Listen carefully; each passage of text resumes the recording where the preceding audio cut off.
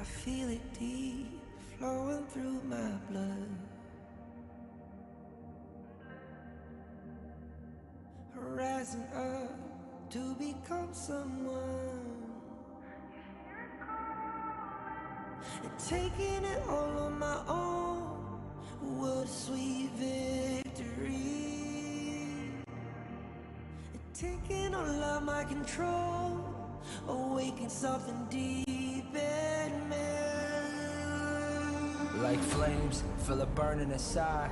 Take a hold in pursuit of the prize. I've been told ain't no way to survive, keeping all of this fire that's locked up inside. Is that really your best?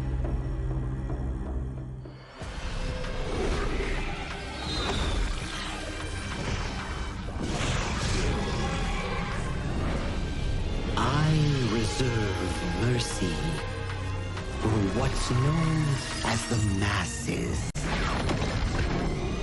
And as for my wrath, it is reserved for the wicked.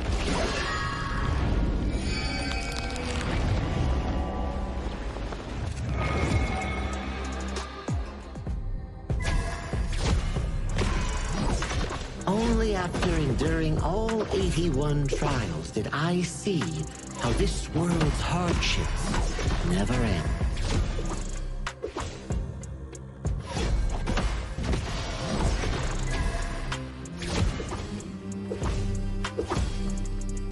How does your head compare to the Serpent Sovereign?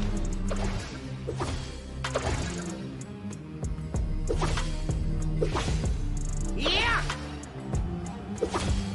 Huh?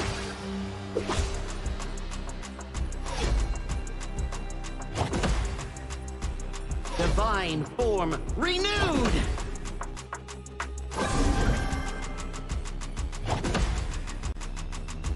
Evil, be gone!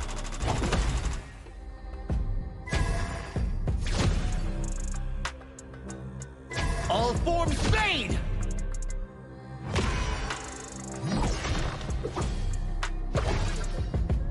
Before the Lotus Podium, all suffering ends!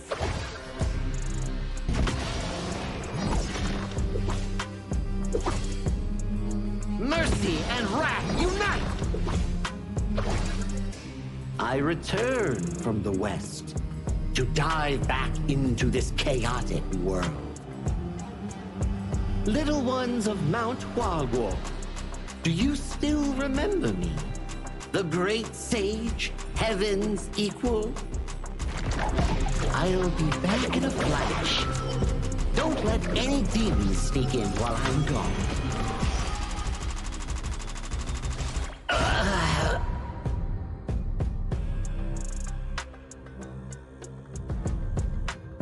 Time to leave the stone behind and see where fate takes me.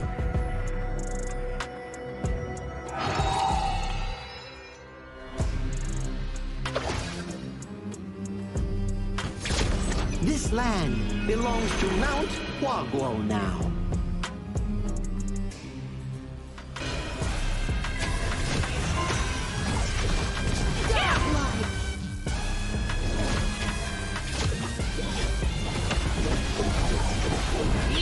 Legendary!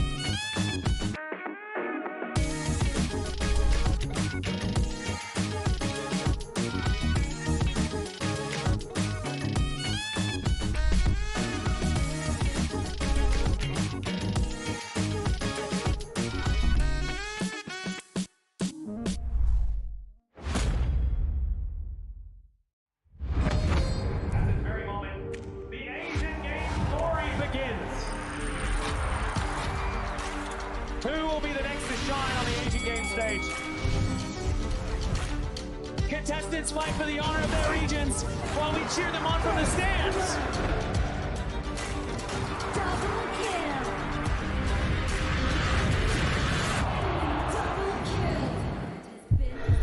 This is a challenge, but it is also an opportunity. The tide is turned.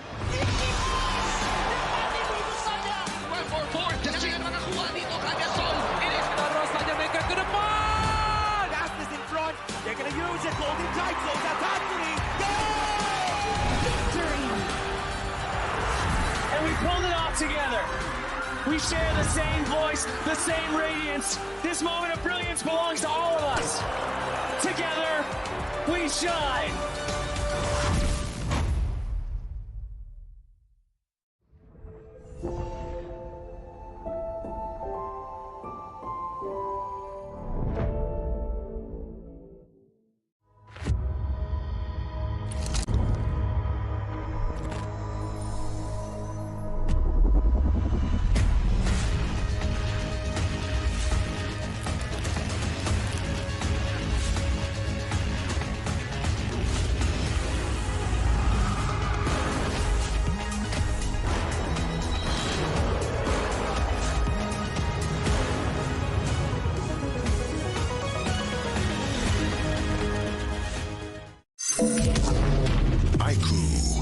The new Honor of Kings version is here.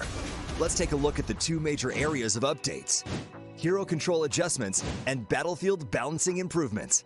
Basic attack targeting rules have been updated. If a player is crowd controlled for too long while using a basic attack, the attack command will now automatically be cancelled, preventing heroes from continuing to chase enemies after the crowd control ends. The movement wheel's dead zone has also been adjusted. After the improvements, there's no longer a dead zone in the center, helping prevent input interruption issues. After improving basic attack and skill targeting logic, even if base attack target priority is set to lowest absolute health, you still prioritize nearby epic monsters, and targeting will feel more intuitive. Next up is an overview of the battlefield balance updates. In the new version, the true damage value of the Crimson Golem buff has been adjusted, with the minimum value slightly reduced. The tower destruction slow effect has also been improved. When a tower is destroyed, nearby enemies will now be slowed. The teleportation portal cooldown has been reduced from 45 seconds to 30 seconds, allowing for more flexible tactical choices.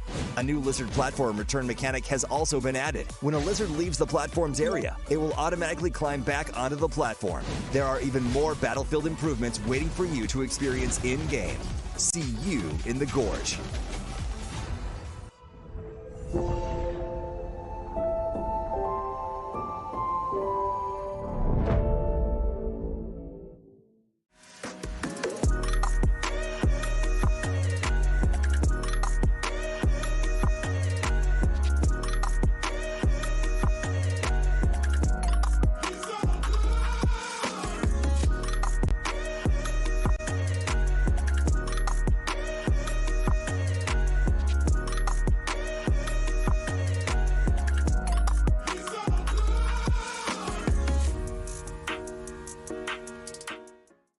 Azuria, the southern archipelago of Primera. Here, humans and great beasts live in symbiosis. How this came to be traces back to a never-ending catastrophe.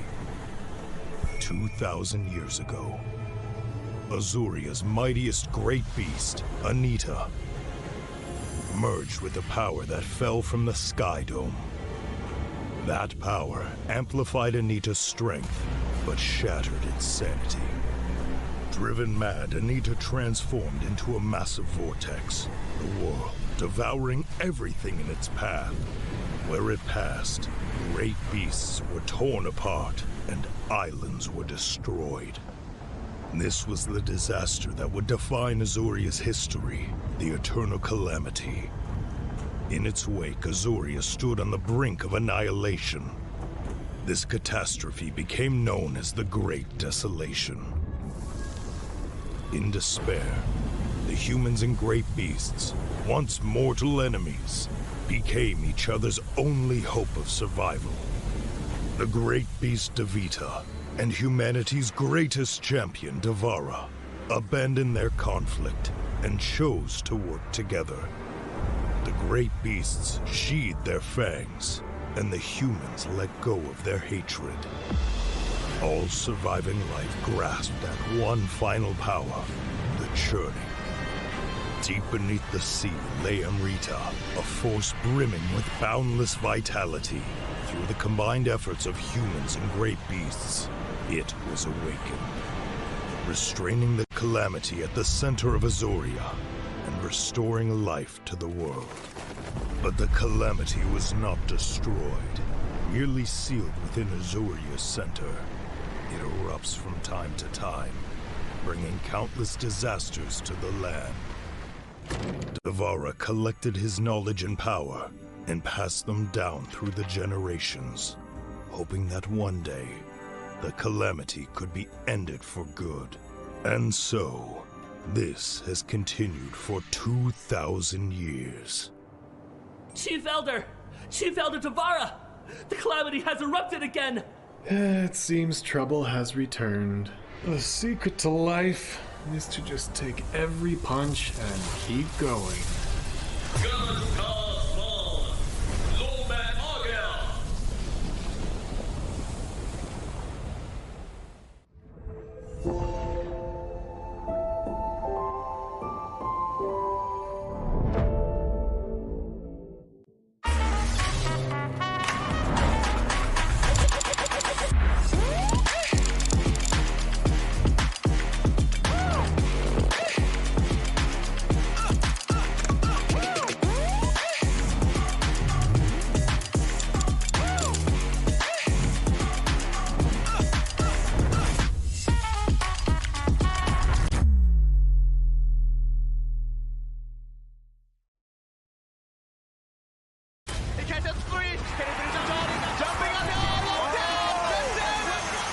Welcome to the 2026 Asian Games Esports Qualifiers, Honor of Kings. 20 regions, one stage, and only the strongest 9 teams will earn the right to shine above the rest. Taking place in Malaysia, June 13th to 21st, 2026. Coming to Malaysia, this is the battleground where teams fight for the right to qualify for the Asian Games. 20 teams enter, but only 9 teams will move on. Apart from the 20 regions, there are 3 regions that have direct qualification. Here is the 2026 Asian Games Esports Qualifiers Honor of Kings format. First, the 20 teams will split into 4 groups of 5. In each group, every team faces every other team once in a single round robin, with every match played in a best-of-3 format. That means every match matters. Every game matters. Every single point matters. The point system is simple. Win the match, earn 1 point. Lose the match, earn none.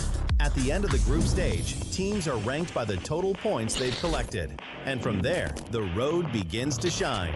The top 2 teams from each group qualify directly to the Asian Games main event. That gives us 8 teams advancing straight out of groups. But for those not through yet, the light isn't out. The teams that finish 3rd in each group still have 1 more shot. They move into the last chance stage. There, they battle through one final BO3 single elimination bracket until 2 teams remain. The 2 teams will then face off in a BO3 match to claim the one final qualification slot. So in total, 9 teams will make it through, 8 from the group stage and 1 through the last chance stage. That is the rule. Now it is time to see who can rise through it. From across the world, regions gather here in Malaysia. 20 teams, and only 9 will qualify. The path is set. The stakes are clear. Together, we shine. Stay tuned, and we'll see you at the stage. Itu kan track kita. Relax, bro. Phone aku! Jom kembali. Mountain View! Angkatkan pengemaraan! Kau boleh! Kat mana pula ni? Water Trust! Kasih boost! Adventure! Dapat pun. Steady, bro. Rancangan Soprano Gang Move!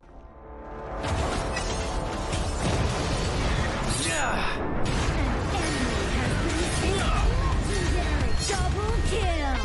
Shall I compare thee to a summer's day? Flame. Don't engage! Don't crush us like insects! Slain an enemy! Defend our base! Our high ground tower is under attack! Amazing! Unbelievable! Ah, the fragrance of romance. Ally has been slain. Rampage! Double kill! Triple kill! Spectacular! Pentakill! Lady Fortune is on my side.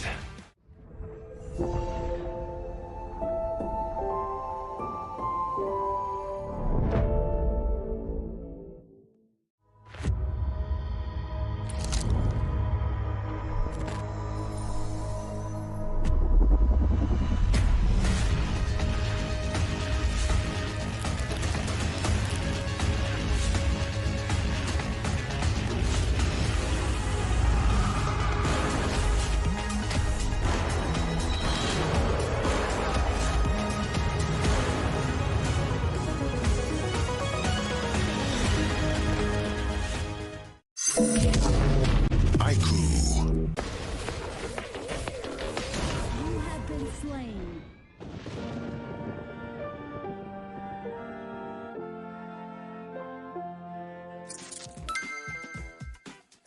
With the new consignment market feature, both new and veteran players can earn consignment items just by staying active. Sell them to earn tokens and purchase the items you've always wanted. Players can head to Dragon's Hoard to get tradable appearances, chests, and more.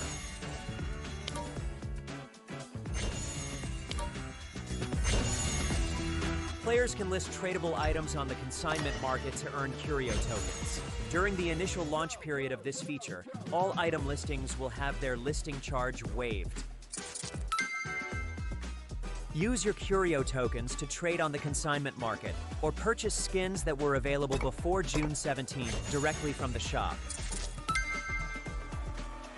With the new consignment items, players can complete events to earn tradable chests. Choose to open them yourself or list them on the consignment market for sale. Tradable skins can be obtained by opening tradable chests or by redeeming them in Dragon's Hoard. Tradable spritlings can be obtained by opening tradable chests. Tradable cards can be obtained by opening tradable card chests. If you bought an item but did not use it yet, you can still relist it on the consignment market. Unstoppable.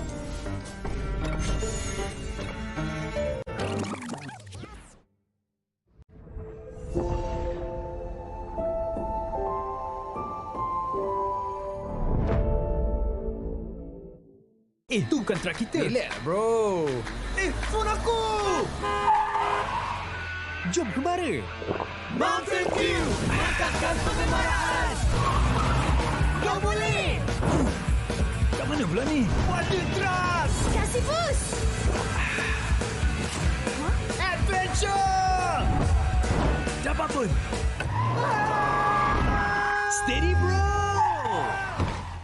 Lancarkan Soprano Gang Move! Ultimate not ready yet. You have slain an enemy. My magic murmurs in ecstasy.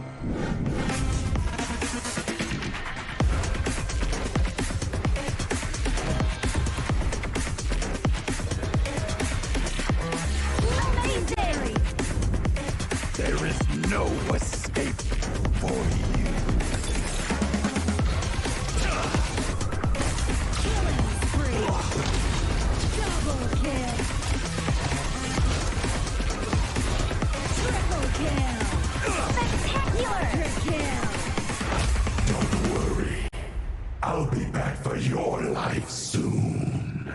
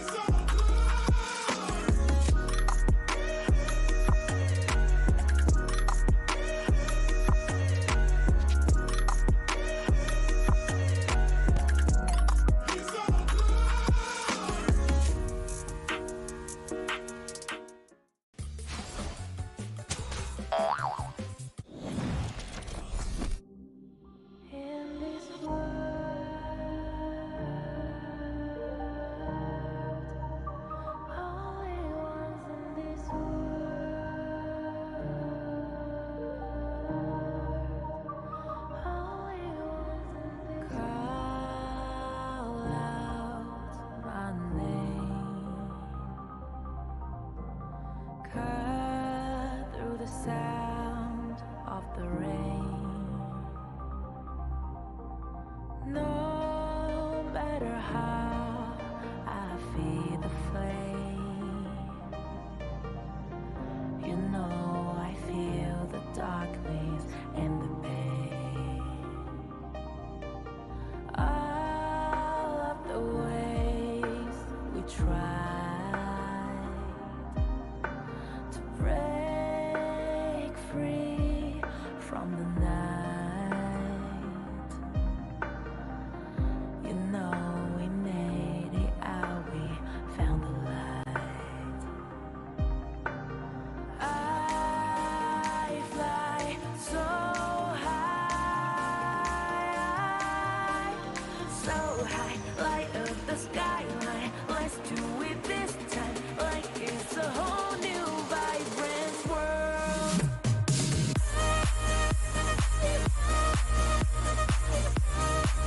Like we're the only ones in this world. Like we're the only ones in this world. Now I see that I got everything I need. It's alright, I'm on fire, I'm alive, 'cause now I fly so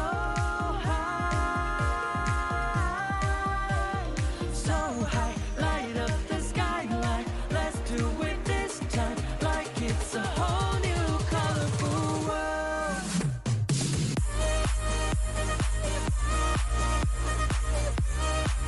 Like we're the only ones in this world. Like we're the only ones in this world.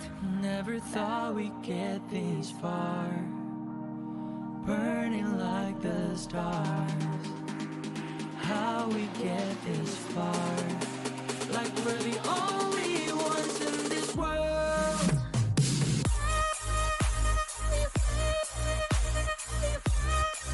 Like we're the only ones in this world. Like we're the only ones in this world.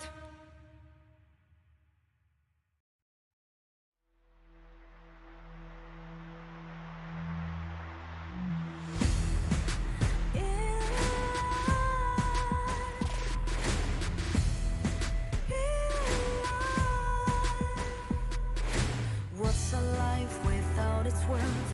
Compromising with what hurts inside. When you let fear decide your fate, you don't choose which path to take in life. I'm finally letting go of everything that has to hold me. I'm against all odds, but I won't give up, 'cause it's my time to shine. Standing in the spotlight, can no one let me down. Destiny is calling high. I'm not afraid to fight for everything I love. Victory's on my side.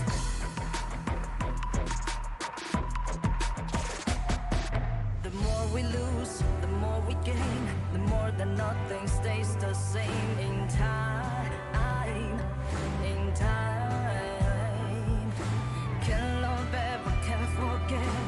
What you see is what you get. Sometimes gonna show the world tonight, the light that shines inside us. We're against the odds, but we won't give up, 'cause it's our time to shine.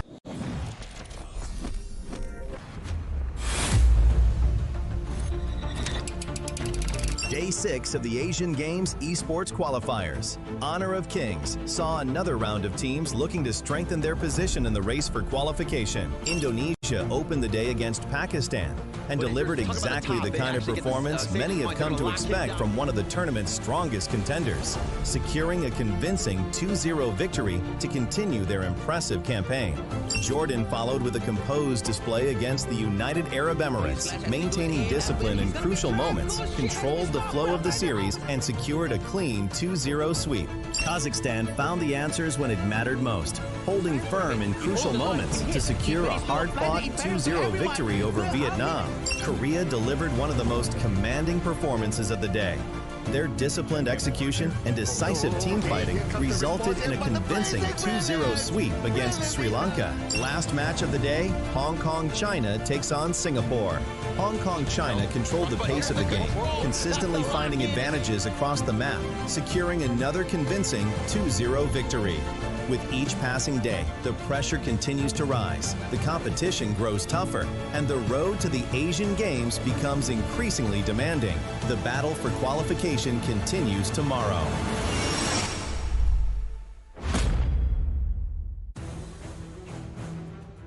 Good day to all the esports fans around the world, and welcome to the 7th day of the Asian Games Esports Qualifiers Honor of Kings. Direct qualification to the Asian Games await the top 2 teams in each region, and those outside the top spot may find themselves battling for the second chance clash. Now, we open today with Uzbekistan going up against Mongolia. For Uzbekistan, this is a must-win fight, as a victory will ensure their 3rd place spot. And coming in Group B, Myanmar enters the stage as the only team that have yet to lose a single match. But standing in their way is Kyrgyzstan, a region that has steadily climbed the standings. And getting a win today will ensure a top 2 finish. Now in Group C, Vietnam comes in hungry, just 1 step behind Laos. They want to overtake and change their course. And then there's Republic of Korea. Bold words have been spoken. We will win and we will end it fast. Syria has heard every word, and today they respond.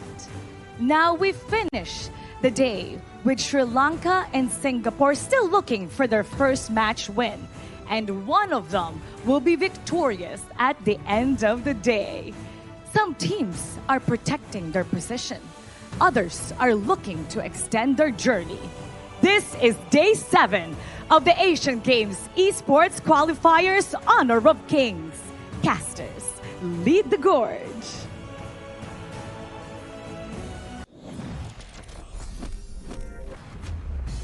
As we head into Day 7 of the 2026 Honor of Kings Asian Games Qualifiers here at Petaling Jaya Marriott Hotel, we are nearing the finish line. And my name is Sagi, your desk host once again for this prestigious event.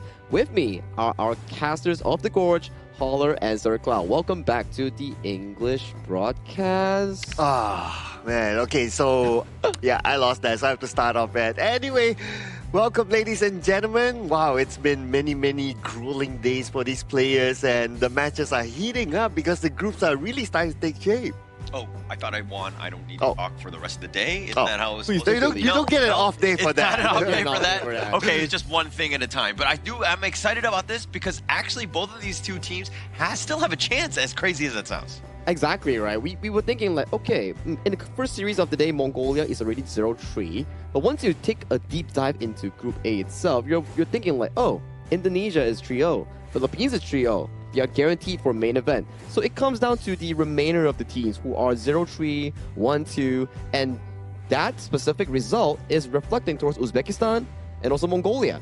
If Mongolia pulls an upset and wins a game, we're going to have a 3-way tie for 3rd place last chance stage coming in for Group A. Oh man, and the 3-way tiebreaker will be really tight as well, right? Man, it's crazy. But yeah, that's what makes this tournament exciting at this stage, right? Yeah, but let's check out the standings real quick here, because Sir Cloud, when you mentioned exciting here, there's plenty more room of games here before we venture into our final day. As we talk about Group A just now, that's the exact situation. 3rd, 4th, and 5th all fighting for that final spot to the last chance stage, with Philippines and Indonesia already securing for the main event at the Asian Games. Group B, I like what Mara mentioned, right? Myanmar amongst that group is the sole team that's yet to suffer a single loss, and Kyrgyzstan wants to look for something in return in terms of that. It's going to be close between Kyrgyzstan and Nepal because whoever wins gets that spot as well, right? So they're battling out for that main qualification spot with Myanmar. They're already they're comfortable in their own way.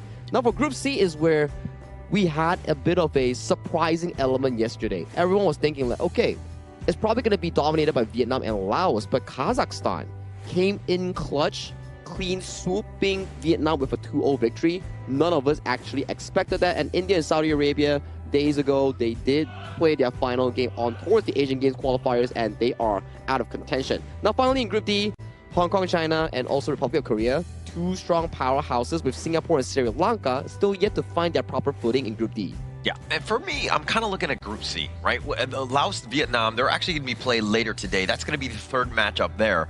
But whoever wins that one is actually going to be guaranteed going into 2nd place. They have to go through the main event, and they're going to be great. While the other ones have to go through the last chance qualifiers, that's going to be rough. Yeah, they'll be playing later today, but we're going to start off the show with teams from Group A. It's going to be Uzbekistan versus Mongolia, and then we'll jump on to Group B, Kyrgyzstan versus Myanmar.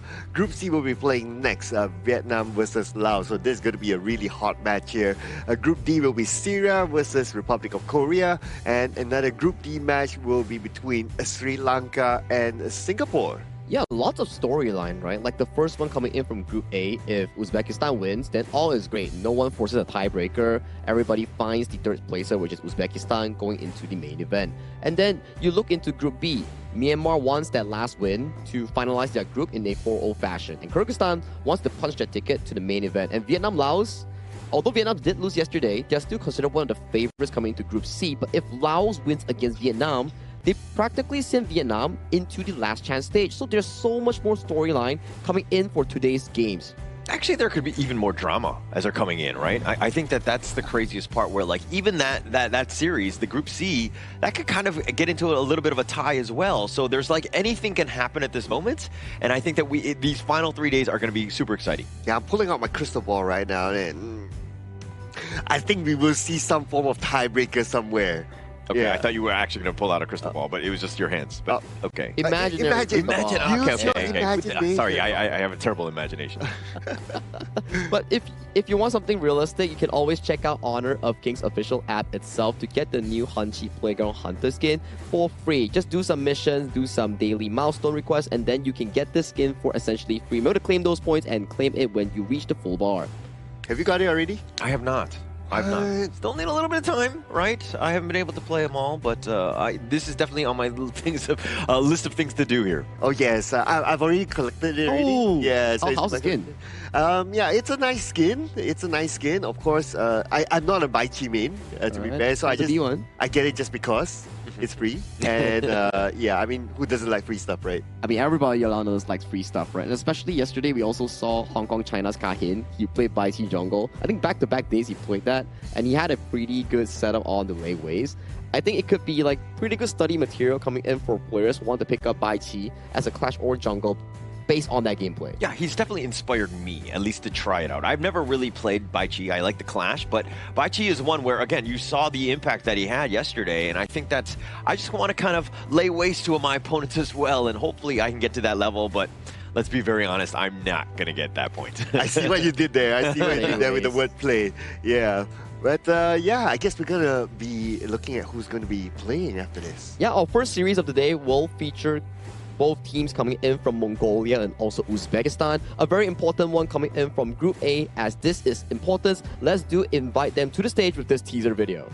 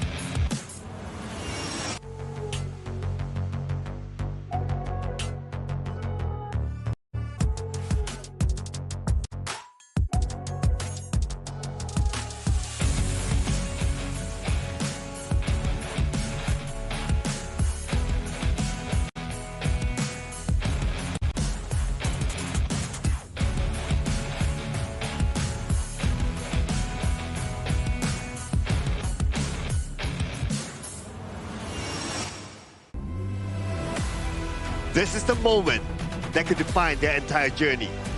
One more victory, and they secure their place in the last chance stage. One more defeat, and their journey becomes uncertain. With everything on the line, they're ready to fight until the end.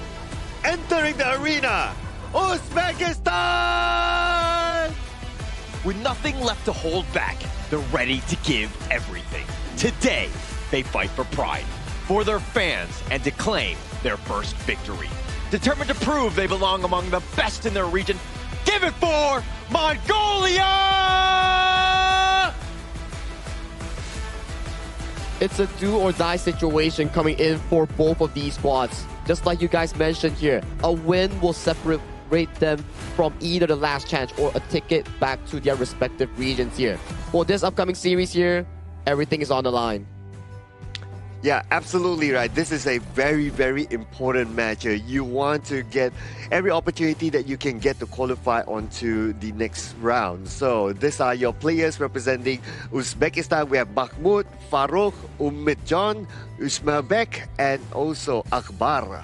Yeah, this is a squad that, I mean, we've seen glimpses of brilliance, right? There are moments where we're like, okay, this is why they're here. Ismailbek has been that type. Farouk is when he's able to get his farm and able to kind of carry from that core role.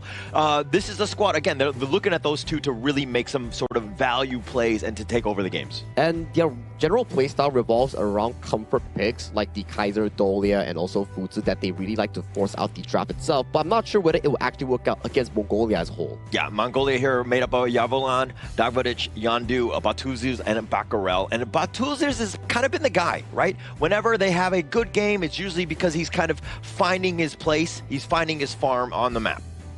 Oh yeah, and this team, well, they haven't had the best of time based on performance-wise, but then again, those were experiences, right, that they gather here. And today that they will be playing, I'm pretty sure they will put their best footing forward. And games were not as generally easy coming in towards Group A. You have Philippines and Indonesia, two of the giants coming in towards Group A that has already qualified to the main event. But Mongolia, we've seen from day 1 up until day 7 currently, they have been improving at a drastic rate. I wouldn't say fast, but there are signs of them improving as a team and as individual players as a whole. Yeah, and actually going into this, I mean, when you knew Indonesia and the Philippines were in your group, you're kind of looking at all the other teams, right? Those are the ones where you're trying to get the wins. But talking about this head-to-head, I mean, Mongolia just has not, again, really had as great of a time as Uzbekistan, especially since you've only gotten 17 kills in 6 games. Hey, but you got to admire the fact that they are willing to experiment, right? Just look at their hero pool here. Oh, yeah. 26 compared to 22. And if I'm not mistaken, so far, based on the stats that we have seen, 26 in hero pool is one of the highest. It is one of the highest one. It just shows that Mongolia, even though they are losing most of their games thus far, they are still willing to experiment such picks to find a way to break just a slightly through in their milestones here. You know, that first win is going to be really important if they can actually find it against Uzbekistan. But talk about Uzbekistan though. Their game against the side of Pakistan where they got that reverse sweep is something to be mentioned about, because we haven't got a single reverse sweep nor a 3-game series aside from the one that Uzbekistan played. Is that literally the only one? The only one. The only one. Okay, so I mean, it proves that they had the resilience, right? When you're ever able to, you're down 0-1 and things are looking really bad, how do you bounce back? And it looks like Uzbekistan were the only team to do so. Wow, and that's a really good story to tell, right, on the fight, the grit here in this tournament here. Besides that, they have a slightly more advantage when it comes to taking first strikes, right? So that's also a signal to me that, okay, Uzbekistan might be the team that plays a little bit faster and they're looking for those early opportunities. So that's something that the Team Mongolia needs to be aware of. Yeah, they need to definitely be aware of that early game potential coming in from Uzbekistan here, especially for Mongolia. We know for a fact they do revolve more around their jungle and farm lane for those main carry and damage output. So coming in for the first draft of the game, Mongolia will be heading over to the red side. As we talk about red side, it's more on the counter side. You want to be able to draft things like the leftover OPs and also the last pick counter to better top up with comp. Like what we saw yesterday, where I remember Vietnam going up against Kazakhstan. Kazakhstan had a beautiful Zia last pick to actually counter out against the full composition. Yeah, and actually Mongolia have shifted, right? I think the first couple of days when we saw them, they were trying to go for blue. They were looking to secure some of their heroes. But now that they've kind of shown that actually we have pretty deep hero pool ahead of us, we can kind of go with the red. We can use and counter pick the blue side here, and it looks like it's going to look to be aiming for Uzbekistan. Hey, if they have such a deep hero pool, I look forward to seeing whether they will bring something new to the Gorge, right? Maybe another new hero that has yet to be played yet so far. So that's something that I look forward to seeing from Team Mongolia here. But let's see if that happens as we get on to the draft. Let's get towards it. This is going to be game 1 draft between Uzbekistan going up against Mongolia here. The stakes are on the line here. If Uzbekistan wins, all is great. They make it to the last chance stage. But if Mongolia wins, we will have to go through some numbers to see how the tiebreaker works out between Pakistan, Uzbekistan, and Mongolia. If they win, that is. Look at this. I mean, look at the bands. Let's start with there. Yukio and the Ata on the side of Uzbekistan. Mongolia going against the Mai and the Guan Yu. All meta picks at this stage. Probably the only big opening, of course, the Dolia, which is going to be picked up here. But the Chano, again, top 3 pick here, is potentially available. Yes, it's not being picked up yet by Mongolia. And looks like they're going to go for the Direnjir, so no channel pick for their side. It's still open for Uzbekistan. But they can still go for something that they're comfortable with, right? Like the Dolia Kaiser combo can be something that they can consider right now. If they don't pick this one by this point of the game or the draft, it could potentially be banned. Yeah, it could potentially get banned here. They do lock in the Fatih first. Not going to be the foods that they had relevant success with in the previous series against Pakistan. And they do come up with a Consort U. I guess it goes back to our discussion there, where they like to give the priority over to the direct matchup between Ismoilbek and also Patulzi, which is also a good consideration here. But coming in for this side of Uzbekistan's draft, quite little tanks to actually form up that tank line for the farm lane to actually move in for those damage output. Yeah, and also the Dolia, I mean, the Fatih and the Consort U are probably like not the top picks you're looking for to go with the Dolia for that Celestial Melody. So this is more of maybe they're looking to just steal it away. And of course, come the second phase, probably picking up some sort of alt that will really utilize that spell later. The Ghanemo pick makes sense, right? Going up against the Consort U, because Consort U is anti-physical. Correct. But the Ghanemo is full magical, high burst damage. So one shot with a couple of blades potentially can take down the Consort U depending on how many stacks that he gets. But yeah, it's a good pick that actually is able to at least shoo away the Consort U. You force the Consort U to not be in the position that the Consort U is comfortable with. All said, right? It also outranges Consort U from afar, making it really uncomfortable for Ismoilbek to actually be that first damage dealer coming in for Uzbekistan here. So coming in towards the second pick and ban phase here, we do see Byron and also the Hansin being locked away from the Uzbekistan pool. Still considered okay because sometimes we do see Fatih being flexed into the jungle by some of the Asian Games qualifiers teams thus far. And for Uzbekistan, they're locking away the Musashi and they also did lock away the Zhang Fei. So more engaged potential has been removed from the pool from Mongolia here. Maybe they can go into a direction where a Lapu Lapu or a Mozi might be what they're looking for. Definitely. I mean, I think that especially when you're talking about like towards the last pick, it's readily available. It provides exactly what you want in terms of like team fights and getting some stuns on the board. And they're going to go with the Lian Po, another tried and true here, Romer. Well, somehow the Kaiser is still open. I thought that it would be banned. And it would make sense for Uzbekistan to still pick up the Kaiser, right? It could supplement the Fatih as the main tank, and then they can focus the rest of the final pick to be more of a utility or sort of like a burst damage. Either one is going to be okay for them. So I wouldn't be surprised if they actually lock in the Kaiser right now.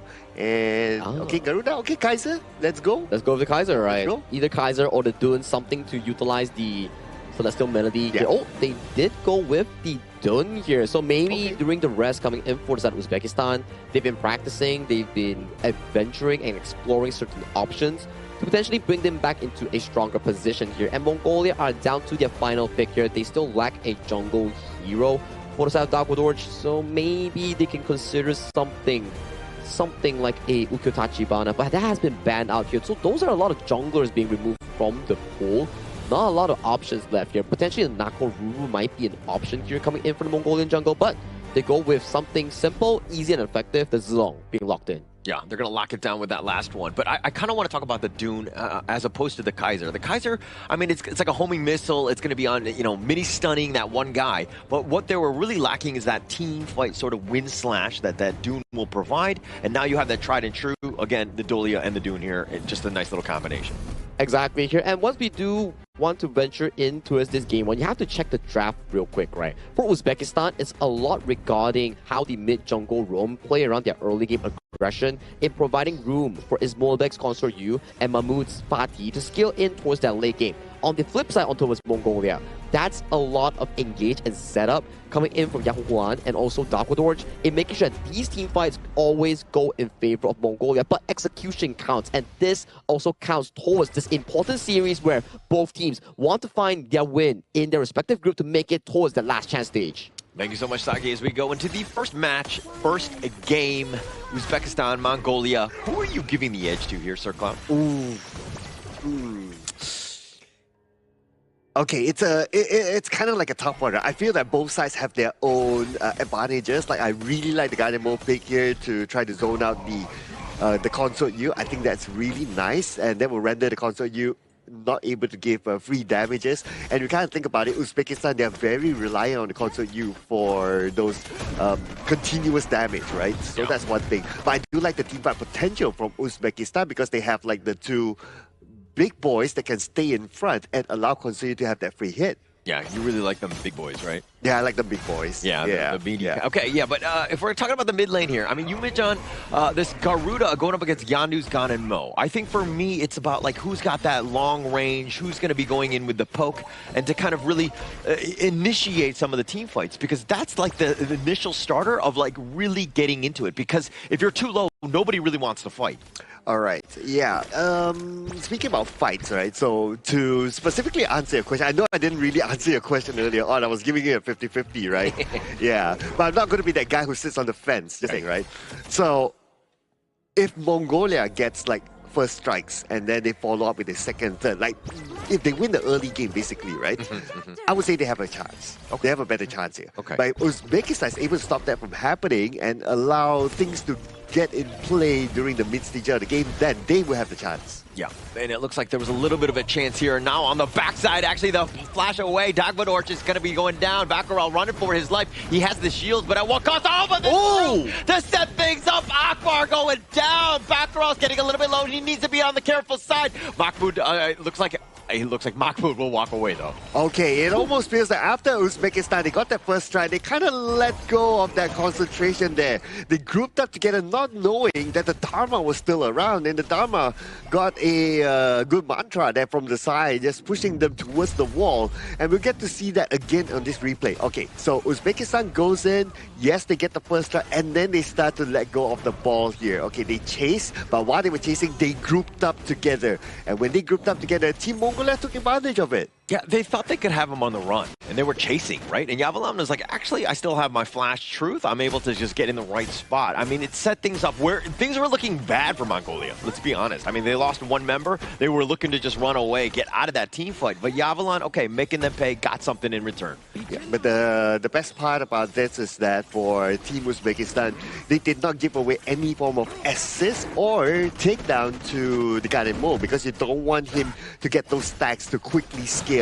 Now the Ganemo needs to find that. Yeah, and now Yavalan, who made that amazing truth play, he's going to be stuck in this corner, and now it looks like Baby going down in that corner. Okay, would it have changed if he just walked straight back? Maybe, because his teammate was on the way though, so I thought that, now that I can't think about it, it would have been better if he just walked straight back, because he would have had backup. If he puts himself in the corner, then they can't help him. Yeah, there's no exit plan out of that one. And now the Tremor Smash, Batgirl just barely surviving. Thought about taking the healing dew, he's just like, oh yeah, I'm a roamer. I don't really have that much value yet. Oh, come on, roamers life matters, man. Yeah. Please show us some love. But anyway, it was good. The fact that he's still able to get away means that he knows what sort of threshold of damage that he's able to absorb, right? So that is a typical tank roamer playing a tank roamer style. You really need to know what sort of damage that you can take in. But because Uzbekistan, they have been playing this rather actively in the past 1-2 minutes, so they have created that space for them to get this Tyrant unchallenged. Now, talking about the winning conditions for Team Mongolia, right, is that they have to be able to win the early game. But so far, it's not about them not able to win it, but Uzbekistan has been responding well. Yeah, responding well, and actually, you're threatening. I mean, you saw that back roll got low. He had to actually just walk on back and then get on back to the fight. And he's so far away, that creates that space for the Tyrant to be easily picked up. Uzbekistan just kind of, you know, again, playing the lanes properly here. Yeah, but I'm giving it to Mongolia as well, like how they're still trying to rotate. But here we go. For Mahmoud, trying to go in for this, but now the Tremor Smash used defensively. The wind slash will connect. Bakarel nowhere a way to get on out. He does get taken down, and now the jungle invade begins by Uzbekistan. Slight overextension there at the top by Team Mongolia. After they got the first tower, they probably should have considered to back off from there, but they overstayed there and they got punished for it. Yeah, Farouk, though, now will contest here with that Wings of Judgment, zoning them all away. But this is a great start for Mongolia. It's like, okay, I mean, in terms of overall net worth, not great, but they've taken a tower, right? That space created, and in the top lane, oh my gosh, Dagvadorj again completely bursted here by Ismailbek. Yeah, and if Ismailbek is there, he has his teammates to just take on the front, he'll be able to give damage like that. Yeah, Farouk doing some serious work. Wind Slash is going to be hitting onto at least 2 members, but it just to zone them away, to tenderize them just a bit. And now this opens things up for the Azure Golem, while Farouk is just kind of playing around with Bakarel here. Yeah, keeping my eye on to Batuzi. Is he going to make any big moves there? But looks unlikely though, because Direnje, he needs time to farm, and now they're around him. Yeah, they're looking for the ambush here. He's in the right spot, I guess. He's trying to just stay under the tower, but he's being focused from all angles. He's dodging a Wind Slash. The Unruly Blade also misses as well, and now it looks like he will eventually fall.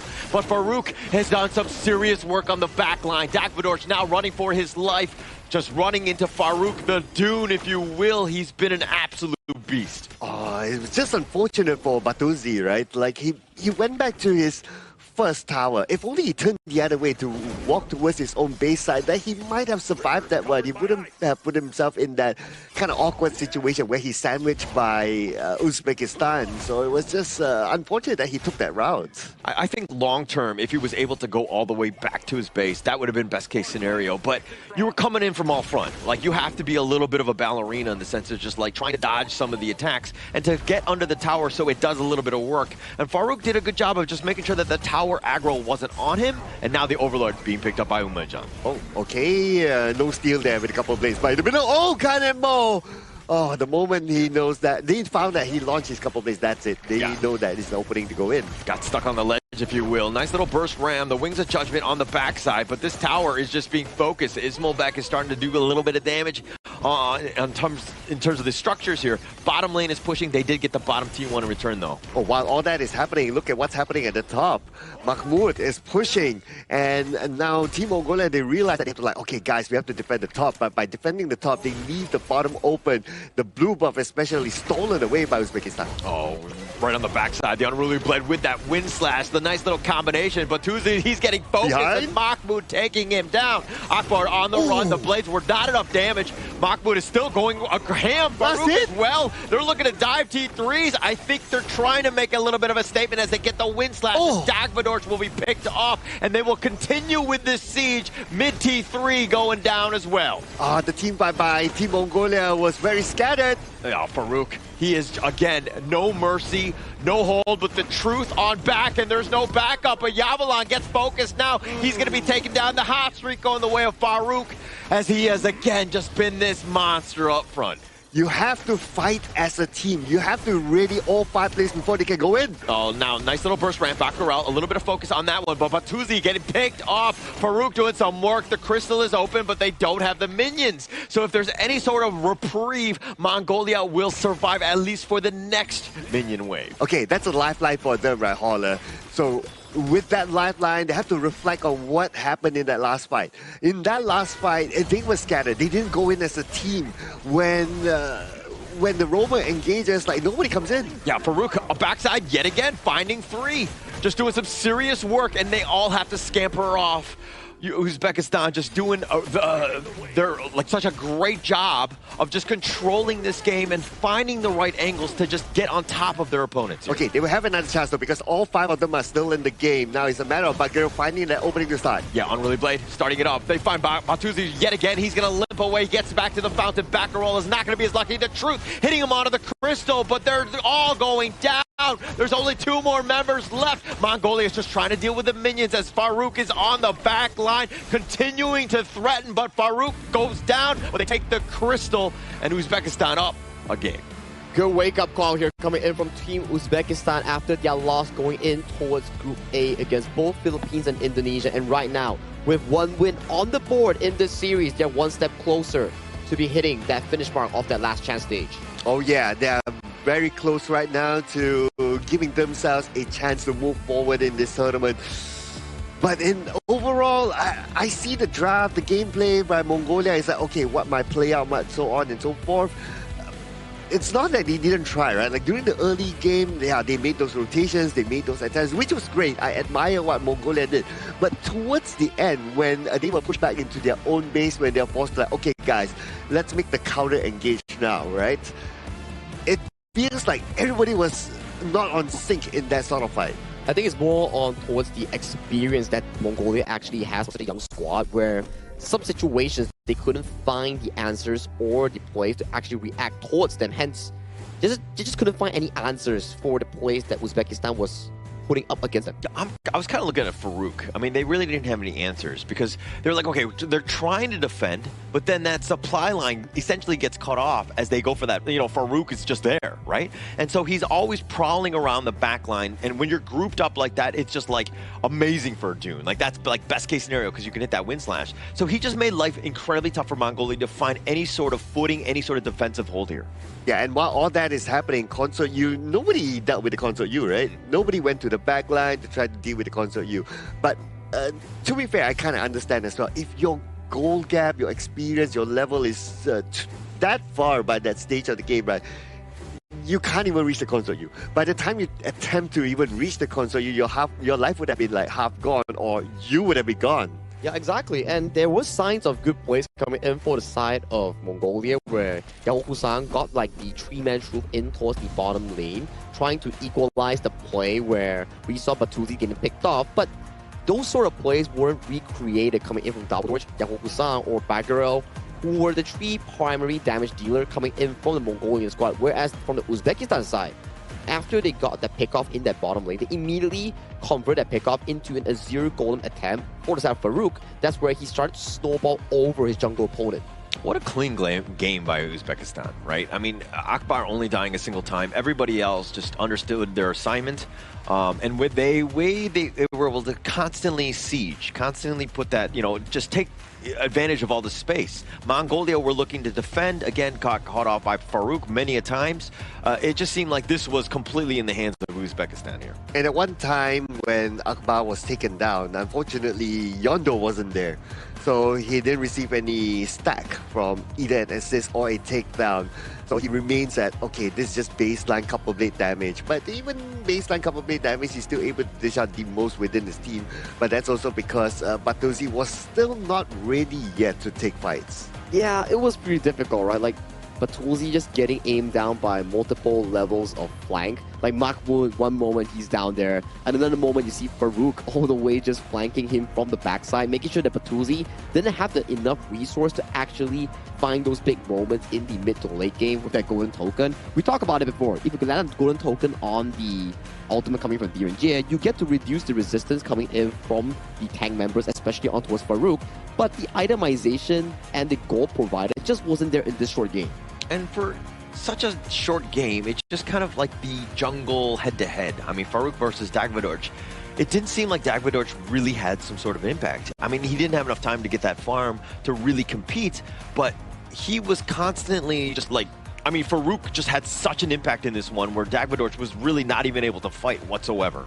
Yeah, and I guess between a Dune and also an opponent in this game, the Dune is available to play the moment he's level 4. Right. And okay, the Dune is available to play the moment he hits level 4 and the Dola hits level 4. Correct. Like if they're able to start combining with each other, then they're ready to go. So that's why they are able to start things off quicker than Team Mongolia. Exactly, and I think these are the situations where some picks are just lesser focus on compared to some meta picks in this specific Asian Games patch, where we've seen more of the Dun, Ata, and also Ukyota Tachibana, not because they are actually strong in their skill set, but also because their skill set provides them the strong early game potential to really dominate the map and the game itself. Zilong is great and all, but there's always this one issue where you enter the fight as Zilong and you don't really get to escape because you've already used all your spells in that little fight. Yeah, and again, just going back to some of these highlights, we're going to see exactly how. Like, Davidoff just jumped on here, gets picked off first, and then this is kind of like the snowball effect of Farouk where they were in. But the truth, this was an amazing play by Yavalan. Unfortunately, I mean, they get a little bit of a return kill on this one, but then he kind of locks himself in a corner here. Not the greatest spots for him. Yeah, I guess if he had that communication that, oh, Davidoff was on his way and he just walked straight back, Davidoff would have been able to back him up. But yeah, unfortunately, that wasn't the case there. But because of those kind of like small communication mistakes, then things start to snowball from there. Yeah, it wasn't easy nonetheless coming in from the side of Mongolia here. There were signs of success, but once the pain train coming in from the Dun Dolia starts moving around, that's where you start to see how strong this combo is, and that's where you were pointing to, right? There's no one limiting Ismolbek's farm on that consort U, and he just had a really free game. He was untouched, unbothered, and he was just pummeling through those towers and dishing out those spears on that consort. It just seems like the rest, I mean, Farouk and Mahmoud were always the, guys just attracting a lot of attention, where Yumijan and Ismolbek were just essentially hitting for free. So it's more about the team stepping up as opposed to Ismolbek or Yumijan having like these amazing games.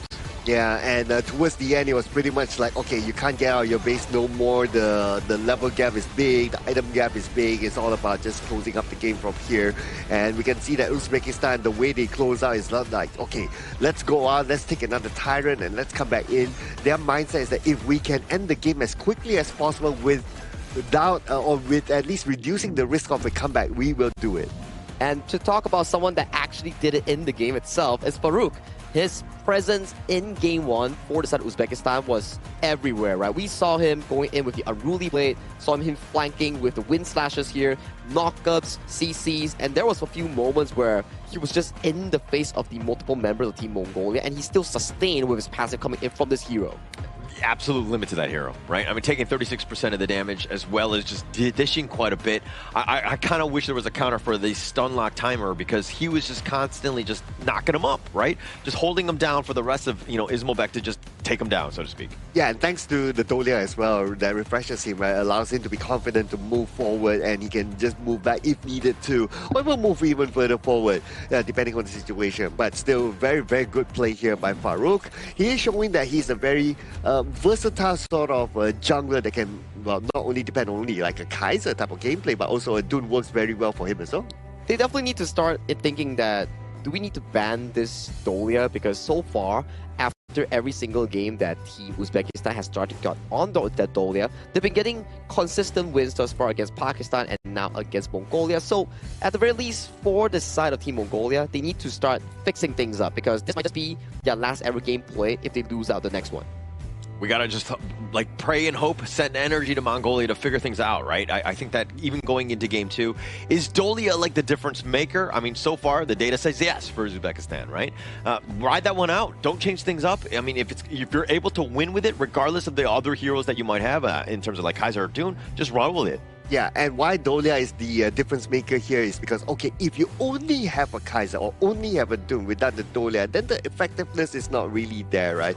Yeah, it's effective in its own way, but not as effective as with the Dolia. But if you take out one Dolia, you just need to use one ban on the Dolia, right? Basically, you render like these two heroes like 50% capacity. Yeah, lesser effectiveness, right? Because at the very least, if you have a solo Dun, one Unruly Blade going in, it doesn't mean you can potentially come out after soaking all the damage. When you have a Dolia, you have so much more options where you can just continue on with another one towards the backline, where you're like, okay, poke's done, job's done, let's head out, let's throw another one back home. That works too. And talk about Kaiser as well.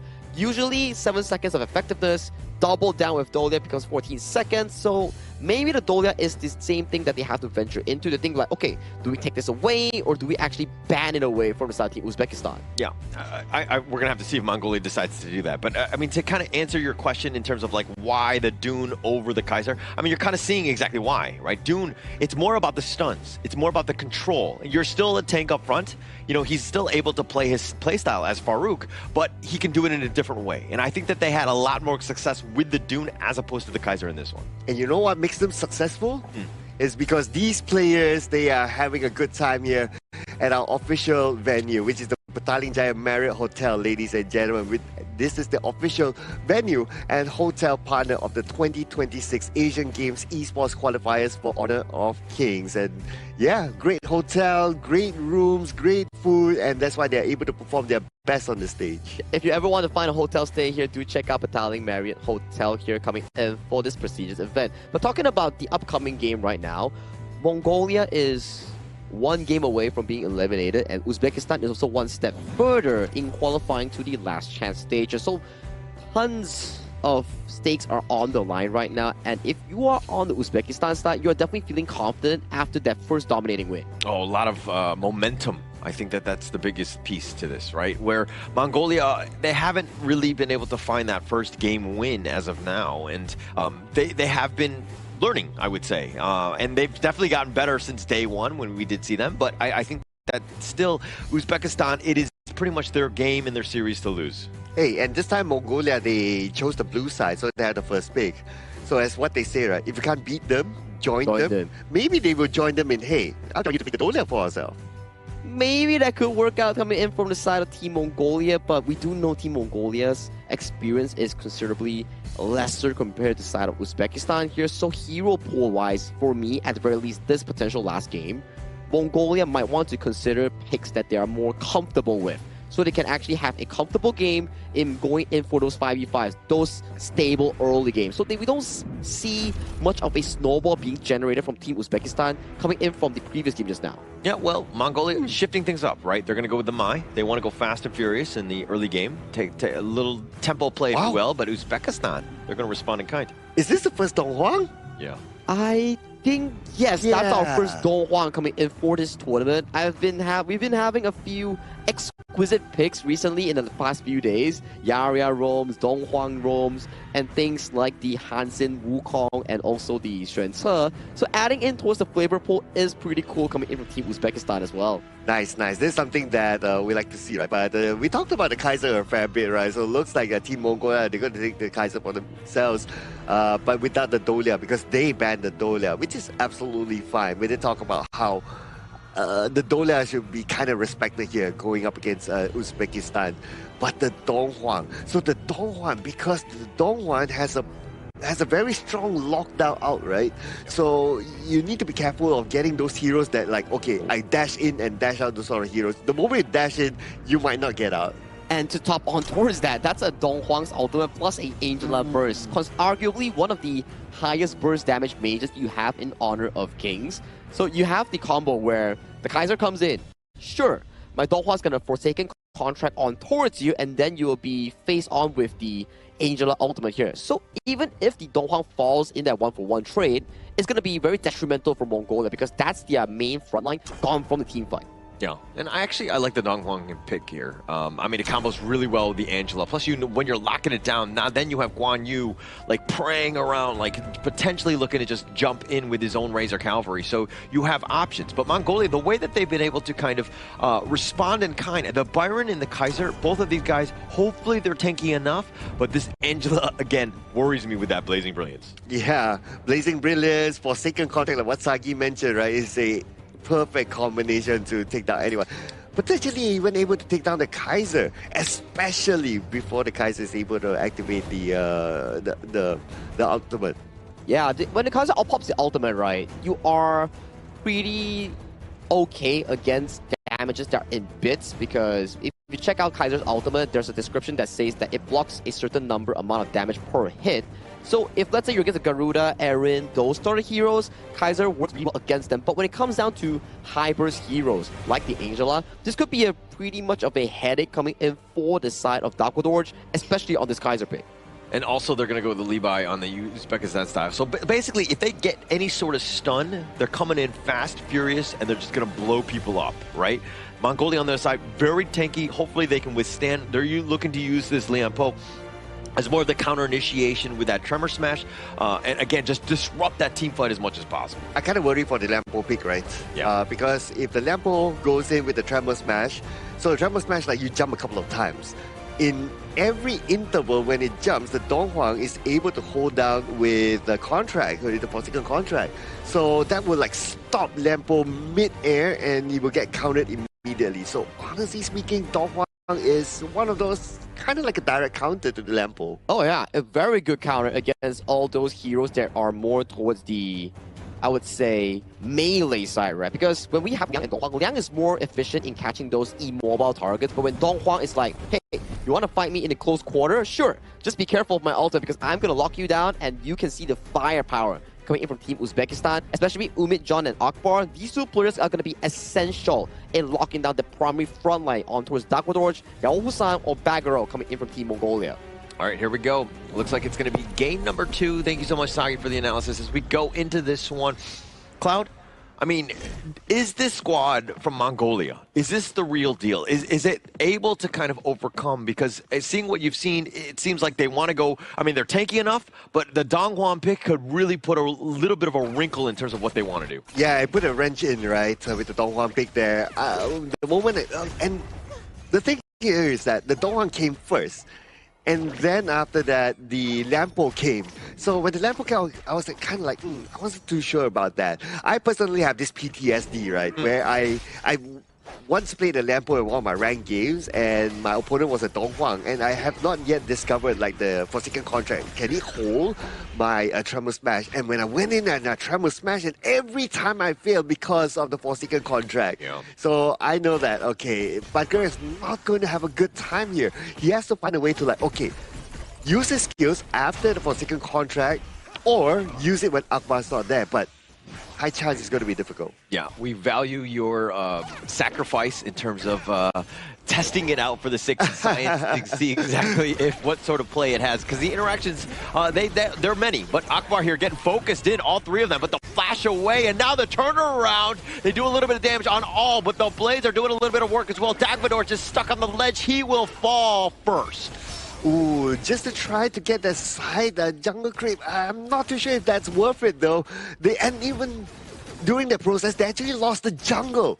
One of the highest value roles that you need to keep alive at this early stage. Yeah, and he was not the invincible warrior. Again, just trying to be early, trying to be aggressive, but these burst ramps, and now the bombs are going down as Baccarat gets taken down. Okay, all right. And especially, like, we have to remember, right? Like the Donghuang's Eclipse, you can just spam it. This is a very spammable skill. Well, oh, a little bit of control here. Yandu, bad side. He's going to be taken down as well. And now Uzbekistan looking to invade their jungle, taking things away from you. Oh, man, they're not going to put a handbrake here. Yeah, not at all. He's going to actually have to just go golden. Farouk, though, is a little bit low. Yavalon making him pay. Says, hey, you want to stick around? Stick around for this. Okay, they respond back, and Team Mongolia is still able to take back the buff for themselves. So, okay, that's pretty decent, I must say. Team Mongolia, at least they're still showing grit here, but they have to find a way to catch up in terms of goal. Right now, the goal difference is close to 2K, and Batuzi has not been having a good time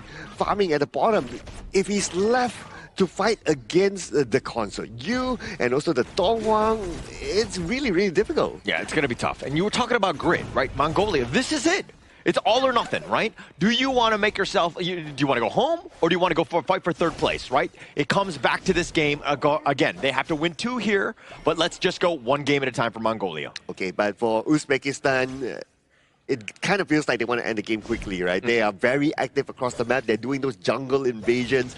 And now with 30 more seconds on the clock, they are looking to get the first Tyrant at the bottom. Speaking about the bottom, look at how much concentration they're giving at the bottom phase here.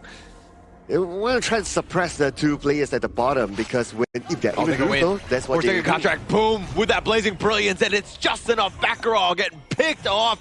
That is the combination that we were worried about in Uzbekistan. Use it with great success here. Yeah, we talked about that, right? The Forsaken contract, the press comes in, follow up with the Blazing Brilliance. It's an instant boom, and that's an easy takedown for them. And because of them getting that takedown, this Tyrant is going to be theirs for free. Yeah, it's going to be for free. And Farouk, not scared whatsoever, almost gets a pickoff. He does, because cool people don't watch explosions as he walks away. Oh, cool people? Yeah, cool people. Only cool people, not human. Oh, okay, yeah. Clearly can't relate. Terrafeed taken up here. Uzbekistan using that advantage, but Farouk gets run over. Yandu says, okay, you want that one? All right, take that for free. Okay, he did that with style. Got to give it to him. Like, jump over the wall, get the takedown, come back here. It was just something that, in a way, we can call it like an exit frag there. They're done with the Tyrants. They're probably like, their health is kind of down, and you just take advantage of that. It's pretty straightforward.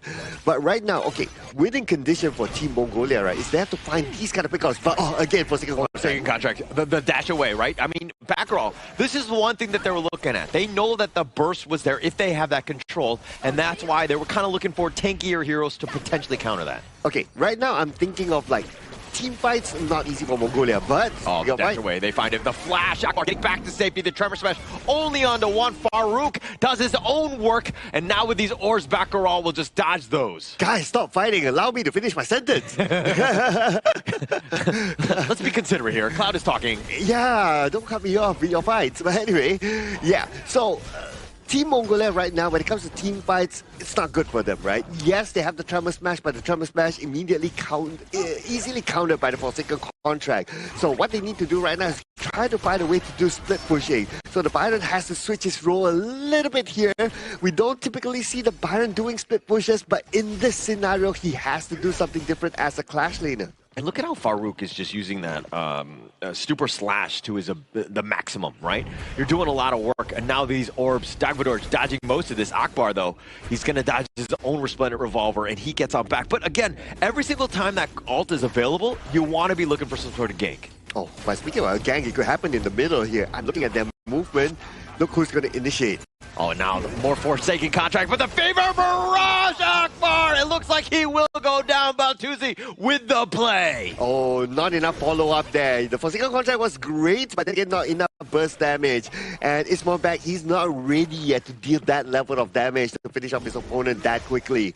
So he still needs to kind of move around with Umid John. That will be the best case scenario. Hold hands, go around the gorge, and try to find targets. That is the best. Play it like a Liang Princess Frost combo. Yeah, actually, I feel like that's what's lacking in my ranked games. I need somebody to hold hands with me as I play, because sometimes I go into like those places without any vision, and then I get just jumped, and I'm just like, oh, if I just had somebody. Tip number one, wash your hands. No. Maybe that's why I don't have anybody to hold hands with. Yeah, but anyway, now we can see Uzbekistan, they're starting to gather together again, especially the two players that we mentioned, right? Akbar and Umid John. But now they break off again. Okay, all right. Hopefully they get together, because they have a very strong early game advantage with that sort of combination, with the fact that both players have their ults. Yeah, and Dark Impact, now with that burst ramp, a little bit of control onto it. Baccarat coming out worse for this one, but the minion wave had been cleared. Let's talk a little bit about Mongolia here, because this game, I mean, yes, they're down about 3K, but they've got some towers up, and now the assault is on with that Forsaken contract, and they push him back. He's not going anywhere. Invincible Warrior, you are not. And now Baccarat, he will fall. The Fever Barrage going in! Doing a little bit of work, but he gets run over by Mahmoud. Right, we are talking so much about Umid John and Akbar, we almost forgot to talk about Mahmoud and his dispositioning skills, and they're probably going to get another one. Yeah, a little bit of damage on the Yavalon, but that's the toughest one, right? He's probably the tankiest of them all. So, but a great Fever Barrage to really kind of salvage some of this, because things were looking rough here. Yeah, we have to break this down again, right? Look at this. Forsaken contract comes in, just textbook gameplay combined together with the Eclipse and also the Blazing Brilliance, and that's where they got their big target. Yes, good attempt to come in by Batuzi, but yeah, not enough damage overall, because he has had a good time farming at the bottom. Well, he did take down 3. Okay, yeah, Batuzi, I would say that's been his highlight of, you know, at the Asian Games qualifier thus far. The way that he was able to do that, and now this Tyrant looks like it's going to be taken here, and Farouk does get that take. Mongolia are left wanting yet again. Okay, and Tyrant to the hands of Uzbekistan. That means that's a signal for them to continue on their aggression. Yeah, and Akbar, again, he's been super annoying on this Dongwon, right? Any sort of time that you're kind of nearby, he's got those, now a little dash in forward, he gets stuck under the tower, and they're gonna walk away. Dude, look at Mahmoud at the top. He's just waiting for the opportunity, right? He's just waiting in the brush. If there's an opportunity, he comes from behind like what he's doing right now. Yeah, I mean, back row will just stay alive. They're grouping up Uzbekistan. This is a problem for Mongolia now. They need to split push. They need to kind of, again, cut the wave, if anything, buy themselves time. But Uzbekistan are starting to roll and making things tough, and Yandu getting picked off. He was looking to split. Yeah, and I was about to say that he's the best person to do that because of mobility, right? But Farouk was there to stop him. And once he's taken out, who else is able to split push? Yes, I did talk about maybe Yavula needs to adapt to doing split pushing, but the Byron is not the best hero to do that.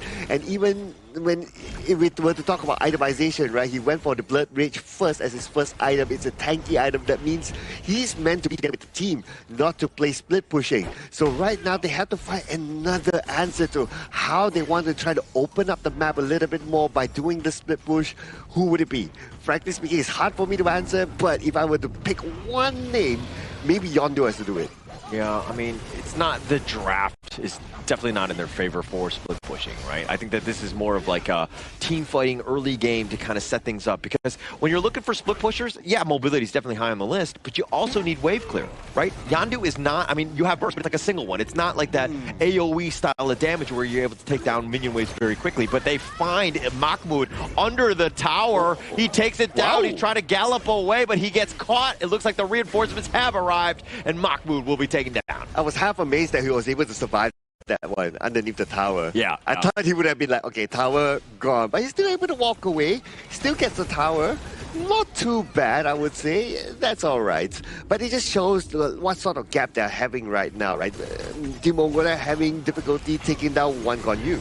Yeah, and now with those orbs, they're trying to potentially steal Uzbekistan. Just saw it. Any single time it's on, it's available, they're going to contest. And that makes life a lot more difficult for Mongolia here, as they have to just fight for any sort of buff. It's a 50-50 even when it comes down to everything in their jungle. You know, in project management, there's this thing called risk management, right? Yeah, so right now for Team Mongolia, they don't have any risk management plan. Yeah. Like, what's plan B for them? Yeah. Their only plan A is like team fight, team fight, team fight. But everything is cancelled by the Donghuang, especially. If you cannot get a good team fight because of the Donghuang, what else are you going to do?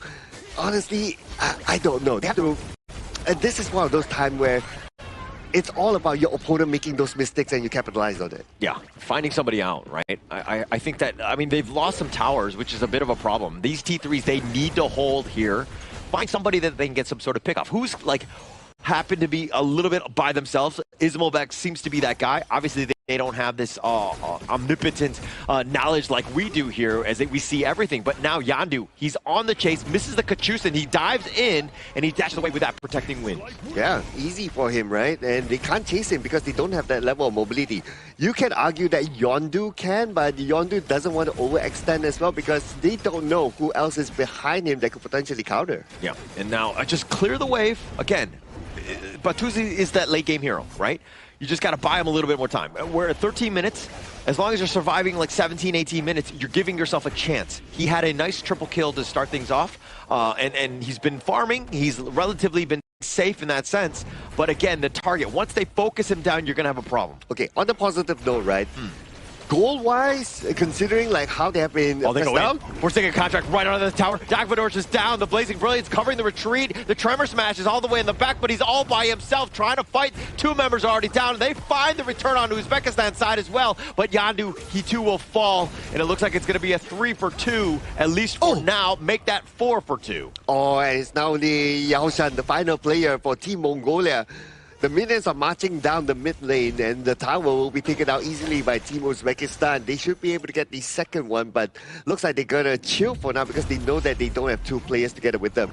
But again, the Forsaken contract, very well done by Akbar. Even though he's underneath the tower, he's not afraid of going in and starting fights for his team. And the team understands when to follow up as well. This is the communication that Team Uzbekistan has in this sort of fights. They were able to kind of just deal like work around Batuzu, right? Like the way that he was going in, Farouk was able to kind of snipe him out, making sure that he was doing, like once he goes down, like you're mitigating so much of the damage that he can potentially throw on you. So Farouk understanding target priority here, and now it looks like the Tremor Smash only on the one, finding Farouk. He's just trying to dash away, does get on back, and now Akbar has shown. Soaring Green Dragon not able to connect, but they get the Forsaken contract. Dagmadorch down again. Yes, right at this moment, as long as Akbar has his teammates around him, he can catch anyone. He can catch Davadosh, he can catch Yao Shan, can catch Bud Garel, no issue. As tanky as they are, they cannot hold this amount of damage output by Uzbekistan. So they need to be like, even, I don't know, they need to wait for that to be used somehow onto a target, and then they try to counter engage. That's the best that Team Mongolia can do. Yeah, and Mongolia, I mean, they need, if they find Imagine and Ismobek, those are the two guys, right? Finding them across the map somehow, getting some sort of angle. Best case scenario, Baccarol if he's able to get that Tremor Smash, and then you have like Yavalan on top of that with those Storm Strikes where you're doing a little wombo combo. It looks like Mahmoud, not the greatest of targets. The Tremor Smash, they're going to try to commit for this. Baccarol, that might have been a little too much. He needs to get on back to safety. He's trying to run, and these impacts are going to do a little work. The Forsaken contract, and Yavalan is down. Oh, well, the tower got Akbar though, so that's a little bit of a trade-off for the teams. But Akbar, he has done his job. Forsaken contract goes in, gets one player, that's it. That's all he needs to do. And now the rest will be done by his teammates, and they will focus onto the top instead. Yeah, do a little bit of work here. I mean, Akbar, you'll be happy with that, right? Because now with 4-on-4, you have even more space to potentially kind of take some of these towers down. So you're kind of opening up the map a bit. And, I mean, you're going to be happy trading away your roam for a clash here. And this time, Uzbekistan, okay, they could be in a hurry, but they have to be careful there, not to overexpend themselves. But look at the damage absorbed by Batgarel while the tower was down. Yeah, so Batgarel was trying to go for the players, but the biggest piece was the Vanguard, right? You got to just clear the Vanguard as quickly as possible. It didn't seem like Mongolia were on the same page there. Yeah, it feels like, okay, do you want to clear it? Do we want to focus on taking down someone? Not too sure, but I can totally understand what they're going through here, right? It's that if you're pressed, if you are pushed to the corner like how they were, then it gets kind of difficult to decide on one decision. Decisions need to be made like split second, and they can change just like that. Yeah, and now Uzbekistan on the prowl, looking to end. They decide to just go in, a little bit of work here. Akbar searching for his prey. You could see him looking to go. Who does he go for? Not able to find a right target at this point. Plus, they don't have minions to continue this push. Oh, everybody's just afraid of Akbar right now. Like, the moment they know that they step out, Akbar will go in for second contract. One person gets taken down, the rest will follow up from there.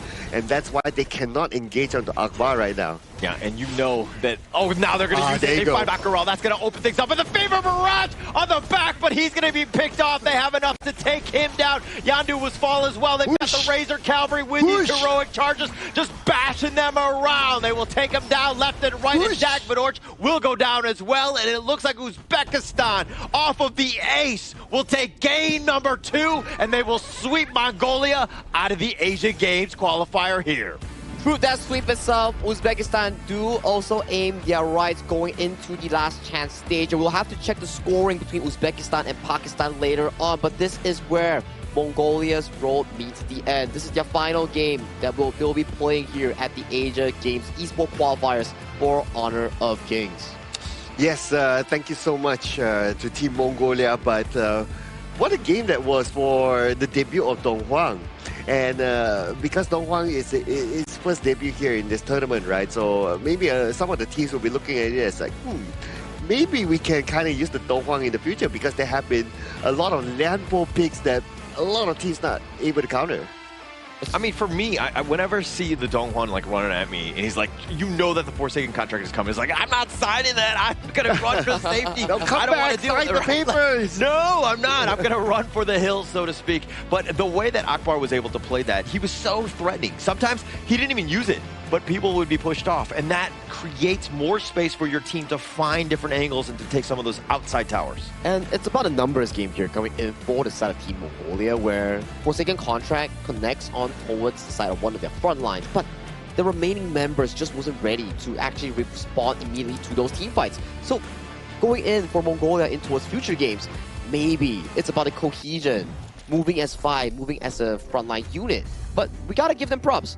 Batuzzi had an amazing game on the Marco Polo here. Early triple strikes, mid-game pickoffs, and then going in for the backline for the takedowns. He played a pretty good Marco Polo, I would say. Yeah, I agree on Batuzzi having a good game with the Marco Polo, right? Like, he still held on to his, although he was like very pressured at the bottom lane and all that, right? But imagine if you remove the Dong Huang from the equation. Yeah. Batuzzi would have been like, let's go, right? Let's go, yeah. Yeah, because he would have the support from his team, and then he can goes in and does his thing, right? But yeah, the Dong Huang was their bane. Yeah, and also, like, in terms of just execution, though, I mean, like, you're thinking Baccarat with that Tremor Smash.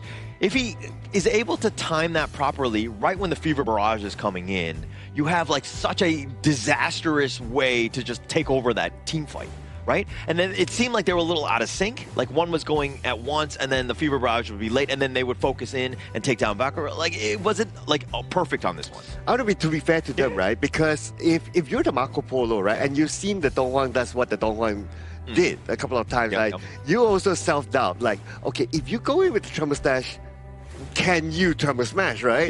Yeah. And then, like, would it be worthwhile for me to follow up, or should I wait for that to end before I come in? So that's why there was some disparity there. Also because of what the opponents could do. It's about timing, right? If everybody went in at the same time, one of the front lines coming in for the side of Team Mongolia took the Forsaken contract, then maybe there's going to be more targets for Mongolia to actually be venturing into those team fights, giving Batuzzi more of an aggressive approach on that aggressive Fever Barrage. But it's just like what Holler mentioned, right? The discrepancy on the follow-up is like left one, like early 5 seconds, right one, late 5 seconds, so on and so off. Yeah, and if we're looking at Dagvador's KDA, I mean, he's 0.69. Other than that being a nice number, I think that he was constantly focused. You know, like, every single time, like the Forsaken contract, the Angela, the Chaos Cinder, that burst, that 1-2 combination really made him mortal. He was not able to kind of find those backlines and to get on top of some of those squishies. Yeah, item-wise, yeah, it's pretty decent, but then again, the gap is just too far for him to really tank. That's why we didn't really see him being that effective of a tank inside of this game, right? But there's also the Blazing Brilliance that cut through all the tankiness of either the Kaiser or even the Byron as well. So it was a very difficult game for them to tank. It's a very good 1-2 combo, right? I would say that every single one of the Forsaken contract coming in from Akbar minimally forces a common skill flash coming in from Team Mongolia. If not, it will always break through one of the key targets. And this is the post-game damage output. Nearing through the end of the game, Farouk was doing a lot of damage on that Levi. He was constantly stacking that passive to unlock the ultimate and going in for those aggressive pokes. And you can also see coming into Team Mongolia, it's at what we saw. Batuzzi was trying to hold the team together, trying to find those miracle moments in those team fights. Yeah, and actually, I mean, you're going and looking at the stats here. I mean, Batuzzi doing almost everything that he could on this Marco Polo, and that and like Yandu trying to find some sort of pickoffs left and right, while Baccarat was, again, being that frontliner, which you need. So that's like the core set. Yavalon, again, not finding the right angles, Dagvador's getting picked off. It just seems like some things were a little out of their hands because Uzbekistan, the way that, again, they were able to initiate, start those team fights, they always usually had a man advantage. Can I just say that Team Mongolia, in my opinion, I think they did well. Yeah. I think they did well in this game, right? Like, they had the draft, they had the idea, they had the game plan, but the gap was Uzbekistan, that Dong Huang combined with the Angela and so on and so forth kind of countered them. So that's one. But what could be improved from Team Mongolia in this draft is that having a plan B. Yeah. Like, their only plan was like, okay, we are a team fight combination, right? But if the team fight doesn't work, like, do you have a plan B, like split push or something like that, right? They don't. They need more time, right? Because I think these sort of little mistakes that causes into game loss and the team cohesion that we keep mentioning about, these sort of things come through time, training, and more games in towards Honor of Kings. Once they get more games as a team towards together and more practice in towards maybe something like Peak Tournament or their own solo practice, then maybe those issues that you mentioned gets progressively fixed coming in from a young team like Team Mongolia. Yeah, and actually from day 1 to now, day 7, we've seen the growth of this Mongolian squad, right? You talk about the lack of experience, 100%. Like, they get that, they're going to be formidable because they just got so much better in a short amount of time. And we're seeing some of the highlights here as they were really able to take the fight to Uzbekistan in Game 2. Yeah, I mean, a lot of these highlights will be the Dongwon highlights, right? Just look at this. Again, for single contract, sometimes you get the takedown, sometimes you don't, but that depends on who's there to follow up. It is quite clear that Umit John, if he's there, they will surely get the takedown. There's going to be another example here on screen.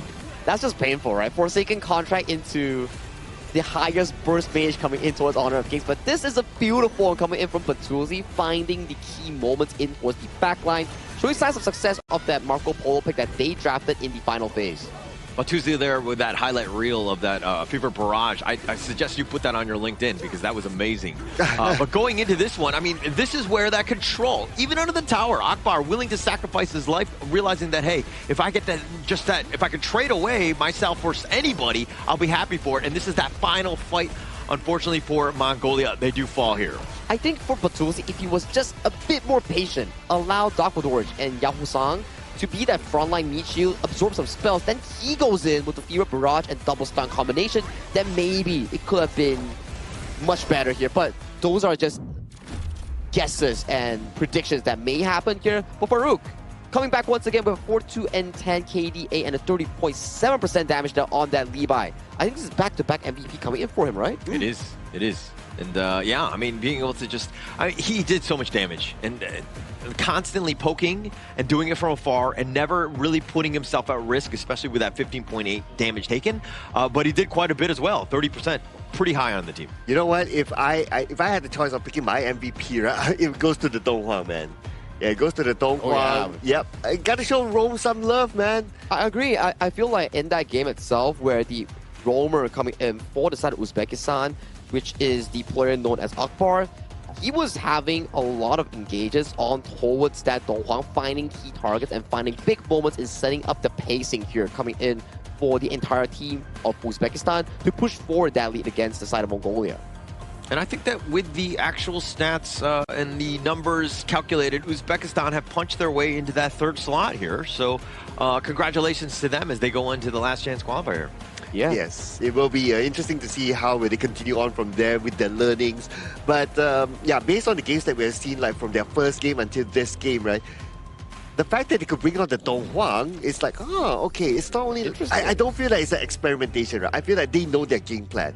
They know how to combine that with the Angela and all that, so they have a lot more cards underneath their sleeves. And we were saying that Uzbekistan relies on their tried and true, which is the Kaiser Futsu plus the Dolia combination. But not a single game today that we actually get to see that. They brought up something different, and they still managed to win convincingly against Team Mongolia, putting Team Uzbekistan right now in towards the last chance stage. Sadly to say, Mongolia and also Pakistan has been eliminated coming in from Group A. Yeah, it's the evolution of the draft as well, right? Their showcasing thing might not be the greatest thing because obviously they were looking to punch their ticket into the third slot. They finally got there, but now you're kind of showing your cards, as you were talking about, now to all the other teams that are going to be maybe going into that last chance qualifier as well. I mean, what better time to show your cards, right? It's like, okay, this game is important for us. It means a lot whether we qualify to the next round or not, and they put it in.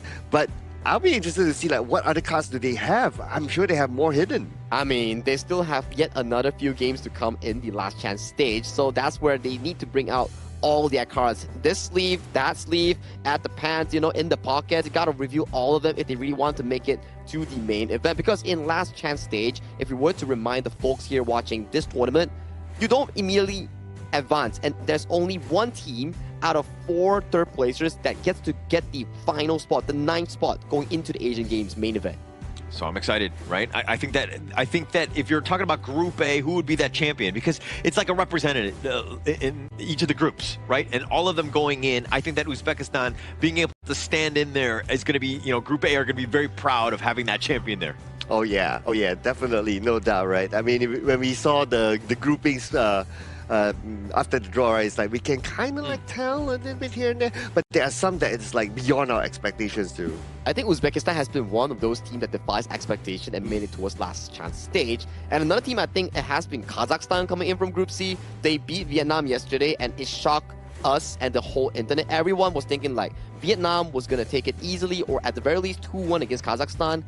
But the way that they did it, convincingly and in their own playstyle of team fights and jungle assassins way, these are the things that we want to see moving forward in the final few days of our Asian Games qualifiers. And that's why it's been exciting, right? Seeing some of these teams, they're a little bit of an upset. Like some of these teams, we don't know as much. But now that we've seen them on the stage, it's been impressive. And they've been able to kind of control things and to take over, right? I want to see some great games, and that some of these teams have really stepped up to kind of answer that call. Yeah, Uzbekistan, that message is for you, okay? Yeah. Honestly, before we started this tournament, I see Uzbekistan, the lineup is like, okay, I don't know where will they end up, but yeah, they're making me impressed right now with their draft and how they execute their gameplay. They had a lot of storyline, right? They are the only team to play a BO3 with Pakistan fully, our first 3-game series ever, and it came into what, Tempest Dragon games, into back-to-back reverse sweeps, and then coming in with niche picks like the Kaiser Jungle, Fuzi Clash Lane, and then just now with the Donghuang Roam as well. I don't think we get to see much of this often, but yes, you can say that it's not the best of the meta picks, nor have they played a perfect game. But when you talk about how they're able to find their comfort and converting their comfort into game series wins in such a difficult group, that is something that I think is really nice to see. Yeah, and actually thinking back on that, I mean, they were down 0-1. They lose that one. Pakistan takes their slot. They would have been eliminated, right?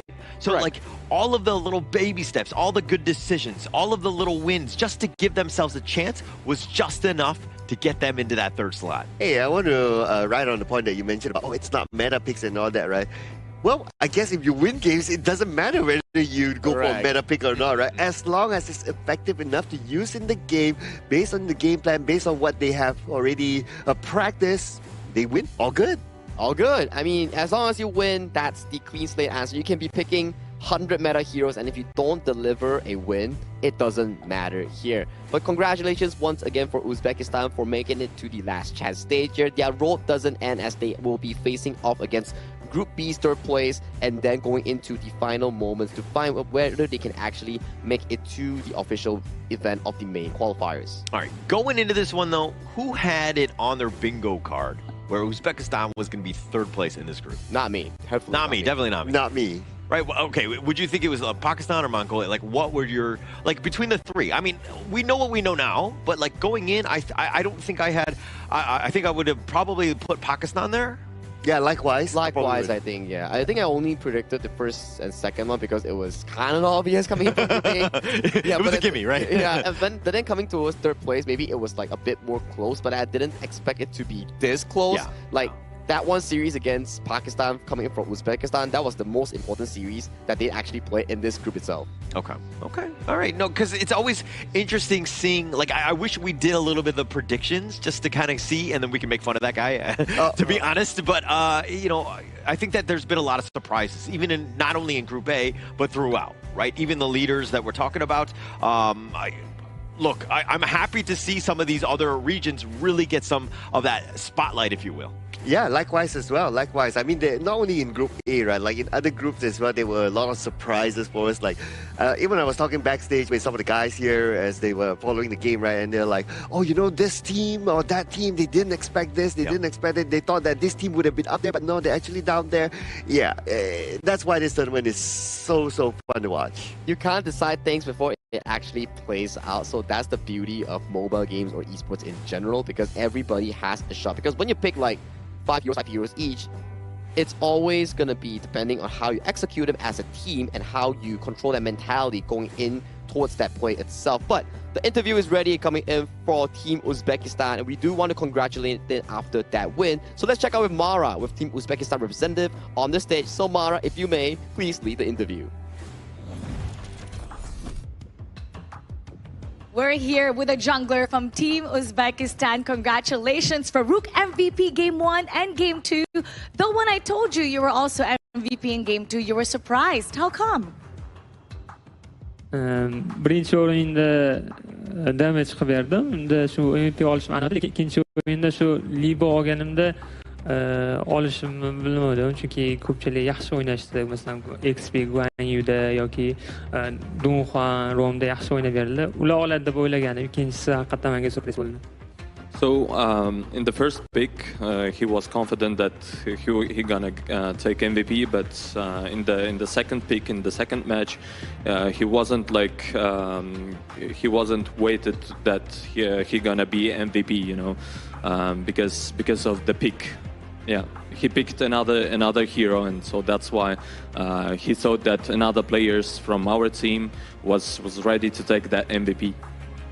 But regardless what your thoughts were, everybody was impressed with your performance, hence why you were MVP. And congratulations, because with this win, it means that Team Uzbekistan now has their dream alive for the Asian Games. You get to battle in the last chance stage. So how did this dominant win contribute to the confidence, and what does this do to the confidence of Team Uzbekistan? Xo'p, demak, mana shu ishonchli g'alaba sizlarda qanaqadir demak yana qo'shimcha ishonch paydo qilyaptimi yoki qanaqa hissiyotlar beradi oldindagi demak Last Chance o'yindan oldin?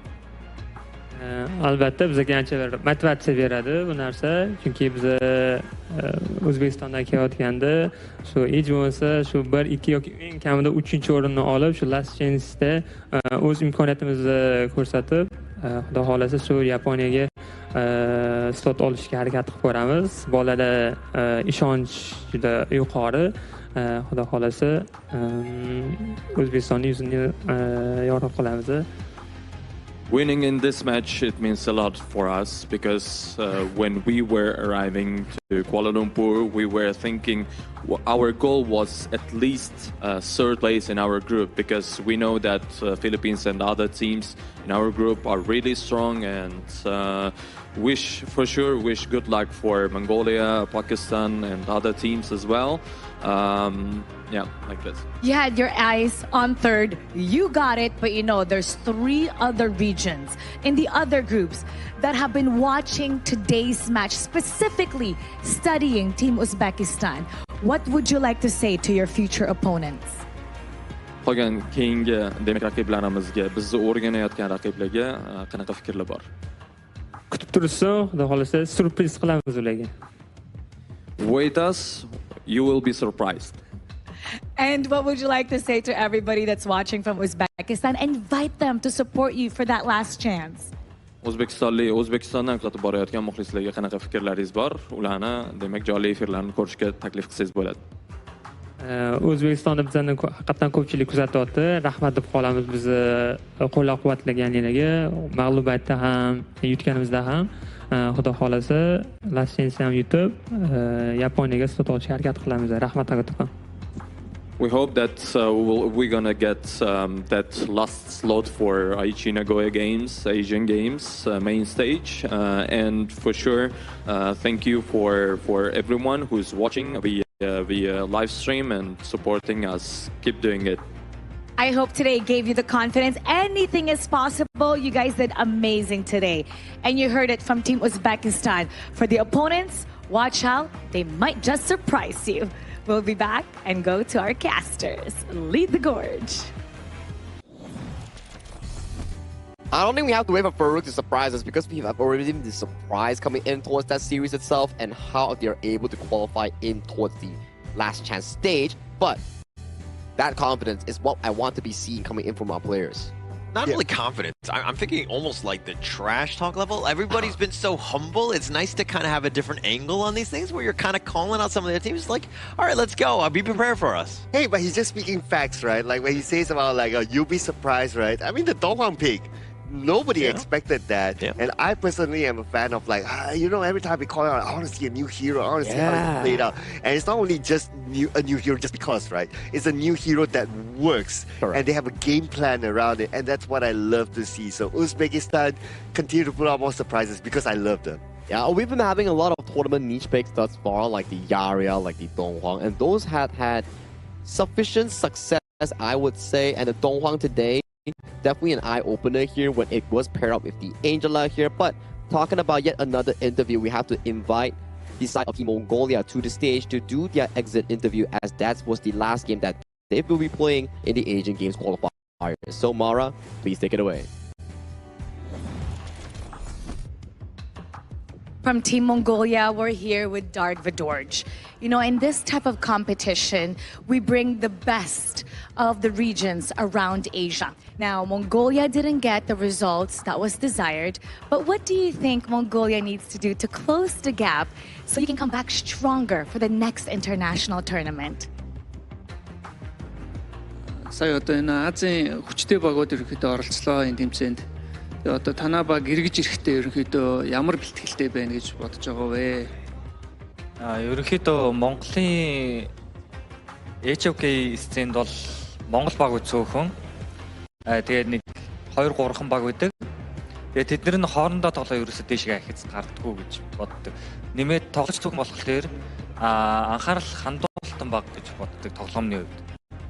Харин бидний хувьд дараа нь эрэхтэй илүү сайн бэлтгээд илүү өөр олон улсын багуудтай тоглоод орчлог солилцож ингээ дараа ирэх гэж бодож байгаа. In Mongolia, there are not many teams, so we are considering to play more of international games with the other experienced teams. And then get more experience, and then we come back strong.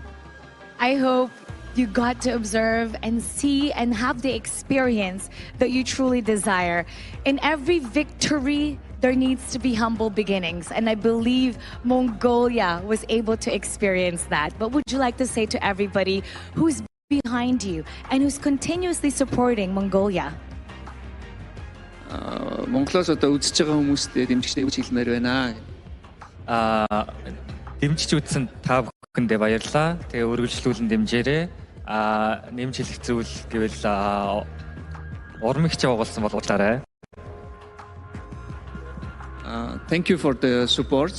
And then we also want to express our apology to if we couldn't achieve what you expected. And then we will try our best next time. Team Mongolia, there's no need to apologize. You were here, you did your best, and every champion, every future victory, it needs to have this kind of experience. We're glad you're here for the Asian Games qualifiers, and we hope to see you stronger next time. And now we'll head back to the casters. Lead the gorge. Indeed, well said, Mara. There's no need to apologize here. We are proud of Team Mongolia and Dark Vidorj in how far they were able to come as a team. You know for a fact that they lack the experience, but throughout the 4 series that they played, every single one of them progressively started getting better and better and better. And undoubtedly, I think the last game that they played was one of their best. It took us a while. I mean, yeah, the growth was definitely there, right? I think that this is a team that's just a little bit, lacking in the experience department. Once they get those reps in, they're going to be much better because we saw in 7 days just how they were able to grow, and it was exponential. Yeah, and also you gotta think about it, right? It's an honor to play against some of these amazing teams, right? Like they get to go against Team Indonesia, Team Philippines, and a creative team like Team Uzbekistan. They will give them that experience and that know-how on how they're going to adjust themselves for future tournaments. So whatever it is, it's still a good takeaway. Yeah, I mean, if I was in the same shoes and I had to play Indonesia or the Philippines, I too would question my life, right? I think that there would be the same level because they are just on another level, right? And they're just very, very good. So playing against those guys, it's almost not even fair to them. But I still think it's like a good setup, right? It's a good starting for them. It's like, okay, I want to be at that level. So they're like, okay, this is how Indonesia and Philippines play. It's a strong level that potentially in the near future, Mongolia is able to aim on towards that. But thank you once again, Mongolia, for participating in the Asian Games qualifier this time around. Hope you come back stronger next time along with Pakistan coming in from Group A. But the next upcoming series is the battle of first place and qualifier spot towards the main event. It'll be Kyrgyzstan going up against Myanmar, coming in for Group B. Oh yeah, this match is going to be really, really interesting as well. Yeah, looking forward to that one. But you know what else is interesting? What is it? It's the official gaming phone for the 2026 Asian Games Esports Events Honor of Kings qualifiers, ladies and gentlemen, which is iQOO, the exact same phone that is used by all these amazing players. You saw that amazing Dong Huang play earlier on, how he got that Forsaken contract in on point, and that's thanks to this phone. And actually going back to the matchup coming up, I mean, Myanmar right now, guaranteed at least top 3. And then if right now it's up for, Kyrgyzstan to play spoiler, right? Correct. If they were able to win out, we could have a bit of a tie, and it could be a little bit of a shake-up in terms of how that group is going to actually play out. Things are going to get messy when tiebreaker starts coming in, because as we pace on towards day 7 and day 8, lesser and lesser days for teams to actually lock in their spot towards the main event. And so far, we only have like 2 confirmed teams coming in from Group A, which is Indonesia and Philippines. But coming in for the next series, we'll definitely have to go to a short break before we bring you more Honor of Kings action. Whether or not Kyrgyzstan can stop Myanmar's dominance in Group B is what we want to find out. So see you after this break.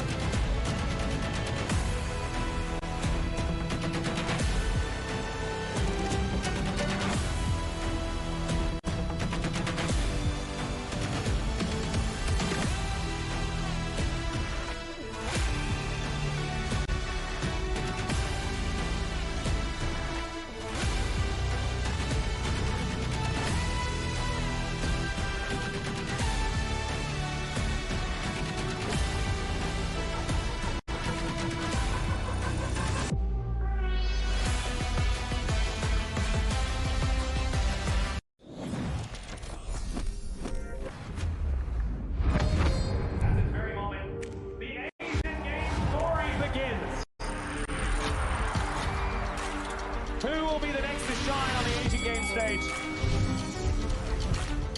Contestants fight for the honor of their regions while we cheer them on from the stands.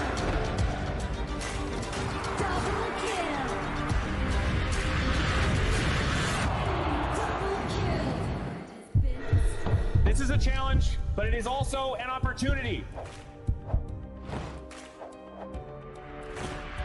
The tide is turned.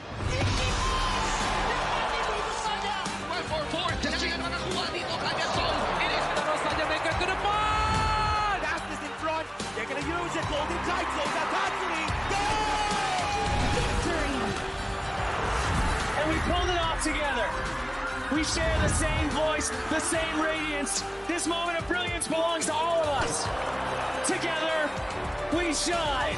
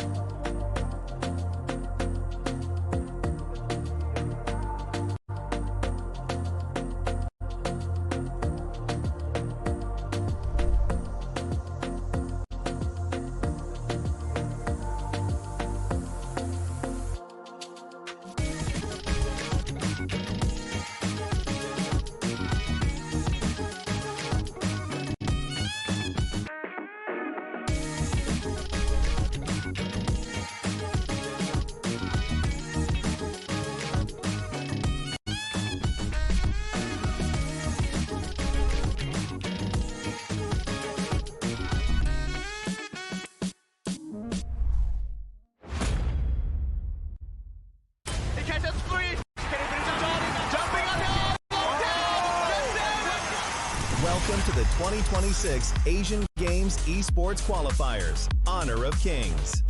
20 regions, 1 stage, and only the strongest 9 teams will earn the right to shine above the rest. Taking place in Malaysia, June 13th to 21st, 2026. Coming to Malaysia, this is the battleground where teams fight for the right to qualify for the Asian Games. 20 teams enter, but only 9 teams will move on. Apart from the 20 regions, there are 3 regions that have direct qualification. Here is the 2026 Asian Games Esports Qualifiers Honor of Kings format. First, the 20 teams will split into 4 groups of 5. In each group, every team faces every other team once in a single round robin, with every match played in a best-of-3 format. That means every match matters. Every game matters. Every single point matters. The point system is simple. Win the match, earn 1 point. Lose the match, earn none. At the end of the group stage, teams are ranked by the total points they've collected. And from there, the road begins to shine. The top 2 teams from each group qualify directly to the Asian Games main event. That gives us 8 teams advancing straight out of groups. But for those not through yet, the light isn't out. The teams that finish third in each group still have one more shot. They move into the last chance stage. There, they battle through one final BO3 single elimination bracket until 2 teams remain.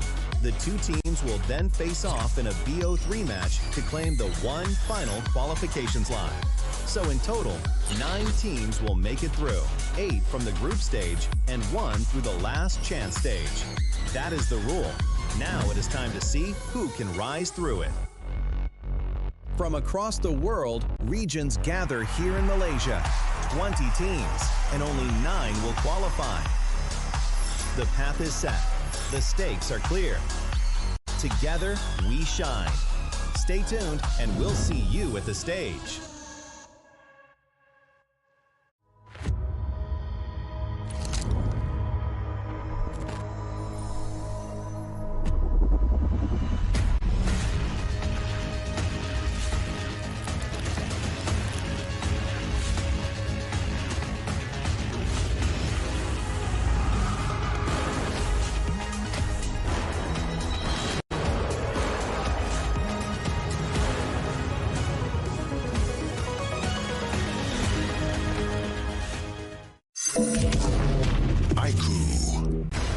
Ultimate not ready yet. You have slain an enemy. My magic murmurs in ecstasy.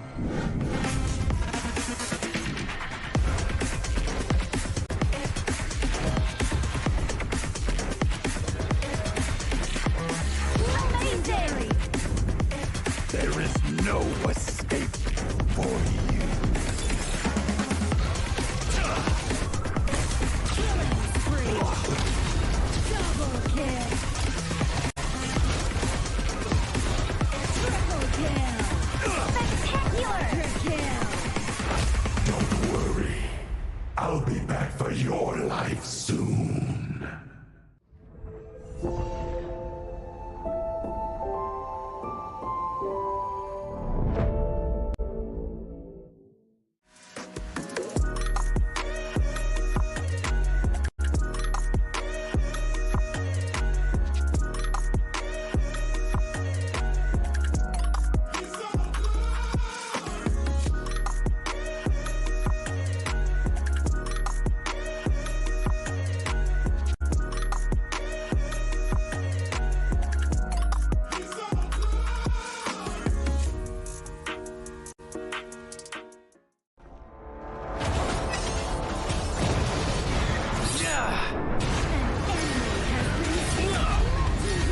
Double kill.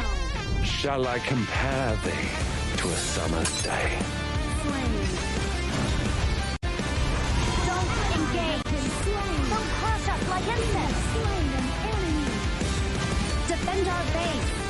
Our high ground tower is under attack. Amazing. Unbelievable. Triple kill. Ah, the fragrance of romance. Ally has been slain. Rampage. Double kill. Triple kill. Spectacular. Pentakill. Lady Fortune is on my side.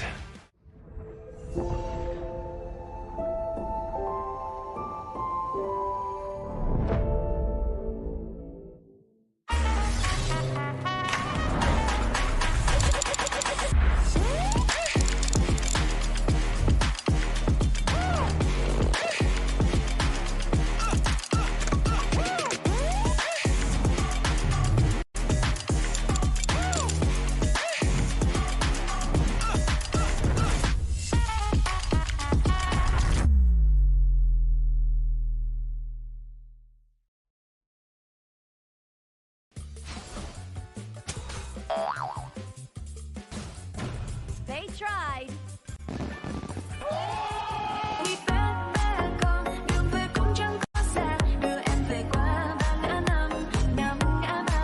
The new Spritling skill is a passive skill, which will automatically trigger at fixed times each match, up to a maximum of 10 times. The skill grants guaranteed standard rewards like gold, XP, shield, health recovery, and more. There's also a small chance to uncover mysterious grand prize effects during the match. Digit may also produce tradable high-value treasures. Detailed information about acquired treasures will be shown after the match ends. Each treasure has its own rarity and storage size, and obtained treasures will be automatically stored in your warehouse. If you want more high-quality treasures, make good use of the Treasure Fusion feature. You can also copy and share your code so friends can help speed things up. Treasures in your warehouse can be sold for event currency, which can be used to redeem skins, items, and other rewards on the event page. You'll even have a chance to win physical prizes like smartphones and cash. You can also spend event currency to bid on high-value rewards. The auction uses a hidden bidding system, where you can submit 2 bids for the same reward. The highest bidder wins, giving you even more ways to obtain rewards.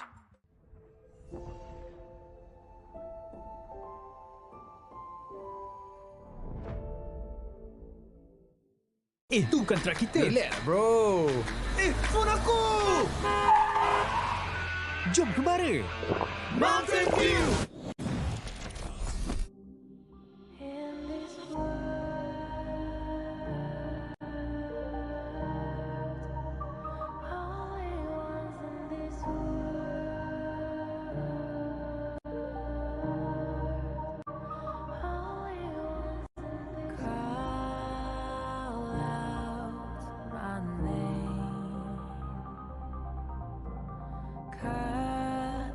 Sound of the rain. No matter how I feed the flame, you know I feel the darkness and the pain. All of the ways we tried to break free from the night. You know we made it out, we found the light. I fly so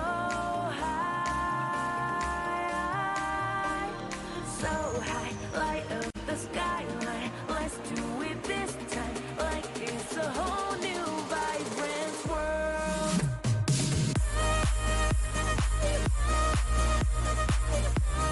Like we're the only ones in this world. Like we're the only ones in this world. Now I see that I got everything I need. It's alright, I'm on fire, I'm alive, 'cause now I fly so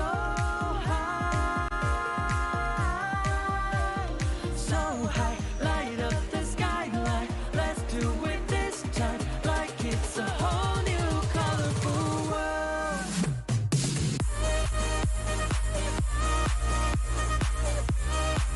Like we're the only ones in this world. Like we're the only ones in this world. Never thought we'd get this far, burning like the stars. How we get this far? Like we're the only ones in this world.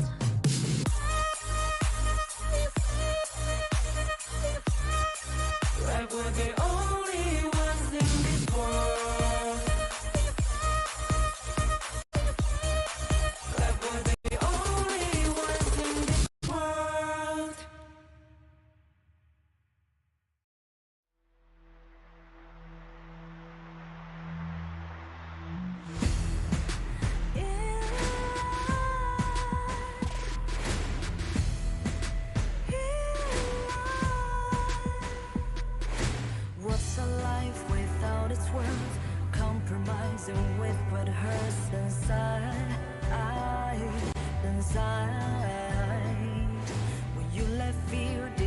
decide your fate. You don't choose which path to take alive. In life, I'm finally letting go of everything that still holds me. I'm against all odds, but I won't give up, 'cause it's my time to shine. Standing in the spotlight, can no one let me down. Destiny is calling high.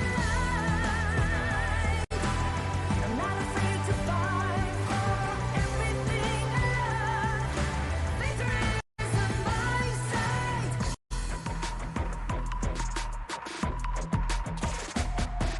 The more we lose, the more we gain. The more that nothing stays the same. In time, in time. Can't love ever, can't forget. What you see is what you get. Sometimes,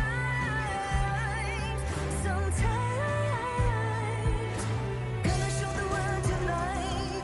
The light that shines inside us. We're against the odds, but we won't give up, 'cause it's our time to shine.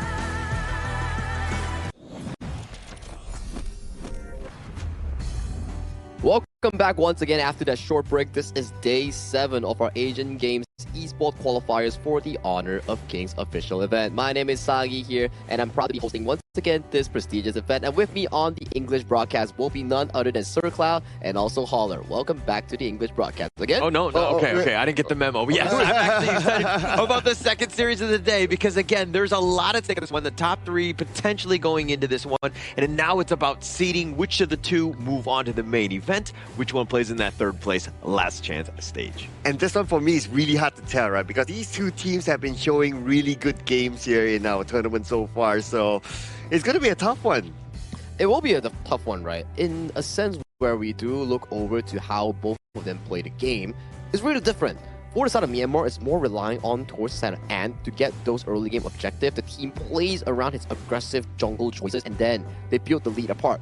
For the side of Kyrgyzstan, it's more towards the side of Azad's late game potential on that farm lane and making sure that he gets his signature picks and he scales into the late game. Not forgetting as well, the assassin picks coming in from the side of Marlon and also Marapat. Those has been pretty eye-catching as well throughout the tournament. Yeah, and actually, I like it how you rightly pointed out Azad. He's definitely been the guy in Kyrgyzstan. And most teams that have success generally limit him. They put pressure and they take away space so that he's not able to farm. I mean, Dastan has also been the guy as well. So he's kind of stepped up when they need to. But again, those are the two you focus on.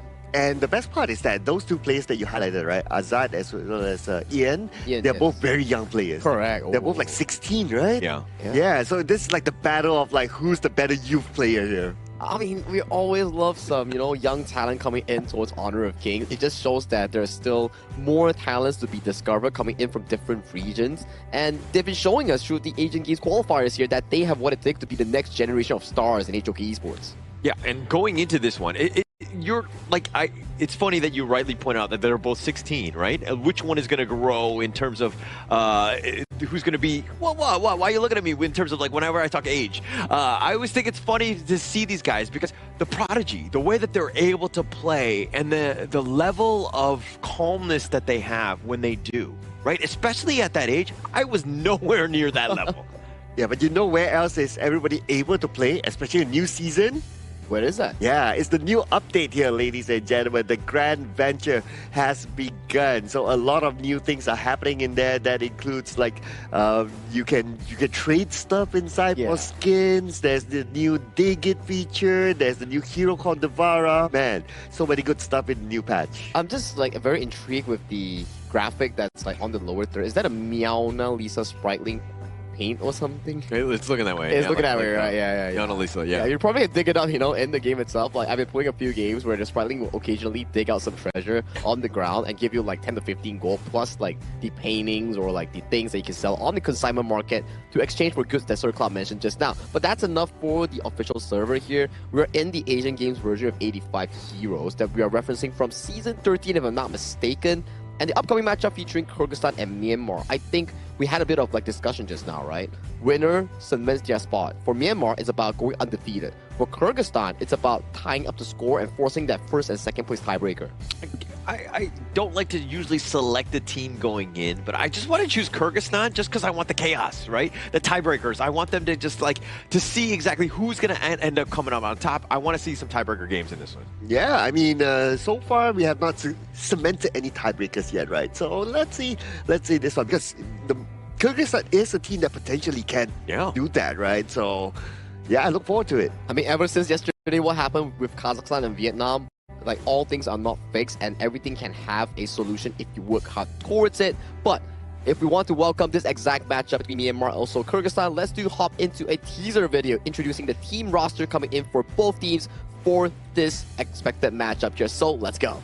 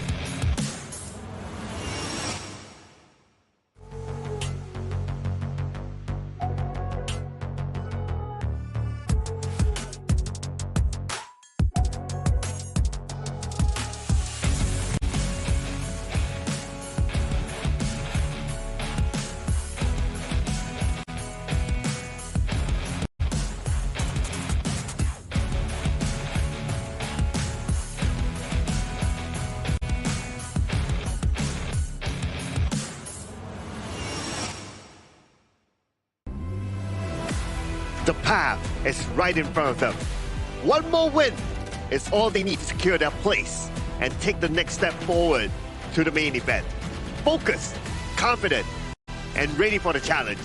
Please welcome Kyrgyzstan! Nobody has been able to stop them so far. Another victory today would cement their dominance over Group B, sending a powerful message to every team in the tournament. Looking stronger with every match. Make some way for Myanmar!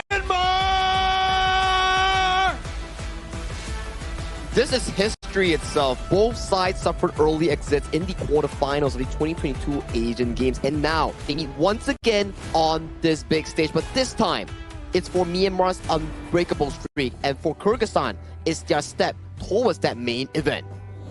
We're going into this one. I mean, walk me through Kyrgyzstan here first. Yeah, we have Zamalbek, Dastan, Koric, Azad, as well as Marlin. So Azad, not only his photo is very unique and interesting, right? Refreshing, so to speak, right? But his gameplay as well. So we know that he's able to be this kind of player that's very aggressive, right? But remember when he played the Hou-Yi?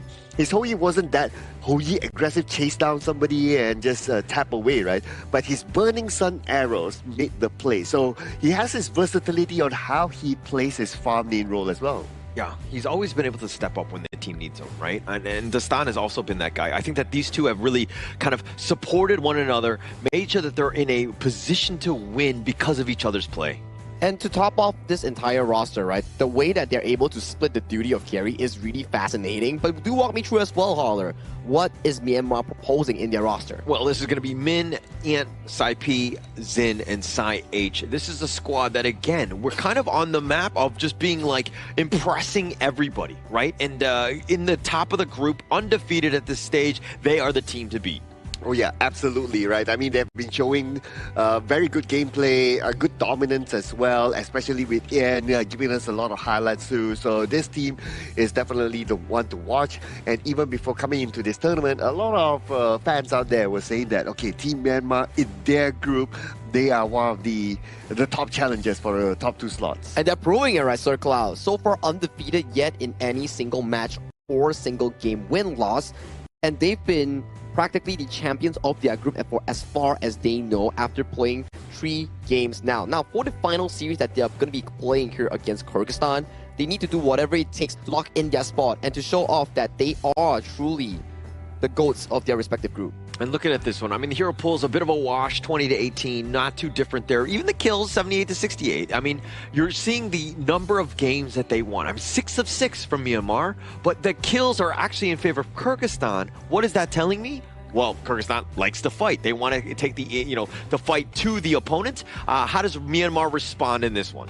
Well, Myanmar, they like to respond by playing a little bit faster, right? Just based off of the stats, right? Their first strike rate is significantly higher at 67% as compared to 17%. So they like to play this fast and early. If they're able to get this advantage early on by the first strike onwards, they will snowball. And to top it off as well, if we were to check out the KDA, although the eliminations coming in from the K for the side of Kyrgyzstan is 78 and for the side of Myanmar 68, but take a look at the deaths differential here.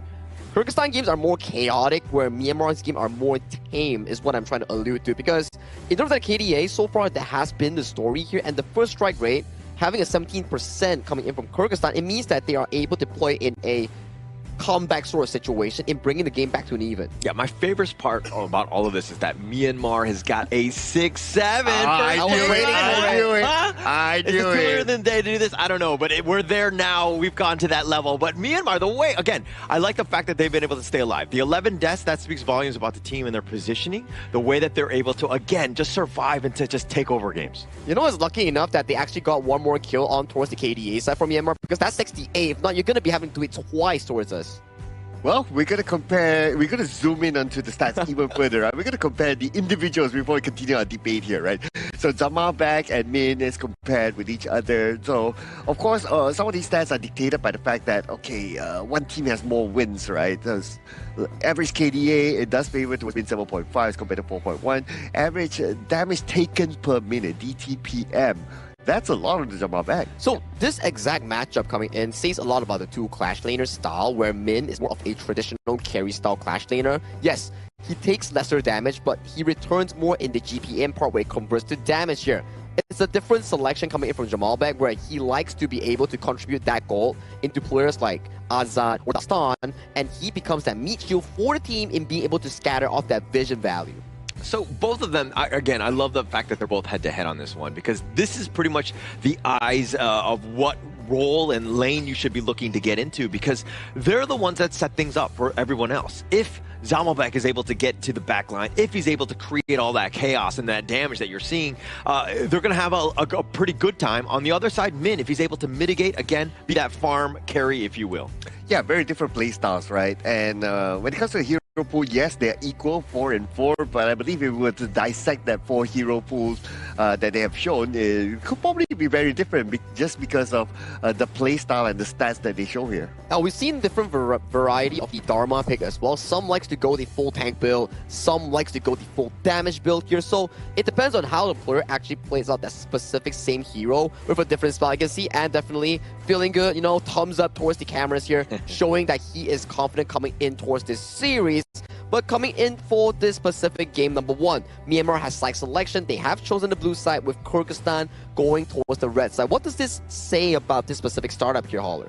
I mean, like, are the teams going to be ready for it, right? I think that's, both of the guys have kind of done a lot of the research in terms of what they will be potentially looking to draft here. I kind of want to address the fact that, like, you know, Ant was smiling and waving at the camera. It just seems like they're growing, right? They're getting comfortable under in the spotlight. And, you know, on the other side, Azad is also kind of taking the limelight as well to kind of just take advantage of this situation, right? And to be able to truly shine and to be like, hey, I'm out there. This is that confidence. And going into this game, we're going to see nothing but those guys go head-to-head. Hey, if you're a clean group game so far, you have to be confident, right? Oh, yeah, but let's see what sort of confident draft will they put onto the table here. Will we see something new? But we're going to see the Guan Yu that is either heavily contested or heavily banned here in this tournament being picked up by Myanmar. One of the highest pick ban rates, I would say. It's always there. As long as it's available, it will be locked in or banned away, as you mentioned there. Kyrgyzstan hovered towards the Xiao Jiao here. We'll be taking the Zhang Fei as well. Very similar towards their style of playing defensive team fights, where they like to be having the options per se here. Now for Myanmar, do they go for Ant's Ukyu Tachibana here? It's still widely open here. They do go for it. This is starting to look like a very strong early to mid-game team fight and skirmish competition coming in from the side of Myanmar. Yeah. Myanmar, they're looking again to kind of use Ian's special play on the Yukio and just like assassin style, finding again this Aqiao, finding the next carry that they look to pick up here, and it's kind of like everything revolves around Ant of just like protecting him but stunning the opponent.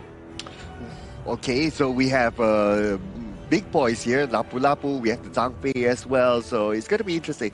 The Zhang Fei, of course, as compared to the Lapu Lapu, is... the ult especially is, it costs a lot more, right, as compared to the Lapu Lapu, but the range or the width of Lapu Lapu's Raging Sea is not as big, so both has its own pros and cons. But what is more important is that how and what kind of timing they're going to be used. Now, I do like the fact that we are seeing a Guan Yu and the Lapu Lapu together for now, because these two type of heroes are able to set things up. One can come from the back and one can come from the front, so they make a really good combination together. Many more options, right, coming in for the side of Team Myanmar, and Kyrgyzstan locking in the Xiang Yu pick here, coming in for the side of Jamal back in that clash lane. We don't really get to see this a lot. I think this is our second pick of the tournament here with a 0% win rate, and for now, we'll have to see whether Jamal back can actually bring this pick to life. And that's going to be an Aaron pick being locked in by Kyrgyzstan here, as we see towards the fans, Arlie, Direnjie, and also the likes of the channel are removed from the pool. Giving over to the side of Xin H, not a lot of options aside from the Lady Sun or things like the Shou Yue, for example. So, Xiang Yu, I think that we've kind of not had the greatest impression of it because we saw it earlier and it was more in the roam, and we always joke about how the Hegemon Slash being very slow. But I think that in this one, it's all about the repositioning of the Guan Yu that jumps on. You're looking not only for the laning phase, but also the fact that Zhamobek loves to brawl. If you want to fight, let's go. He's going to be ready to go. And Xiang Yu, it just kind of helps. It will just be able to that and the Umbrella Outburst. You're looking at a nice little combination, plus the Honey Sweet Breeze, just a little cherry on top, if you will. But this is what I worry about the Xiang Yu pick, is that it's not a good hero to track down where the Guan Yu is. Guan Yu is way faster. The moment he leaves his lane, it's like, oh, Xiang Yu won't be able to catch. And if you don't know the position of the Guan Yu, when it comes to team fights, right, then you won't have that where is he going to come from, the awareness, and you're prepared for it. So I'm kind of worried about the Xiang Yu pick, though. I am worried as well here, Sir Cloud, especially like you rightfully mentioned out.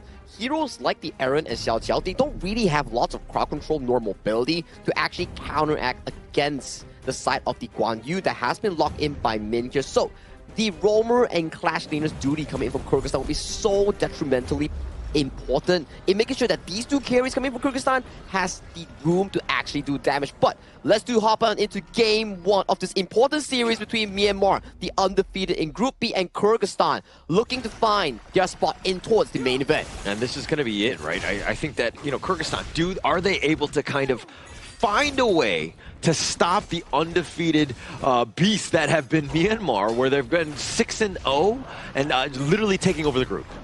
Yeah, and that's the reason why they're there, right? Because they're playing aggressively, just like what they're doing right now. They play aggressively. They try to win very, very early jungle objectives, and looks like for this one, yeah, they did. Oh no, he actually used the Leaping Savior forward. Marlon is in a bad spot, pushed away, and it looks like Marlon does not going to survive as Ian gets first strike. Okay, I mean, if you use the Leaping Savior, and it has a cooldown of about 6 to 8 seconds depending on what level you are, right?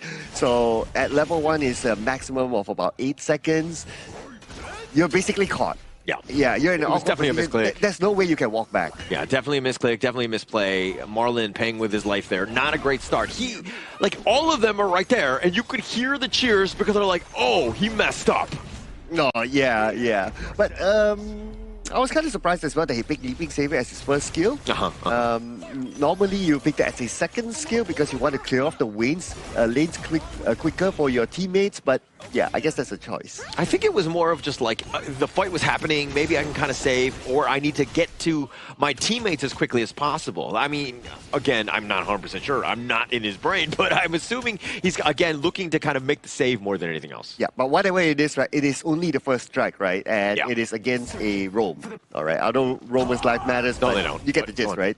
Yeah, but it's okay, right? They can still come back from this one. They just need to refocus back again and get back to their game plan of clearing the waves in the middle, make those side lane rotations, just be annoying back towards Myanmar. But it's one thing to get for strike, but now they're invading, right? They're up about 1.8k. It's not even 3 minutes.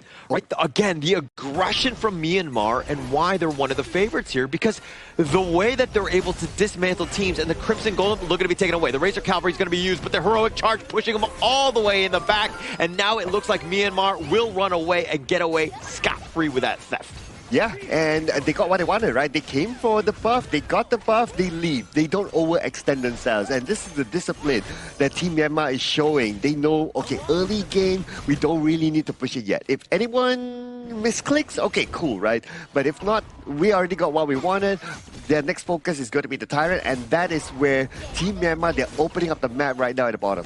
They're contesting, right? And just, again, this is uncomfortable, right? It takes a village just to secure your own blue buff. That's not a good spot to be in. They've lost the Spike Tail as well. So more in the coffers of Myanmar, and they're taking it away from Kyrgyzstan here. Okay, I'm counting down, right? So we have about 35 more seconds.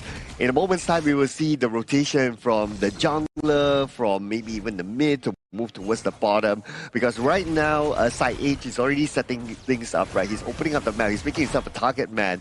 And he knows that he can be the target man because he can still easily escape. And he does not need to expand the Raging Sea, which is an important skill for him to keep at this moment to contest for the Tyrant. Yeah, and actually that's the biggest problem, right? If you're looking at the Myanmar squad, Marco Polo, he's going to have a field day, right? Assuming that he's able to kind of dodge the Umbrella Outburst, which is a long cooldown, Hegemon Slash, another big one, Honey Sweet Breeze, as long as those are the big pieces. But if you miss one, it might be teamfight losing because you're not going to have it again at a later time. But now the charge away, Zamovac getting a little bit low. He's looking to just stay alive. He somehow out heals it. Mid is a little bit low himself, but the Kumanich is going to be the first to fall. Marlon now with that Ferali form, he's trying to run away. Azad had been taken down. He actually went back in. A double strike and free food for Int as he takes him down. Zamovac is going to be taken. That's a triple. I'm not sure why he actually went back in though. Like, he already survived that one, he used the Umbrella Outburst, he had the extra shield, he could just walk back. But he somehow turned back. Okay, I would get it if you still have Azad there, if you still have Kubanich there. Cool, right? Because you have the damage output. Okay, let's have a good look at this, right? Okay, firstly, Zamovac surviving this one, that's great, right? And this is where Marlon, he's absorbing the damage, he has used the Umbrella Outburst, but he turns back. But there's only Dastan there, and Zamovac not the biggest damage dealer. Dastan does not have his items yet, so what were the chances of actually winning that U-turn? It wasn't great. And I think that also Marlon was looking at this just more of like, hey, they've got 3 members, we've got 3 members, right? We're equal in that sense. Obviously, Azad going down, he's like the main difference maker. He was not alive to go into that team fight. So a mistake overall, and Kyrgyzstan pays with that one, and they get aced off the table. Okay, if Azad was still there, if Kubanich was there, cool, right? Because Kubanich can give extra CC, Azad obviously can just throw skills, right? And just deal damage, right? But yeah, whatever it is, hopefully they'll be able to reflect on that one and really time their attacks better. Yeah, and this is also when you can kind of feel like the nerves are a little bit under Kyrgyzstan, right? The flash away Zamovac will survive, but just barely on this one. And it seems like they're kind of playing a little out of character. They're trying to force things. A little minute stun on, and the Umbrella Outburst just to keep him alive. The Razor Cavalry sending them all back. They've got the Raging Sea. That's going to be used as well. They find Zamovac, but they get the return kill in mid. Marlon is down as well. The chase is on. Azat running for his life. Not able to get away from Ian, who's chasing them. That's a Quadra Strike, and it looks like it's the Penta Strike for Ian. What a Penta Strike by Ian. He just went in and in and in and in, and he got all of them. This is Team Myanmar believing in their Wonder Kid. Wonder Kid, the Wonder Play, the way that he's able to get on top. Again, little bit of, you know, Kyrgyzstan was running for their lives, but the way Ian was just able to constantly chase him on this Yu-Gi-Oh! Okay, just look at this again, right? So first they isolate these 2 players behind. They take down Zamovac, 1 tank down. They take down Marlon, 2nd tank down. No tank, everyone else is a squishy, and Ian loves squishies. He goes in, he just takes down 1 by 1, and it became a Penta Strike like that for him. And the rest of the Myanmar was just like hands off, right? Don't even touch your phone, right? Your IQ phone. And let them make sure that Ian gets that Penta Strike, because he was just completely setting it up. He is an absolute monster on this Yu-Gi-Oh! For the record, this is the 2nd Penta Strike that we've seen here so far in this tournament. So great job here by the young prodigy of Team Myanmar. But they go in, Yeah, a little bit just into the bottom T3, zoning them away. Marlon just got enough madness to potentially use this ult, but I don't think he's going to expend it here. Bottom T3 is down. No, he has to keep that one. He does not have the right opportunity yet to actually use it, and then his teammates are able to follow up. They're not in position yet. But it's not only about position right now. The gap is starting to show. Look at the difference of level. It's almost an average of like 2 levels depending on which hero that you're looking at. So for them to really find a good one, they need assistance from the tower at the same time. Yeah, and if anything, Ant has a 4-level differential over Dasan, right? That's how much he's rolling. He's absolutely taking over this game. If you ever wanted that moment where you're like, okay, I need to just take over, this is it, Ant showing how it's done. Oof. And now they have absolute control. Look at this. All towers taken down. The Overlord is still open though, but we are at 8 minutes. So if Myanmar wants to go and take the Overlord, might as well wait for the 10 minutes. Yeah, a little bit of a misplay by Azat. The Raging Sea covering the return. Oh, the Behind. Cavalry with their own charge, pushing them all into your team. All members of Kyrgyzstan are down, and Myanmar are going to take game 1 at the 8-minute and 37-second mark. 16-1 in terms of the score, and gets a Penta Strike coming in for game 1 itself. They are definitely feeling it, and they are looking heck strong going in towards the series. Oh, this is solid. Solid gameplay by Team Myanmar.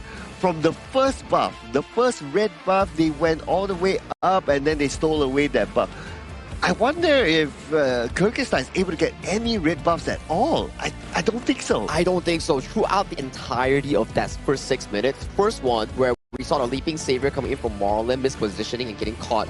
Prior towards that, they already took away the Crimson Golem. So these are not coincidences. They pre-planned this knowing for a fact that, okay, jungle matchup-wise, mid lane matchup-wise, I get to push, I get to invade. Hence, this Ukyu Tachibana was played to a perfection coming in, not just only Ant, but the teammates helping him perfect that value. Yeah, the strategy in they're like, okay, we see some weaknesses. We know that they're not really defending their buffs early. Once we're able to take the first one, they got first strike off of it, then it's on a timer, right? It's going to be contested every single time, and Myanmar were able to play their games, and Kyrgyzstan, again, reeling, trying to play reactive, that's a losing proposition. And look at all the highlights, right? Like Team Myanmar, they were just all smart throughout the entire highlight. They're like, they know they have in the bag. They know everything that they plan is falling into place. They knew there were a few misclicks here and there from their opposing side, and that's where it almost felt like they were having fun. I mean, we are at the caster's booth, and the players are right outside of us. And then when we heard the Penta Strike, the first strike happening, they were really loud, and we can hear it all the way from here. The energy just vibes from outside all the way to here. Yeah, it's almost like they were giving away what was, you know what I mean? Like when you saw Marlon jumping in, all the players are like, oh, like you can tell. And we're like, okay, yeah, he's definitely caught. There's no way he's getting on out. I mean, we're seeing that as well. But again, very reactive, emotional team, and they're on an absolute high here, this Myanmar squad. I mean, that was just amazing game 1 coming in for the side of Team Myanmar, right? Trusting the fact that Ant can always come up clutch with the Ukyu Tachibana, but aside from Ant, I want to point out there's 2 more players coming in for this composition here. It's Min and also Sahage. I do believe that these 2 players, in the teamfight moments, they were able to set up a lot of those big moments that benefits Ant, Saipi, and Zinich in looking for those big damage moments here. These are the 2 path makers coming in from Team Myanmar in this game 1. Yeah, and we did talk about like, okay, one can come from the back, one can come from the front, and they play this sort of sandwich sort of strategy, right? So that's where Min and Sai Age works well together with their combination of the Guan Yu and also the Lapu Lapu. Because of their high tempo gameplay, look on the other side for Kyrgyzstan. Zhang Fei is not able to farm. The only item that he's able to get besides his boots is the shield, and because of the gap, the damage output from the opposing side, the shield has minimal effect. Yeah, and going into the KDA, I mean, just checking out like what Ant had done. I mean, 11,002, 10,000 net worth. I kind of feel like the rest of the squad, like it didn't matter what hero they were picking, right? Because he was able to just completely dominate the game. Obviously, highlights will all show that just like there was so much control. But Ant has been like this one-man wrecking crew where Kyrgyzstan have, and anyone else actually at the Asian Games Qualifier, has any answers for. So far, no. I don't think we've yet to see anyone that can debunk this specific pick itself. And if you're Kyrgyzstan, you're just wondering like, hey, what can we actually do in the following game? Was it the draft? Was it the execution? What was the big discrepancy coming in between Myanmar and Kyrgyzstan coming in this game 1? Oh man, I mean, I want to look more at these stats, right? Like any other significant numbers here that we can see. Damage dealt from Kyrgyzstan is, everyone is pretty much the same. So look at this, right? If a Zhang Fei is able to deal 17.9k, and then if you look at your jungle, right? Dasta is able to deal 16.2k. So if a support is able to deal more damage than the jungle, this tells a lot. This does tell a lot, where Dastan didn't get any sort of farm going, you know, like level 1, you already see Ant, Min, Side P, and Side H are all in your jungle, and they took away your Crimson Golem, plus the first strike on towards Marlin. And then every few minutes, you have Min just standbying in the red side jungle, waiting for them to appear. And once they show, immediately Razor Cavalry coming in from the back and setting up more plays, more takedowns for the side of Team Myanmar. And that snowball kept going and going and going until the 6-minute mark. Penta Strike coming in from Ant, 8-minute mark, game-winning push. So clean stuff all around from Myanmar, from game planning all the way to execution. Yeah, perfect game. I mean, there's not really much I can really nitpick on the Myanmar side. If we're talking about Kyrgyzstan, look, I was trying to defend the Xiang Yu pick as much as possible, but the impact was definitely not there. I think that in terms of like some sort of better clash laner to kind of really give them some chance, because Min on that Razor Cavalry, I mean, on the Guan Yu was just so good. Yeah, I mean, in my opinion, if you want to use the Xiang Yu, right? Okay, you pick it as a roam. I think that should be the primary role. And then you need someone else to set up first, because the Hegemon Slash will take 5 business days before it arrives, right? So you need someone else to set it up, and then the Hegemon Slash follows up. I think there'll be an ideal situation if you want to go for the Xiang Yu. Good point, right? And let's check out the gold lead here. This is one of the strongest gold lead we've seen in a while, where in 8 minutes, that's a 15.4 thousand goal lead going over to the side of Team Myanmar. They didn't allow a single turret to be taken down from the side of Kyrgyzstan, and they had no objectives as well. It was just steamroll from minute 1 until 8 minutes 35 seconds for a complete dominant performance. Perfect game. I mean, it could not have been any better, right? And you were talking about, like, how would Myanmar be able to take down Kyrgyzstan? Well, boom, there you go. Let's just ride on the backs of Ient, let him carry us to victory, put our team in a great spot to just set him up, and Myanmar with this gold graph just showing you exactly, hey, they were in full control here. Yeah, if only there was a stat for the red buff, right? Oh, I guess we would see that Team Myanmar taking all the red buffs from the Kyrgyzstan side. I think with the coming highlights circle, we can actually count how many red buffs that they actually took away from the side of Kyrgyzstan. This is the number 1. That's 1. So Ant and the team actually planned for this. They pushed up the waves and immediately assist the play going in for this specifically. And this is the second one coming in at 4th minute mark, where this was a team fight that actually broke through, where Min set up a beautiful one for his team and got out safely here. And then Ant comes in, picks up a triple strike to start off that gold lead that we're talking about here, given so much advantage at the 4th minute mark, almost a 5,000 gold lead in favor for the side of Team Myanmar, and this was the pentakill. Yeah, this is the moment, right? And everything, it was already in their favor, but they were constantly looking to brawl. And Kyrgyzstan, to their detriment, sometimes you don't want to fight. You got to play a little bit more passive. And when Ient is able to make plays like that, jump in, you're like, okay, I'm going to try to save my teammate. You're just going to get rolled like there, and congratulations again to Ian on that penta. Oh, that was so beautiful to watch again. Thanks so much for the slow-mo as well. And this was the final moment. Wow. If you have a Guan Yu behind you, you're bound to get pushed like that. Yeah, that's the problem that we talk about, right? When the Zhang Fei uses the Unbridled Outburst and Jamal back on this Xiang Yu isn't able to defend the team, it allows for so much room for Min to set up for the MVP performance coming in from Ant on this Ukyo-Tachi Bana here. 11-0-2. That was just an 8 minutes game. Holler, like what you say, right? If you want to be the MVP, you have to do the number 1 pose. Yeah, number 1, or I've noticed the shush. The shush. The shush. Because Those two technically are like... that's a 1 too. Yeah. So number 1, I mean, again, this guy, Wonder Kid, 16 years old, first time on the plane, and he's here. He's not only like, his team is not only like at the top right now, but he's also that number 1 MVP, man. A number 1 MVP, and like just being able to shine on the stage, like, hey, I don't know if he's on a team, but maybe you want to reach out to him as well, because he clearly carry you to victory, and this is exactly what you're wanting from the jungle role, right? Somebody who's able to take over games, completely take the pressure off everybody else. As long as people are there and able to do the number one, I think that he's definitely the guy for you. And also, we have a number one sponsor coming in for this specific event. It's actually the Petaling Jaya Marriott Hotel, our official venue and hotel sponsor coming in for the 2026 Asian Games Esports Qualifiers for Honor of Kings. Thank you so much to Petaling Jaya Marriott Hotel for sponsoring our event. Yeah, Hall, I hope you have changed your profile picture, because the last time you said that your profile picture was 5, right? 5? Yeah. You said that your profile picture was 5. That's why you're never number one.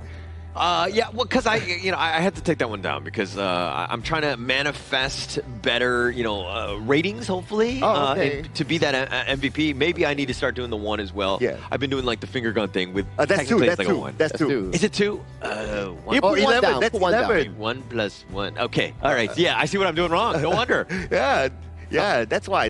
You need to do this, then you get your MVP poster. And talking about 1 as well, right? That 1 win coming in for the side of Team Myanmar solidifies their space in towards the side of Group B, where they are like qualified for the main event, and there will be no tiebreaker coming in for the side of Kyrgyzstan to be able to force that first place spot. So now for Kyrgyzstan, it's about trying to smooth out this series here. If they can win, that's the best case scenario. But if they do lose, they still have to figure out how they can make it towards last chance or the second main stage event slot. Yeah, so it's only 1 of 2. Obviously, you want to be second place. You don't want to have to play in those last games because it's just more games. It's a lot more stress. But going into this one, I think that Kyrgyzstan, they need to just forget about that game 1, right? If anything, they need to just be like, okay, let's find out where Ant is. Let's try to invade, maybe take away some of his farm, because you got to stop the snowball somehow. Yeah, that game 1 never happened, right? All those misclicks never happened and all that. Well, they have the opportunity to select first, because Kyrgyzstan will be on the blue side and Team Myanmar will be on the red side, so they'll be able to respond. Now, Ukyo Tachibana, should this be given the respect ban? It has to be banned. I feel like as of this point, Ant has showed too many times alongside Team Myanmar that they could actually pilot this hero to a high extent. And a bit of a trivia as well. Kyrgyzstan and Team Myanmar are the only 2 teams to have each a jungler having a Penta Strike on both sides. Oh yeah! Dastan on the Hansen the other day, and then now Myanmar coming in with the Ukyo Ban on the hands of Ant. So kind of a bit of a coincidence, I would say. Challenge accepted now for Dastan to just one-up Ant in this one, game 2. Another one? Yeah, another Penta Strike? Yeah. Well, first thing they have to actually figure out is how they can stop the Myanmar pain train, where they have been really, I would say, dominant in their early game. Those jungle invasions, those Crimson Golem invades, that's something that Kyrgyzstan needs to figure out if they actually want to figure out the Game 2 draft. Now, let's go into the Game 2 draft with Kyrgyzstan on towards the blue side, as they do lock in that D-Ranger while banning out things like the Guan Yu and the Maestro. Some heavy setups have been removed away, but if you pan over to the right side, that Ukyo Tachibana is that freely into the hands of Ant. Oh, okay, but the Ukyo Tachibana is going to go up against the Hansin. So these 2 heroes got Penta Strikes. So both of these might be like, okay, let's see who will one-up each other here with that particular hero when they got that Penta Strike itself.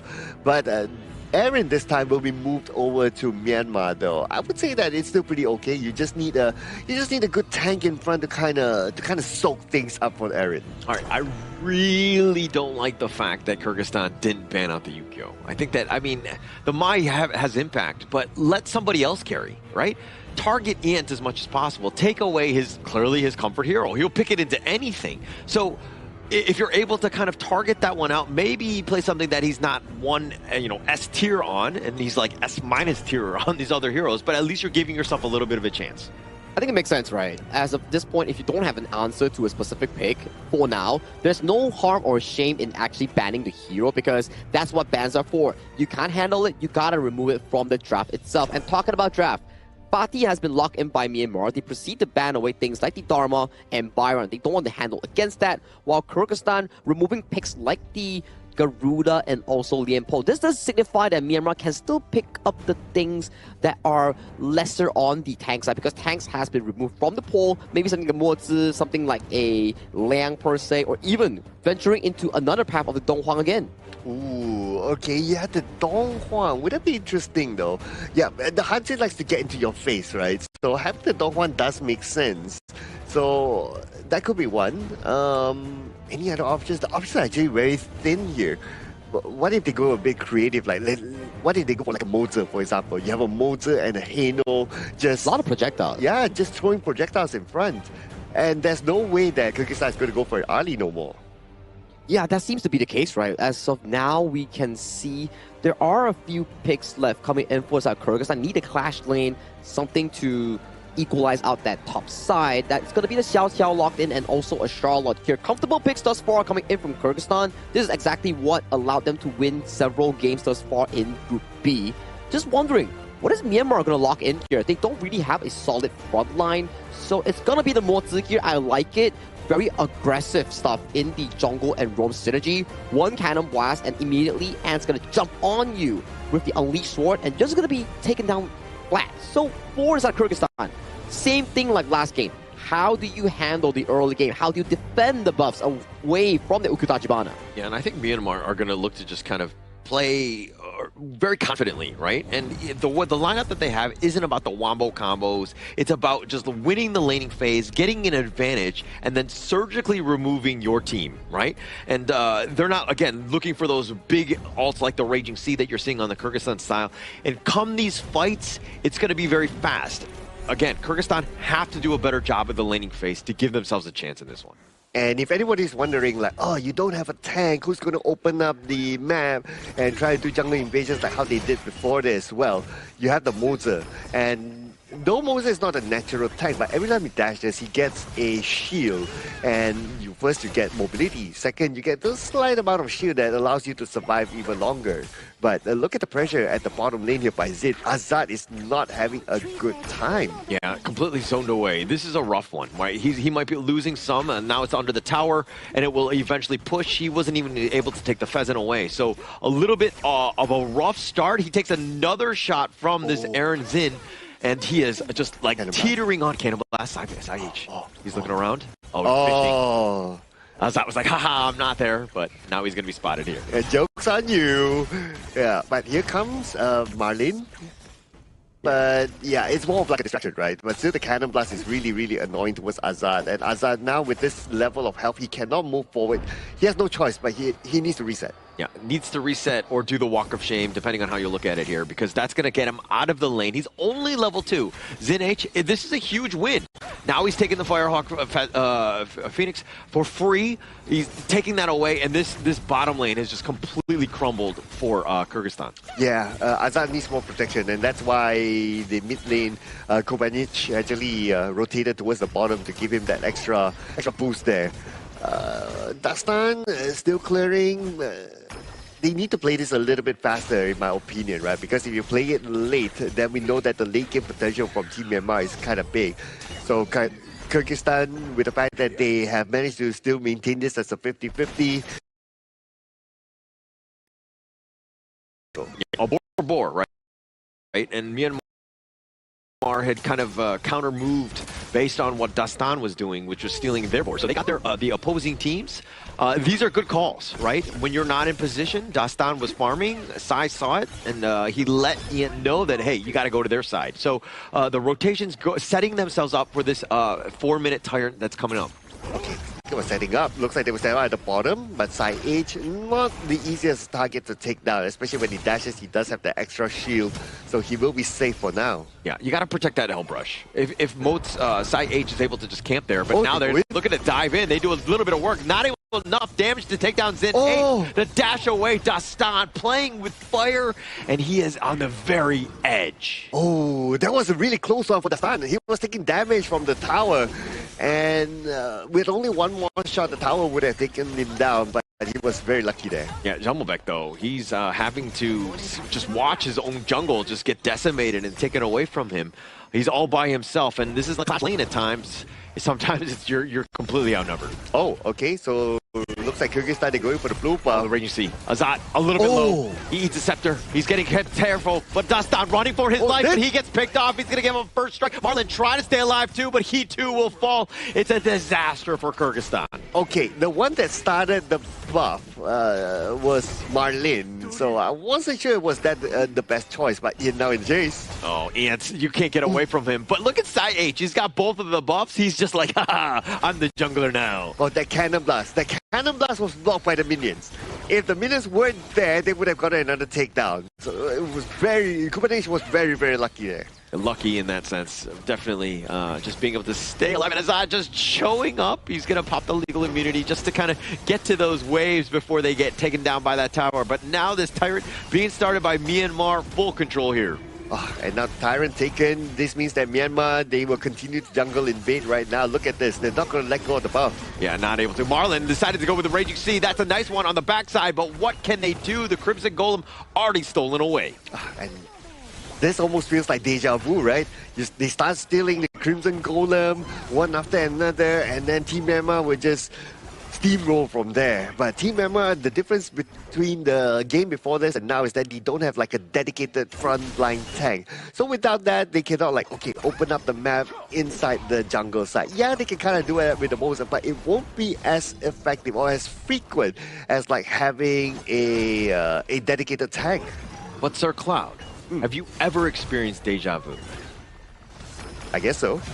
But Sir Cloud, have you ever experienced deja vu? See what I did there? You see what I did there? Oh, okay. As we're going into the top lane, this is a bit of a problem. It looks like Min will get back to safety. 3 members on here that might get that jump, but Zin H taking the tower down, just munching him down. Okay. Right now they're looking at the bottom. Here he goes. Stan, he's stuck around. The box had been used just in case, but the bottom T1 will be traded away for Dastan's life. Oof. A bit of an overextension there at the bottom. The comp should have came like, okay, the rotation's happening because they kind of had information that there was movement from the middle to the bottom, but I'm not sure. I kind of feel that there's a bit of a disconnection there. Yeah, a little bit of a disconnect here, but Myanmar, again, using those minions to the last. Jamalbek taking a lot. He's trying to dash away, mid T1 down. Myanmar in control of this game as well. All right, now with the tower down in the middle, again, access into the jungle wide open for Team Myanmar, and they will take back another buff. Okay. Again, textbook gameplay by Team Myanmar. Just like how they did in the last game, they take down all the red buffs and they focus onto the lanes and they eat up the jungle space. They're just doing it again. Yeah, taking over not only the buffs away, but this is just opening up the avenues of attack, right? Bottom team 1, taking for free. Nice 2-man candle blast. Right now, Kyrgyzstan really not able to find a way to get back in. Azat going up against Zin is actually 1.3k behind.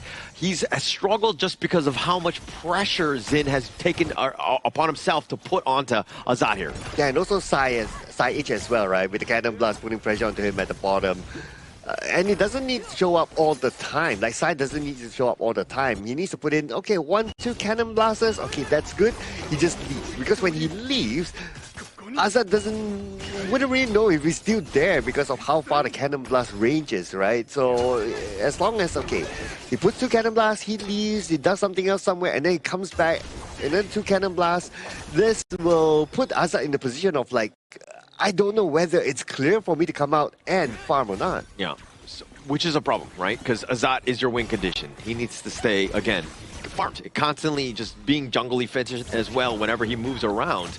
And Ian, this is the guy that has been efficient as they find the backline. They find Azat. That was the target priority, and they take him down. Bottom T2 is under siege as well.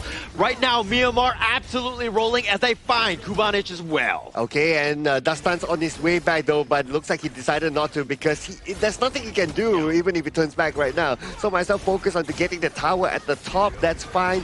And now he's considering to come back because his teammates are going to be back on the gorge as well. Oh, Marlin, that charge forward about Half-Life. I mean, he was looking to just clear the wave, but if anything, like Dastan, you were saying that, like, oh, he's in the top lane.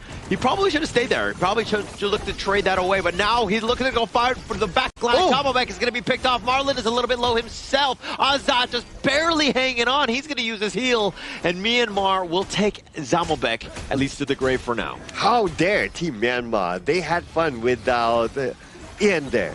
Ian was at the top. He was pushing. He was doing the dirty work of like, okay, you guys don't want to push out the lanes. Okay, I'll do it myself. And all of a sudden, you guys having fun. Oh man, it's okay.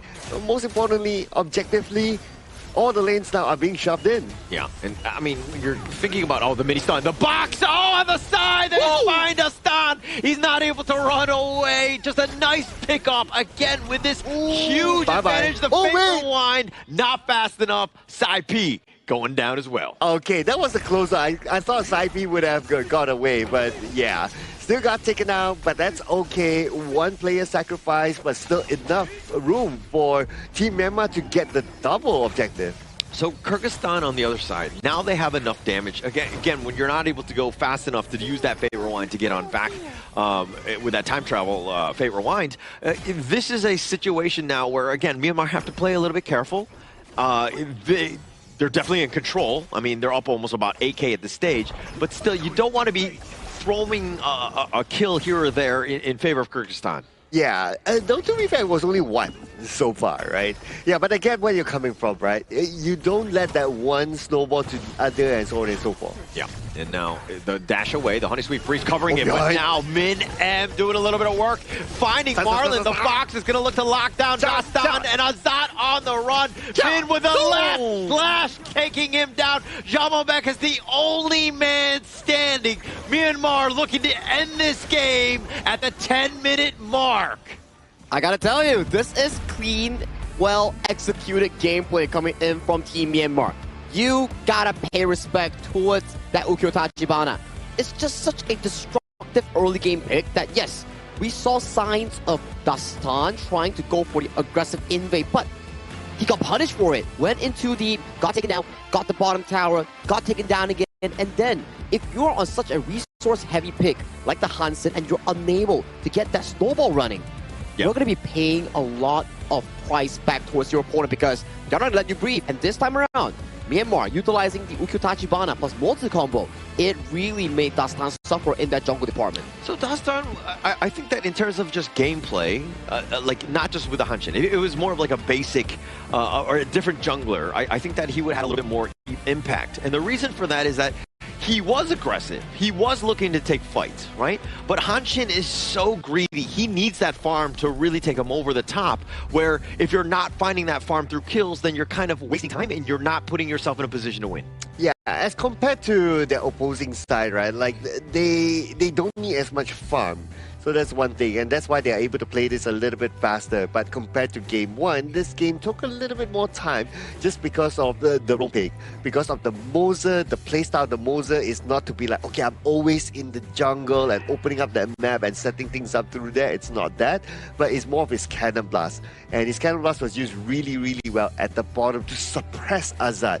And like what we talked during the cast, right? Like Azad is the main winning condition here for Kyrgyzstan, and if he's not able to farm, if he doesn't have a good lane, then it doesn't fall through. Myanmar successfully shut down Azad and also Dastan, the two main performers coming in for the side of Kyrgyzstan, and we saw how they were able to perform in their previous series, but coming today, Myanmar shut down all doors, even the windows. There was just no chance at all for Kyrgyzstan to make a potential comeback. Yeah, doors, windows, they put the curtains down, they just did everything. They were like, okay, you're just gonna be locked in here forever. You're in my world, right? And Myanmar able to play, again, the game that they wanted, shutting down all those cores, just completely controlling the map, giving zero space whatsoever. Again, a flawless series by Myanmar. Actually, the entire flawless Asian Games qualifier, if I'm gonna be completely clear. I gotta agree, man. So far, they are, I think that's their fourth game thus far, and they have cleaned up the entire group. Yeah. You know, props to Myanmar. That's a 4-0 clean slate coming in the side of Group B, and they've defeated every single opponent: Jordan, UAE, Kyrgyzstan, and Nepal in a clean 2-0 fashion. Yeah, definitely a team to look forward for in the main event later on. And besides that, they didn't start, right? They had a Penta Strike. With the Ukyo Tachibana. So Penta Strike also to introduce that, hey, this is our prodigy, right? Our 16-year-old prodigy pulling off a Penta Strike with the Ukyo Tachibana. That will go down in history. Yeah. And I mean, I think that, like, we expect to see even more, right? I think that this is just the beginning of his play, right? And his ability to just shine on stage, nothing is phasing him. And he's playing way beyond his years. I think it's also a progressive thing where the first few days, he's like slowly, you know, waking up as a player. And when he gets more attention, more growth, the scrims are coming in, it's applying towards the game. I do think the Ant and the side of Team Myanmar has been progressively improving as days go on. And this is the entire itemization chart here coming in for Team Myanmar in Game 2 against Kyrgyzstan, where you can see Dastan really tried to go for those early game aggression invades and ganks. There was one that was really close that he jumped onto a Zinhage, and he barely got that takedown on towards him, but Zinhage managed to limp away towards safety, and ever since then, jungle invades just didn't work out for Dastan. Yeah, it was very difficult for him, right, if he cannot snowball from the beginning, because like what we discussed, right, he's a hero that requires a lot of items. He's a greedy hero, and if you don't start off good early, then it's hard to reach that peak moment towards the later stages of the game quicker than your opponent, because let's also remember that Team Myanmar, yes, they start off a little bit slower just because of how their draft is, but the core still remains. They will jungle invade you when it's the time. Yeah, and also, I mean, the biggest thing to me is the deaths, right? Sai P, that one time he got caught out where he wasn't able to get the Fate Rewind off in time. That was his only death. That was the only team's death, right? They played a flawless game, completely controlling. And again, with the way that they do things, where Kyrgyzstan are trying to respond. They're trying to find, you know, Ant, but they can't get on top of him because they can't find him. It almost sounds like you're saying it's Sai P's fault now. I am. I mean, previously there was also a suffer death coming in for the side of Min as well, right? If I'm not mistaken.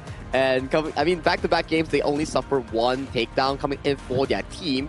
And for this game, for the side of Myanmar, the stats are really similar, even in terms of damage output. Everyone is really neck and neck. But only Zinhage has a bit of an edge over his teammates. Yeah, just a small one, but everybody contributing, right? Even Sai H with those cannon blasts. We were talking about this last pick mode. You know, how would it do? Do they need more of like a Lian Po or a Zhang Fei? It's like, no, actually, Sai H, as long as you just kind of control him from afar, everybody else will be able to take him down. It's really destructive, right? Compared to the side of like Lian Po, Zhang Fei, or Lapu Lapu, you need to be kind of like a level 4 kind of status with your flash up. But for Mozi, it's more of a, I hit the cannon blast, you go in. If I don't hit it, we try another time. It's like you are fishing for fishes with your cannon blast. If you hit the cannon blast, great. If you don't, let's try again later. But this is how exactly Myanmar played the composition.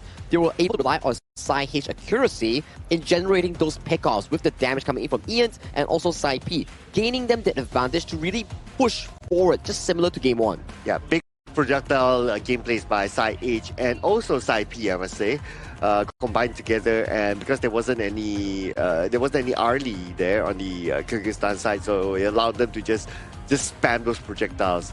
But looking at this graph here, yes, there's one.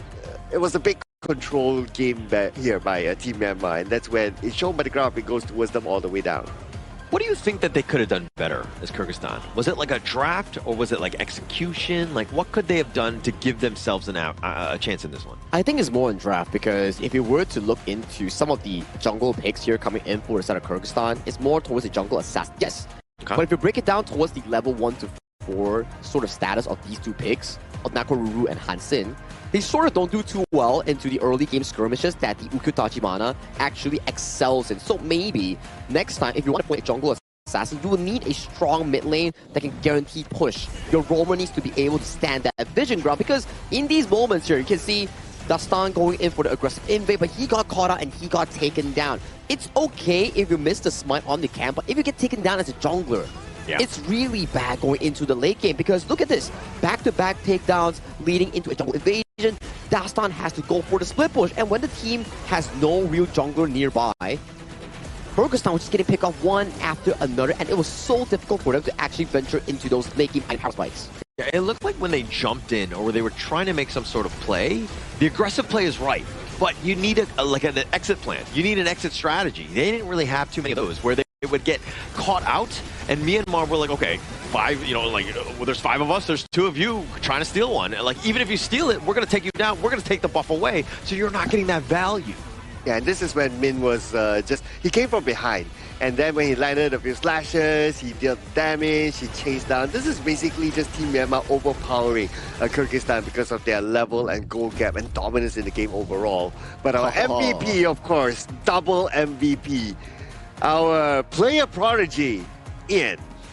I mean, he's just stacking it up to this point, man. He's like back-to-back, and I think previously in some of the series, he was also MVP as well. Gotta fact-check that real quick whether or not he's our current highest MVP count players, because I think so far highest MVP count is about 4 or 5 MVP counts. Yeah, I think Ian will probably be on there. It looks like Ian is probably going to be the guy. I mean, he's got 5 now, so yeah, I think we need to change his picture so he's got 5 fingers up, because that's the way it works, right? Based on how many. No, one at a time. One at a time. No. Ola, don't get greedy. I want 5 MVPs at the same time. That's why in all my profile pics I've got 5 fingers up.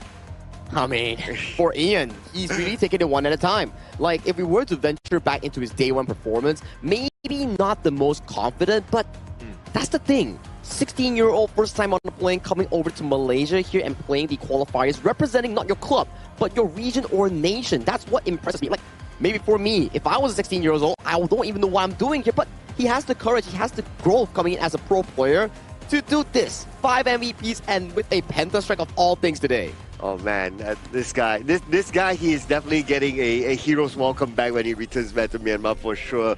What a play, what a child prodigy he is. Bright future ahead though.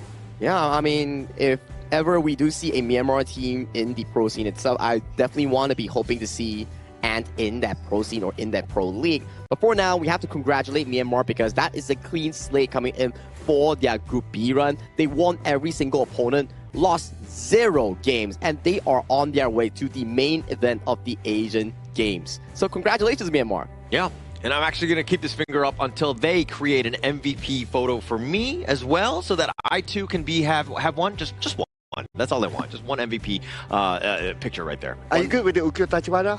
I'm terrible with Ukyo. Okay, then that's one too many. Yep. Sorry, I'm man. sorry, man. It just doesn't work like that. Yeah. You can't ask for something you got to game for, just like Ant. Wow, look at you, look at you. All right, I'm going to go back into the drawing board. I will play some flow games in terms of just flow ball and just spam that hero so that I will get to the same level of Ant. Good call.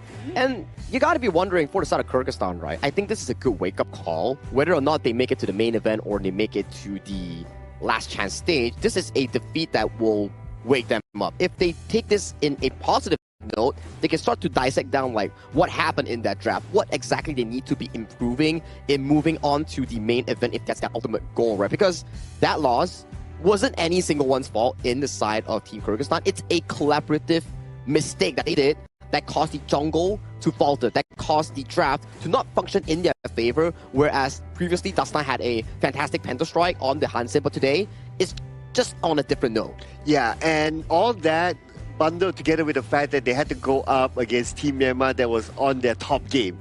Going up against Ian was at his top game with the Penta strike as well. So all together, it was difficult for them. Yeah, definitely difficult. I mean, if we're looking at the standings, I mean, Kyrgyzstan, they're going to be 2-2. Probably does not look like they're going to get into the top 2. They're going to have to go the more arduous path, if you will. But they still have a chance. I think that, hey, use what you learned in that series to kind of get better, grow. You still have time and you still have an opportunity. Now, if we were to venture into Group B's result, right? Okay, Nepal is currently 2-1. Yes. They have one more game going up against Jordan, if I'm not mistaken. Yep. So if, and only if, Jordan beats the side of, hang on a moment. Nepal. Yeah. Then we might have a 3-way tie between Kyrgyzstan, and Jordan and also Nepal. So they have to duke it out to see who goes on towards the main event on second place and who between the last 2 teams makes it towards the last chance stage. So it's a bit complicated if Jordan takes down Nepal in a 2-0 fashion. Yeah. We wanted to see some tiebreakers, and this could be a little bit of a shift. I was only looking at the top 3. I was not really looking at Jordan. My apologies, Jordan. But you still have a chance. Getting yourself to 2-2, right? And you could definitely play spoiler, so that will be an interesting series. More pressure on now Nepal, huh? Correct. If Nepal wins it, they guarantee their spot into the main event, and Jordan will be sent away. And then the side of the team known as Kyrgyzstan will be going into last chance stage. So it really depends on the following stage, on how Jordan takes on against their series, against that later on. But that was a good one so far, coming in for the side of Team Myanmar. And of course, we want to be hearing more from Mara to see who she's going to be interviewing next on the broadcast. So Mara, if you may, please show us who you are at that stage. Team Myanmar remains undefeated. Gong Yu Bade, and job well done. You know, there's one thing I have to say. Penta strike. Congratulations with that one. You got it. Game number 1, 6-minute mark. Tell us what was going through your mind as soon as you got it, and what was the reaction right after it was done and with your teammates as well. Penta strike ရတဲ့အခါမှာညီလေးစိတ်ထဲမှာဘယ်လိုဖြစ်တယ်ပေါ့ဖြစ်ရပြီးရင်ဘယ်လိုခံစားရလဲအဲ့ဒီချက်ပြောပြပေးပါလေပြောပါဒါကျွန်တော်ရဲ့ပထမဆုံးပန်နာဂိတ်ပေါ့ဒီ tournament မှာကျွန်တော်တို့မြန်မာအသင်းအတွက်ရောပထမဆုံးပန်နာဂိတ်ဆိုတော့Penta strike. He said he's very happy about it. It's the first Penta strike he ever get on the stage, and it's also first Penta game for the team, so he's very happy about it. You know, you're really making a mark. A lot of people are starting to notice you with your Ukyo Tachibana. What do you want the rest of the world to know about Team Myanmar? ညီလေးပေါ့ဒီ Ukyo Tachibana နဲ့ကင်တာကိုတခြားလူတွေကလည်းသိပါပြီညီလေးရဲ့ skill ကိုလည်းတော်တော်ကြိုက်ကြရပေါ့အဲ့ဒါနဲ့တကဘာလုံးသိအောင်ညီလေးကဗာပြောချင်တယ်ပေါ့ဒီညီလေးပေါ့ကျွန်တော်တို့မြန်မာအသင်းကအန်တာတော့အသင်းလည်းမဟုတ်လို့ short တော့အမယ်အသင်းလည်းမဟုတ်ပါဘူးအဲ့ဒါကိုကဘာကြီးကိုသိစေချင်တယ် He said don't underestimate Myanmar, and it's not an underdog team. Like he wants to know the world about it. I don't think anybody will ever underestimate Team Myanmar after what your team has shown in this tournament. Now let's invite the rest of the world and Myanmar to support you on your road to the Asian Games. Asia Games တော့တခြားမြန်မာနိုင်ငံကလူတွေနဲ့တကမ္ဘာလုံးကလူတွေကိုကြည့်ဖို့တောင်းလိုက်ပါဦး ကျွန်တော်တို့လည်းနောက်က Asian Games မှာဆက်ပြီးတော့အားပေးပါအောင် He said keep rooting for Myanmar team in Nagora Asian Games. Thank you. Once again, congratulations. Job well done. Always with your Ukyo Tachibana. You heard it from Aunt. Now we're going to head back to our casters. Penta strike. Lead the gorge. Penta strike indeed. Thank you, Mara, and also Ant for that interview. You can see him progressively getting more confident, not only in game, but also in interview segments with Mara as well, as he's more expressive now as an individual. Well, when you keep getting MVPs and you keep getting winner interviews, you're only going to get better and better, right? I think that just he's able to dominate in the way he's doing it. He's dominating the interviews now, huh? I'm pretty sure his TikTok dance with Mara as well is getting better. Yeah.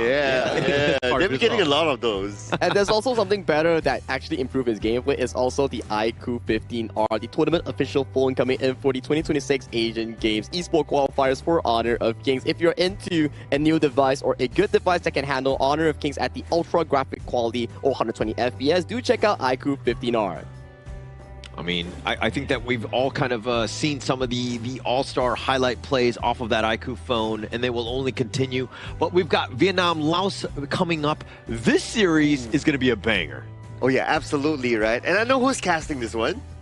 And you know when that person casts this one, you always get like Tempest games. Yes, sir. Yeah. And it's going to be interesting coming in for this specific series between Vietnam and also Laos here, because Laos is currently, if I'm not mistaken, clean in their respective group, yet to suffer a single loss, and Vietnam is 2-1.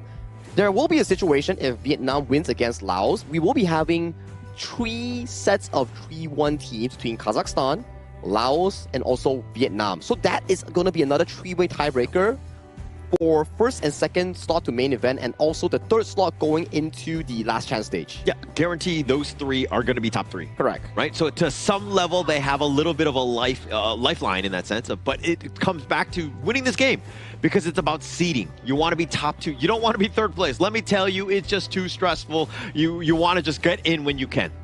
Oh yeah, absolutely. You don't want to play the last chance qualifiers, especially when it is a single elimination. Like if you get eliminated because of the draw and it doesn't favor you, you don't have a second chance, so you don't want to go through that. Yeah, for now, as we can see, if Laos wins against Vietnam, there's not going to be a tiebreaker. It's only going to be Laos having a clean played 4-0 going into the main event. But if Vietnam wins against Laos, that's where it gets complicated, and the tiebreaker that we mentioned might be coming up if the numbers just don't match between some of the teams here.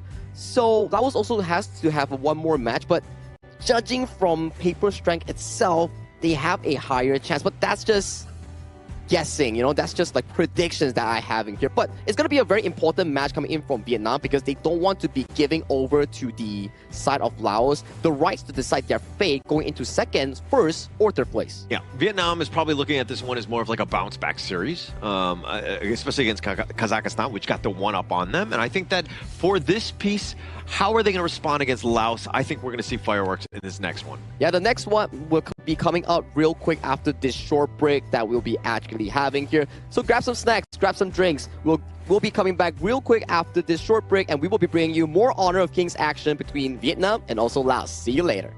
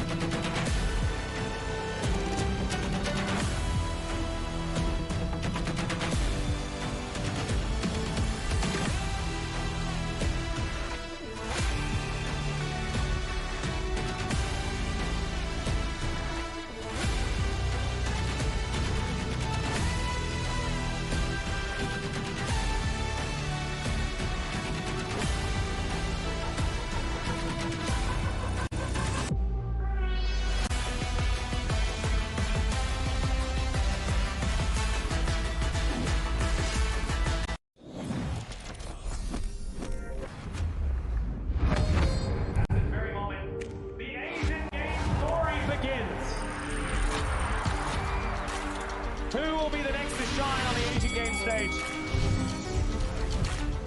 Contestants fight for the honor of their regions while we cheer them on from the stands.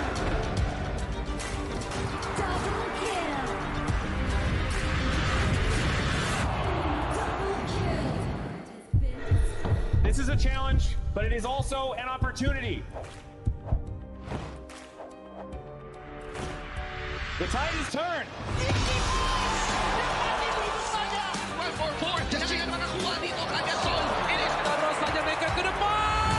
Fastest in front. They're going to use it. Golden titles. Victory! And we pulled it off together. We share the same voice, the same radiance. This moment of brilliance belongs to all of us. Together, we shine.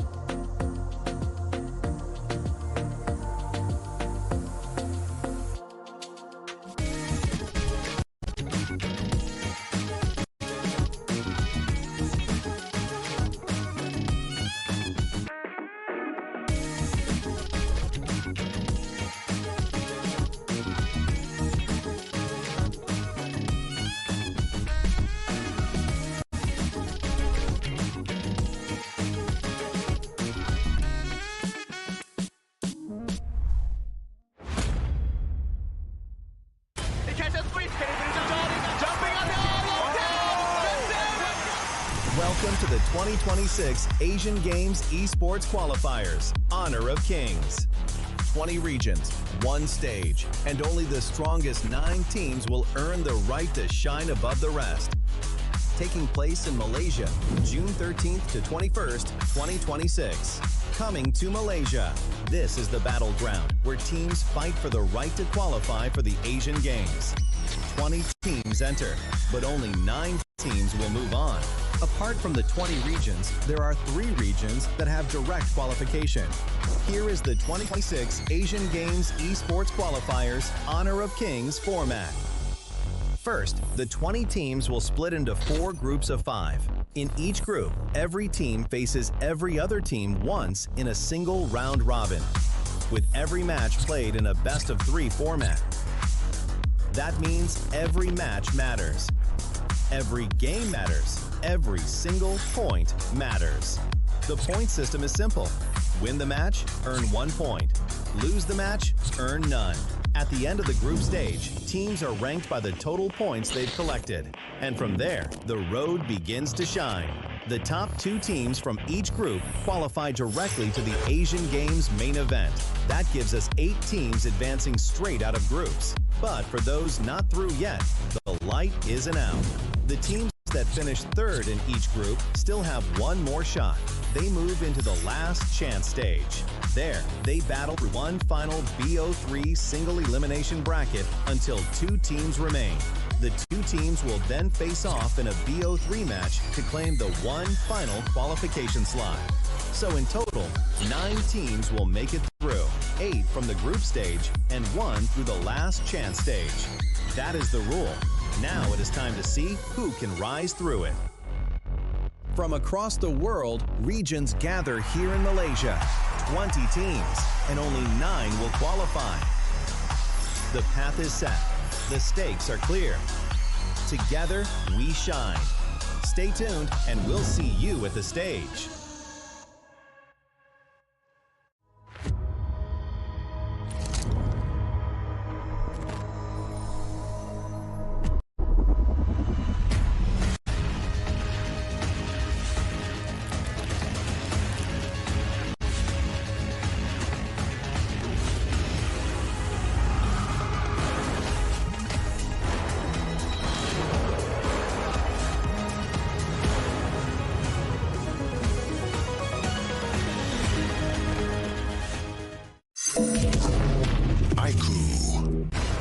Ultimate not ready yet.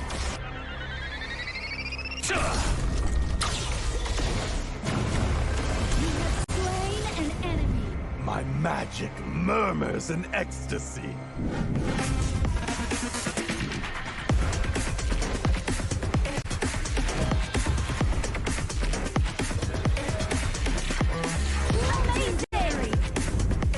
There is no escape for you.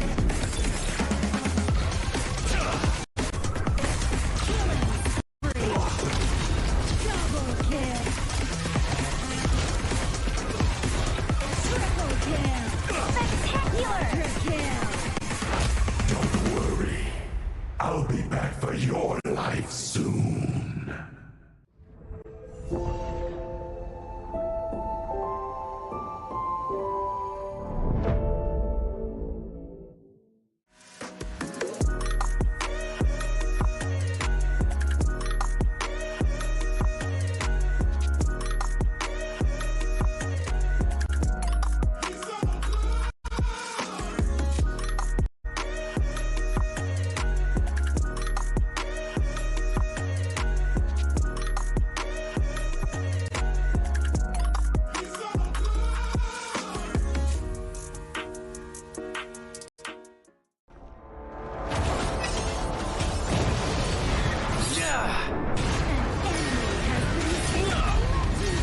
Double kill.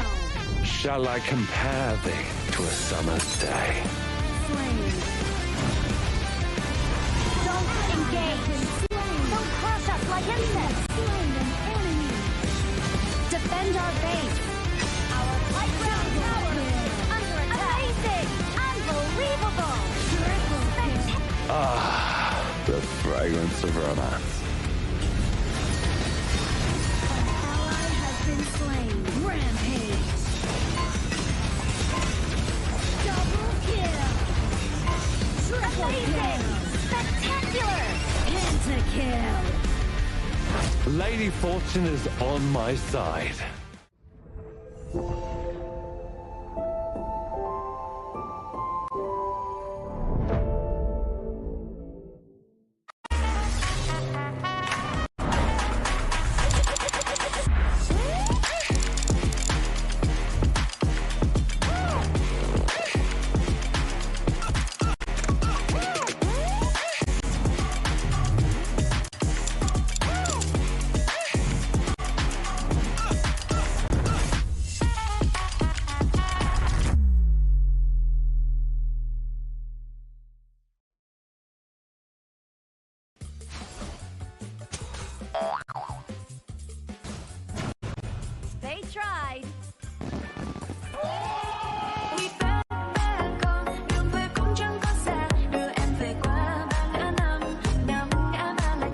Unsightling skill, Dig It, is a passive skill, which will automatically trigger at fixed times each match, up to a maximum of 10 times. The skill grants guaranteed standard rewards like gold, XP, shield, health recovery, and more. There's also a small chance to uncover mysterious grand prize effects during the match. Dig It may also produce tradable high-value treasures. Detailed information about acquired treasures will be shown after the match ends. Each treasure has its own rarity and storage size, and obtained treasures will be automatically stored in your warehouse. If you want more high-quality treasures, make good use of the Treasure Fusion feature. You can also copy and share your code so friends can help speed things up. Treasures in your warehouse can be sold for event currency, which can be used to redeem skins, items, and other rewards on the event page. You'll even have a chance to win physical prizes like smartphones and cash. You can also spend event currency to bid on high-value rewards. The auction uses a hidden bidding system, where you can submit 2 bids for the same reward. The highest bidder wins, giving you even more ways to obtain rewards.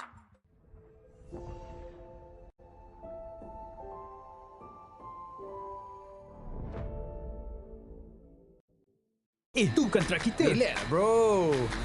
Phone aku! Jom kemara. Mountain View!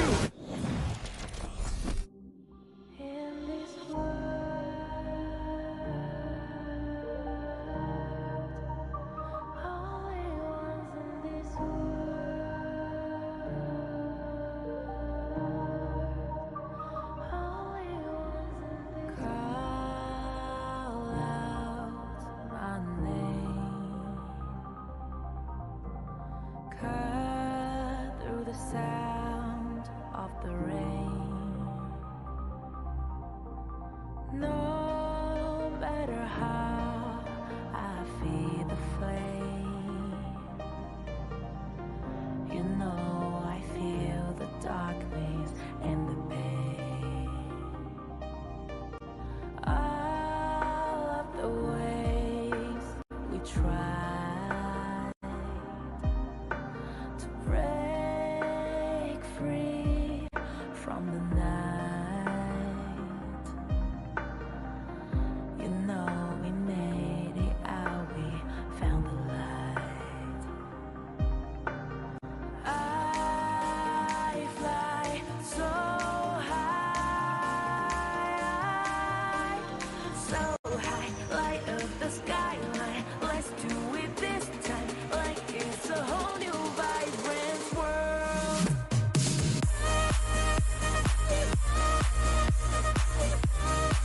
Like we're the only ones in this world.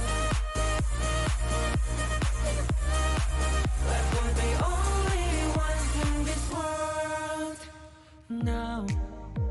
Now I see that I got everything I need. It's alright, I'm on fire, I'm alive, 'cause now I fly so high, light up the skyline. Let's do it this time, like it's a whole new colorful world.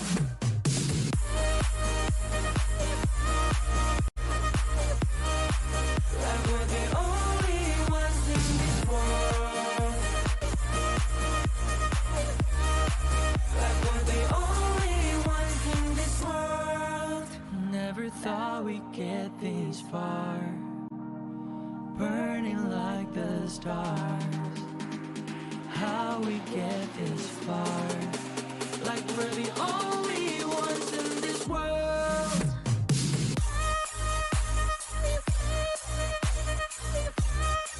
Like we're the only ones in this world. Like we're the only ones in this world.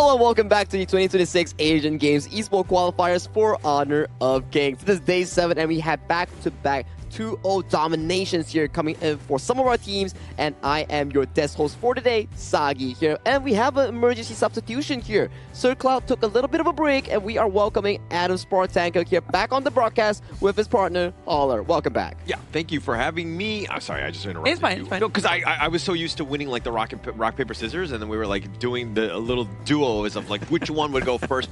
But I'm very happy to have you on board, Adam, here. Yeah, I'm very happy to be here as well, again with you, Holler, and we will be seeing a lot more matches today. We're going to go into match 3 afterwards. I saw that you guys were actually having so much fun with all the Penta Strike that was happening just now. Oh my, Ant was just magnificent on that pick itself. He just got like the second Pentastrike off the tournament, and to add flavor towards it, he got a Pentastrike on top of the person who got the first Pentastrike, which was Dastan in this tournament. Yeah, so it's like on top of one another as we Yeah. keep going. And I mean, we're going to have to see if Kyrgyzstan, like maybe, when Myanmar play, whoever they play next, maybe somebody gets the Pentastrike on them. And so we have this ongoing thing that just never ends with Pentastrikes. Now everyone's going to try to chase who's going to get the most Penta Strike at the end of the Asian Games qualifiers for sure. I think having Pentastrike is actually really, really difficult. But you know what you can be getting for free and easy? You can get a 1688 token, no minimum spend voucher here. As you can see, this is the new Kaiser skin that we have in the shop. That's going to be coming on June 27 here. So you just make sure you participate in the Dig It event, and you need to trade the Dig It event commemorative coins to get this voucher for the redemption later on. Wow, 1,688 token is a lot. You can do a lot with that. I would love to try and get that myself. But for sure, we're going to be seeing a lot of fun stuff as well in our match after this. I heard that the game between Vietnam and Laos is going to be a very, very good one. I mean, it's gearing up to be that way, right? I think that even right now, when you're talking about the top of the group, who's going to go in, we kind of don't 100% know. And so this is why when you're talking about like drama in like day 7, these are the type of matchups you're looking for. Exactly, right? When we're talking about like Vietnam and Laos, right? I think we were alluding it slightly just now before the break itself, where Laos, yes, they are currently 2-0 in the groups. They have 2 more games, and one of the opponents might be between India and Saudi Arabia, which on paper, Laos looks really, really good in getting one of those wins. And if Laos were to win against Vietnam here, they are hard guaranteed for that first or second place spot going into the playoffs later on, which is the main event. Now, the problem is coming in for Vietnam. If they lose this, they are guaranteed going for that last stage. Yeah, this is what we want to make sure that they don't want to get that right. They want to win this one, especially after their surprising loss yesterday, because we weren't expecting for that to happen to them. But you actually caught me off guard there when you said that we are actually on day 7, and I in fact just realized we are actually on day 7, which means that we only have 1, 2, 3 days left, which is very quite surprising, right? Time flies so fast. Yeah, I have not seen the sun. I don't know what day it is. I don't know what's going on, but I'm here and I know that it is day 7 as the Asia Games qualifier, and that's all that matters because this matchup for me is probably the best one of the day. True. I mean, people have been saying that, because I'm on or whatever, it's going to be a Tempest Dragon. I just think that regardless of who's on, with these 2 teams, you're probably going to see at least one Tempest Dragon. I mean, for me specifically, I would want a good BO3 running down because so far we have only had a full-on BO3 with 3 games between Pakistan, Uzbekistan, and coming in for this specific series here with Vietnam and Laos, I do think it's going to be pretty neck and neck between these 2 regions. Yeah, and I think that even moving forward, this is the moment when you're kind of thinking about like, oh, okay, which of the teams are going to step up? Having Laos and Vietnam, both of these squads where, again, we were kind of eyeing them as part of Group C. Now it's the time to shine, right? You have to show up in this game. Yeah, very important games for both Vietnam and Laos, and it's going to be a huge game changer if Laos also win this one, because Vietnam is definitely not the team or region that I was expecting to actually go to last chance qualifier. I was expecting them to be one of the top ones because of the prior experience under their belt, but it seems like we are starting to get proven wrong from time to time. And Team Laos is one of the teams that has the longest game duration in some of their games, but that's all the talk we have for now coming in for Vietnam and also Laos here. Why not we invite them to the stage with this teaser video to unfold this epic match between these 2 regions.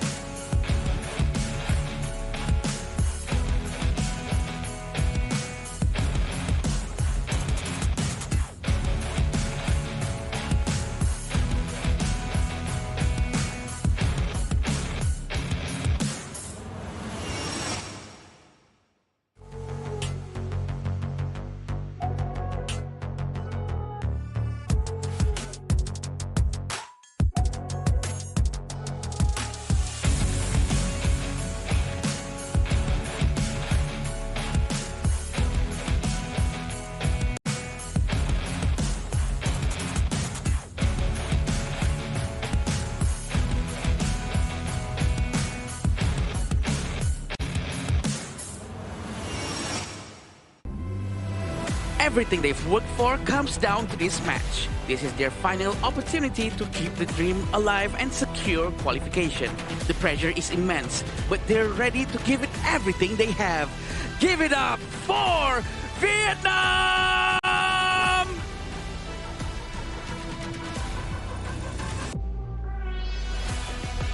Match after match, they continue to deliver.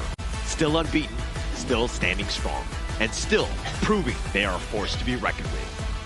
With momentum on their side, they're looking to take another step to qualification. Please welcome Laos! These two teams are such squads. They have so much experience coming in towards Honor of Kings and the MOBA scene in general here. And the stakes are on the hand right now. For Laos, it's about one step closer in locking that spot into top 2. For Vietnam, it's reclaiming that loss from yesterday and turning it into an experience for today. It's going to take immense amount of effort to reclaim for sure. For this lineup, Huy Duc, Bao Huang, Linh Van, Huy Tan, and Nam Phuong is going to be a very hard match for them as well. We know that they might have been a little bit demoralized from yesterday's games, but can they manage to reset their mentality as soon as they can? Because today's game is very important. Like Sagi said, if they lose today's game, they're going to go down towards position 3 and going to go through the last chance qualifier. Expectations were definitely there for this squad. I think that, you know, when you were like, who's going to come out on top? Vietnam were definitely at the top of the list. They had a little bit of a disappointing series yesterday, but I do expect them to bounce back. And you know that they were eyeing Laos as well. So if anything, they're going to be ready and prepared going against this Laos squad, which is going to be Kampeng, Vilacon, Sudasai, Volcom, and of course, Salav. And Salav definitely reminds me of a lot of things, right? Like how he's like outgoing in terms of that energy, those little dances that he does pre and post game. And for this specific team, I would have to say they have one of the longest game durations coming in for this entire tournament. Yeah. I think under their belt, their longest game was 26 minutes and 19 seconds. This is when stamina comes into play, right? So also with the mental stamina that they really have to train to try to maintain their composure inside the game. Laos would probably be considered as one of the team that actually has the most experience in that one. Now, this is going to be interesting. If Laos loses to Vietnam, then there's going to be this circular chain. Kazakhstan beats Vietnam, Vietnam beats Laos, and Laos beats against Kazakhstan. So that's going to be a very interesting circular motion if this exactly happens here. But do walk me through the head-to-head between these two teams. Yeah, the only thing that really sticks out to me is, of course, the 6-7 first strike rate, huh? Yeah. Every single time. Oh my gosh, we've been blessed by the 6-7 gods as we see it yet again in the first strike rate. Guys, why are you just telling me to go? Wait, can I stay over there? No, I don't want to stay here. Don't kick me out. Well, that's a very high first strike rate for sure coming in from Laos, and we do have this total game wins which is coming in from Laos. They have been winning all of their games. Yeah, all of it. All of it, and it wasn't easy, right? Remember going back to Laos' game over against Kazakhstan. Both games were Tempest Dragons, and both went to the certain extent of almost making it being a comeback coming in from the team Kazakhstan as well. Hence, Group C, to me, has been shaping into one of the most difficult groups coming in for Asian Games qualifiers. You say difficult, I say entertaining. I like the way, when they're more competitive like this is definitely more fun to watch. You're seeing just like, you know, epic games that they had. I mean, Laos came in firing. We saw like that epic series on, I think, day 3. Last match. Yeah, absolutely insane one. And I want to see that continue here going up against Vietnam. It's just so entertaining for us to watch, right? But oh my God, we're going with Howler's number here. Go ahead. Wait, why are they muting my mic? God, give me a chance. 6777.7 average DPM. Lingva, living the dream. Just stop playing because you got to keep that number, my friend. 3 average KDA, which is very high. Going with an average goal per minute, which is 726, almost close to the top tier, which is 800. I think aside from the 6-7 that we are spamming right now, I think if we were to analyze the head-to-head match between these two players, you can definitely see that Ling Vang is given more of the resource in general to become the secondary or primary carry coming in for the team Vietnam. And for Sudasai, he's more towards the side of being the setup and also the main provider, and let's say for the side of their jungle or farming Fulham to get those resources under his belt. Yeah, it seems like Sotisai is much more comfortable playing with more towards a supporting mid lane as well, because he, well, definitely not doing the most damage out of his entire team. Even his average KDA is not the highest, but he's definitely going alongside with the utility mid lanes. But I have one question actually, Holler. Do you actually tell the production to actually change this 6.7 to 7.7 just so that it fits your narrative? Actually, it was actually 6.8, and I was like, guys, we got to round down. Let's go to 6.7. Let's get that one back on the board, just so that I can say 6.7. Like, I don't know how many times I've said it today, but I feel like, yeah, people will eventually mute me out. Yeah, eventually they will, right? But it's okay. It's for the fun of the show right now as we venture in towards the side of Team Vietnam and Laos. Narratively wise, Team Vietnam was the 4th placer coming in for the 2022 Asian Games. So in terms of experience and also gameplay value, they have a lot of history in MOBA games, not only Honor of Kings, but in MOBA games in general. Okay, for Team Laos, they're also led by veterans that have also attended to the same event back in 2022. So for these two teams, it's nothing new towards them. It's just that this game alone has a different stake at hand. Which is probably why there's so much more pressure on top of these two teams, right? For them to actually settle it all out in this match to make sure and to see the standing, to see who is better in this group before they move on into the main event coming up in a couple of months. But do you think that, like, Vietnam or Laos, which of these two teams do you think has more pressure on their shoulders? I think it's Vietnam, Holler. I personally feel it's Vietnam. What do you think, Saki? I think it's Vietnam too, considering the fact that they lost a series yesterday, and then they are definitely looking at a 2-1 standing right now. And they want to recover that win so that they still have a shot of going into the main event without going through the gauntlet, which is the last chance stage. For the side of Laos, however, they are currently 2-0. They are potentially having a easier series compared to the later on stages for the side of Vietnam. So for them, this is something that they need to win as well. But on the side of their qualification, there's less stress in general. They'll definitely be feeling much better, right? When you're 2-0, losing that first time, that one hurts. And being able to bounce back, that takes a lot more work, if you will.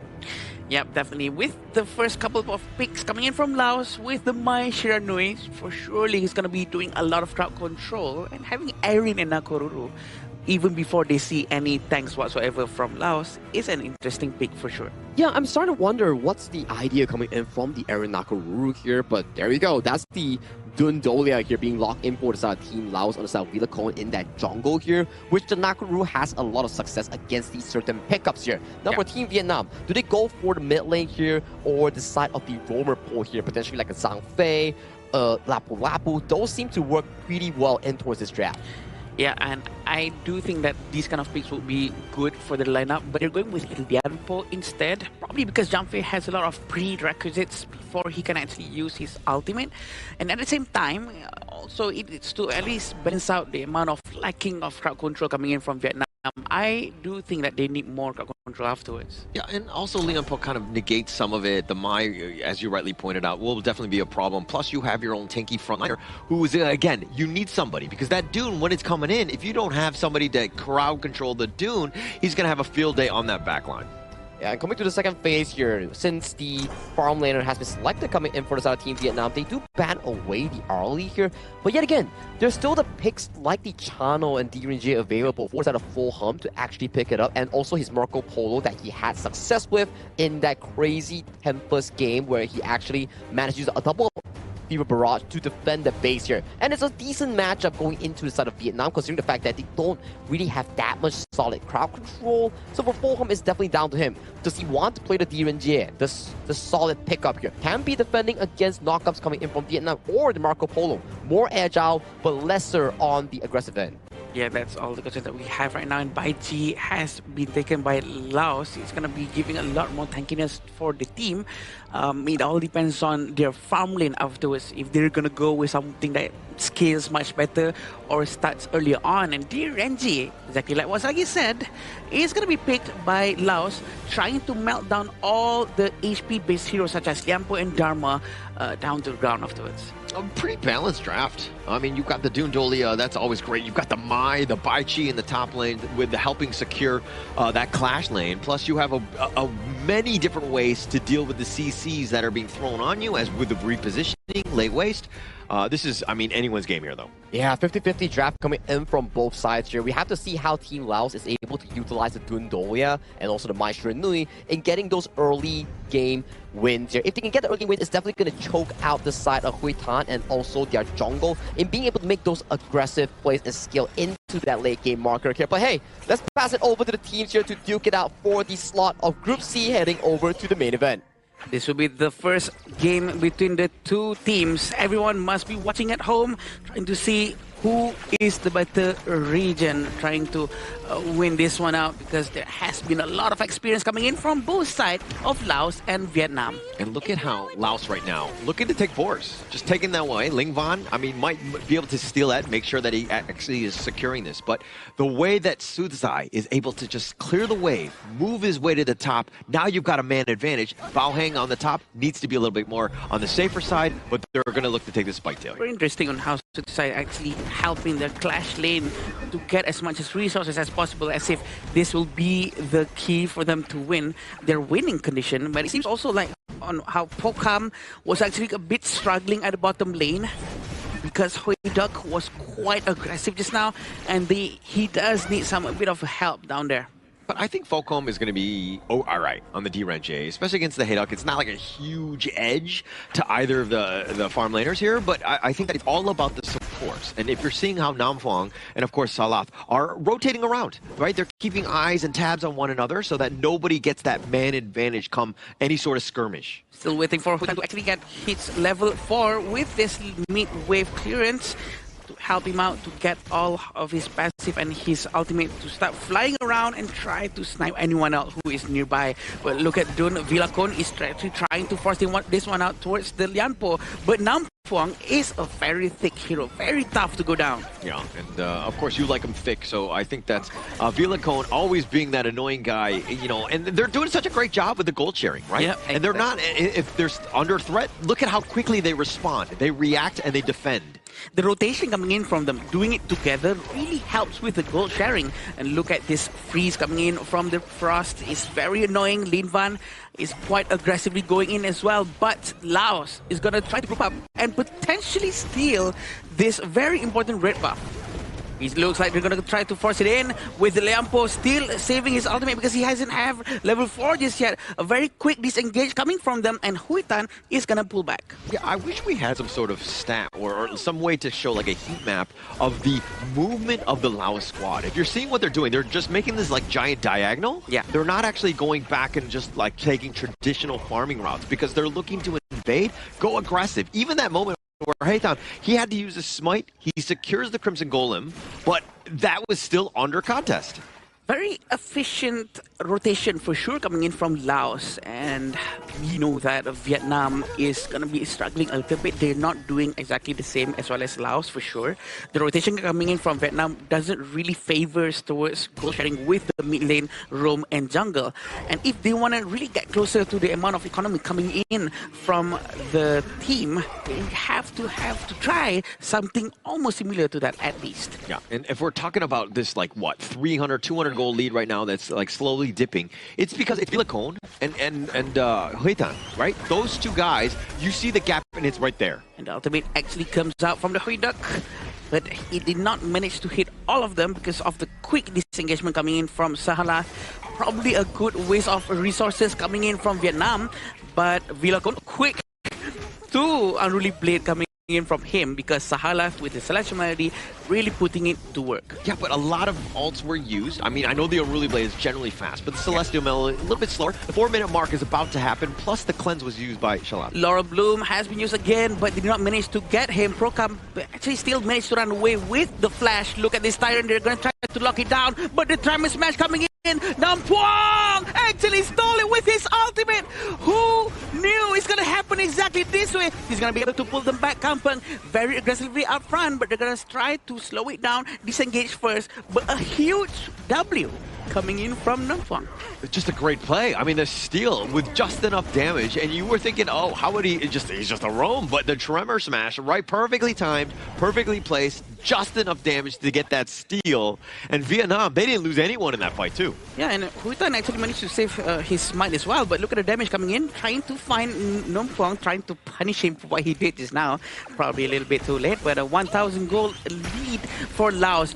They still do rotations very quickly though, although I do believe that they need to focus more down on objective and try to make sure they don't lose their overlords and tyrants to any last hits coming in from the likes of Namfang. Yeah, but Laos right now, about 1K, it would have been way worse if they took that tyrant.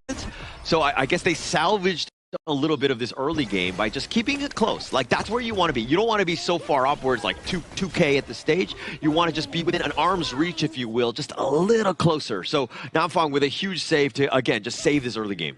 Yeah, with the 2,000 gold lead, 1,000 gold lead coming in from Laos, it's going to be giving them a little bit of an edge. And I do believe Vietnam needs to stick together more, which is what they're trying to do right now. Play much more closer, open up more space for their carries to do a lot of more damage. Lin Van is getting quite close towards the mid lane.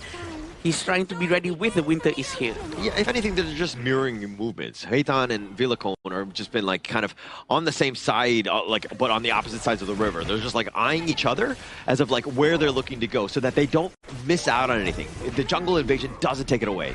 Tremor Smash is forced to be used because he was actually quite low. He needed the extra dashes coming in. Kampang was actually tried to be surrounded by the Dharma and the Nakoruru of Huitan at the bottom lane, which is quite aggressively coming in from Vietnam. They need to focus down to try to defend top, or they need to try to trade at the bottom. But with Kampang being there, defending the tower, it's not going to be easy for Vietnam. So they knew that Namfang had used his Tremor Smash, right? And that's a huge opening. It's like, okay, you don't actually have that ult. Let's just walk it down. They take the top T2, realizing that they will never really be able to fight.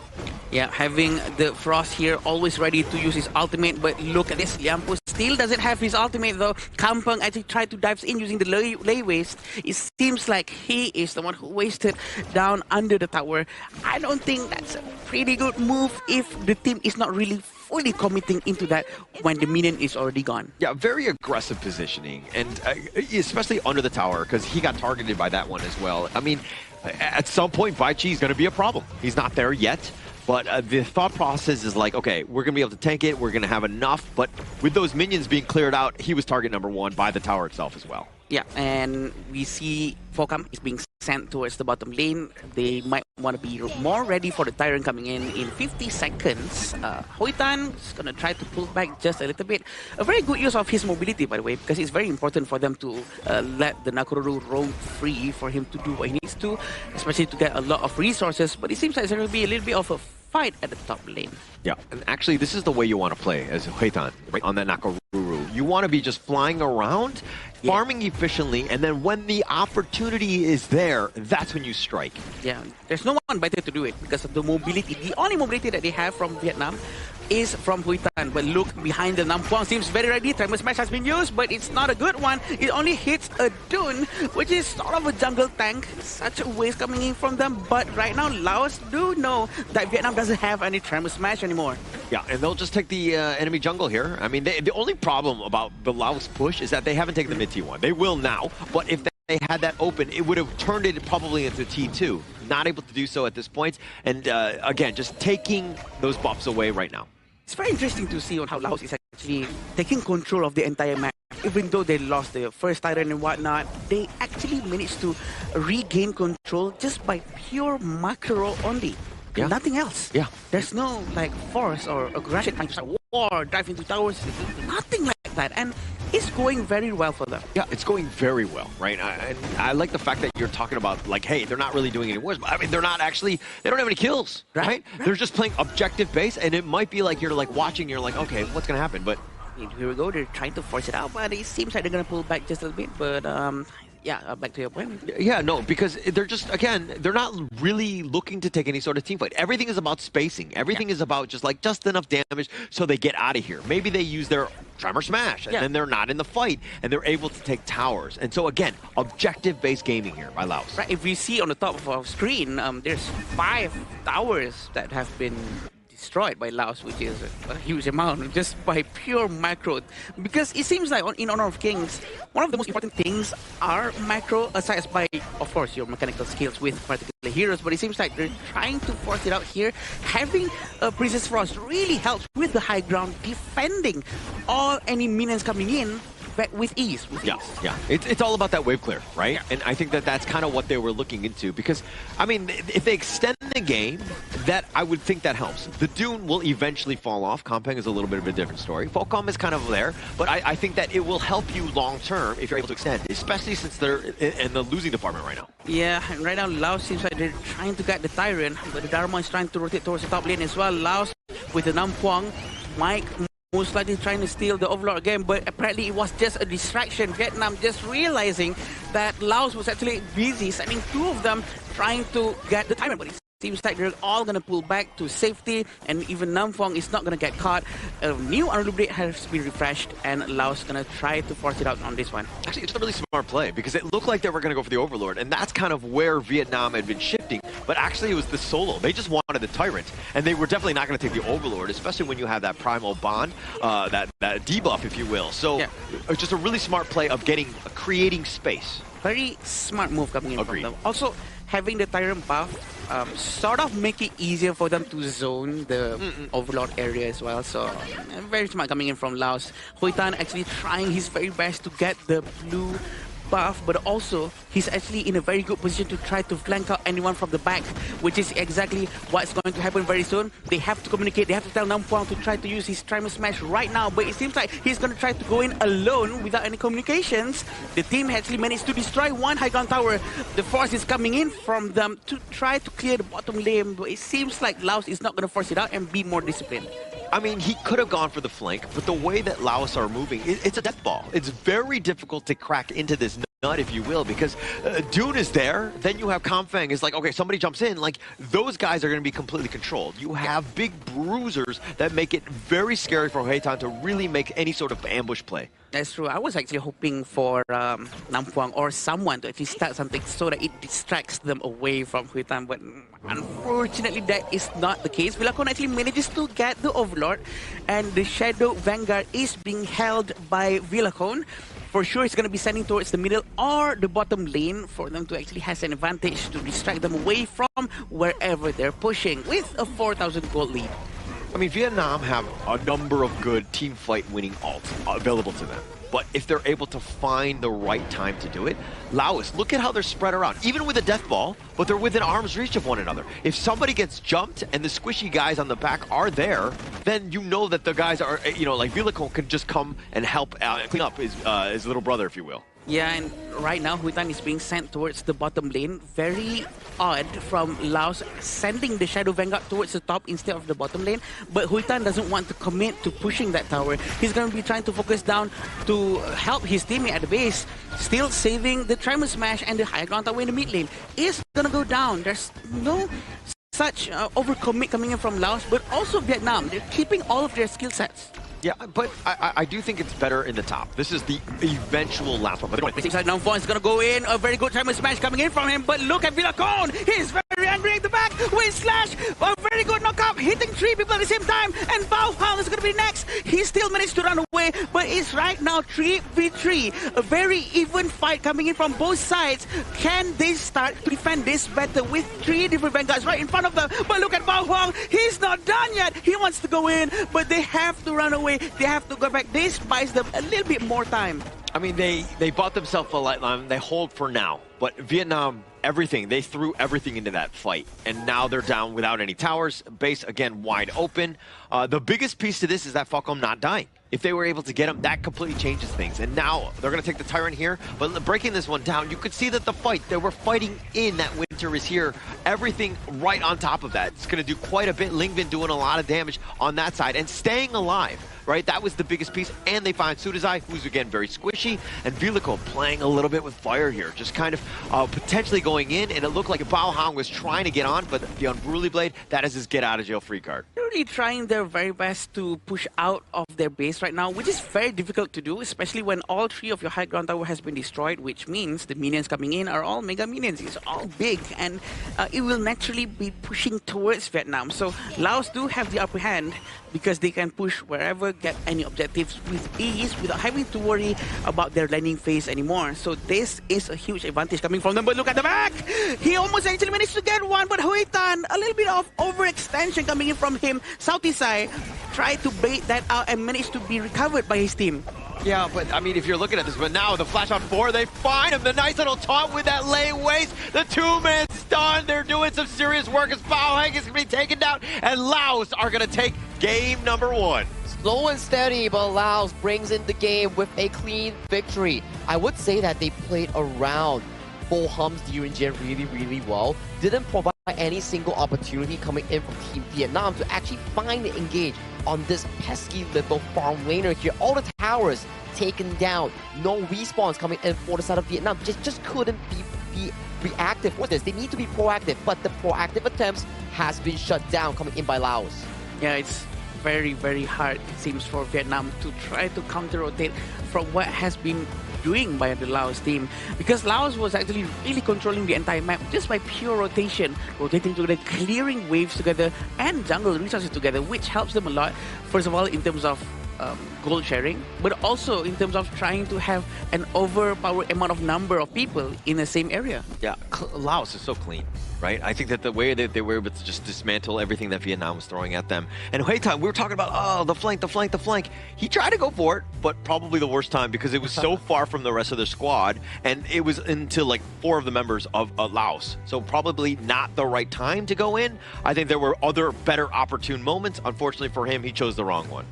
And I feel that although, yes, for the side of Team Laos, they play slow and steady, but Team Vietnam, they were just following the pacing coming in for the side of Team Laos. They didn't take any risk. They were afraid of doing something wrong, which is really different compared to the first 2 series that Team Vietnam actually played. Prior to that Kazakhstan series, I understand that they lost, but it's really different compared to those games. Yeah, we get to wonder why the difference is coming in here. It's most likely because of the pressure, but also because of what Laos have been proving from the previous match, because on how resilient they were in trying to win a very long matches, right? So right now, having this considered as quite a long game as well, right? So I do believe the mental capacity and mental stamina starts coming into play and starts to affect Vietnam as well. And Laos is very much used to a very long game. Yeah, I think you need to start playing to win instead of playing to not lose. Correct. Yeah. Right? And I think that the way that they've been kind of pushed back and forced to play a game where they're like, you could tell they're not comfortable. They don't like this, but you're not playing to the strengths of the Vietnamese squad. Which is a bit worrying, I would say. And you do see a form of a lane swap coming in for the side of Team Vietnam, where you have Bao Huang, original jungle, going into the Clash lane role, Hui Da being the original Clash lane playing the farm lane role, and Hui Tan being the original farm lane playing the jungle role. So there seems to be a bit of a experimentation here coming in from Team Vietnam after their loss yesterday against Team Kazakhstan. But I would say, coming in for Team Laos, they played around the Direnjie composition really well. And quick shout out towards Kampeng 034. But later on in towards the replay, I want you to look towards what he exactly did in those team fights. Yeah, he has been very, very silent, invisible hero because he was not knowingly, he just jumped in right. I do believe that in the Vietnam team as well, they were actually managing to try to defend as long as they can, especially having the one with the winter is here. He does make it a lot more difficult for Laos to actually push in. So many times they tried, but has been cancelled just because of the invite. Yeah, and the net worth spread by Laos was much more even across the cores than the Vietnamese squad. It was all in on this, the Nakaruru, the Hui Tan, and he was never really able to kind of really shine, right? Ling Van is the type, we talked about KDA and all that, about how he's like more utility type of mid. He's actually setting things up. The winner is here, all these good things that you want in terms of control, but he doesn't need the net worth. The other guys do, right? And that's where they needed to have stepped up. Hayduk, especially him, and Heitan, when they're looking to kind of find the right cores to, again, just do enough damage to take over a team fight. Yeah, this is a bit starting to be worrying for me, right? Because I like the fact that you pointed out, it's not to avoid losing, but it's starting to try and win, right? Because from that game just now, Team Vietnam we never really saw any proactive players coming in from Nam Phuong or players like Bao Huang on those two picks in trying to look for the aggressive pickoffs. It was always the side of Team Laos just moving from wave to wave, slowly but surely choking out of the breathing room coming in from Team Vietnam in that game one. I think the micro gameplay coming in from Laos is just so good. It's excellent. There's nothing else we can say about that. And I do believe that they have been practicing it. It's reflected in their movement. It's all a very well cohesion of the teammates. And it almost seems as if they don't need to communicate what they're doing. They're always rotating together. But this is the gold graph. Yeah, and I mean, just complete control, right? There was no real big dips where Vietnam were able to find ways to get back in. I mean, the number of deaths that Laos had, very minimal, right? And they just kind of, again, stuck to objectives. They mowed down all the towers, made things very difficult for them to take any sort of team fight because this death ball lineup, so hard to get into. Yeah, it's such a suffocating loss coming in from the side of Team Vietnam. But let's check out the highlights real quick so I can point you out what exactly happened here. So in the earlier team fights here, we do see their campaign going in with the lane waste, but got caught by the Bridge of Prison. Look at this.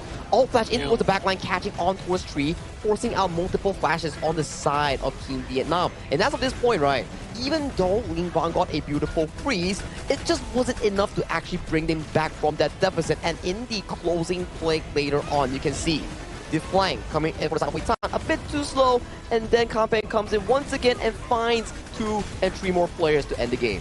Yeah, again and again we can see on Kampeng's ultimate laneways has been hitting a lot even afterwards, even just before the end of the match. A very good fight coming from him. Yeah, Kampeng saying, get over here as he's getting ready. His MVP 034. It looks like you were not the only one, Sagi, to see just his MVP plays, his laneways, his taunts. Everything was so good on this one. Just the control, just locking people down. I think this is the spirit that you need coming in from Team Vietnam to see that Kampeng, he's not afraid of faltering in team fights. He knows for a fact that if he starts a good one, his team will back him up despite the fact that he might be taken down. So I think this is something that Team Vietnam needs coming in for the game 2, or potentially if they do bring it to a game 3.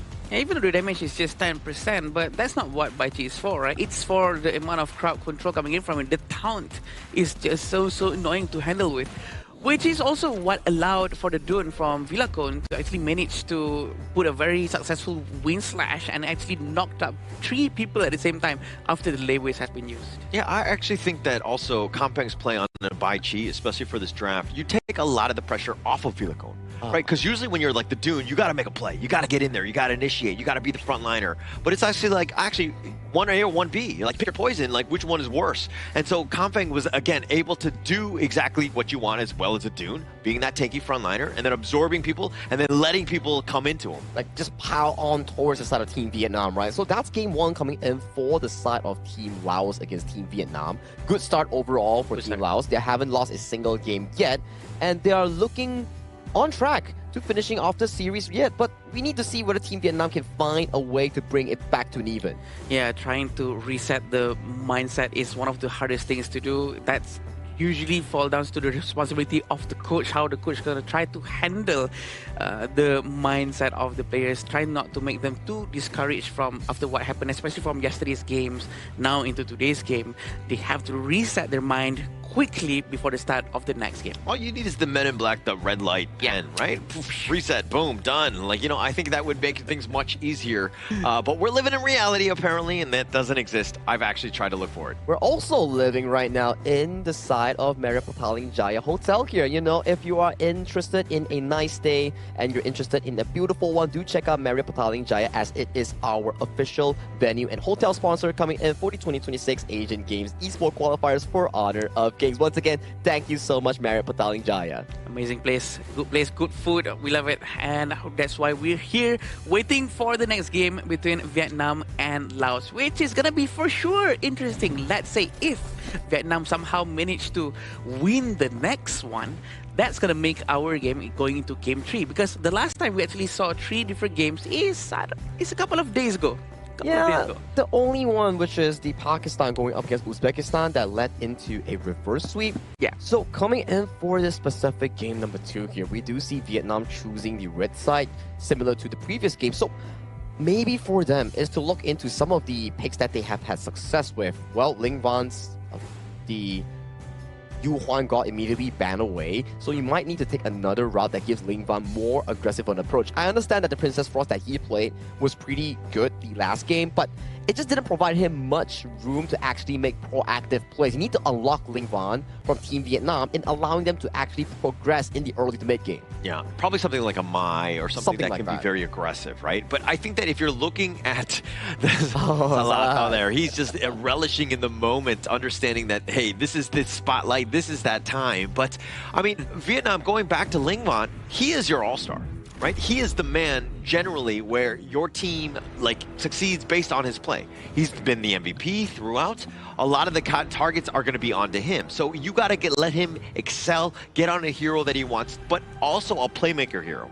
Playmaker hero. Yeah. Well, we'll have to see what exactly the draft unfolds here, right? Because from Team Laos, they do realize one fact that, okay, if Ling Van gets a good game, it's not going to be great for us. So let's ban away the Yu Huan and also the Haino. That could be a potential threat. And for Team Vietnam, they are going back again with the Aaron lock on the 1-2, plus the Charlotte here, a comfort pick going in for the Clash laner here, plus the Nakoruru. I'm not too sure if I'm a fan of this.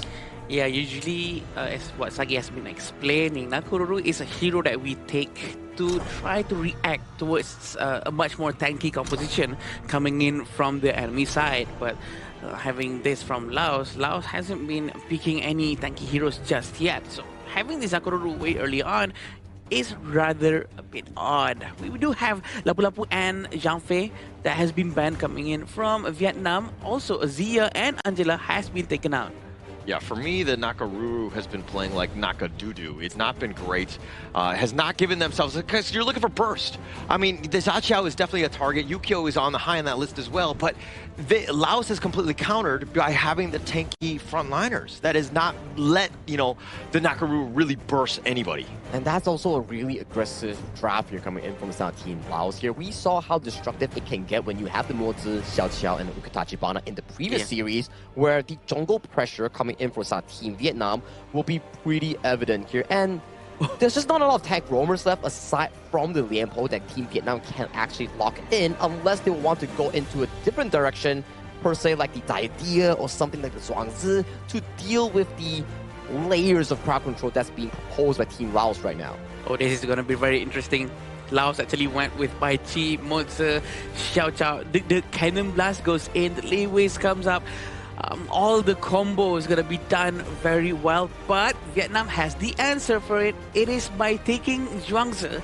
It's going to try to stop all the crowd control as much as they can with the butterfly effect. I think on paper, it really makes sense, right? You can block the crowd control, you can actually cleanse it for its teammates here, but it goes back to the same question here. In game one, Vietnam wasn't really that proactive despite having the Lianpo, despite having the Dharma per se. Now, you have the Zhuangzi, but you don't really have any sort of engage coming in for Team Vietnam to actually make these fights happen. I think it's going to be up to Hathon, right? He's probably the guy who's looking to burst, right? Starting things. Or the Garuda with Ling Van, again, just being, just using those Wings of Judgment to whittle them down as much as possible, to kind of start things out, and then maybe the jump in happens. But as we go into the third series, game number 2, is this going to be enough? Do you think, are you comfortable with this for Vietnam? I am unsure how comfortable I am with this. I'm not really for Vietnam, because the picks coming in from them, the first 4 picks all of them are very soft, and the lack of crowd controls worries me. I'm afraid that they might have a lot of issue trying to lock down any movements coming in from Laos, especially with the Ukyo-Tachibana. We do have Charlotte with the power gradation, with a little bit of a crowd control coming in from Charlotte, but I think that's the only thing that they have. There's no more crowd control whatsoever aside by Charlotte. Yeah, so when you lose, I'm not saying that you need to pick like brand new heroes, all of them, and just like throw that draft aside. But I do think that for me, the Nakaruru, it didn't have the greatest of impact. And like his decision making to go in, especially towards that late game, essentially just sealing the game for Laos, was not the greatest of decisions, right? And so this is a hero where I'm thinking maybe they go a different route with the jungler. Yeah, apparently they still wanted to try it out and try to make it work. Having a Moza as well from Sahala is really gonna be giving a lot of problems to Hitan. We know the Cannon Blast is accurate, it's strong, it's a first start of any chain reaction. Chain CC coming in from Laos. I'm afraid they're gonna have a pretty hard time, but it all depends on the rotation coming in from Laos and Vietnam at the same time. But you saw what they did last in game one, where Laos were looking to invade, right? They were looking to contest. And in this one, it doesn't seem like they're going as deep. Right now, they've been kind of thwarted. Bao Hang actually made a giant rotation to help seal off that entrance so that nobody's getting in. And now Laos, you're forced to play on your side. Even the fact that Focam actually made his rotation towards the mid lane, trying to prepare for any potential early team fights, that shows something that Laos was already over there and already ahead of them, trying to be ready for anything possible. But it seems like a very weird coming in from the Garuda with the Wings of Judgment. I think it's a bit of a waste. I mean, like the ult isn't that long where it's going to really affect you. You kind of saw that maybe they were attempting to go in and invade your jungle. So you just kind of, again, you just want to repel them away more than anything else. Repel them as far as possible. But with the Laura Bloom, it's not going to be able to find enough damage because this is very early on. But having Focam, Huitan is still behind. They were trying to wait for this particular moment. Southeast side almost got trapped by Hutan, very patient coming in from the jungle of Vietnam. Yeah, but Sudazai actually just able to flash away. That was actually kind of close. If he didn't, he probably would have died. Got fast fingers, make sure that he stays alive. But a good gank attempt. These are all things that you put on the board. Now Vietnam a little bit scared as they move around this map. They need that confidence back. They cannot let any previous games to discourage them right now.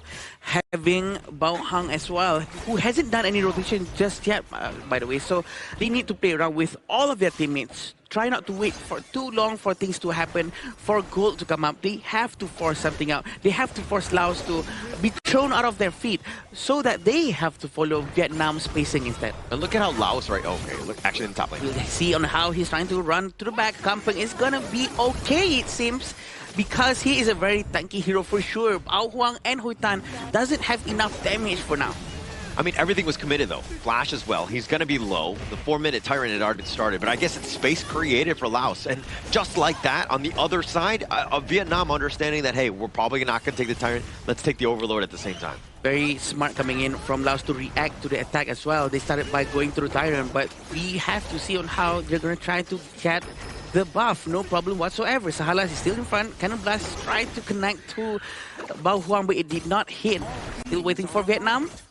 Lingering around the mid lane. I love the way Laos are playing. And they took the Tyrant and they didn't use the Smite then, right? And then they rotated at the top. The Overlord had been taken. They know exactly where he's going to be, where you're going to funnel back into. It was going to be towards that Crimson Golem. They met him there. Vilacone had the Smite ready, was able to take it away. Now they got 2 red buffs. The awareness coming in from Laos is just so good.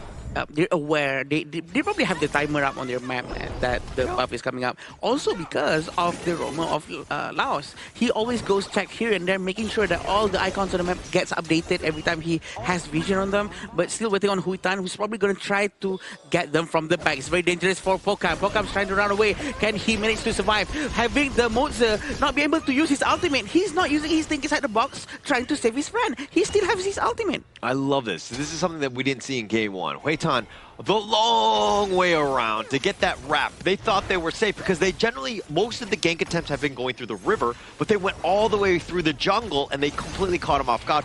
Finding Focam, huge win for Vietnam. This might be why they're trying to take the Nakururu again, but it seems like the Wings of Judgment almost managed to get the damage done, but the flash was a bit to the side. He still managed to survive, and Charlotte will go back as well, but another wave coming in from Vilacone is going to try to force it out. This is a Zhuangzi, not the best target, but just to poke him out, to push him away.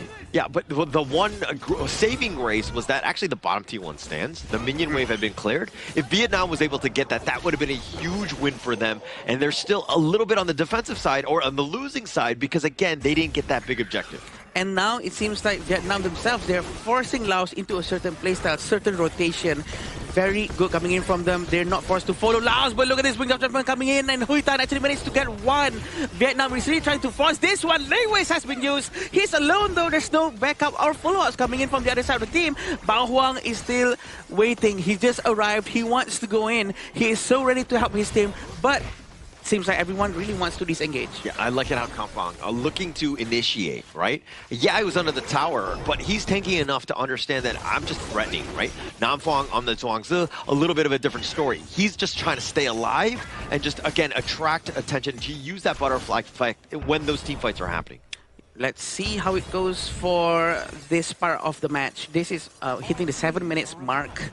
It's gonna be a little bit slower, but a little bit faster as well. It depends on how they're gonna rotate. Wings of Judgment has been used because it has a very low cooldown. There's no Lei has been used as well. It's still being kept. A very good discipline coming in from the Laos players, but they have to be very worried with the flanking maneuver capability coming in from Huy Tan. Yeah, and we were questioning the Garuda pick. Is Ling Van going to be enough? I mean, he's 1.3 ahead of Sutsai, and it looks like bottom lane. He really tries to use the Laurel Bloom, but it's not enough. The regeneration coming in with the recovery. A Lei with a flash did not hit. He misses it out, but it was a good try. It was a very good try. If it hits, the follow-up coming in from Sahalat is gonna be very good. Yeah, now Fong actually using the butterfly effect. Right, they got Sun.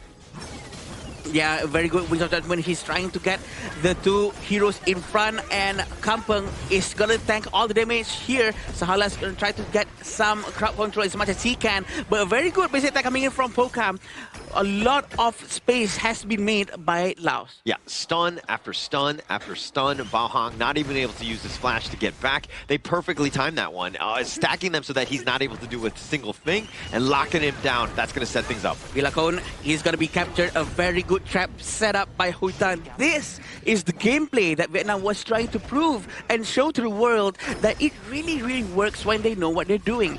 They have to be a little bit more proactive, a little bit more smart in terms of trying to hide in which brush according to what's the position from the Laos players. Yeah, so they know that the aggressive style of Vilacon, he's going to be looking to just be in that enemy jungle and rotate off the map, and he was spotted out. He tried to go over the ledge, and then he walked into the hands of Vietnam. A great trap setup, and now this net worth lead, it's next to nothing. We're even. Yeah, it's pretty much even, having Sahalas trying to stun, but it's a little bit off to the side. Winds of Judgment has been used, trying to find them off away. Still have Kampeng hiding inside a different brush right now, trying to capture anyone off guard, but they're gonna try to pull it off to the back. They have been doing this 4-1 formation, both sides of the team, by the way. 4-1 formation, trying to really handle half side of the map. Yep. And hanging on their, I mean, they've been rotating together, right? It's all about the junglers, Heitan and Vilacon, as of if they're able to get that farm. Vilacon has probably been more of a solo push here, but now in this top lane, a little bit of action. Yeah, they're actually trying to dive in, and having Huy Tan nearby. Also the Xiao Zhao, they are relentless. They really want him to be down, and they make sure he stays down. A very good move coming in from them. Vilacon has been punished very quickly. I think Vilacon might have to start to rotate together with his teammate now, or maybe more communication has to be done for them to actually try to have more vision towards the movement coming in from the Vietnamese players. But Vietnam has just did such a good job of like shutting down the Yukio, right? Vilacon is definitely the win condition. This is how you do it. You jump him, right? And it looks like Laos, they're letting him solo because they're taking advantage of that space and like taking the bottom T2, for instance, and now it's pushing to the T3. Yeah, they haven't cleared that one up yet. It seems like Vilacon is going to ignore the top minion as well. He's trying to rush towards the Tyrant. They really are trying to force this one out, but the Wings of Judgment has been used as well. The Lei goes in. Huy Tan manages to steal it away from Laos. Everyone is low from Laos. They have to go back. The stun hits, and they still managed to be able to get the Tyrant in a very stylish way. Oh, the Zhuangzi has been so good. Kampeng, every single time game one, he had so much control. He's able to taunt, just pull them all in. But with Nam Fong there, he's just like, nah, you're not getting anything. You're just like literally not able to get any sort of CC. It negates all of that, and Vietnam, again, just able to walk away. Wings of Judgment has been used once more. Nam Fong and Huy Dok has to go back with a very low HP and a very aggressive gameplay coming in from Vietnam. Oftentimes has been started because of the Wings of Judgment, really forcing Laos to move a certain way, that really benefits Vietnam. Also, having Sahalas trying to do cannon blast, had been a very proper follow-up coming in from Kampung. It seems like Kampung's layways or bites movements right now is not as good as the previous one. Well, it's not that. I mean, like when you have like a butterfly effect, which it negates your skills, like all of them, right? You're not able to do as much. You're not able to have as much control. And now they're they're trying to chase. Yeah. Not able to do so because again, he's able to negate everything you're throwing at him. That's true. It's very annoying when you have a Juan Zone or enemy side of team, especially when your team is really revolving around a crowd control CC playstyle. But look at this Charlotte. Bao Hang is so aggressive that he gets punished. Wings of Judgment actually hits, and they get to 3 people. Laos is gonna go down.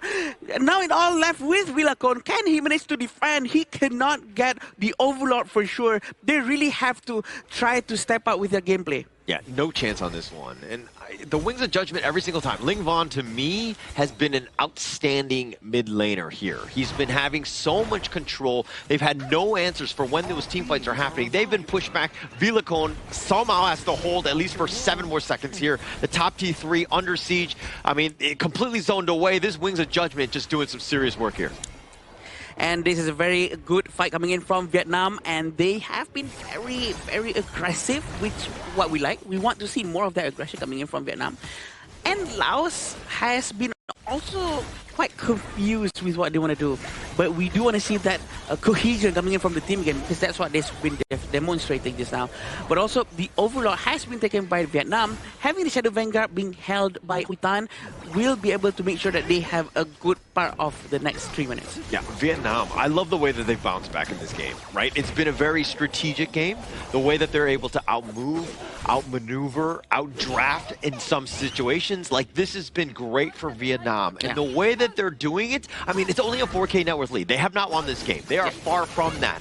But they're in the driver's seat, which we have not seen a team be against Laos here. Here's the good thing about this, right? Because we don't know which one's going to win. Even though there's only 3,000 to 4,000 gold difference, still, the amount of showmanship and sportsmanship coming in from Laos and Vietnam is just so high that they are still trying to be composed with this. Lei Waste is still trying to find his target, but it seems like the Ukyo cannot manage to find a good ultimate. All ultimate has been used quite a bit, leaving Sahalat and Kampung with their last few ultimates. Yeah, I mean, taking down this mid T3, just walking away. You can't go into the team fights. Laos right now, they're grasping. They're reaching for straws, not able to find anything because of the positioning of this Vietnamese squad. Again, look at this. Wings of Judgment really tries to get as much target as possible. Lin Van, always with the responsibility of trying to zone the enemies out. But look at how Vietnam's trying to go in. Can they do this without having Lin Van's Wings of Judgment? Are they going to try to force it out once more? Waiting for a proper cannon blast and a Lei Waste. He still have his flash. He's still trying to force it out. He dives right in from Charlotte, and Bao Huang is still okay. Wings of Judgment is trying to force them to the back with that last dragon. The Shadow Vanguard coming in. Can they try to get Kampung? Kampung's going to go down as well. Hoi Duk gets the target, and Crystal has been destroyed by Vietnam. And we're going to a Game 3, our second one coming in for the 2026 Asian Games Esports Qualifiers here. Vietnam found their mistake in Game 1 and they adapted quickly in Game 2, and right now we are at 1-1 even between these Group C giants. Just a great bounce back game by Vietnam. That's exactly how you want to dismantle Laos, especially that's how you dismantle Yukio. We've been looking for answers. That's exactly it. You just get on top of them, you take it away. And again, just the Vietnamese squad, the way that they do things, they move across the map, Ling Von's play, and Shala probably not dancing as much right now. He's really trying out his best, and we do know that the Vietnamese players actually did differently this time. The way they rotate, the way they aggressively go and hide inside brushes behind the farm lanes of Laos. I think that's what we want to see more from them. This is what probably is lacking from the yesterday's game as well. And the way they dismantle coming in, the aggression of the side of Team Laos with the Zhuangzi is actually a very smart move. Like, we did say, like, yes, there's not a lot of proactive takes coming in for the side of the Vietnamese team, but the way that they baited out Team Laos' aggression is like, Campaign continuously jumped in, wants to find those catches that he got in Game 1, but when he goes overly deep with the Lei Waste, Zhuangzi cleanses it, and then everyone focus fires on the first member that's like at a position here. So the hard engaged style from Team Laos got dismantled coming in for the side of Team Vietnam. Going to Game 3, the draft will be more interesting for both teams because each one of their tried and true drafts has been dismantled each one time by both sides. Yeah, and I think it's the chess match, not only from the draft, also in terms of execution. The way that they were able to go, they're like, okay, Kampang, he was the MVP, right? Yeah. On the Bai Chi, he had a tremendous amount of value in that game, almost controlling it, and that was why he's MVP. But now the Zhuangzi negates everything, right? Yeah. And now you got to go back to the drawing board. Now we got a Game 3.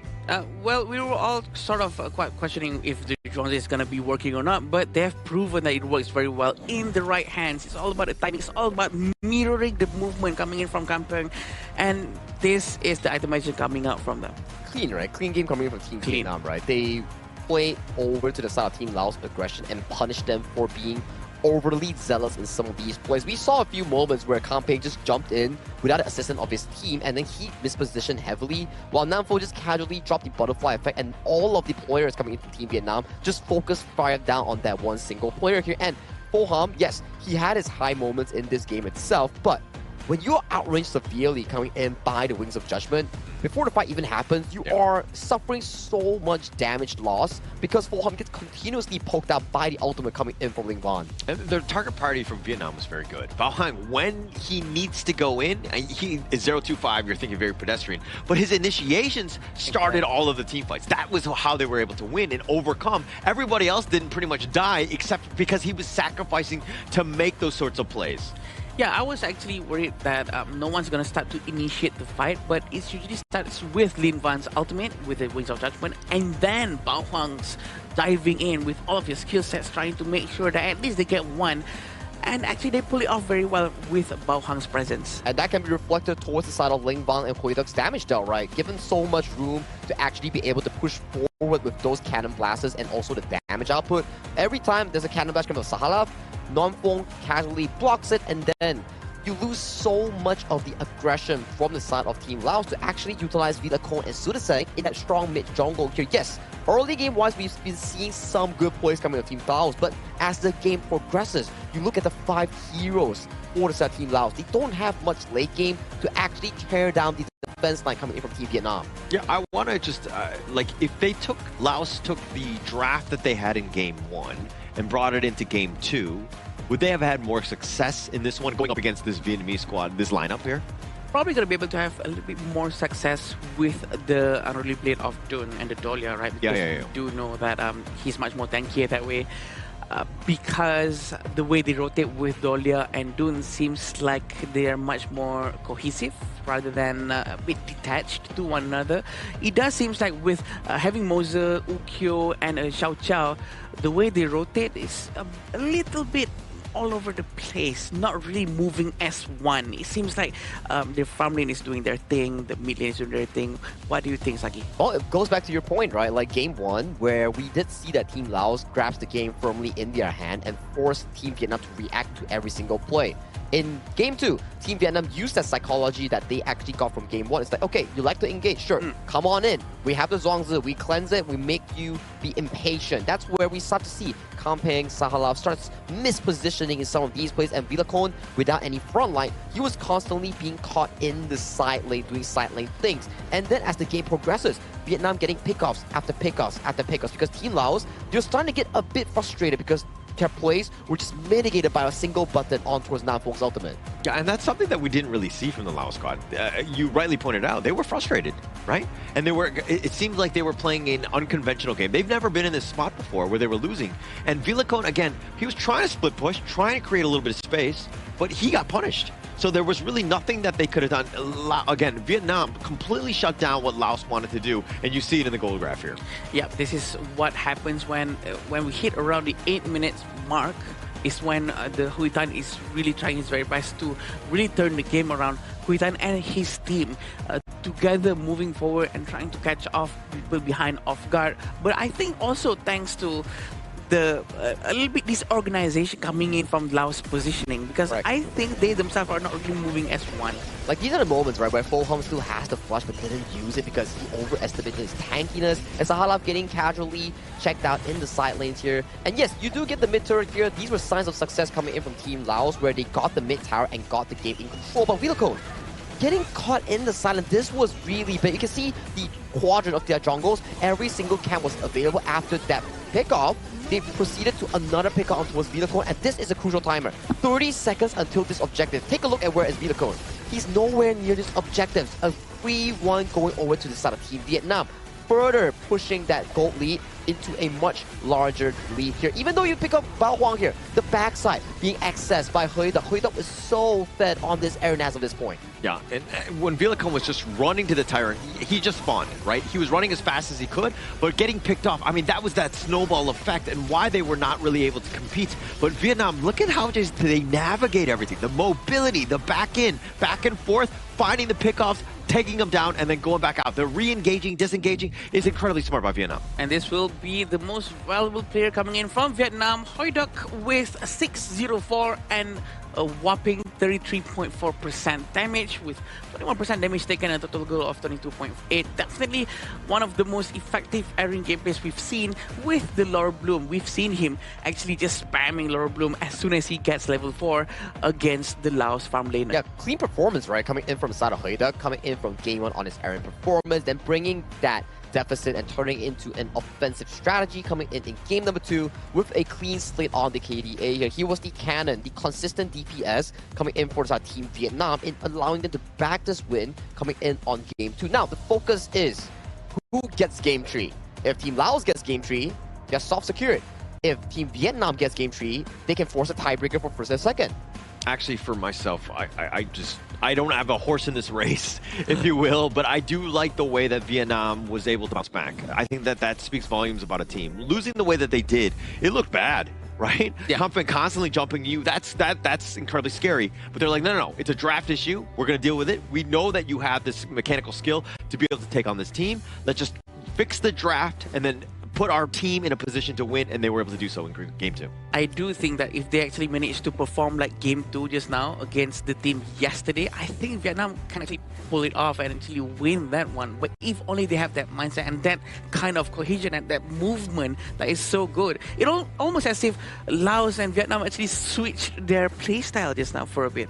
I would say so, like lesser proactiveness, but yeah. I would say that from Team Vietnam's side, they were more planned. They planned more on towards the gameplay itself, protecting the side of Huiduk and allowing him to consistently do the DPS. And you can see for the side of Team Laos, there's more mistakes this game compared to the previous game. Maybe they are like saying that, okay, that was a pretty clean game 1. We can repeat the same thing, but they actually let their guard down in that case. And that's the problem, right? When you're talking about teams that have not lost, they're not as hungry. They're going to be lackadaisical at moments. They're going to just do not the most efficient of rotations, all of that. It affects them, right? Complacent. And now when you've lost that second game, now things are shaken up, right? What is the mental resolve? How do you now bounce back? Yeah, that's the thing about being probably a little bit too comfortable with not having any loss for now, but we do know that Laos does have it because we've seen it in game 1. The way they rotate in game 1 was excellent and we wanted to see more of that. But having Vietnam on the right mindset now, can they try to reset this mindset from Laos as well? Because if they are a little bit discouraged and having Vietnam is, well, relatively on fire right now, can they try to really beat Vietnam later? Only time could tell, right? I think the drafting phase coming in for both coaches in the series of Vietnam and Laos has shown signs of back and forth, like a chess match that Hollow likes to mention, whereby if Vietnam found a way to counter out against Kampang's Bai Chi, I don't think as a side of Team Laos, you need to revisit back the same thing. Yeah. I believe the Direnjie, the Xiao Qiao Mo Zi, those are okay. But revisit back into a different route where it puts comfort to Vilacone. That during performance was magnificent, but coming to game 2, the gameplay coming in from Vilacone was just really different compared to game 1. Yeah, it almost seems as if Vilacone's performance is strongly tied towards Dun Dolia just now. But also at the same time, we still have Okyo again from Laos. They also want to try to prove it to us that, you know what? The Okyo can work and it will work. We will prove it to you no matter what. The Arlie and the Fatih has been picked. A very fast hero pick is coming in from both sides of the team, right? We just got in, they keep on picking 1 and 1 and 1 and 1. So quick.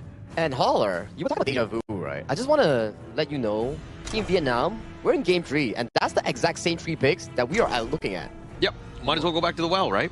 I think that this is one where, like, hey, I don't know if they're just being stubborn. They're like, okay, we're just going to prove that we can get it to work. Because even on the other side, the Nakaruru will be there. You've got the Aaron to kind of go in with Charlotte. So we're seeing, you know, the same picks going into this. But I think they're like, hey, it's not a draft issue. It's about execution.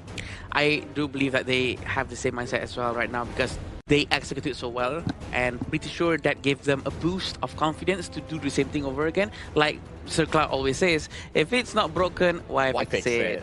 Exactly. Here, Team Vietnam, they do fix slightly on towards the mid lane picks here. You can see Xiao Qiao, Hano, and also Yuan all removed from the available pool here. Vietnam also, they're like, okay, that's a lot of roams removed from the pool. Let's just ban away Zhang Fei and also Lapu Lapu. And then there's Lian Po as well. All these roamers engages are all gone and dusted here. And I'm liking the stuff here that I'm seeing on my screen. We have a Zia and Diadia. Let's say on the aggressive side here. But remember what I said about unlocking Ling Vang, allowing him to have control of the game. Angela, Liang. And there's not a lot of frontliners here coming in for the Team Laos that's available in breaking the Liang ultimate here. Maybe this is the trump card that Vietnam is looking for in breaking this game for reverse reach.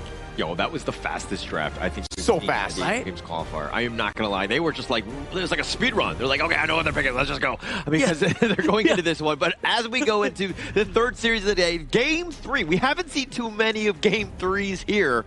But is this enough? Who are you giving the edge to, Sagi?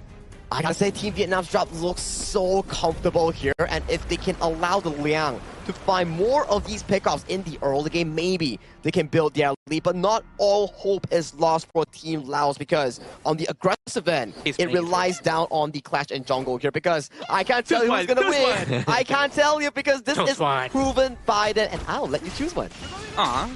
That's not fair. We're going to be seeing the battle between Laos and Vietnam is 1-1. We want to see who's going to get the last game, because this is very important for them to prove to the world who will be better in this group. So having all of these hero picks coming in from both sides of Laos and Vietnam, both of them do not have any tanks whatsoever. They have to depend on comfort with the Fatih, and they also have to depend on the Charlotte coming in from Bao Huang. So I don't think that they both are going to go with a full tank build for sure. I think they still will go with like a semi-tank build. And this is going to be a very interesting one. An explosive match. Yeah. There's no tank, there's no front line. Yep. The best word you use for that, explaining this, is the explosive part, right? When the teamfights are happening, you get caught out one time, right? And Nam Phuong is able to lock it down with that control. This is going to be a problem, if you're, especially with the Angela from Ling Van. This is a nice little 1-2 combination. I mean, it's not like winning, obviously, but having that control barrier and then the Chaos Cinder from Ling Van with that Blazing Brilliance, you're basically just burn everybody down. Yeah, the power word coming in from Nam Phuong, it's gonna be devastating, not because of the power word itself, it's because of what's coming next. And having Ling Van behind him is gonna be helping a lot. Blazing Brilliance has been used so early on, but where's the backup from his team? There's no backup whatsoever, and he lives to see the day. We still have Hoi Tan quite nearby, but look at Villacon. He's not going back. He's very brave, and they're still going to try to get the Hoi Tan. And the farm lane actually jumps in and tries to help the team. All right, it was looking like a Marvel movie with everybody fighting and nobody dying. Exactly. But in the end, the rotation from Falcom all the way from the south side, making his way an appearance there, had the mobility to ensure that they got that pick off. Falcom was like, I have to do this myself, really, guys. He actually went in and tried to do things, and he actually managed to do so. Because he hasn't used his common skill just yet. And eventually, with the Frenzy, he managed to get a very high amount of damage. That's the thing about Arlie, right? The damage coming in from her is so much, especially when you have the Frenzy from beginning. It really gives you a lot of edge in the first 3 minutes. Yep. And actually, first strike on, of course, Heitan. That's best case scenario, right? You're slowing him down. You want that edge. Villacon, he kind of fell off because he got caught out. He started to fall behind. And Vietnam made him pay for making any sort of rotation. So taking down Heitan, he is definitely the #1 target for you. Spark Force Dagger has been bought by Falcom. This is very good. He hasn't bought any shoes as well. This shows on how confident he is to survive without any shoes, because he has his Parasola, the umbrella that's going to be bringing him around the entire map. we also have this goal lead a little bit by Laos, and we want to see the same kind of rotation coming in from Laos to rotate from bottom to mid to top to mid to bottom, all the way into trying to invade the jungle of Vietnam like the game 1. But we haven't been seeing that anymore after the game 1 ends. Hasn't happened. Oh, the flash forward. He gets the control with that blazing brilliance. And Vilaco was just trying to parade around in the river to make a rotation. He pays with his life. And he's waiting in beside this brush right now. He's not going to try to commit. Still trying to play it safe. A very quick move coming in from Vietnam, catching with blazing brilliance. We know that this is going to happen a lot of times, right, with Lin Van for sure, but the power is still dead. Lord Bloom is being used. They're trying to run away. Blazing Blaze has to be used once more, but a very quick smite coming in from Huy Tan manages to secure the Tyrant quickly away from Laos. Actually pretty scary. Shalat almost going over the wall, almost doing enough damage to take down Haydock, but he gets on back to safety. But Vietnam, they're playing with fire. It's on the edge, and we're talking about, hey, both of these guys don't really have tanky frontliners. The flash away, Lingman. He made a mistake. Oh no, that's the first one he emotes because he knows what shame it was. What was that? I was shocked. I lost for words. I'm lost for words. Okay, maybe he wanted to cancel it out, but it just slipped. But that's a bit of a mistake coming in from them. 2 for 2. 2 of 4. They were actually hiding inside the same areas of brushes, and they did not manage to get any kills from that. I mean, the idea was there. As soon as I was making a rotation, he was going to flash on top with the Chaos Cinder. Then you had Namfang for that other control after that one. But seeing as that he flashed the wrong way, it's a bit of a Roadrunner Coyote moment where he just kind of face plants into the wall there. If it actually worked this out, he would have got 2 free kills most likely. True. So you know what? Let's not rub it into his face. No, I want to rub it in his face. No, Link has had a great... No, I'm kidding. Okay, we still have Southeast Side in the mid lane. Huy Tan is going to try to pressure the lane as well, but it seems like Kampan is going to have a little bit of a hard time having these 3 people rotating together, waiting for that power word with the flash to go in for the follow-up of the Blazing Brilliance. But it seems like Laos or Vietnam tries to focus down onto the Overlord because, you know what, we don't have the Tyrant, we might as well just get the Overlord. So one thing that Vietnam could probably be doing better is probably being more aggressive in Namfang. Yeah. You got one good grab on the Vilicombe, but you didn't get anything else. Oh no, that's another one. But look at this, Kampung actually lost his side up at the top lane, but we still have Nampeng trying to run away to the back. The damage coming in from Laos. Almost managed to get the Roma coming in from Vietnam, but a very quick fight coming in also from Vietnam, trying to take down Kampung, and Kampung pays with his life, and they actually managed to get the tier 2 tower. Yeah, taking that one down. That was space created. There was a little bit of action in the mid lane where Namfang just barely stayed alive. He didn't use his control. I think some other Liang players might have just like stood their ground and just locked him down, but he's like, no, I gotta stay alive. Yeah. He flashes back onto the tower, stays alive, and that was another little bit of space in the top lane where Kampang goes down. Bao Fang is trying to rotate from the bottom to the mid lane. Still want to see a lot more rotations coming in from both sides of the team. Since like Kampung was really locked in with trying to stay on the top lane for too much, he hasn't been able to really join the team fight, the main team fight, much more than he should be. I think he has to try to be ready with his teammate much more. Power word has been used. This is a very good one. They get Sahalas very quickly, but so does Villacone.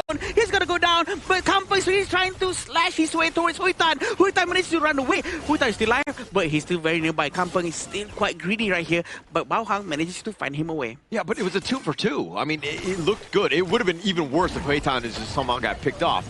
He was very low, and that was kind of close, but it was a nice little burst attempt. But Shalath, he's the guy, right? If you don't lock him down like they did with that control, he's got the bitter farewell. He'll stop that. And as we check out this replay here, the control instantly used. You see that Huy Tan tries to jump in, but the fight on the top side is the problem. They find Villacone, which is a great win, but they lose their farm laner. A very good fight coming in from both sides of the team. The goal difference is barely 1,000. It's just so small, proving to us on how close the fight is between these two teams. And Huy Tan is trying to fly in. Power word blazing brilliance and smash to the ground. Coming in from Huy Tan, a very good start, but Kampung is gonna force it out. Secretary Blessing trying to slash his way through everyone. 2 of them goes down, and Vietnam's gonna lose their turn after very, very soon. But they managed to turn this one around towards Laos. A very quick reaction coming in from Bao Huang. 3-for-2 trade in favor of Vietnam, though. I mean, it looked incredibly good, but then Comfang coming from the flank, they got caught out guard, and Vietnam had to fight for their lives just to get out of there. But they turned this one into a bit of an advantage for them. They've taken the mid T1, and as we check out this replay, they go in, right? Like, Comfang trying to make that play, but there's just this choke point. It's so difficult to traverse through, and Vietnam somehow with this nice two-man stun, I mean, yeah, they lose Hoi Tan, but they got the advantage. Kampai actually managed to try to do his very best for sure jumping in, but he was deep and alone just now. He needed the help much earlier on, but a very quick reaction force coming in from them, a very quick smite coming in too. But look at this power word, the Laura Bloom is trying to find the damage, but look at Angela's trying to find his way running to the back, but the damage coming in from Laos was too big. A very first move coming in from the Sahalas goes down, still waiting for Villacon, but he's gonna try to run away, but the Arlie, Pokam,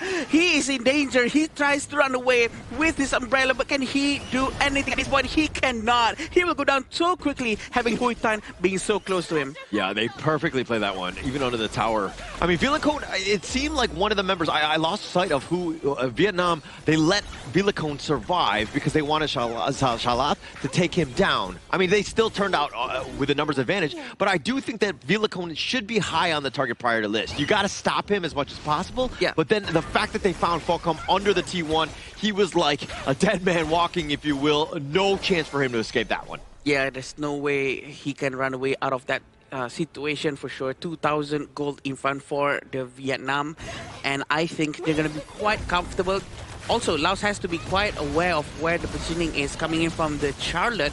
He's going to be quite a bit of a problem afterwards. Yeah, easily take into the Shadow Tyrant. Laos all again just caught watching, not able to go in. The tables have turned. Vietnam are definitely in the advantage here. Yeah, that's true. Now Focam has already done his Daybreaker. This is going to be very interesting. Blazing Brilliance also has been used to try to secure the blue buff as soon as possible. Seems like Laos trying to get some sort of an advantage here, trying to get the overlord, but Bao Huang is actually quite nearby. He has vision, but look at this, Howl has been used, trying to use power word. Everyone runs away. He cannot use the power word at all, but finally someone jumps right in. They said, why not? Well, the food is right in front of us. But look at this, Focam, a very good early gameplay, and trying to get the damage done with two people going down from each side of the team. Yeah, they were trying to speed on through, but it looks like the wall, there was just too many walls to hurdle over. They weren't able to get the last one. Yeah. I think Vietnam are very fortunate to come out at least even, but losing Hoi Tan, probably overall losing that trade. Right now, it all depends on the ultimate or the Howl coming in from the Liang, because the Howl is going to be on a very long cooldown for now. But very quick Shadow Overlord coming in from the Vietnamese team. I'm sorry, Laos team for sure, because they actually sort of won that team fight, and they really want to try to get an advantage in terms of pushing the lanes. Yeah, so I think at this point, you're kind of like, Laos have kind of weathered the storm. A little bit of sun here. They're trying to get Bao Huang. Bao Huang is really still right in front of them. Laura Bloom has been used by Hui Duck, trying to find some more damage, but still, the regeneration coming in from Villacon, it's almost as if there's no anti-heal coming in from the side of Vietnam. It seems like Villacon was just so aggressively using his ultimate, trying to recover any health, and he's just standing in front and not receiving any damage whatsoever. Yeah, so continuing my point from earlier, I think that Laos have kind of weathered the storm properly, right? The Nam Phuong gank attempts, now that you have other damage and you're a little bit tankier, it's going to be a little less efficient. And now Nam Phuong can be a little bit of a liability, if you will, because he's very squishy. And Shalath, again, you have answers in terms of control to stop that control. And oh no, I actually saw Nam Phuong. He just used his Howl again without actually capturing anyone. I think that's a bit of a waste right there, but he can use it right now. This is what he was keeping it for. And Hui Duck gets the kill. Yeah, I was saying that it's a liability, but not yet, because he's still just enough, because Villacon, when you're being aggressive and you're going into the heart of the Vietnamese squad, you can't go 4 versus 1, right? That's not a winning situation for you. Yeah, he was actually alone in front. He was actually trying to open the map for his team, I think. But at the same time, who else can do it aside by Villacon or Kampang? Maybe they have to play around Kampang more to try to get more vision into the map and try to rotate with him together. I know the fear that they have as soon as there's a Liang in the Vietnamese team. It's very hard for you to move around knowing that the power word can be used at any time. Yeah, and also Villicum was just walking around. He wasn't like using the brushes from cover to cover. He got spotted out, and that's the easiest play for Namfang, right? Who's able to get the jump. Now they're going. A very good power word here, but the Blazing Brilliance just in time trying to deal more damage. Hoidak is always ready. Laurel Bloom has been used, but he still tried to run away to the back because they actually lost their Namfang, and the Blood Rage has still not been used by Hoidak. He can still go to the next one with no problem whatsoever. So if we're talking about lineups, I mean, which one is better late game? I was when you've got an Arlie, it's hard for me to kind of not give that one an advantage going into this. Another team fight coming in, a very good power gradation, but CC immunity coming in from the Laos side as well. They actually managed to get the Tyrant buff so quickly. And I'm not surprised if we're actually going into Tempest. I mean, we might get there. We're still a ways away, about 6 minutes or so, but it's looking that way. I mean, both of these two teams, Game 3, this is what you want, right? Yeah, Villicum with the ultimate very quickly, but he did not manage to get the blue buff in time. The smite coming in from Huitan is just so painful, and it's enough for him to actually get the Azure Golem whatsoever. 5,000 gold for Vietnam is a huge number. Huge number. And now it's just, what do they do with that advantage? Because right now you're just seeing them just barely across the river. Yeah. That's saying that they're showing a lot of respect. Yes, they're in control, but they're not taking over the map, and this is allowing Laos to get back into this game. This is the magic of Liang, right? Because he can always try to rotate together with his teammate. Going into the mid game towards the late game, he will always try to move from brush to brush. We can see a move we made here, a very quick capture coming in towards Sahalas. Sahalas is just a little bit overextended, but what else can he do? Who else can actually open the map if it's not Sahalas or Kampeng? I still feel it's supposed to be someone who tries to sacrifice their life to open up a team fight, but it seems like there's no one else. Yeah, no one else. I mean, Shalat, he'll be happy with that. You would rather him take that control more than anybody else. True, that's right. So him going down, not the worst, but them losing an objective, now it got a little worse. A very good objective taken by Vietnam. This is the most important thing. After they get one strike down, the most important thing is for them to actually progress into the game. What's next, right? Do they want to try to get a tower? Is that the objective right now? Or do they want to get an Overlord or Tyrant? They went with Overlord without wasting any time. They try to rotate together once more. Very soon, Namfang is going to have the Howl. He has the Howl right now. They will be able to move very quickly and capture anyone by surprise. Yeah, this is about the map control. And now you're seeing Vietnam, it's just like, okay, this Crimson Golem, let's get some numbers on it in terms of just like when the respawn is about to happen, potentially looking at that as some sort of ambush. But you can see that Laos are like, okay, actually, we know, let's play a little bit more timid because the Vanguards are coming. We don't want to stray too far from our base. Oh, the Vision Sprite is actually showing up onto the map for them. They have to clear the Vision in the left side of the jungle, but it seems also like Kampeng is going to try to activate the Vision on the right side as well. I wish the roam actually goes in and check if there's any eye icon inside the map, but they're not doing that just yet. Yeah, they're not going to do it. I mean, again, it's about the Vanguards. It's all hands on deck right now in terms of this defense. But Howl has been used once more, but it's sort of wasted one more time. No power is going to be used, but at least they get a high ground tower. Are they going to try to force it out into the mid lane? The Vanguard is still here, but it's going to be clear with the high ground capability coming in from the Zia of Laos. They still have one Vanguard, small one in the top lane. Shadow Vanguard is still at the bottom. I don't think they're going to force it out this one. Yeah, they're not going to. The Shadow Vanguard will push in this bottom lane, and the top lane had been completely wide open, right? So this is where they go slow and steady. Vietnam can kind of just deal with it from afar. Vanguard has arrived. They tried to get a lot of damage, but he manages to survive. A very quick flash coming in from the Zia, but it seems like Villicum is going to go down as well. He cannot withstand the amount of damage coming in from Vietnam, but look at Kampeng with the secondary blessing. Double strike coming in from Pokam, and Huitan is what's left. Can Laos try to win something over this team fight? Can they try to get an objective? Can they destroy at least one high ground tower? I mean, that was absolutely amazing by Compang. He saved that game. It looked rough for them. I mean, they were down a member, and then all of a sudden, Compang completely catching everybody off guard. They were all lining up properly for him to get those AoE strikes down, and now they're looking to turn things. They might be going high ground. Yeah, Huitan's going to be trying to stop the minion. Very smart from him, going to the back and smite the minion, but there's still one left. They decide not to push the tower holder. Because the respawn timers are so quick. I don't think that it had enough. Plus, it was very slowed down. I mean, there was only one siege catapult, maybe take a couple shots or so. It's not enough time. And now Laos taking the Tyrant here, finding ways to come back, especially when we're talking about net worth. But towers, they speak a whole different story. Gosh, I honestly thought that they have enough time to at least destroy one high ground tower. But it's a very good choice for them to actually pull back, to be disciplined, and to not overextend. Yeah. I think in our ranked games, we would have gone for it. Yeah. We would probably have died. In ranked games, yeah, for but sure. yeah, it was under 10 seconds for the respawn. It would have been very risky. True, extremely risky, especially having Hoitan still available from the back. Managing to do a flank is going to be a big problem for Laos. But look at this reward of coming in from the discipline that they're doing. They're trying to take over control of the map again, but they really need this overlord as soon as they can. They do have Ramubon though. This is going to be a problem because the bottom lane of Laos is being pushed by the big minions. Oh, this seems like a power word has been used one more time with the Zia at the back, trying to help with the huge damage. Villaco is going to go in, but Villaco is going to go down as well. But he's down to Sensuri. He's trying to regenerate his HP. Recovery from the Saber-Tooth Sword. And they actually managed to get all of them.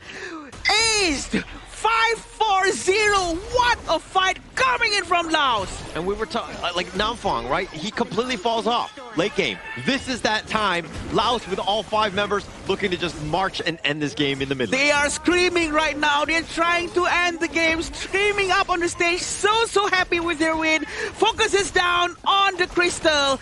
And Laos will be able to take the win. And that's an absolute cinema here. One of our highest takedown games involved between two teams.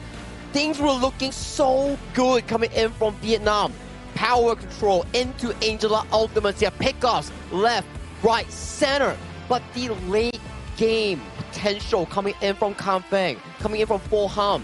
These two side laners, every single clutch play, they found it and they delivered a comeback win. Yeah, Laos, it's one of those, it's like the meme where it's like, I didn't hear no bell. Like, they were continuing to fight. They got punched, they got uppercutted, they got knocked down multiple times, but they got back up, realizing that the late game, if they were able to survive to it, they would win. It's always the Laos with the long game. It's always them turning out all right at the end of any 3 games matches. And they've proven one more time their resilience, their defense was just so good with that discipline. And probably, Howler, if they actually try to force out the mid lane high ground tower too early, they might have regretted it if something goes wrong. Yeah, and you could tell that everything was kind of in the favor of Laos, right? Yeah. Especially when they were when they got the Tyrant and they were wrapping around the Overlord. They were looking to take control. And then that was kind of a situation where you're like, as Vietnam, do we want to be aggressive? We probably should have just held the fort a little bit,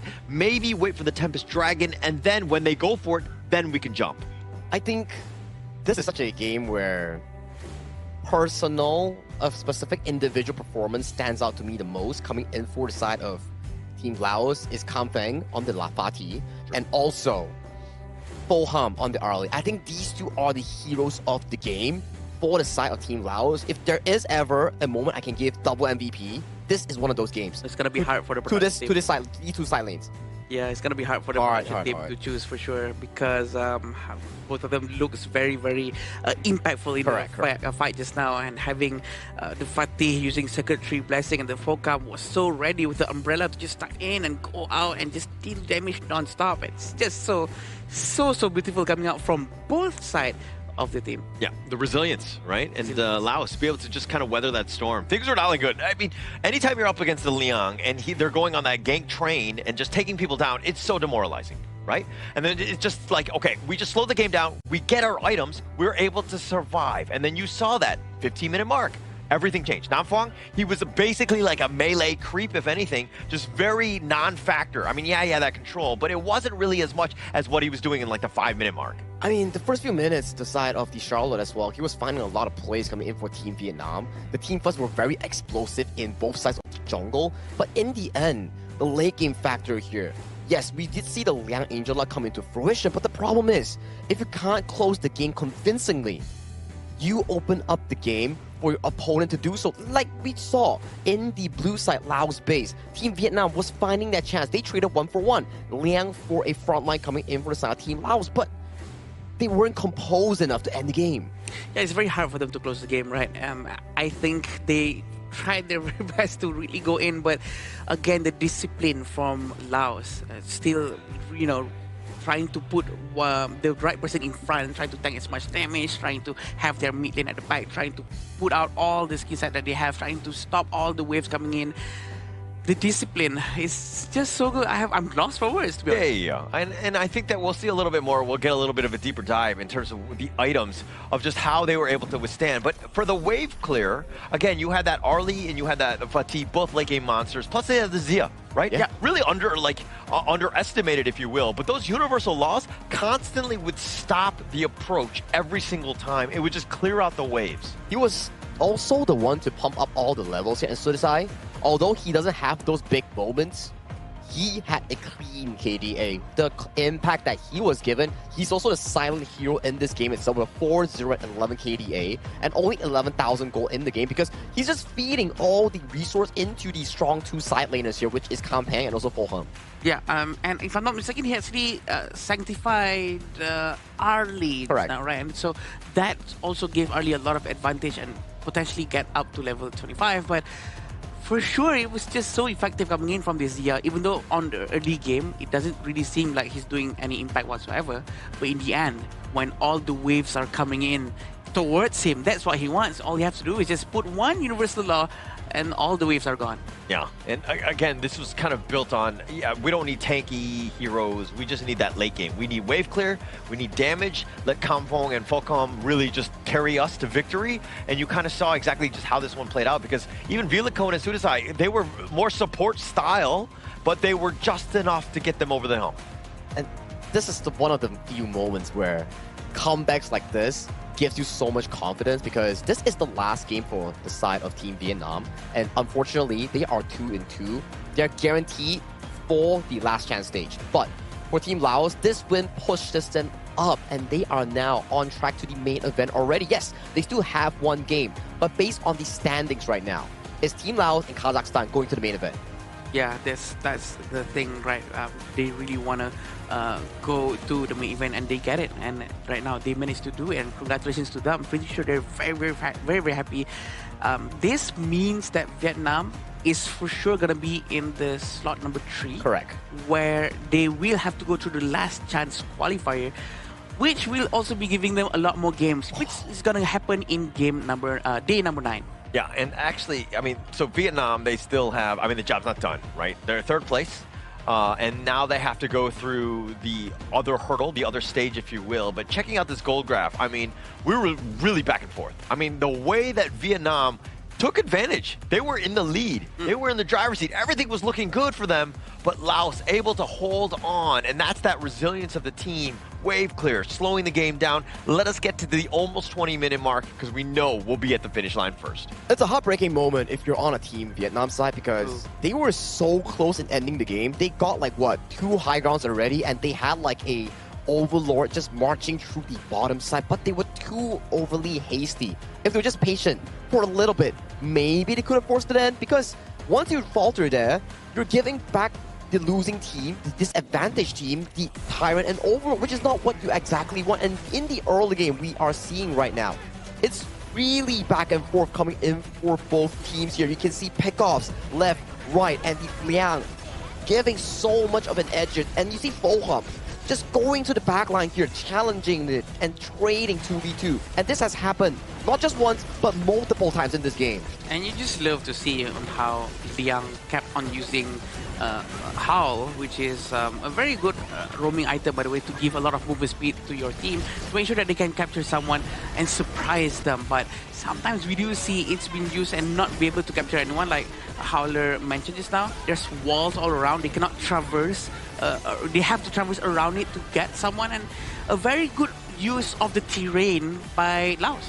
Yeah, that fight was almost like the tipping point, where things were just looking disastrous, but then, they stumbled that one time, and then that kind of opened the door. Laos able to slow it down. This looked rough, right? But that mid T3, as long as you still got that, you're fine. And this turtle round, again, Compang, he was making MVP plays throughout this entire game, set it up, and they survive off of that one. And again, just being able to close it out into this one. Yeah, Compang here just utilizing the Sage Sanctuary, taking in the Liang ultimate here, and then, as of this point, when you lose your front line here, you just have no one to sustain the heavy DPS coming in from Foham's early. He's just pacing himself for that game-winning fight. And we're wondering, who's going to be MVP of this game-winning series here? So it's going to be Foham on that early here. Magnificent performance here. I would say it's a strong individual showcase coming in from this Laos farm lane player. 33.6%, and the Sanctify coming in from Zia is definitely going to be helping him a lot in terms of dealing more damage.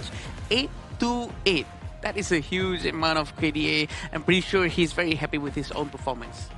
I mean, not to take anything away from Falcom, obviously the KDA, the damage and all that, the stats are great. It's just staying alive, very difficult in a long game like that. But Compang, to me, was my MVP. I mean, you were talking about choosing which of your favorite kids, you know, in the sense of like Compang or Falcom on this one. But it looks like production has gone the Falcom way. I'm going to give credit to Compang because his impact, that survival of when they were able to just barely hang on, that base defense, and then that final push, all of that was based on Compang's play. Exactly right. Compang went for the aggression, the jump in, and Foham came in as the solid cleanup crew in picking up those takedowns here. And these two side laners really put on a great showcasing here in such a pivotal game, because if they lose this, they're potentially forcing a three-way tie between Kazakhstan, Vietnam, and also themselves from Team Laos here. But winning this, they're guaranteed to the main event, and welcome to the main event of the Asian Games, Laos. Yeah, and I was really thinking about what you just said just now about Compang and our MVP just now. I do think that if Arlie does it all by herself, can he do it? I don't think so. No, but if Compang goes and do it by himself, can he do it? I think yes. Yeah. No, I mean, if we just analyze it, again, we're not we're not undermining him. But he could have been on any hero. Yeah. He could have been like doing, as long as he's doing a little bit of damage. But Compang, the way that he was able to group them up, the timing and the way that he was able to initiate, that was the game changer. That was indeed the game changer here. And the Vietnam snowball was so evident here. Yeah, the final play, they took down the Fatih, they took down the Ukutachibana on the side of Team Laos. But then they just went too overboard in allowing the side of Team Laos to find that comeback moment. Yeah, and also what is going to be coming back to us again one more time is going to be Diamond Draw, Dragon's Heart skin pool, and Limited Time Token skin pool, which has been updated. So don't forget to update your game, and this is going to be the Time Token skin pool update, which is going to be very interesting. Everyone wants it. There's a lot of free stuff coming in towards you guys. All right, so as we go into not only update on that one, I think that we've seen 3 amazing series. Finally, it's great to kind of go into that. But first off, I mean, just what a great game there. I mean, a great game also comes with an important interview that Team Laos will be having there on stage with Mara here. And I know, Mara, you're ready? All right, Mara, take it away. Nindinam Sahalat, congratulations to Team Laos. Game number 1, you guys took control of the game. And then game 2, your opponent, Team Vietnam, looked for the right moments to strike back. They studied your pattern. And ultimately, game number 3, you've won. So tell us what happened in between game 2 and 3 to make sure that you guys got this win. What happened back there? What did this team discuss behind the scenes? จากเกมแรกนั้นพวกเขาเล่นได้สบายเพราะว่าค่อนข้างที่จะสนาดับและก็เป็นตามที่วางแผนไว้แต่ว่าตัดมาที่เกมที่2เป็นการที่แบบว่าพวกเขาบ่คาดคิดว่าจะเจอตัว สามารถล้าง CC ได้ก็คือสางฉีมันเป็นเซอร์ไพรส์พิกจากทางเวียดนามแบบเฮ็ดให้เฮาเล่นค่อนข้างที่จะยากเลย For the first game, they won as the character is take over the other team. However, in the second game, they got surprise pick by Vietnam. The Vietnam team they choose Sang-chi, which is against his character, so it's hard for him to fight back in game 2. That's why they lose a bit. And then game 3 they come back. And congratulations with that one. Now, because of this win, your team, Team Laos, is now #1 top spot for Group C. How does it feel to be representing your region so dominantly in this Asian Games qualifiers?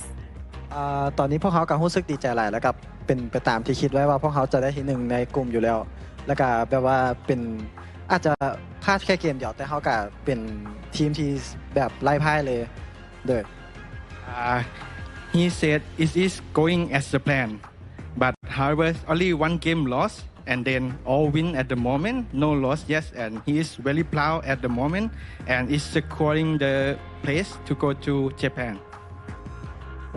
Very, very dominant fashion. You know, a lot of people from Laos for sure are watching, clapping as you've made it. What would you like to say to them? Because you have one more fight for tomorrow against Saudi Arabia. Let them know to support you for your next match.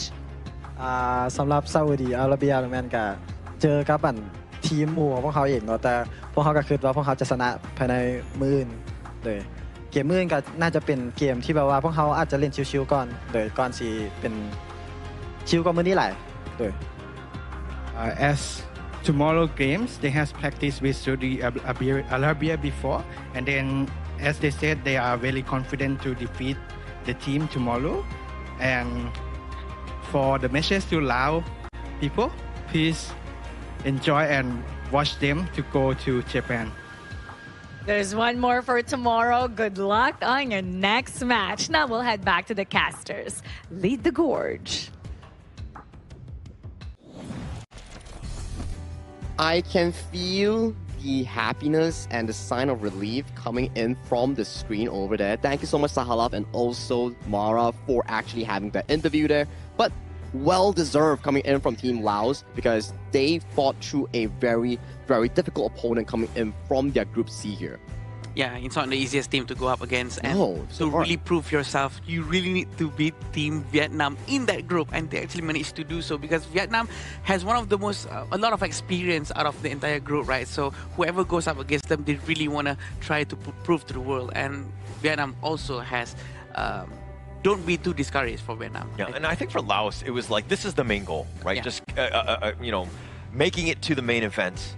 I think that you could almost say mission accomplished on this one. But the way that they were able to do it, you know, all of the teams throwing their best. We saw some of the best games when Laos was on stage. And being able to weather through that and to come out undefeated, that speaks volumes about this team. Now, as they go up against the other squads, we're going to see some serious fireworks, I would say. I mean, as of this point, right, although they are like soft guaranteed towards, like hard guaranteed towards the main event, mission is still not over, right? You want to have a clean slate coming in for your Group C venture. Like Group C, undoubtedly one of the hardest group thus far, and every single game that we've seen Laos play, back-to-back Tempest game against Kazakhstan.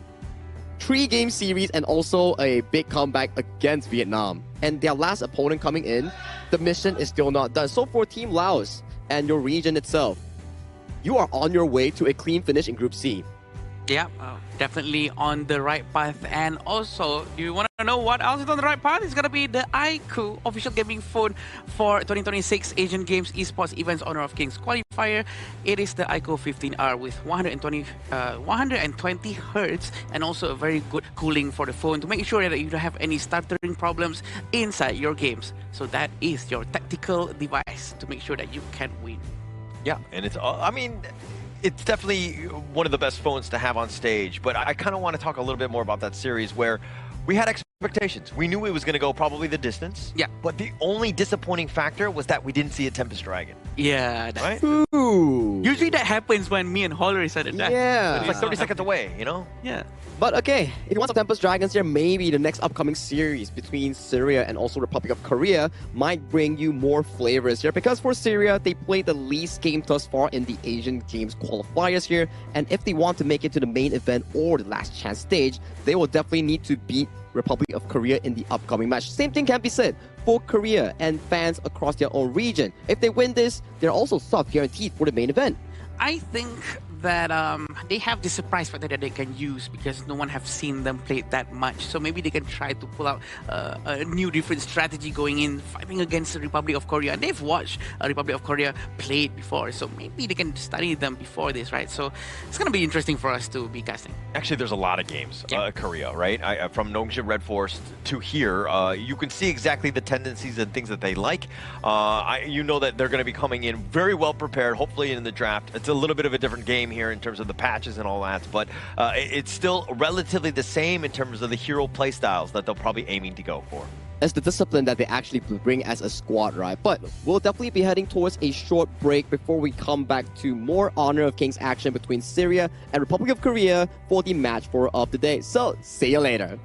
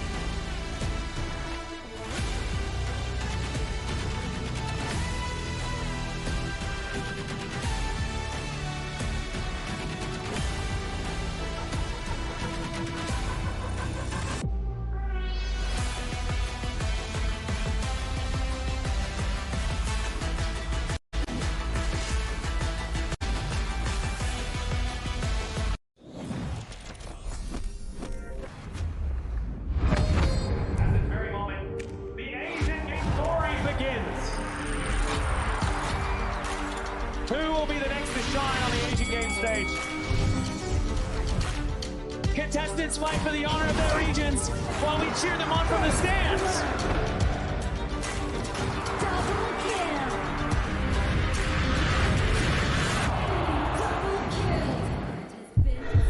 This is a challenge, but it is also an opportunity.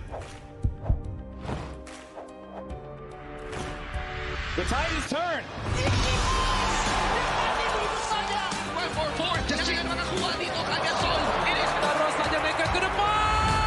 Fastness in front. They're going to use it. Golden Title. That's happening. And we pulled it off together. We share the same voice, the same radiance. This moment of brilliance belongs to all of us. Together, we shine.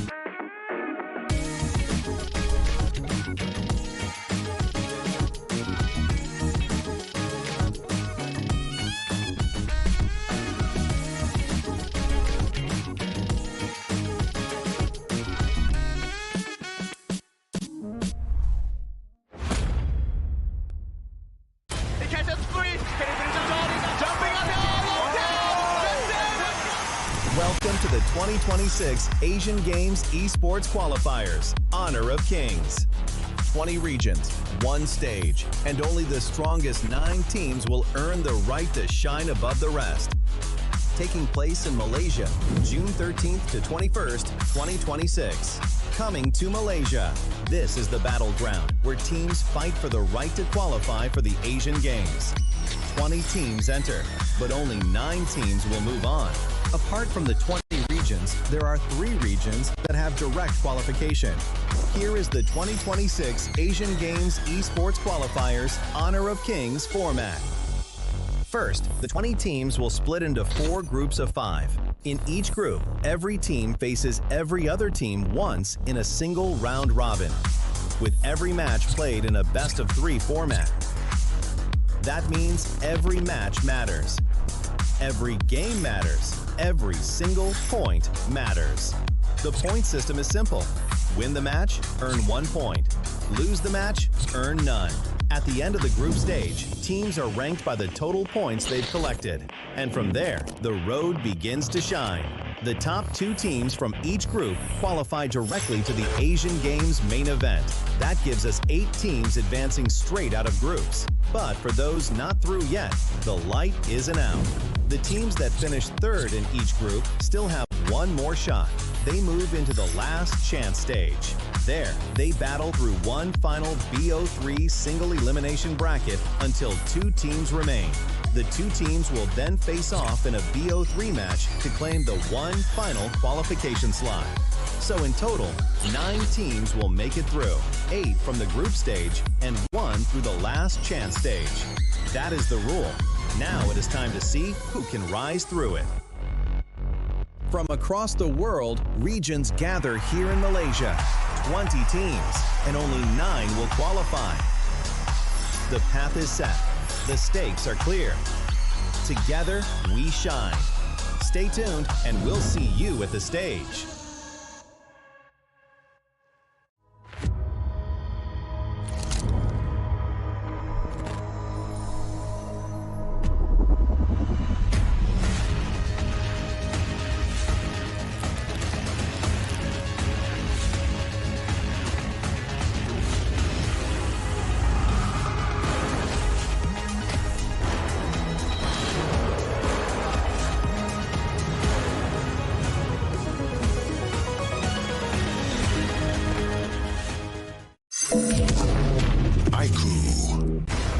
Ultimate not ready yet.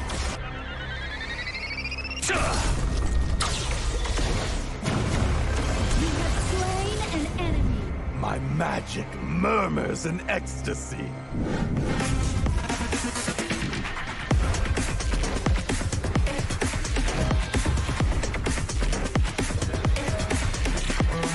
Amazing! There is no escape for you. Killing spree. Double kill. Triple kill. Spectacular kill. Don't worry. I'll be back for your life soon.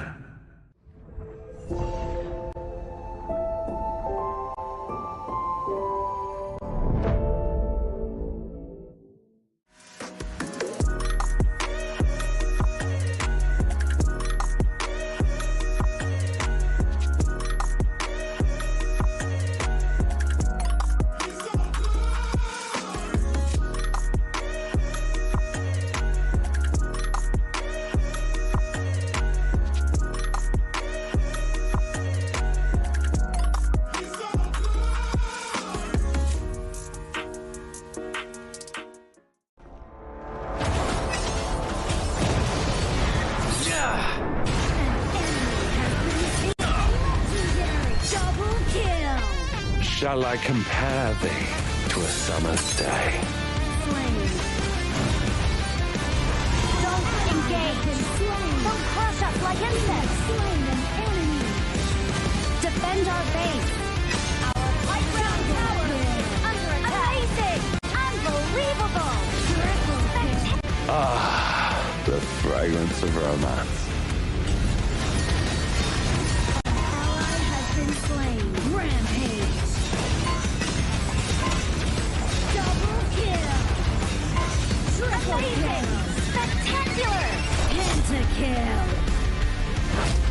Fortune is on my side.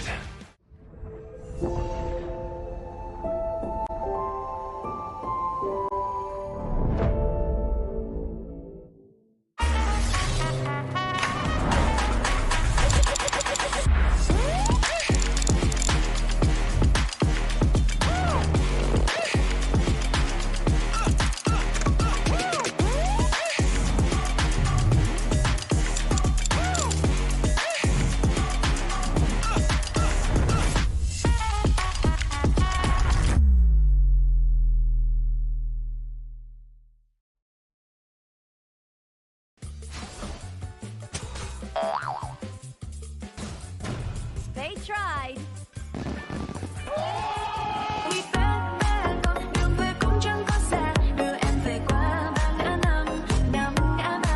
The new Spritling skill, Dig It, is a passive skill which will automatically trigger at fixed times each match, up to a maximum of 10 times. The skill grants guaranteed standard rewards like gold, XP, shield, health recovery, and more. There's also a small chance to uncover mysterious grand prize effects during the match. Dig It may also produce tradable high-value treasures. Detailed information about acquired treasures will be shown after the match ends. Each treasure has its own rarity and storage size, and obtained treasures will be automatically stored in your warehouse. If you want more high-quality treasures, make good use of the Treasure Fusion feature. You can also copy and share your code so friends can help speed things up. Treasures in your warehouse can be sold for event currency, which can be used to redeem skins, items, and other rewards on the event page.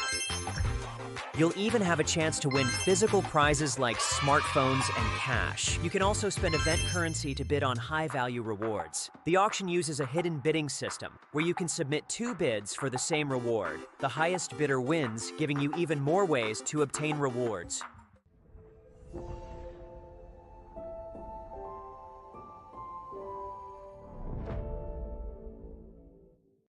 Itu bukan truck kita. Relax, bro. Phone aku! Jom kembara. Mountain Dew!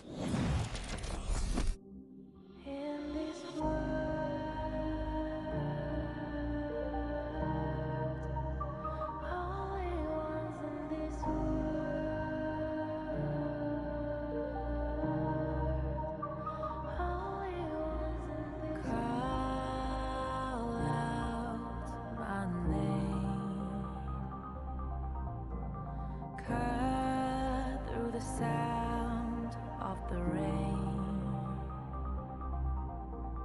No matter how I feed the flame, you know I feel the darkness and the pain. All of the ways we tried to break free from the night. You know we made it out, we found the light. I fly so high, light up the skyline. Let's do it this time, like it's a whole new vibrant world.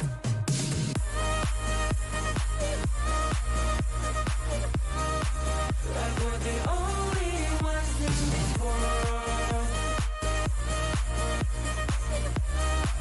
Like we're the only ones in this world.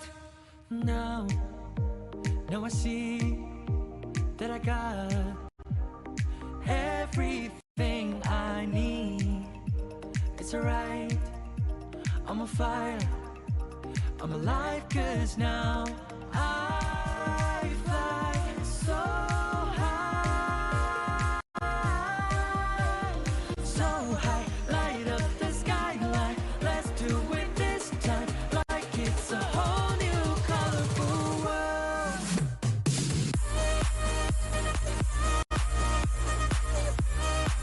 Like we're the only ones in this world. Like we're the only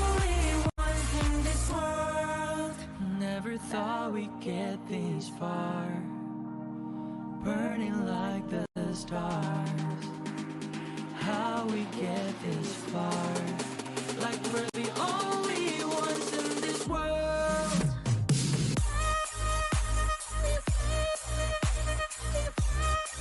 Like we're the only ones in this world. Like we're the only ones in this world.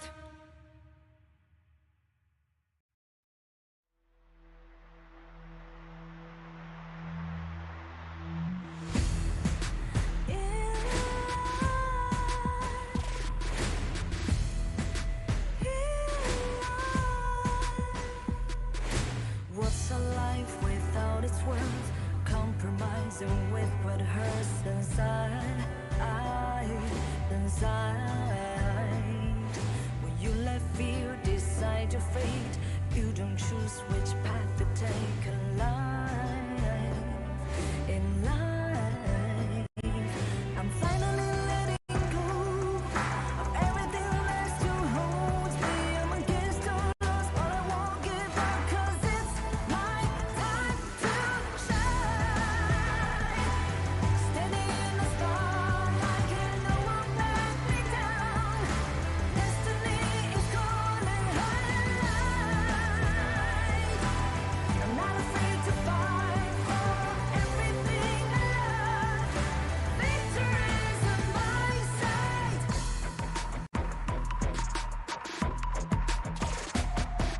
The more we lose, the more we gain. The more that nothing stays the same. In time, can love ever, can forget. What you see is what you get. Sometimes,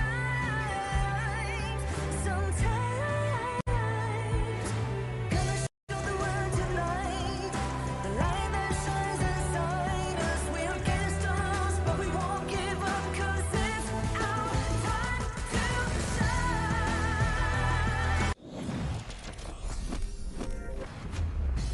After that banger series between both Vietnam and also Laos, we're back at it once again at the 7th day of the 2026 Asian Games Esports Qualifiers for Honor of Kings. My name is Aki, your desk host for today, and we will be inviting back Sir Cloud and also Adam to be our casters for the Gorge.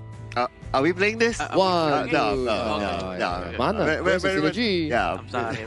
But yes, we are back, and I'm with Cloud right now. So usually when I'm with Cloud, the game is gonna be very short.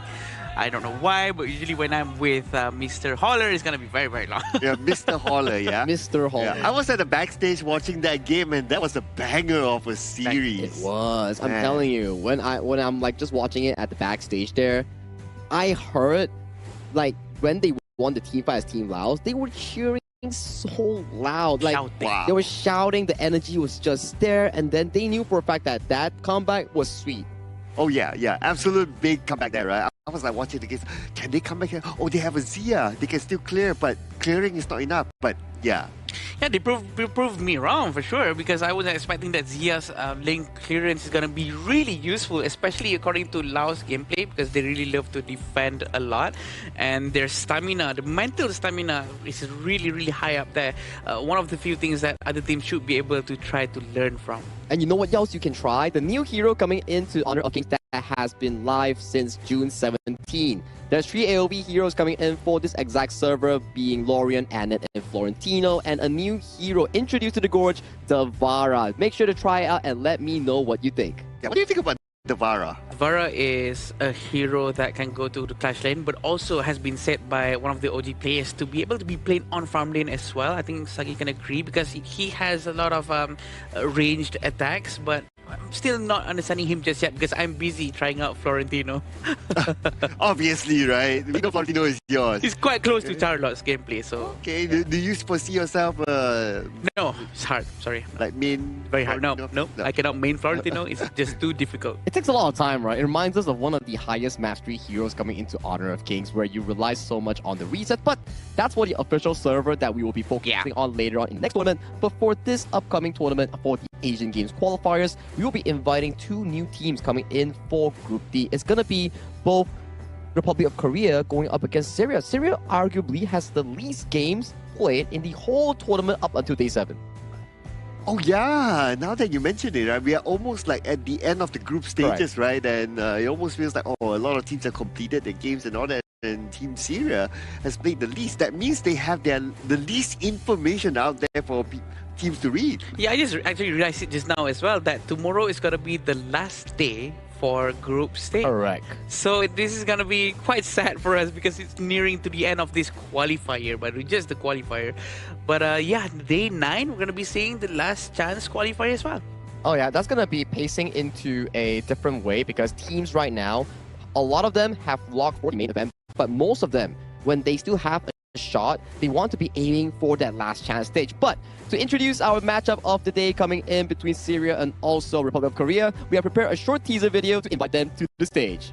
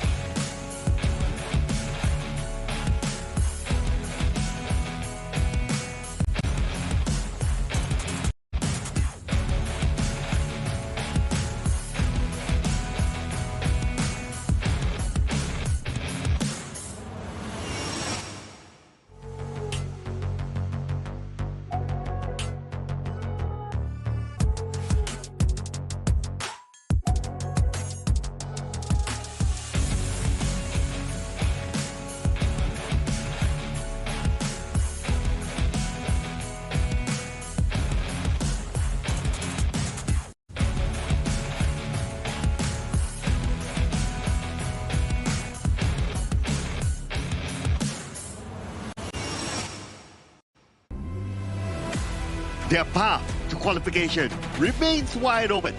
Every game matters. Every fight counts. And they must battle until the very end to secure direct qualification. With everything at stake, they refuse to back down. Ready to fight for every opportunity. Syria! Every time they step onto the stage, they make a statement. With flawless record and commanding performances, they have become one of the standout teams of the tournament, determined to keep their winning streak intact. Please welcome Republic of Korea! The unstoppable force coming in from Korea, challenging up against the underdogs, which is Syria here. If Syria is able to pull off a under sweep here, which is like, if they're able to find that momentum here against Korea, maybe, just maybe, they can topple the rankings here coming from Group D. It's going to be nice to see an upset because we do know that Korea has a lot of experience, but walking down through Syria's team right here. Yes, represented by Bashar, Ammar, Abdul Aziz, Ali, and Ibrahim. So as what we mentioned before they walked in, right? This team has played the least games. That means their data is not as much as many other teams out there. So who knows? A surprise might happen. It's a double-edged sword, right? Whereby you don't really have much games in the official tournament, but you also don't have enough data for the opponent to actually have information on towards you. The best information that we have on this squad is that they played a very long game double Tempest back then, and it came down to Abdul Aziz stealing the Tempest Dragon with his Angela. No, the Angela steal with the Blazing Brilliance. It's just so good. And we remember that Ammar was the one who was supposed to be there, but he wasn't. There's a lot of things happening with Syria, but at least they have the idea what is supposed to happen. But this is the lineup coming in from Republic of Korea with Yuno, Jihoon, Sungbin, Hunmin, and Songgon. These are the players coming in from, we know them from Nongshim Red Force and a lot of experience under their belt.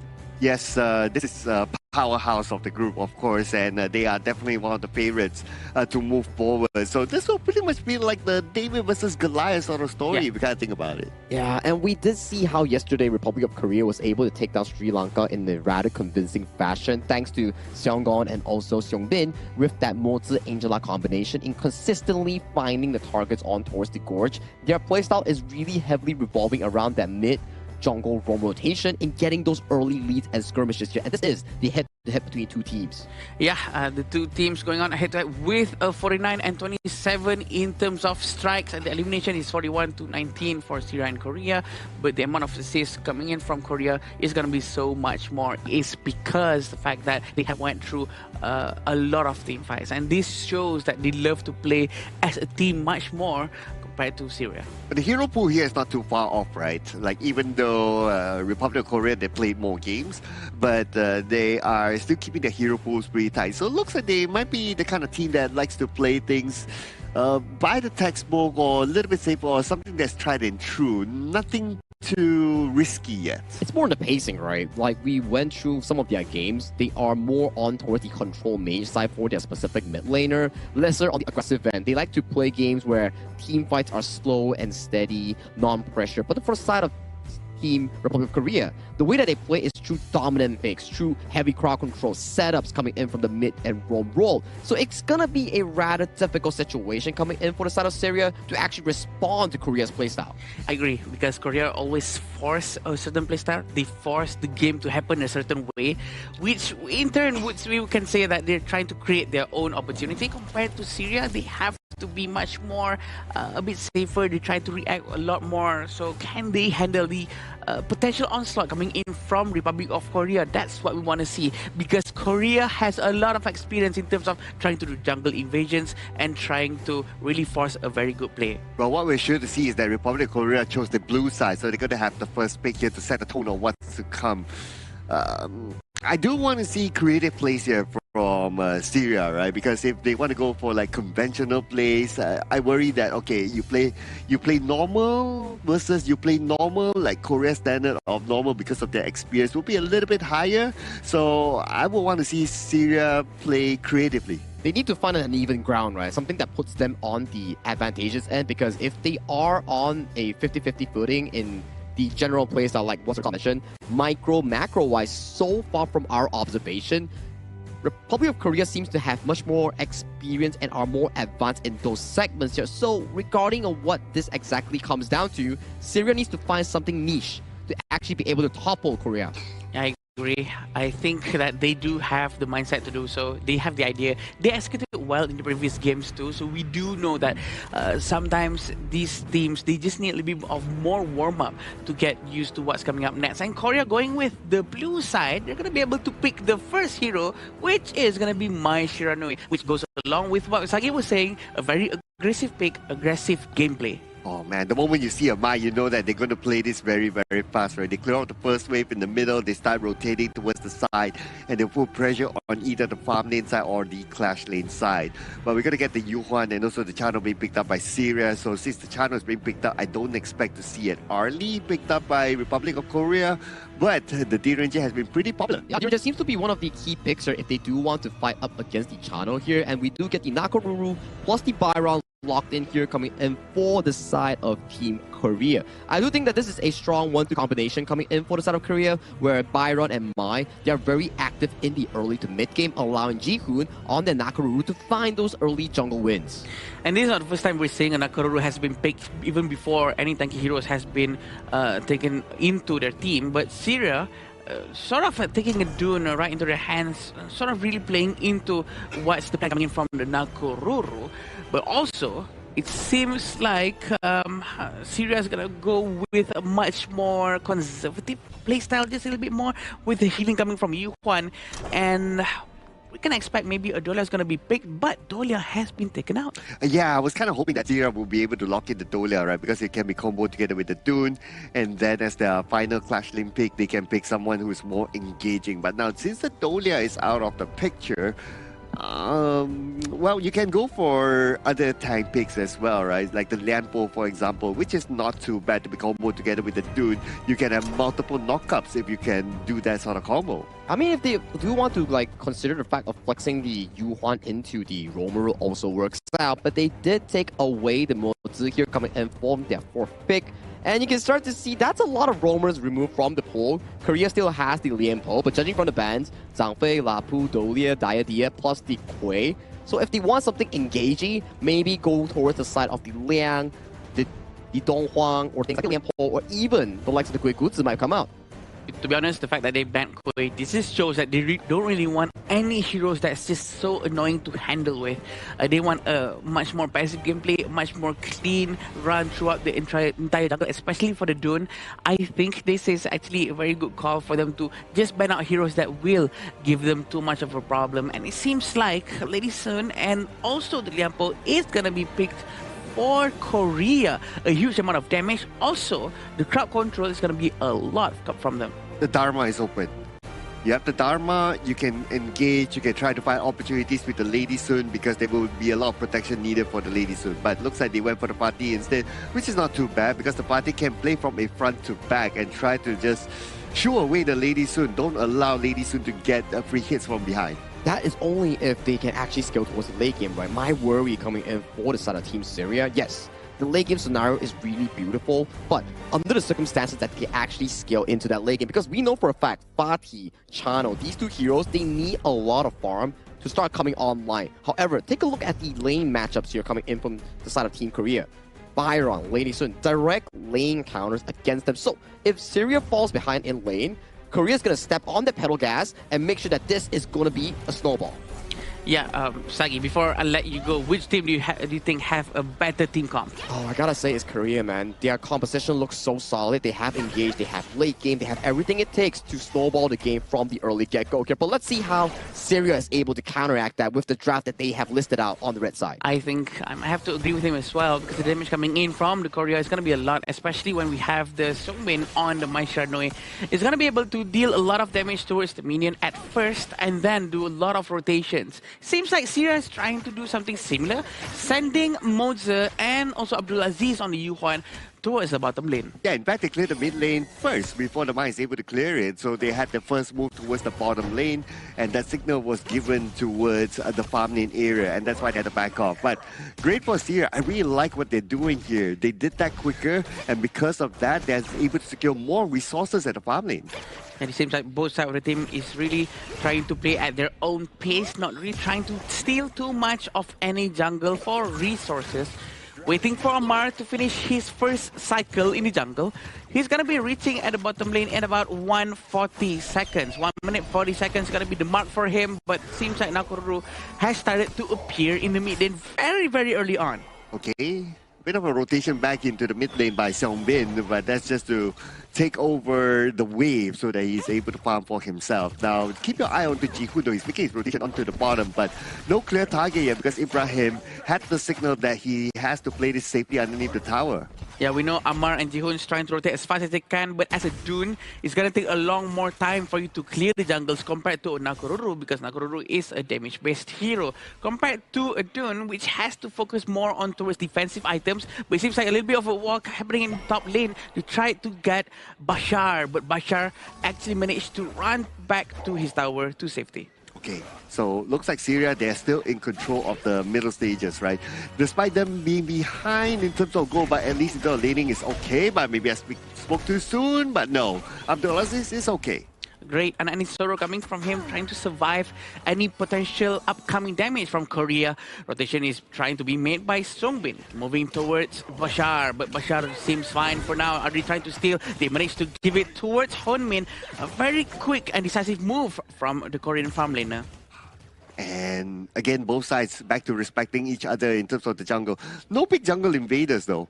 If any jungle invasion would happen, I would expect it to come from Republic of Korea first because they have the Nakoruru and they have the Mai that can easily go in and out of the jungle when they need to.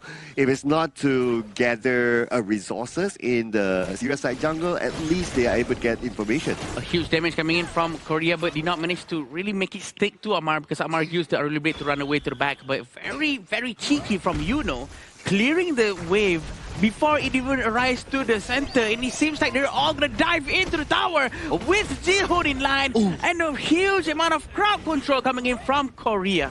I thought he was able to survive that when he used the flash forward, but then again, they still went in on it. They were committed to getting that takedown, and that gave them dividends. The first strike given towards Republic of Korea, and not only that, look at where Yunho is at the top. He cut the wave all the way behind tier 2 tower. Yeah, he really doesn't want to waste any time because this will allow him to do an earlier rotation towards other lanes.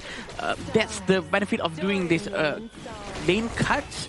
But it seems like they really want to try to get Amar once more. Amar has his passive activated. The Unyielding Might is already switched on. So they have about 25 seconds cooldown before it comes back again. Korea has to do something right now. Well, Korea, what they're going to do right now is to lock in the Tyrant. And it's going to be easily taken by them. But the Overlord is open. Okay, Korea making the rotation towards the Overlord. Oh no, the Overlord right now. It's up for grabs. Who's going to get it at the end of the day? And from behind as well, Syria coming in to give backup. The Overlord still stands though. Very good team fight coming in. A disengage that is forced by Korea. They do know that Syria wants to go in, but look at that Unruly Blade. He really wants to try to get him, but he did not manage to do so. But look at this! Ibrahim is going to go down so quickly, coming in with Korea, diving into the tower. 3-man Tremor Smash, and they're able to get one out of that attack. Beautifully executed by Republic of Korea. And now it seems like even though the Overlord was kind of open for them, they weren't really interested in that. Wow, a huge fight coming in. They really want to force down towards Ali. There's nothing Ali can do. They dive into the tower, really benefiting from Lianpo's tankiness. It almost seems like there's nothing Siren can react to that, but Bashar is quite busy at the bottom. It feels like Bashar is trying to buy some space for his teammate, but is it enough for his teammate to actually survive the attacks coming in the center? Oh, he might need to join up with them right now because they still have a chance. Look at this. Behind, going in, is going to be one, and it's going to be Ibrahim taken down just like that. Yeah, Ibrahim has always been one of the first to fall down first, but it seems like it's very different for Korea and Syria, right? The winning condition for Korea is to actually funnel as much goal as possible towards Honmin and also Jihoon. But for Syria, instead of their farm lane, but wait, let's see. This is what's about to happen. Bashar is going to go down. And also the top lane, they have to pull back just a little bit. Yeah. But going back a bit to my point, they have to give a lot of goals towards Bashar. Bashar is one of the most important heroes coming from Syria. He is the winning condition for Syria. And maybe that's why he was left at the lane to kind of like farm and also push at the same time, but he didn't really have time because of the aggression coming in by Republic of Korea, pressing the other 4 players, and he's forced to join back with the team fight together with the team. Yeah, 7,000 gold is a huge amount for sure. We have Yuno is trying to find a proper knock-up. We're still waiting for the skill sets coming in from the Yuhuan, trying to use more full tempo, hopefully to hit multiple targets at the same time, opening a space for his teammate to go in, especially Bashar.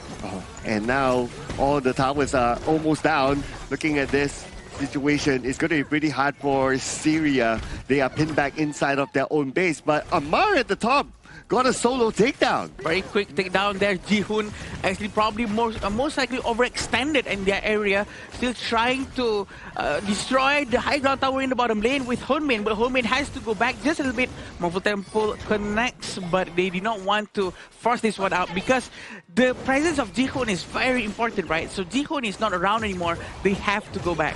Yeah, and Jihoon is the one that you can play at the top lane by yourself and then quickly transition to join together with your teammates because of the level of mobility that the Nakaruru has.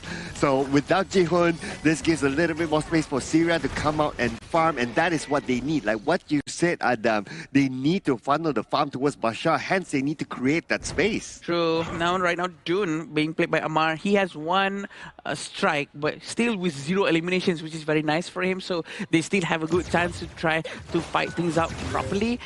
Even though the 7,000 gold lead is going to be extended way more towards 8,000 now, thanks to Jihoon getting the Tyrant.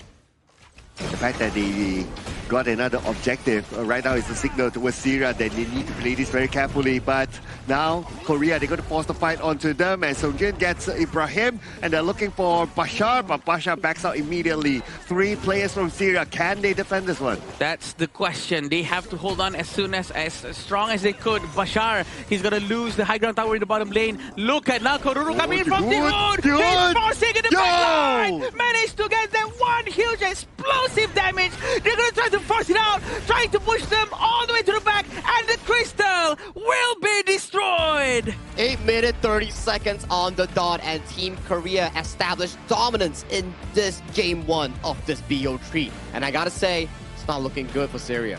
Oh man, but it's looking really good for Team Republic of Korea, though. I mean, look at the kind of performance that they put in. Okay, at the first 1, 2, 3 minutes, I thought that, okay, it looks kind of balanced. But after that 2, 3 minutes, it just goes Republic of Korea all the way. Yep, definitely. I think Republic of Korea just know exactly how to win against Syria because they used to watch Syria's gameplay as well, but Syria has been a little bit too passive. I think if they try to be more proactive, to try to force something out, they can at least even out the energy level between these two different teams. I think it's difficult, right? Where Team Korea, the way that they move is such far more efficient compared to Team Syria.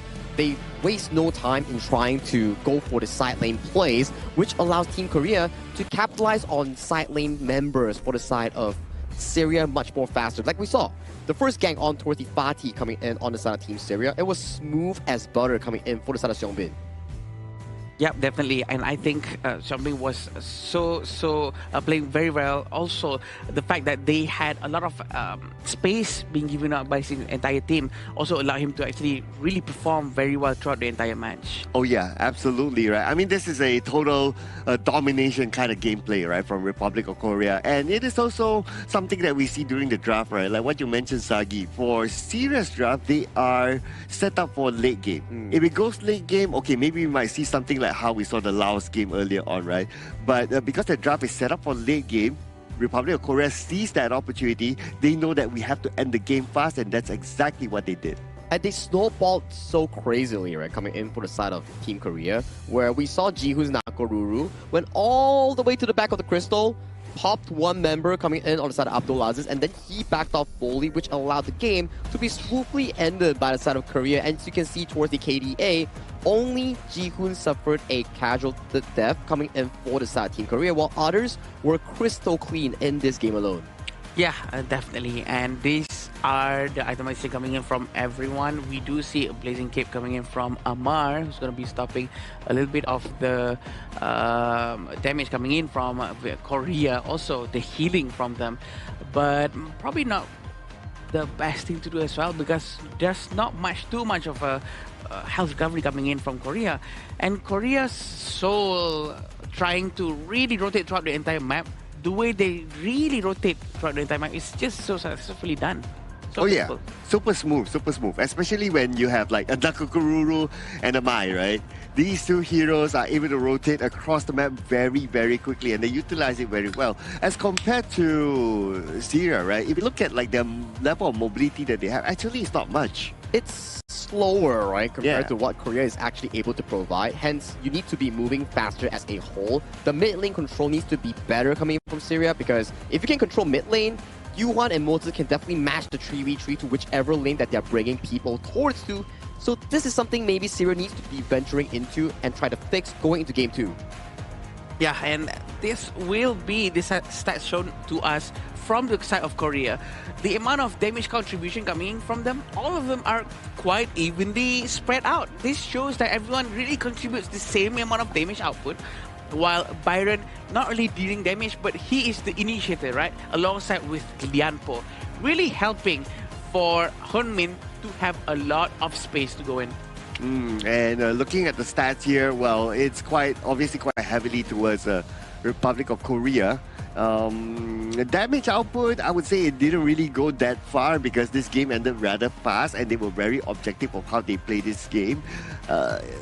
When it comes to like even the takedowns, right? Those takedowns were like very objective kind of takedowns. It's like, okay, because we want to win your farm lane, for example, that's why we rotate there and we take you down. It's not like we purposely see you open there and we want to take you down, that sort of mindset. So it's slightly different than how, let's say, we play rank and we just see one person alone. We just want to get the takedown for whatever, right? To your point, right, Sir Cloud, it's like every time a takedown happens for the side of Team Korea on towards Syria, it leads to something in return. Let's say one takedown, then a tower, one takedown, then a piece of the jungle, one takedown, then a tyrant, for example, which allows Team Korea to build this steadily gold lead with no wavering towards any side back to Syria, right? See, it's a slow curve over to that 10,000 mark, just at a bare 8 minutes 25 seconds. It's all about the next objective, right? After having that takedowns, what's next? What do you do to actually make good use of this extra space that we have before the cooldown, before the respawn of that person that just we just got down just now. Yeah, you know what? This is almost like watching, like how we say, right? The Hong Kong China gameplay, they're very textbook, very dictionary. Yeah. Just follow and then they will eventually win. This is like, okay, similar to that, it's just faster. Faster and more aggressive, right? You can see, like, when we see through the Hong Kong China games, it's like they don't take any unnecessary fights, but when Korea finds your location and they're like, this guy's alone, let me just dive in right now and take him down and make sure that it's a 4v5 in favor for my team, which allows the lead to be explosively faster in a sense. Yeah, they don't wait for opportunity. They definitely create their own opportunity to really try to get any heroes in front of them. This is what makes them a bit much more scarier, a bit fearless coming in from Korea. I do feel that they're on the right track. One of the most aggressive gameplays that we've seen here. Of course, we still have Indonesia and Philippines, but it's gonna be very interesting if some fine day they actually go up against each other. Korea against the two Southeast Asian teams. Well, we're gonna award the MVP this time to Songbin with the Mai, with a KDA of 305, damage up to 25.6%, and damage taken 16.3%, and a total goal of 18.5%. He utilized it fully, right? You can see, although he's not the main benefactor of the goal lead here, but he's definitely able to convert his map presence on this strong pick into pickoffs, into setups coming in for the team, in allowing for a smooth and seamless transaction into that late game marker here. It wasn't really much of a late game, but it's a smooth and fast game where, thanks to this player right here, they were able to accelerate that game. All the Kachosen that has been thrown by Songbin, all of them connect so well. With the Cho Hisato Shinobi Bachi ultimate trying to push everyone into one direction, that buys a tremendous amount of time for his teams to do a lot of damage, right? So I think they're just going to be playing consistently with these kind of heroes that really complements their playstyle. And maybe that slight bit, right, was during the first wave when the game started, is that Mai didn't really win or clear off that wave as quickly as the Mai would have liked. In fact, it was Syria that actually cleared first. But after that, it's like, okay, I learned what they're capable of doing. Now I'm going to take this seriously, and it just went all the way from there. Mid control is really important, right? That's why it actually affects the two side lanes there. But if anyone is wondering where are we having our current event for the 2026 Asian Games Esports Qualifiers for Honor of Kings, you can definitely check out Petaling Jaya Marriott Hotel. It's our official venue and hotel partner for this prestigious event. Once again, thank you so much. Yeah, thank you, Petaling Jaya Marriott Hotel. We love it here. And going back to the game after this, we're going to be seeing the second game between Syria and Republic of Korea. It's going to be very interesting to watch if Syria would be able to maybe find a secret sauce to beat this team from Korea. Well, a bit of a change this time. Republic of Korea, they will be on the blue side, and this is the choice of Team Syria that they want to be on the red side, so they will have the second pick. They get to see what sort of first pick will Republic of Korea will be taking and try to play with their pace. I think blue side opens up a lot of potential, right? Like we saw how Seongbin prioritized the first pick Maestro coming in for their team, and then most of the teams have had a lot of success with the Ukyu Tachibana or things like the Guan Yu. These are the available options coming in for the side of Republic of Korea if they want to look for those first picks. Yeah, it seems like the Korean teams are being very comfortable on the stage. We can see they're smiling, they are still discussing amongst each other, trying to make sure that there's no mistake whatsoever. That's the best kind of sportsmanship that we want. We want them to play as best as they can, no matter who they're up against. And I think Syria, who knows, they might have another moment just like what Vietnam did just now. Suddenly Vietnam was able to, start a turnaround and win the entire series. Yeah, you never know, right? So you have to play your best. But what I really want to see from Team Syria is that try to draft something that you can still control the early to mid game. Because their previous draft was heavily focused onto the late game. So, and we obviously didn't get there, right? So they had to draft something that they can get better at the early stages. Now, starting off with the Lapu Lapu for Republic of Korea. So this is quite a, it's a standard pick, but not normally a first standard pick. It's a safe one, right? Nonetheless, that you can actually build your composition throughout this specific pick itself. And with the Arlie and Byron being locked in, chances are Team Korea might be heavily going into picks like the Aaron or the Chano, for example, depending on how fast they actually want to play this game. And maybe a jungle pick here before going into the second phase, or even a Xiao Qiao, which has been statistically one of the better counters towards the early. Exactly what you said. Xiao Qiao's going to be taken, and also the Renji inside the hands of Korea is going to be a very good hero to go up against Byron, who's going to be tanking damage from the Korean teams. And with the Angela at hand, this is going to be used for sure by Abdul Aziz. We have a lot of history with this guy, stealing tempers and whatnot. So maybe there will be another tempers here. Yeah. Whoa, okay. I mean, maybe. Holland's not here though, just saying. Right? Yeah. But anything can happen, right? So the Angela can combo very well with the Mozer as well. We've seen like a gameplay where there's like multiple projectiles, and with the fact that they took Arlie for themselves, so you don't have the Arlie to try to negate all those projectiles for Republic of Korea. So having a Mozer makes sense, but if they were to go for that, they have to consider a tank jungle for Syria. Yeah, there's still a lot of options, right, available coming in for the side of Syria, and that's the tank jungle option you talk about here, Dun being removed from the pool. Roamer options coming in from Syria, likely something like the Mozi, Diadia, or even the Liang to better combo with Abdul Aziz and making sure that he gets the perfect full damage output on whoever it is that they get on in the first place. Yeah, and I think it's going to be extremely fun to watch all the heroes that has been taken out. Kui has been one more time taken out by Korean team themselves, because previously it was Syrian team who took out Kui. But taking Atta when there's a DRNG on the Korean side of the team, I think that's quite risky, because we all know that DRNG is going to be buying Doomsday and Sparkforge for sure and the Force Siege. So I think Atta is going to be melted too quickly. What would be better if he goes with a hero that has maybe much more armor rather than HP based scale? But now because they've already locked in the Atta, right, so they have to roll with it. I'm still thinking if the Mozer still makes sense. I do think so though. If the Atta is able to get a good go ship, then the Mozer flashes in forward and uses the thing inside the box, will be kind of nice, and obviously follow up by the Angela. Yeah, that seems to be some proper combination that may be coming in for Team Syria. I like the Fatih here in the Nakoruru. Extremely good in handling the backline and also the strong front line. We talk about Nakoruru, right? Capable of assassinating backlines and also has percentage health damage in handling some of the key HP tanks like the Byron, the Atta, for example. And you supplement that with a Fatih that somehow counters the Arlie towards the late game. You can jump on towards the Arlie and go for that full combo. And the Diadia being locked in by Team Syria, they want to play a strong mid-roam synergy and making sure that they find a first target and they burst him down. So whoever gets locked by the Diadia is gonna get that blazing brilliance right into their face. It's not gonna be cool when that happens. The damage coming in from Syria is a lot as well, so they really have to be careful. Korea cannot be too complacent with their previous match victory. Yep, so before we let go of Sagi, last thoughts from you.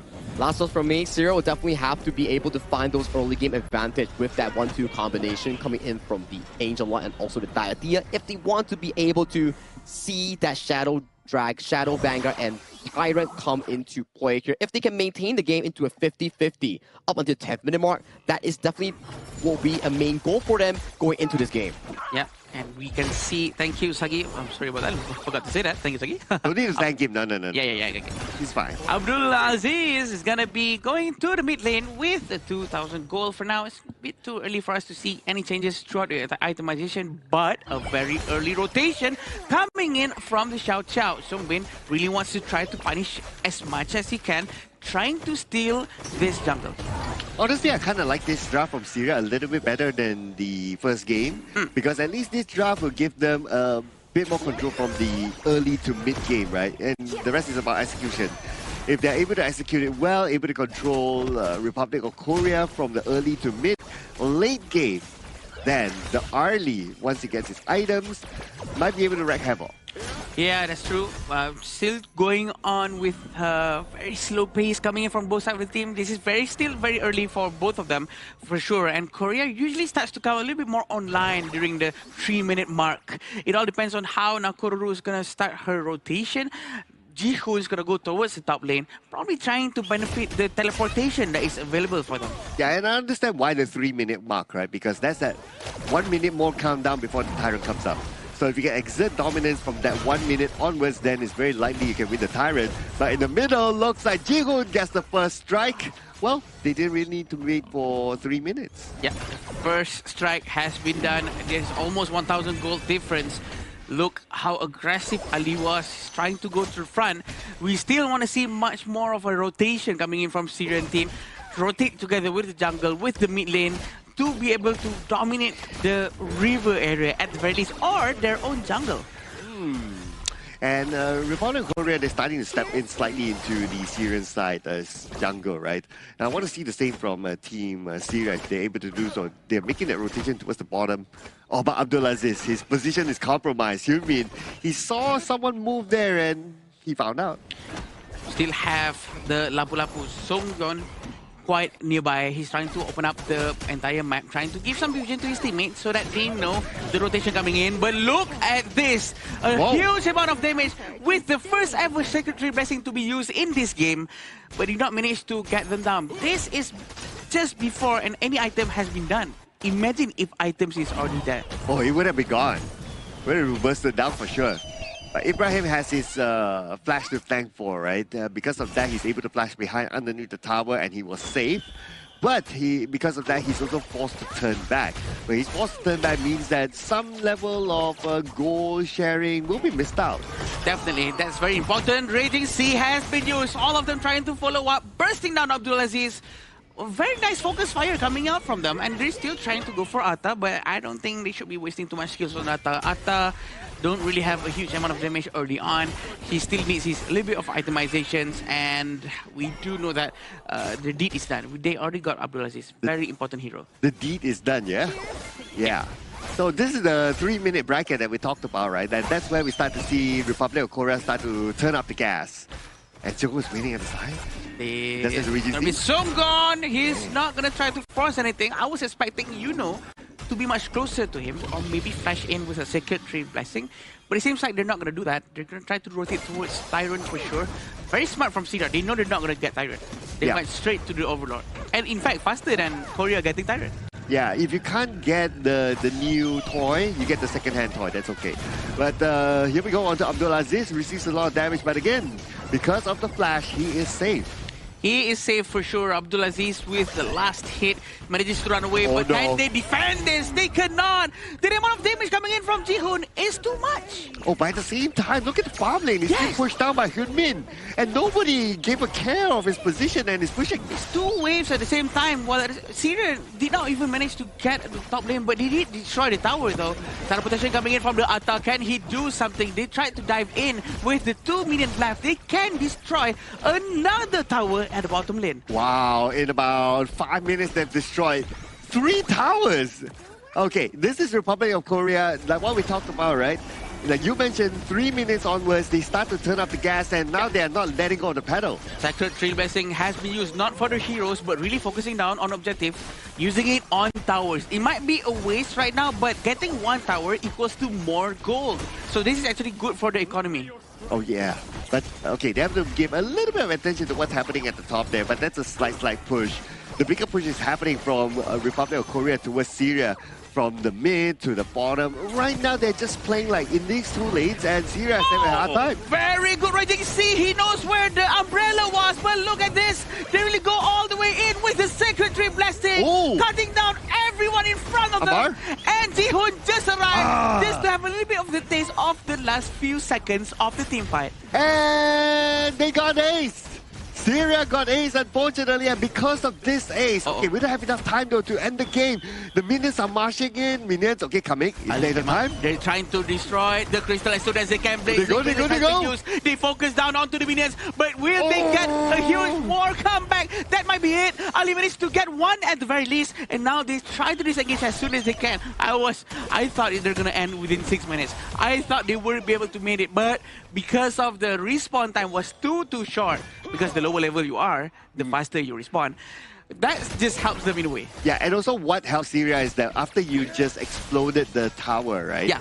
The minions will move slow. Yes. Yeah, for a moment. If the minions didn't move slow, this game would have ended. So that's why some teams out there, what they would try to do, they would try to destroy the tower before the minion comes close. But this is what happened in the previous war.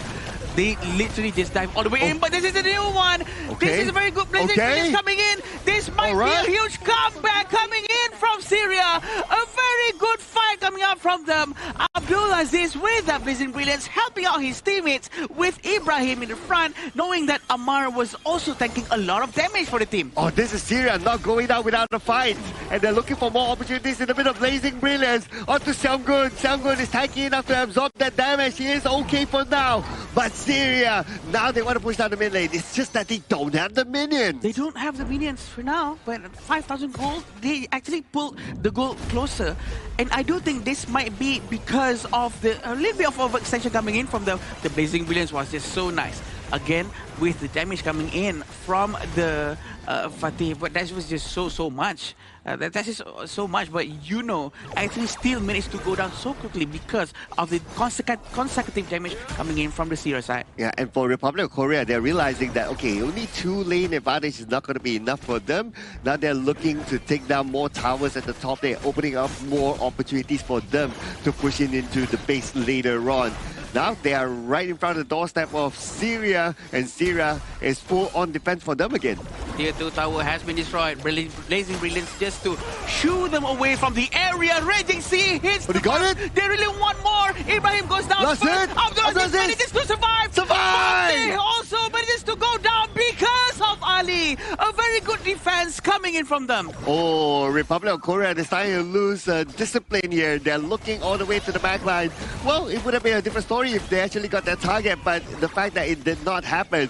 But that's also thanks to the Blazing Brilliance that bought a little bit more time to take down those small minions. And because of no minions, the tower is free hitting, will free hit onto those heroes. 6,000 gold in front, and they still cannot try to finish the game. But this is because of Atta. Ammar is gonna go down. The damage is just too high. Thanks to the presence of Hulmin, they're gonna try to find a lot more damage here. But see how Jihu has been stuck behind, and the Byron manages to survive. Bashar is always prepared to try to stop the movements of Jihun.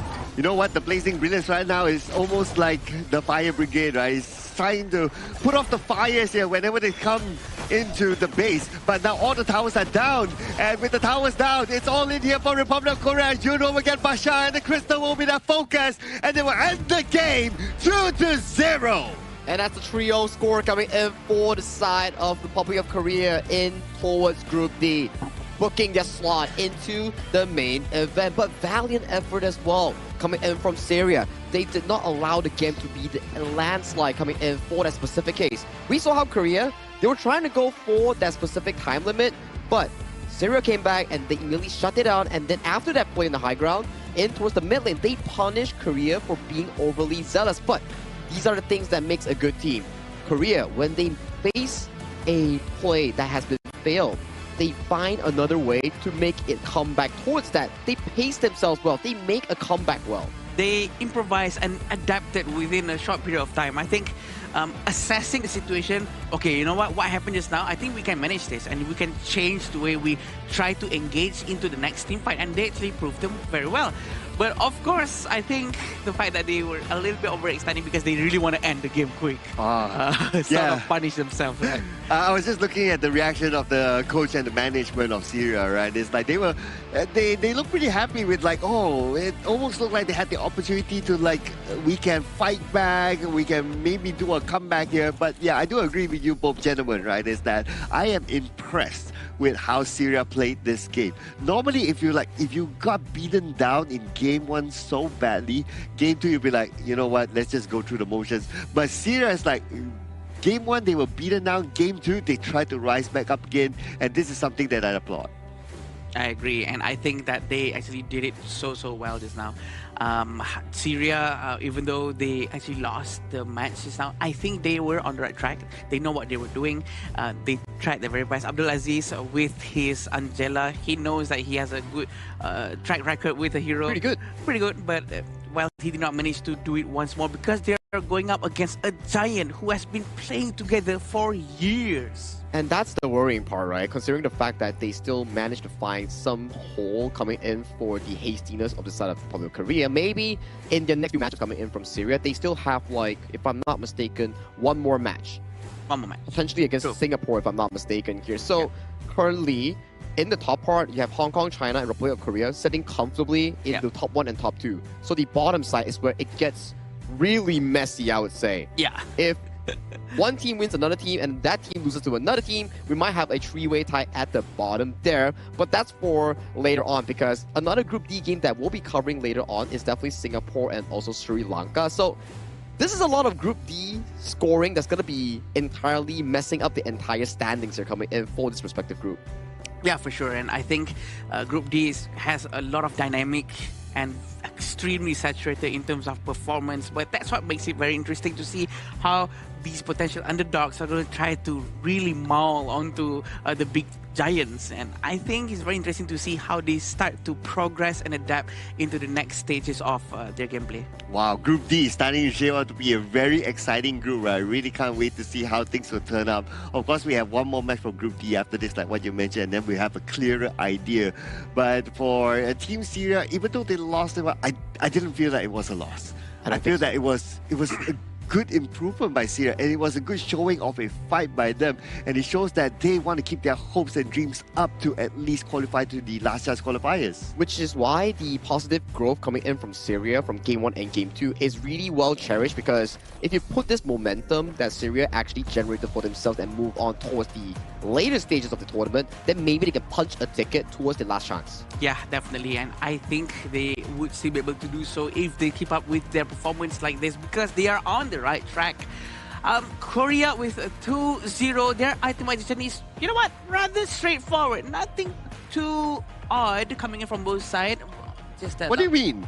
Spark Force Dagger DNJ, that's unusual. That's not unusual. Oh, come on. Venomous stuff, you know. No, it's not. Except maybe Shungun with Lapu Lapu on the Star Spring? I think Star Spring is okay, considering like usually you'll want to use Star Spring when you want to force an early game pressure where you don't need your teammates to consistently go visit the fountain or pick up those honeydew to heal up. So I think that's okay, because every 5 minutes you can swap around a roamer item for free. True, that's true. You can still swap it. You can get the redemption if you want to change to something else. It's also fine. And yeah, I think it's a very interesting gameplay for sure. Yeah, absolutely, right? But these stats, okay, they kind of tell the story if you think about it, right? Like, especially with Abdul Aziz and also with Ali able to come out with a decent amount of damage between the two of them. It shows that your main damage dealers are still able to do stuff. It's not like in some games where we see that, oh, you're supposed to be the main damage dealer, but your damage dealt is like very, very low. This shows that they fought. Correct. And for Syria, right? All hope is not lost. If they can go back immediately and check on the footage, what they can do better, how they can draft better, and if they can challenge Singapore into a Grand BO3 and win against them, they go into last chance stage. But if they lose to Singapore, that's where it gets kind of messy. I agree. I think they have to keep up with their momentum to make sure that they have the advantage. But sure, we are seeing the stats right here. Again, from Korea, it's all even out from the first place all the way to the last one. There's no one really hyper carrying the entire team.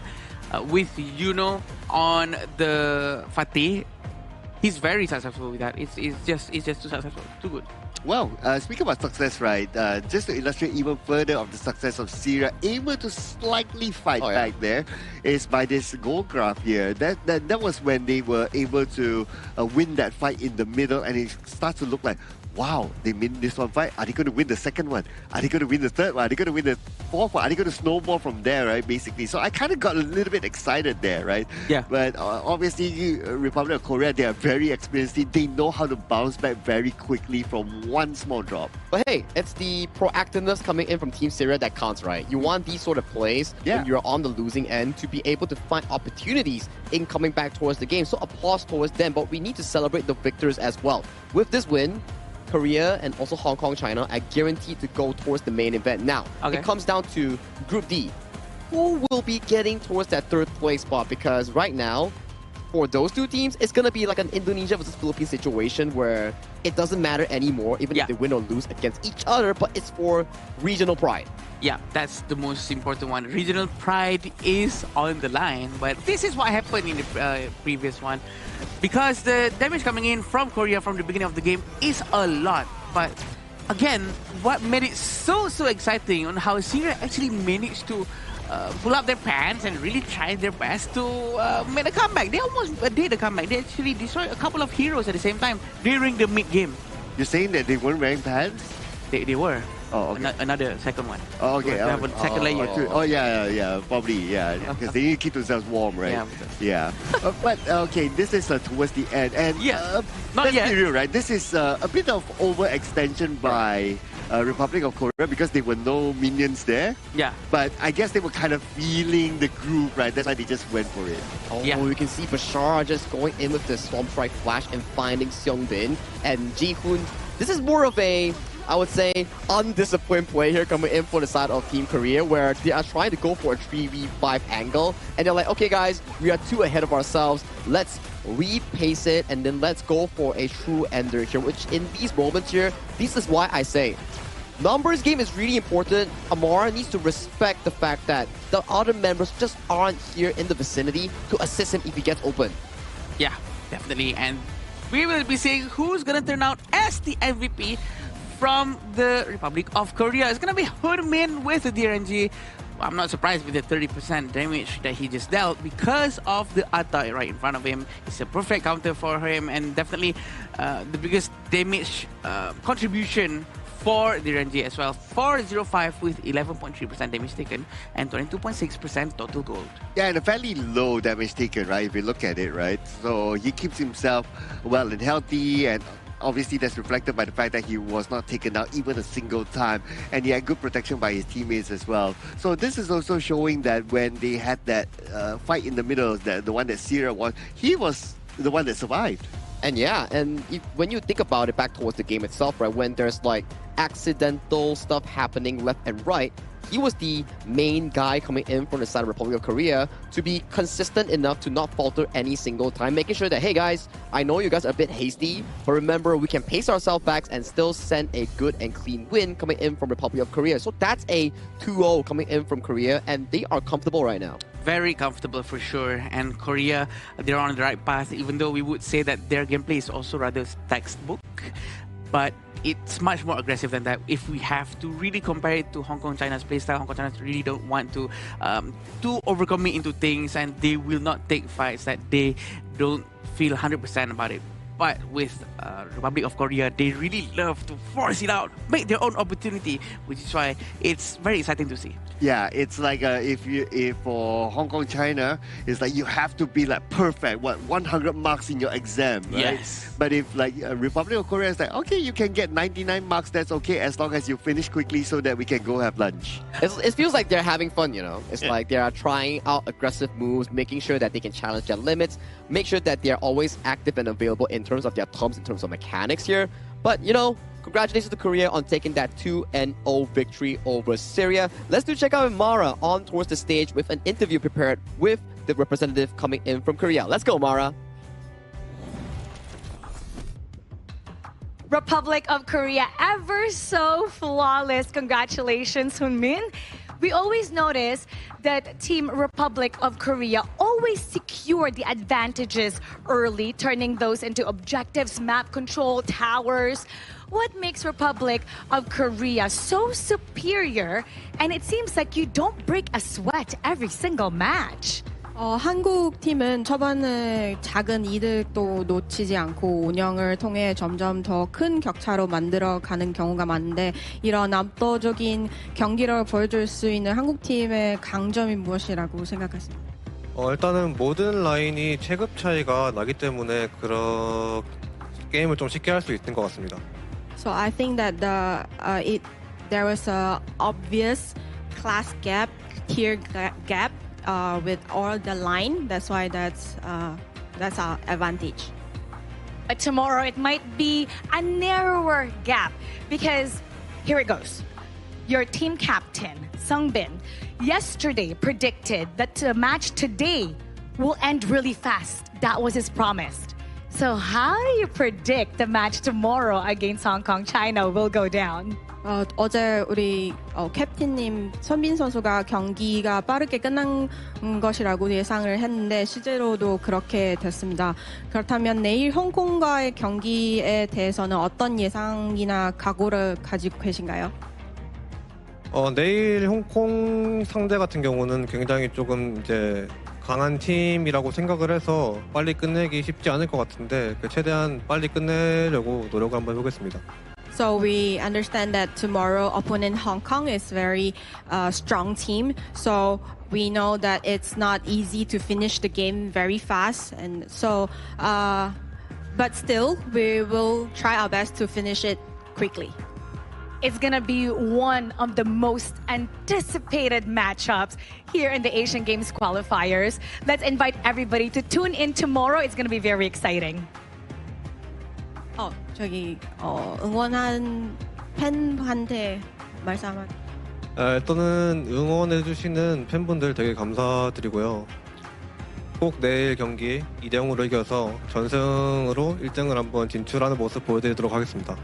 So thank you for supporting us, and then we'll make sure tomorrow game we will win by 2-0, and then we hope you continue to supporting us. Wow, once again, congratulations. 감사합니다. 감사합니다. 2-0 for tomorrow. Bold prediction. What do you have to say about that, casters? Lead the gorge. Well, Mara, what do I have to say about that? That's definitely a very confident statement coming in from Hyun-min, the farm laner of the side of Korea. But like Mara said, right, it's the most anticipated matches, one of the matches coming in for tomorrow, because we have some things pretty much lined up, right? Yeah. Philippines versus Indonesia, Korea going up against Hong Kong, China. Yeah. You know it's gonna be spicy tomorrow. And I'm not sure if it's gonna be a quick game, but it's gonna be very interesting between South Korea and Hong Kong, China, because we can say that it's between the unstoppable force versus the immovable force, right? It's very, very hard because Hong Kong, China it's very hard for them to move. It's very hard for them to react or to actually commit to something. But Korea, they are really very relentless. They want to go in and force everything into the fight. Yeah, but Hong Kong, China, we have seen their gameplay. They're so disciplined. They won't be easily baited for sure. So I would say that I don't think it will be a fast game. Definitely not. Definitely not. Based on the play style coming in for both Hong Kong, China, and also Korea, I feel that it's gonna be quite a while for them to actually settle the score. But talking about settling the score, our upcoming match will feature Sri Lanka and also Singapore taking the final match of the day. For Sri Lanka, it's definitely for them their final match. They need to win this if they want to stay alive in their respective group itself. For Singapore, it's the same thing. If they want to make sure that they can break it out and have a higher chance towards the last chance stage, it's a must-win for both teams. Yeah, most likely people are really gonna try to expect that it's gonna be a smooth run coming out from Singapore after this. But you know what else is smooth? It's gonna be our iQOO 15R, the official gaming phone for 2026 Asian Games Esports Events Honor of Kings qualifier. So thank you iQOO for becoming our tactical gaming devices sponsor. I like the term tactical gaming devices. Wow, that's pretty nice. That's pretty nice. Yeah, it's the same phone used by our players up on stage as well. And because of this smooth 120 FPS phone, they're able to end the games as fast as what you saw. I mean, if I have a good phone like that, I mean, thank you, please, iQOO, please sponsor me. We would love to sponsor as well as casters, you know, like, you know, this iQOO right in front of me. But, you know, having a good device is really important as well. But coming in for the upcoming series, we'll have to go to a short break later. But before we go to short break, right, what are your expectations for Singapore versus the Sri Lanka squad? Yeah, I think the expectation is going to be very towards the Singapore side. That's why I think. What about you, But Bob? Sri Lanka might be able to turn it around. Yeah. Well, I think that after Singapore having gone through the two group favorites, they would have learned something and they will be ready to show their best here in the next game. Well, it's about adaptation, right? Well, before you actually are able to witness the finale between these two teams, let's head to a short break before we bring you the final match of the day.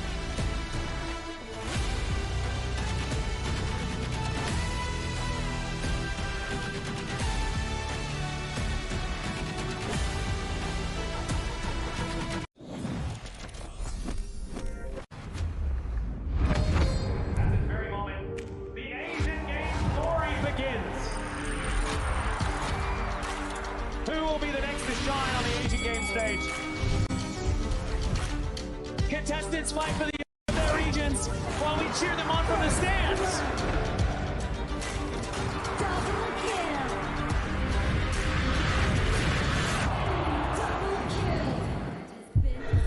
This is a challenge, but it is also an opportunity. The tide has turned.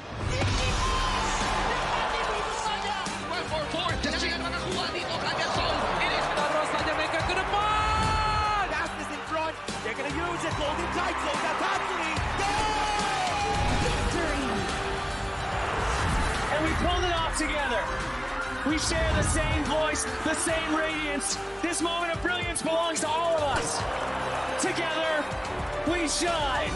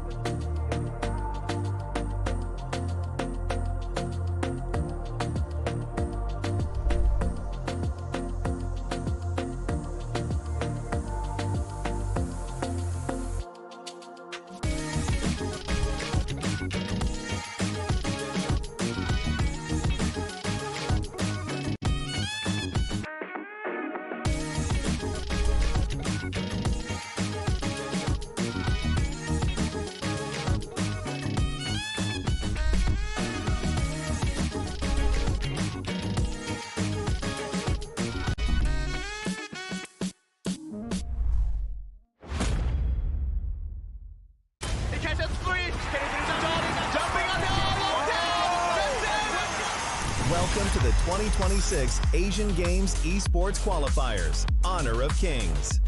20 regions, one stage, and only the strongest 9 teams will earn the right to shine above the rest. Taking place in Malaysia, June 13th to 21st, 2026. Coming to Malaysia, this is the battleground where teams fight for the right to qualify for the Asian Games. 20 teams enter, but only 9 teams will move on. Apart from the 20 regions, there are 3 regions that have direct qualification. Here is the 2026 Asian Games Esports Qualifiers Honor of Kings format. First, the 20 teams will split into 4 groups of 5. In each group, every team faces every other team once in a single round robin, with every match played in a best-of-3 format. That means every match matters. Every game matters. Every single point matters. The point system is simple. Win the match, earn 1 point. Lose the match, earn none. At the end of the group stage, teams are ranked by the total points they've collected. And from there, the road begins to shine. The top 2 teams from each group qualify directly to the Asian Games main event. That gives us 8 teams advancing straight out of groups. But for those not through yet, the light isn't out. The teams that finish 3rd in each group still have 1 more shot. They move into the last chance stage. There, they battle through one final BO3 single elimination bracket until 2 teams remain. The 2 teams will then face off in a BO3 match to claim the one final qualification slot. So in total, 9 teams will make it through, 8 from the group stage and 1 through the last chance stage. That is the rule. Now it is time to see who can rise through it. From across the world, regions gather here in Malaysia. 20 teams, and only 9 will qualify. The path is set. The stakes are clear. Together, we shine. Stay tuned, and we'll see you at the stage.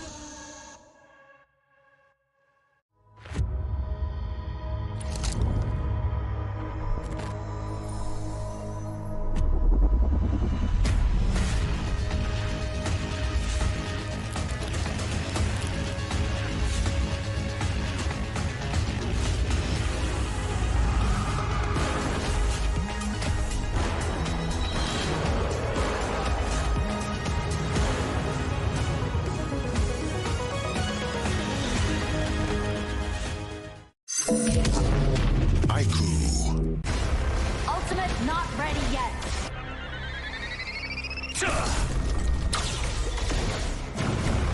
You have slain an enemy. My magic murmurs in ecstasy.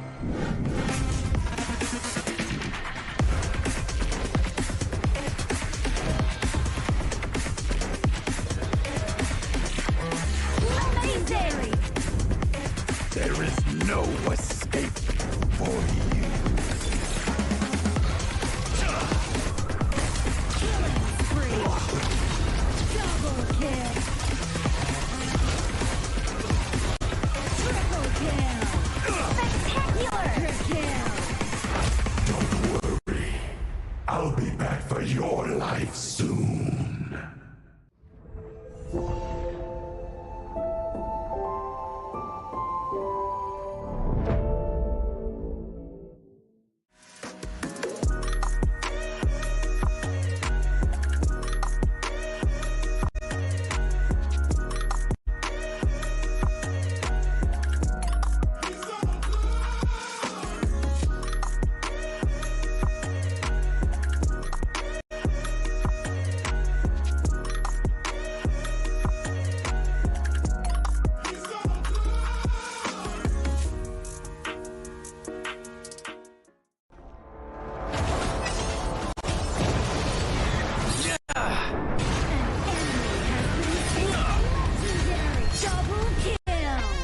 Shall I compare thee to a summer's day?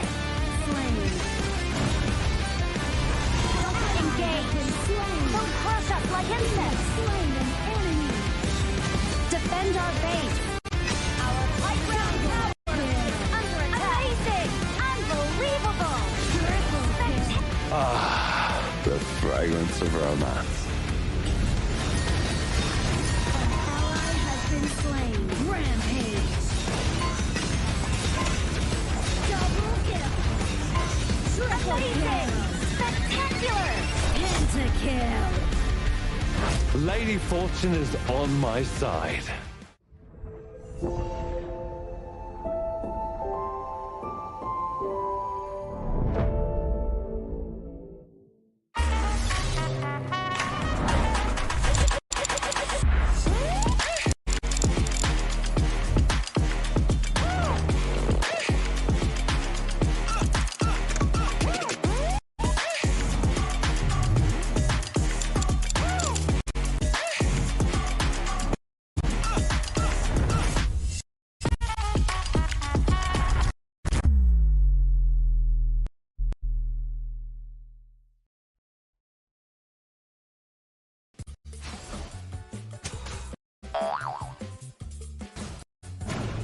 They tried.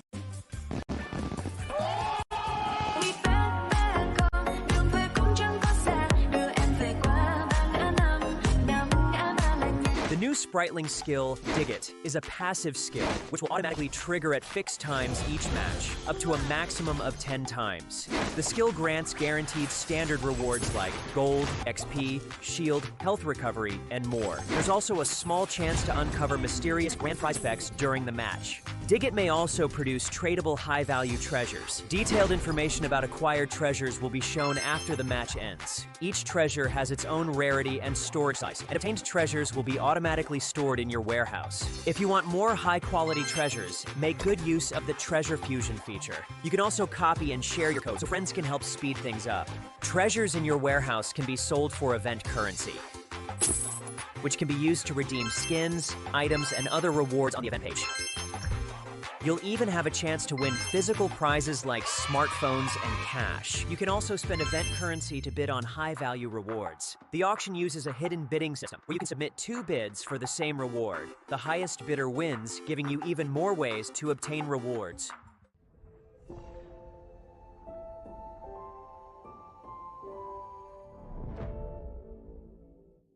Itu bukan track kita. Relax, bro. Phone aku!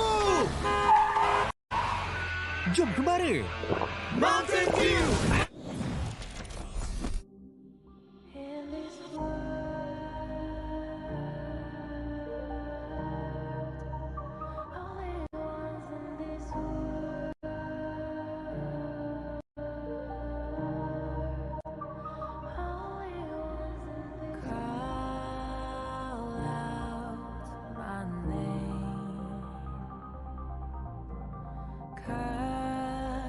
sound of the rain. No matter how I feel the flame, you know I feel the darkness and the pain. All of the ways we tried to break free from the night, you know we made it out, we found the light. I fly so high, light up the skyline. Let's do it this time, like it's a whole new vibrant world.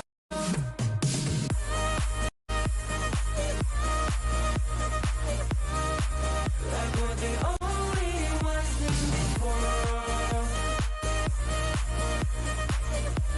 Like we're the only ones in this world. Now I see that I got everything I need. It's alright, I'm on fire, I'm alive, 'cause now I fly so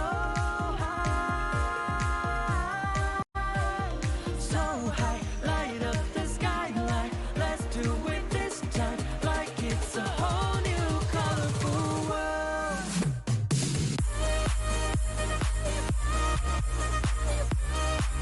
Like we're the only ones in this world. Like we're the only ones in this world. Never thought we'd get this far, burning like the stars. How we get this far, like we're the only ones in this world.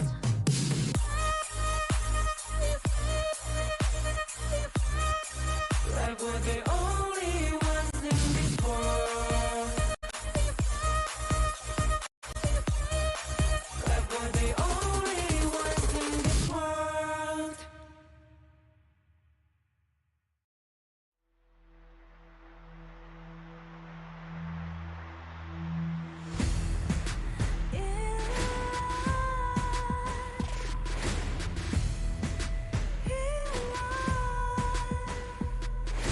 What's a life without its worth? Compromising with what hurts inside. When you let fear decide your fate, you don't choose which path to take in life. I'm finally letting go of everything that still holds me. I'm against all odds, but I won't give up, 'cause it's my time to shine. Standing in the spotlight, can no one let me down. Destiny is calling high. I'm not afraid to fight for everything I love. Victory is on my side.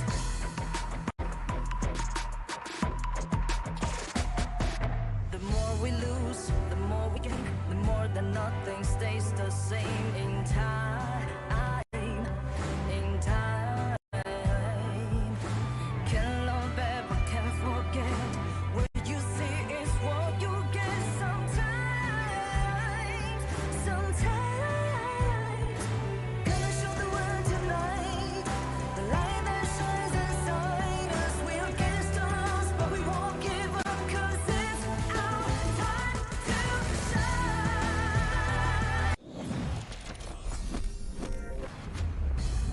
quick break, and we are back at it for more Honor of Kings action at the Asian Games Qualifiers here. My name is Sangi, your desk host for tonight, and with me are the casters, the voice of the Gorge, Sir Cloud, and Adam Spartanko. Once again, welcome back to the broadcast. Welcome back. Thank you so much, Sagi. Happy to be here with Cloud as well. And we're going to be seeing the last match of the day, Sri Lanka and Singapore. It's going to be fun for us to watch for sure.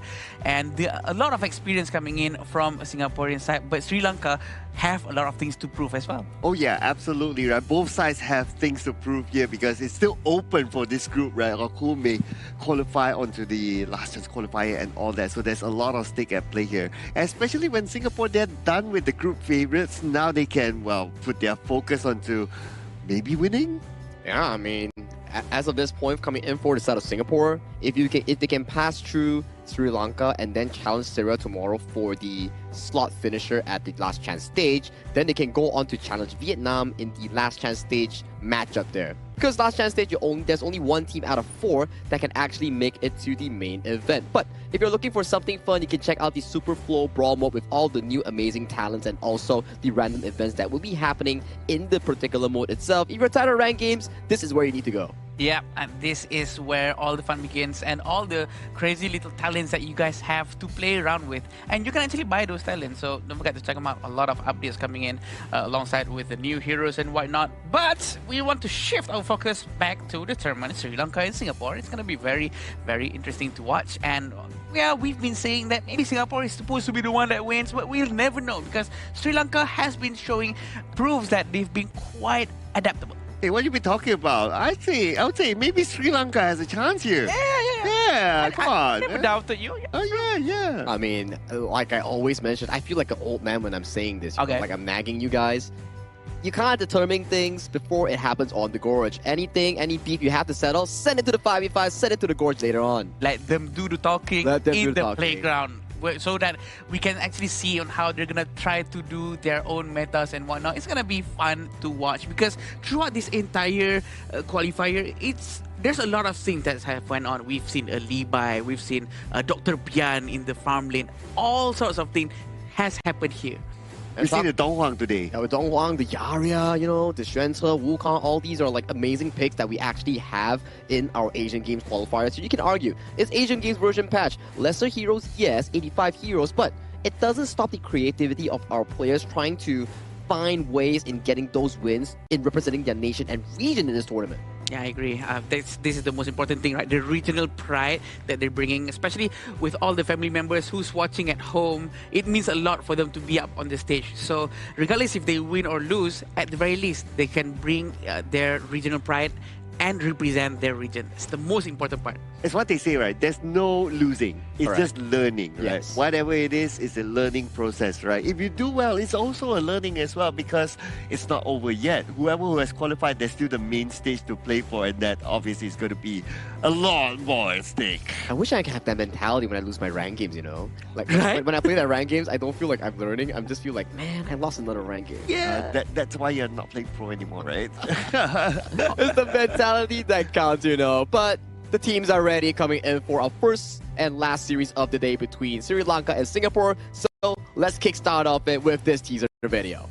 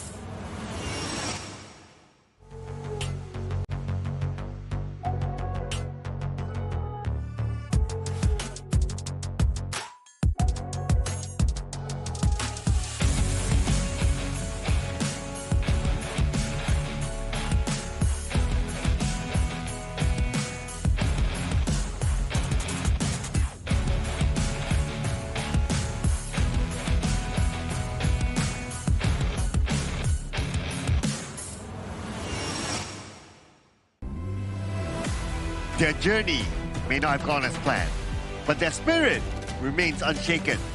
Still searching for their first win, they continue to fight with pride, passion, and the determination to represent their region on the international stage. Ready to give it their all once again, Sri Lanka! Their journey is still unfolding and every match is another chance. Hungry for a victory that could keep their hopes alive, they continue to fight with everything they have. Driven by belief and fueled by ambition, they're here to make their mark. Give it up for Singapore! The last battle that we will be having in day 7 of our Asian Games Qualifiers 2026. This is all they are looking for. These two teams winless, but looking for their first W on the street so they can actually continue their road to the Asian Games. The first win is always the sweetest one. They want to try to prove something, and this is where they can do it. Yes, the players representing Sri Lanka, Nasanda, Tarusha, Janif, Anjana, and Amalka. So this is an important match for them to keep their hopes and dreams alive. Very important as well, yeah. Talking about this specific lineup, right? The way that they like to play is funnel all the goal and the resource over to the side of Tarusha so he can command those early game plays. But they need to be more specific on their hero picks here. I understand that funneling goal into tank heroes, it can be pretty tanky, it can be pretty unstoppable, but if you don't end the game fast, it could be pretty difficult against Team Singapore. I agree, and this will be the lineup coming from Singapore. We have Yeonji, Yuming, Yihui, Kayang, and Wikiat.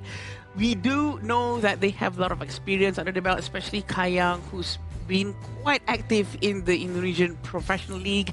I think that they have a lot of things to be proving here and also trying to get at least their first win of the day. Yeah, and they have their own respective competitive experience as well, right? So they know how it feels like to be on this sort of stage, how it feels like the fact that you're representing your country as well. So they have that experience. And they had to start off their campaign here in the qualifiers, going up against the two group favorites, and the result didn't really favor them. But now they're done with that, they can focus on what's ahead. Yeah, it's kind of expected, right, the group result. I wouldn't say that it's really fixed down to some of these things, but this is currently the updated KDA and head-to-head score between these two teams.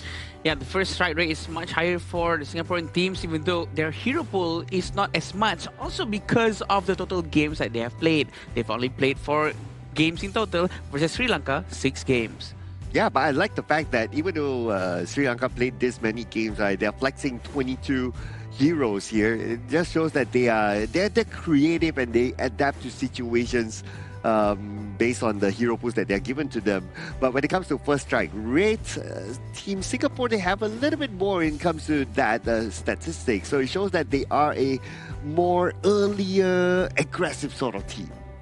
As what you mentioned, right, Sir Cloud, it's a good point where we see the Singapore playstyle. They enjoy the early game aggression, the plays coming in thanks to Yihui and also Wikiat. But it's the problem where after the 10th minute mark, it starts to be not so controlled coming in from Team Singapore and actually being able to find further leads in expanding their goal.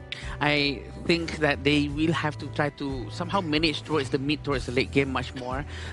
I do understand on how difficult it is to try to close down a game. Closing down a game has been a big challenge for anyone because we get closer and closer to a narrower part of the base. So the rotation coming in from the enemy side is going to be much quicker for them to react to anything. Well, looking at the side selection, looks like Team Singapore, they themselves choose to get the first pick by being on the blue side, whereas on Sri Lanka, they will be on the red side as the second pick. So Singapore, in their mind, they want to try to set the tone of how the draft will look like. Yeah, and based on our knowledge on Singapore's pick and bans thus far, on the blue side, they have yet to receive any single form of channel pick in this particular group because everybody is respecting on towards Kayang's ability in playing those hyper carries here. And usually what they will actually pick if the channel is banned is something probably like the Dharma, like the Lapu Lapu, or even the likes of the Guan Yu, enabling Yanzi to be the primary playmaker coming in from Team Singapore. It's all about that winning condition. Who do you want to put it on? Is it onto the channel, onto Kayang, or is it onto the Clash? It all depends on what's going to be done by the entire team, if their coach is going to be picking that one out for them. But it all depends on these picks, which is very important. As we all always say, drafting will help you to win at least half of the game.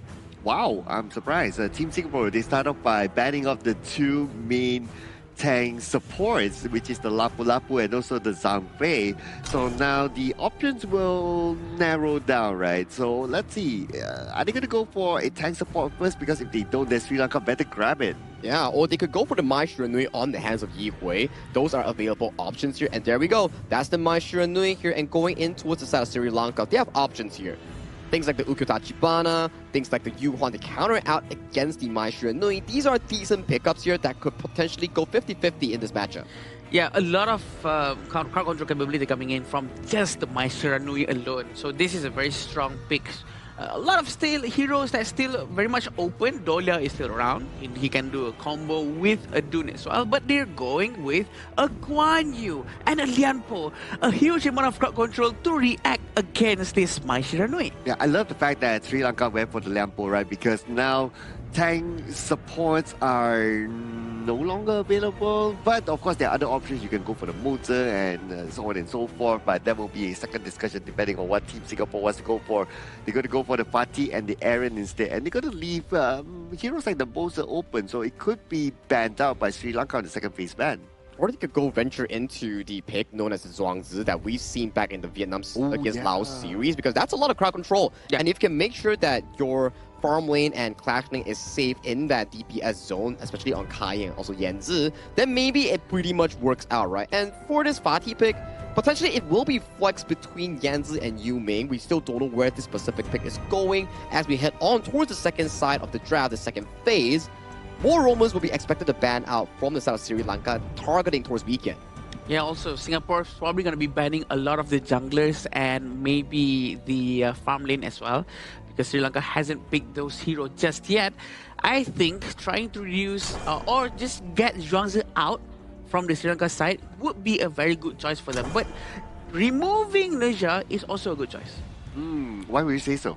Because it is a hero that can really tank all the damage coming in from Sri Lanka, and that's what Singaporean teams need, because their lineup right now doesn't have anyone who's tanky enough. And I'd like to add one point, right? It's pretty smart from Sri Lanka. You ban away the Nerza because you're threatening Singapore to make sure that they ban the Ata as well, because that's the general counter in the 1v1 matchup that we usually see. And I like the Nakoruru ban because Nakoruru, it generally does really well into tanky targets like the Lian Po, like the Guan Yu that likes to build HP items here. So that's more of the jungle heroes here being banned in the second phase. I'm still wondering, this party might be going into the hands of Yu Ming, and then Yanzi might be picking into more of a favorable clash name matchup into this specific Guan Yu. Yeah, that's the beauty of picking those heroes that are flexible, right? That, especially early on, so that you can't throw your opponents off. It's like, where is he actually going to go at the end of the day? Are they going to waste bans banning the role that is not supposed to be? Yeah, there are question marks until it's fully revealed later on. But now for Sri Lanka, okay, it's probably time for them to pick a farm laner. So the Dhiren J is still available, and that's not too bad, but they're going to leave that for later because they're going to focus onto the ever-popular Ukyo Tachibana for this tournament. Very interesting pick, and also I want to point out that the ban on Nakoruru is very smart because it really helps the Guan Yu and also the Lempo to survive a little bit longer because Nakoruru is no longer around and the Garuda cannot get flanked that easily anymore. Waiting for the last two picks from Singapore. They are looking for their roam and their jungle, which is going to be Dune and Moza. Oh well, that's one way of actually like completing the lineup here coming in from Team Singapore. We don't really usually get Weekek coming in with a utility roam. More of the times we see him more on the engaged sort of style. So this is something more different coming in from Team Singapore's draft planning here. And coming in for the final pick on the South Sri Lanka, maybe they're going to go for the Dhiren J. I think it's a very safe pick. You go 50-50 against the Aaron. You can also threaten the Dune as one of the frontline melters that you'd like to say about his build? Yeah, I think it's definitely a very, very good pick for right here. I was wishing for a Dolia to actually go well with the Dune, but probably not the best hero pick. But this Garo is gonna be very interesting. He counters shield, so Garo counters a lot of shield. Probably very good to go up against Dune and Moza. and Moza, but we do know there's an Ukyo. I'm sorry, not Ukyo. The Dune can try to dive all the way through back to find the Garo. Yeah, same with the Maestro Nui, right? So it's gonna require a lot of help and healing here coming in from the Sri Lanka draft. Because if we look at this specific draft, right, they have a lot of crowd control, they have a lot of range, and for Team Singapore, a lot of the engaged potential relies on Yi Hui, Yan Zi, and Wicket, and making sure that if they can't find a Garo, this game will be extremely difficult for them.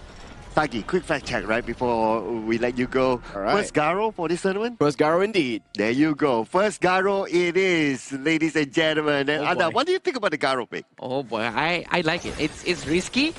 It really helps you out throughout the end of the match to make sure that you really can play during the mid to late game, but they need to babysit him. It needs to be the protect the president mode, but they're leaving him all alone for now, and he already lost his HP all the way down to 40%. Yeah, because the mobility of the Garo is not good, right? Yeah. We can argue that the Lady Sun has slightly more because he can roll. Yeah, but the Garo is totally static. Well, not totally static, but you get what I mean, right? Yeah. Yeah, so they need to be able to protect this one. Is it enough protection with the Guan Yu and also the Liampo? I hope it is, because they have to go through with a Moza with a Cannon Blast coming in non-stop, and they will try their best to get Garo. But we have to remember, if Garo has her itemization, they're going to be running away from Garo. Because the shield on Liampo, the shield redeems, they're really going to try to get Anjana, but Anjana is still okay. Haven't seen any aggression coming in from Imalka. Dude, look at the Cannon Blast, right? And the Cannon Blast came in at the right timing. Anjana is now really low. This is a wave that he potentially may lose, if not all, half of it. Yeah, right now, they're really trying to make sure Kai Yang, who's playing Erin, can have all of the items that he needs before they can start to really focus on snowballing the entire match. We still see Kai Yang trying to bully Imalka. Although Garo has just arrived, him alone playing Erin can handle two heroes. I like what Imalka just did, right? He actually tried to hold the wave as long as possible for Anjana to come so that Anjana doesn't lose any waves. But something might be lost here as Tarusha receives a lot of damage, and the first time will be given towards Yuming. But Sri Lanka, they're looking for a trade-off. They're looking to go all the way to the back line. And can they get it? No! Wait! What a kind! And Yihui with the U-turn gets that takedown! The dodge from Yihui is so good, and he turned around to get that strike. A very good move coming in from the Singaporean mid laner.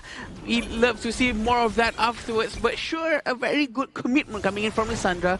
Lissandra actually tried to open a space for his teammate to go in, but Janice did not manage to open the Wings of Judgment way early on, which could have helped him to secure a couple of kills. Clip that, ladies and gentlemen. Clip that Yihui moment. That kind move towards the right just to dodge. Towards the Overlord pit. Wow, yeah, towards the Overlord pit. And then U-turn, get that takedown. Man, that is epic. Yeah, a very good move coming in from him. 1,100 in front for the Singaporean team. They are feeling quite confident for sure and comfortable. Very close being to the jungle. We can see Malka is quite nearby, opening the vision for Janith. Janith can use his ultimate. It's not going to hit. It's not going to connect too much as of now. Kai Yang can avoid that damage quite easily. We're still waiting for the Frozen Breath to be bought by Janith. I'm keeping my eye on the top lane as well, right? Because Yihui rotated there, but it's not easy for them to catch in the Sunda. So they're going to rotate back into the middle just to make sure that they don't lose out on the wave there. And from the bottom, they're starting to rotate as well for Team Singapore. Now they're looking for an opportunity in the middle. Yeah, right now they have a very good connection coming in from the start of the Cannon Blast. Trying to find a space to go in, waiting for Tarusha to also make a move, but it seems like they choose to send Yanji towards the bottom lane. They're not going to try to force anything out just yet. Focusing down towards the Tyrant. Singapore is expected to be able to control this area, but look at this. The Tremor Smash is going to be used right now. It's a bit too late because Tarusha has already went down. Wings of Judgment has been let off, and Anjana is going to go down as well. 3 of the players of Sri Lanka has been striked. Like what you said, right? The Tremor Smash was too late there. But gotta give it to also how they kind of positioned themselves. And that's the reason why the Tremor Smash did not come out that quickly. Okay, we're going to have a look at this again, right? What I love is that Yihui starts from behind. When he starts from behind, Sri Lanka almost like, oh, do we want to look behind? Do we want to look front? Where do we look at? And that's what kind of messes up their formation. That's why the Tremor Smash was there. Here comes another team fight. A very good ultimate coming in from the Guan Yu. He's trying to push into the tower. Yanji gets down immediately. A very good move coming in from Sri Lanka. This is the play that I love to see. Nisanda trying to be as aggressive as possible. He saw the chance for him to actually do something in that situation, and he took it. Yes. You see an opportunity, you take it, and you get something out of it, so that is good. So they still fight back though. By the top, Nisanda receiving this damage. Surely won't be able to survive that one. Even if he's able to escape, Yihui can still chase. It's too painful, Cloud. Too painful. They have to move just to the back a little bit, and we still have Wikia with the Cannon Blast trying to open a vision for his teammates. Also, Kaya is probably online right now. He needs more space to go in. Still waiting for Tarusha to do something. A very good Cannon Blast. Is there any follow-up? Not just yet. But look at this force coming in from the Liampo. It seems like he's going to go down. Taking too much damage from the Lauren Bloom. They're trying to get the last touch. And there we go. Double strike for Kayang. It was just unfortunate. Emalka, he went in, but nobody followed up on him. It was almost like they were playing in two separate worlds earlier on. Communication wasn't there, the understanding wasn't there, and how to execute the plan was lacking from Sri Lanka. They have to find their synergy again. Yeah, Anjana is still waiting for his itemization to be done. It's very hard for him to farm, for sure. It's not an easy hero to use. He really needs a lot of babysit coming in from his side of the team. And I think they need more time. They need to slow down the tempo and try to be more safe and focus more towards farming safely. And for Team Singapore, they're going to focus onto the top lane instead. They should be able to get this one behind. Emalka is still behind. They're trying to go in, but look at the slashes coming in from the Ukyo. A very good move coming in too from Tarusha. Yihui went down very quickly. Emalka got down, including Anjana. There's only Tarusha left trying to defend the high ground tower, which is very important. It was almost an ace there. And now with only Tarusha alone, there's nothing much he can do. If he goes in, he will get deleted. So he has to let this lane go. But his teammate Janev is going to be back soon. Next is going to be the Thunder. And now with the Wings of Judgment, they're going to buy enough time for Team Sri Lanka to reset again. Taking down the minion. This is what exactly happened just now. A very good dive in because of the good Cannon Blast. Follow up from Yanji has been quite crucial for the entire team. But the way Sri Lanka defense actually managed to get Yizhui as well, eventually they still managed to just let Tarusha survive. They really need to end that one, really to close the game. That's what Sagi was talking about as well. Going into 8 to 10 minutes mark, sometimes Singapore a bit struggling with how to close the game. Well, we are approaching that 8-minute mark though, so let's see what happens here. At least for Team Singapore, mission completed at the top lane. Now they need to focus on to the other lanes. They're gathering in the middle. They're waiting in the bushes. Yuming passing by. Yuming passes by, and Yuming shows himself, but he reveals his opponent at the same time. Nisanda is still over there, but he's gonna get caught. There's nothing he can do. He had to pull back, and the teammates are quite far away. Emalka do have his ultimate. Tremor Smash is still online, but look at the positioning coming in from Wikiat.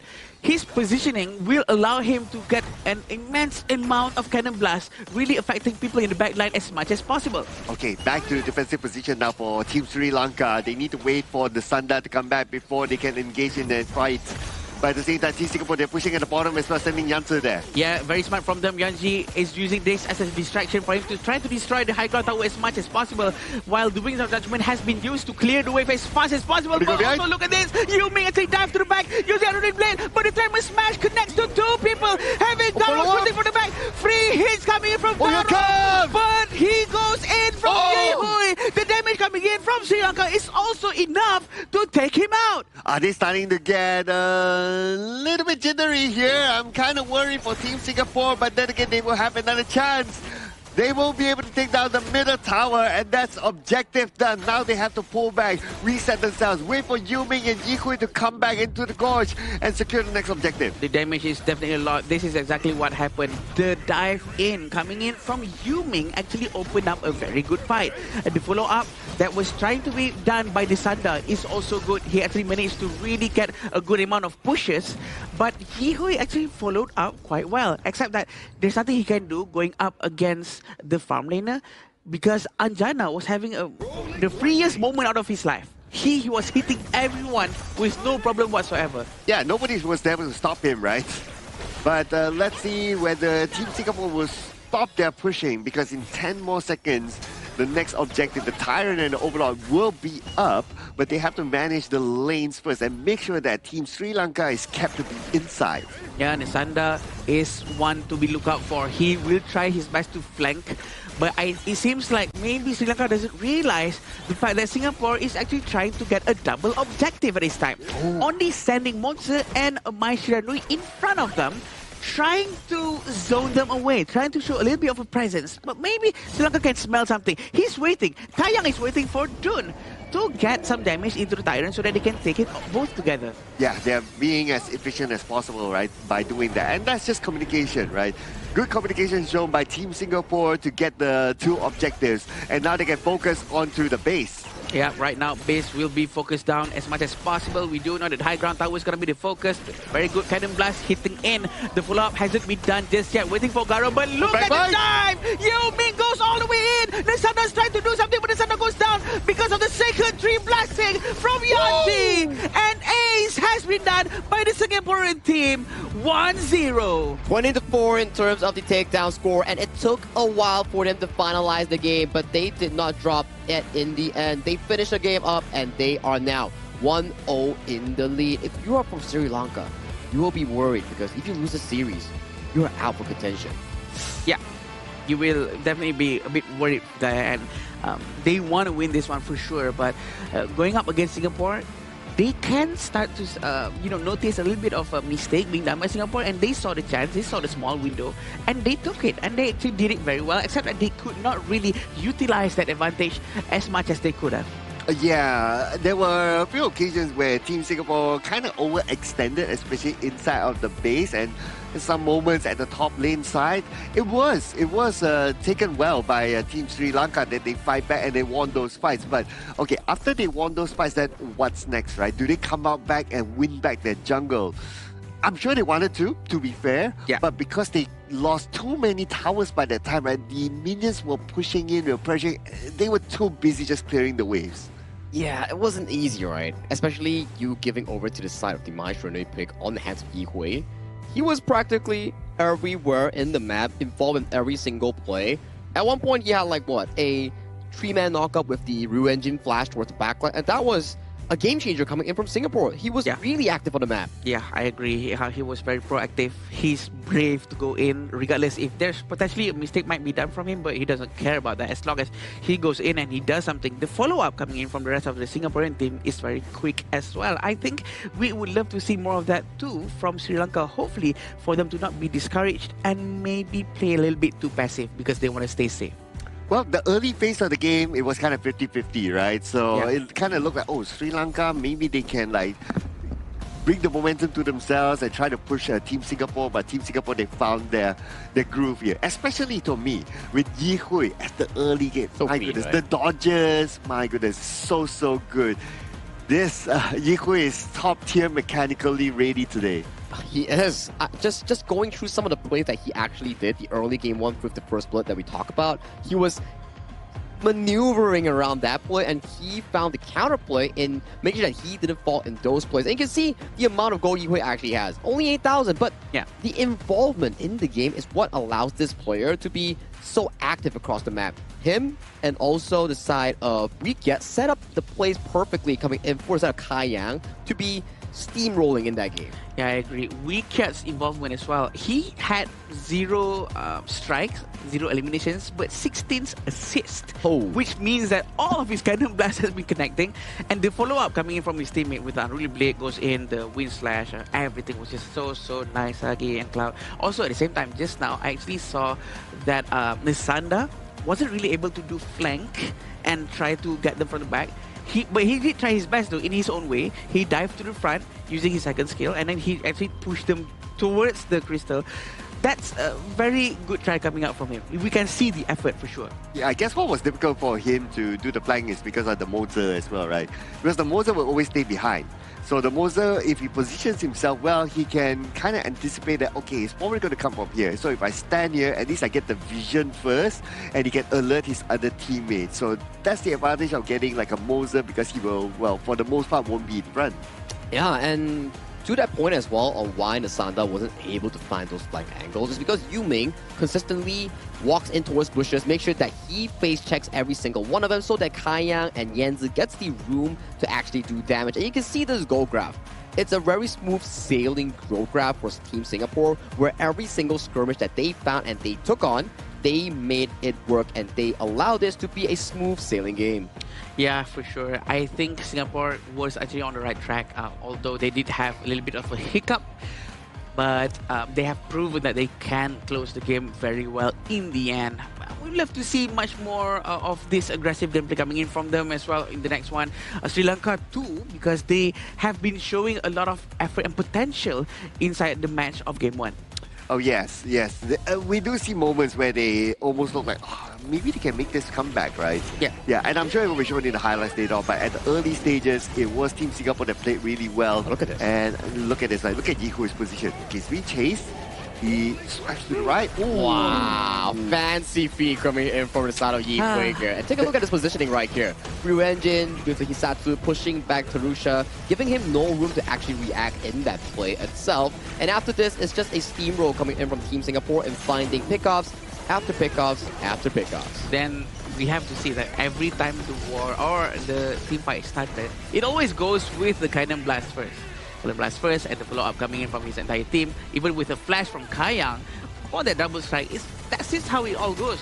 Always start with Weekiat in every beginning of a team fight. Yes, and of course, because the Cannon Blast can hold, like, if you are able to connect, you can hold like for what, 1-2 seconds? So that will be long enough for your teammates to react to that. Yeah, and this is exactly what happened again in the last few moments, where we had a little bit of a moment where Sri Lanka could have done a comeback as well, but they did not manage to at least go out and gain all of their resources, Agi. Yeah, it wasn't the cleanest game coming in from Team Singapore. There is some mechanical misplays, but the aggression coming in from them is what is valued, because it's controlled aggression in making sure that they play the team fight by out-mechanicking their opponent here. And the MVP is the guy with the finger hearts here, throwing right at you. Singapore's Kaiyang with a 12-0 and 4 KDA and 32% damage dealt. Is that a finger heart? I think so, yeah. If you put it, to me, it looks like he's pinching himself. It's like, is this real? Am I the MVP? Really? Am I dreaming? It's a cheek heart. Oh, cheek cheek heart. Yeah, that's the word I'm looking for. Because it's on the cheek, yeah. Yeah, I mean, it's all the new things that's going to come out every single year. There's always a new post. 12-0-4 is a huge amount of number. I think he's very comfortable as well. The fact that he can actually handle 2 different heroes in his lane, having a roamer and also the farm laner from the side of Sri Lanka. That just shows the confidence that Kaiyang has for himself. Yeah, it's 12 takedowns, right? 12 takedowns, 0D, so it's a really clean game by him.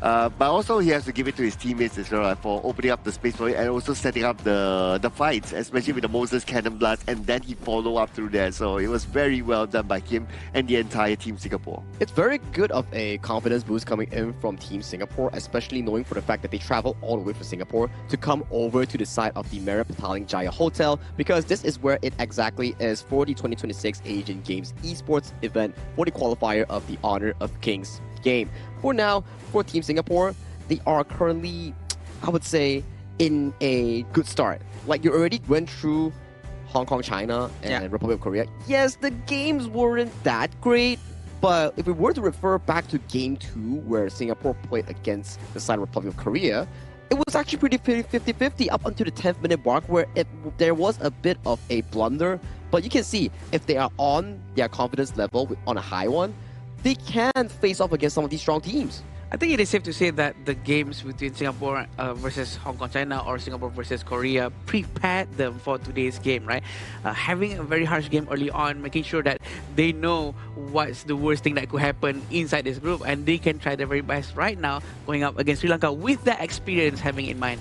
Now, can they be consistent? That's going to be the question, right? Yeah. Because the job for today is not done yet. They still have at least another more game to go, or if Sri Lanka wins this one, then we'll go to game number 3.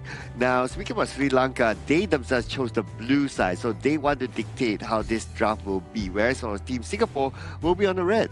Well, blue side, at the very least, you can force out a ban on towards the Maestro Nui or take it for yourself in trying to replicate the same success that Yi Hui has on towards the side of the Sri Lankan mid laner here. And for the bans coming in from Team Singapore, usually we'll see things more on towards the roamer, like how they ban away the Lapu Lapu and the Zhang Fei, limiting more choices here coming in for Amalka.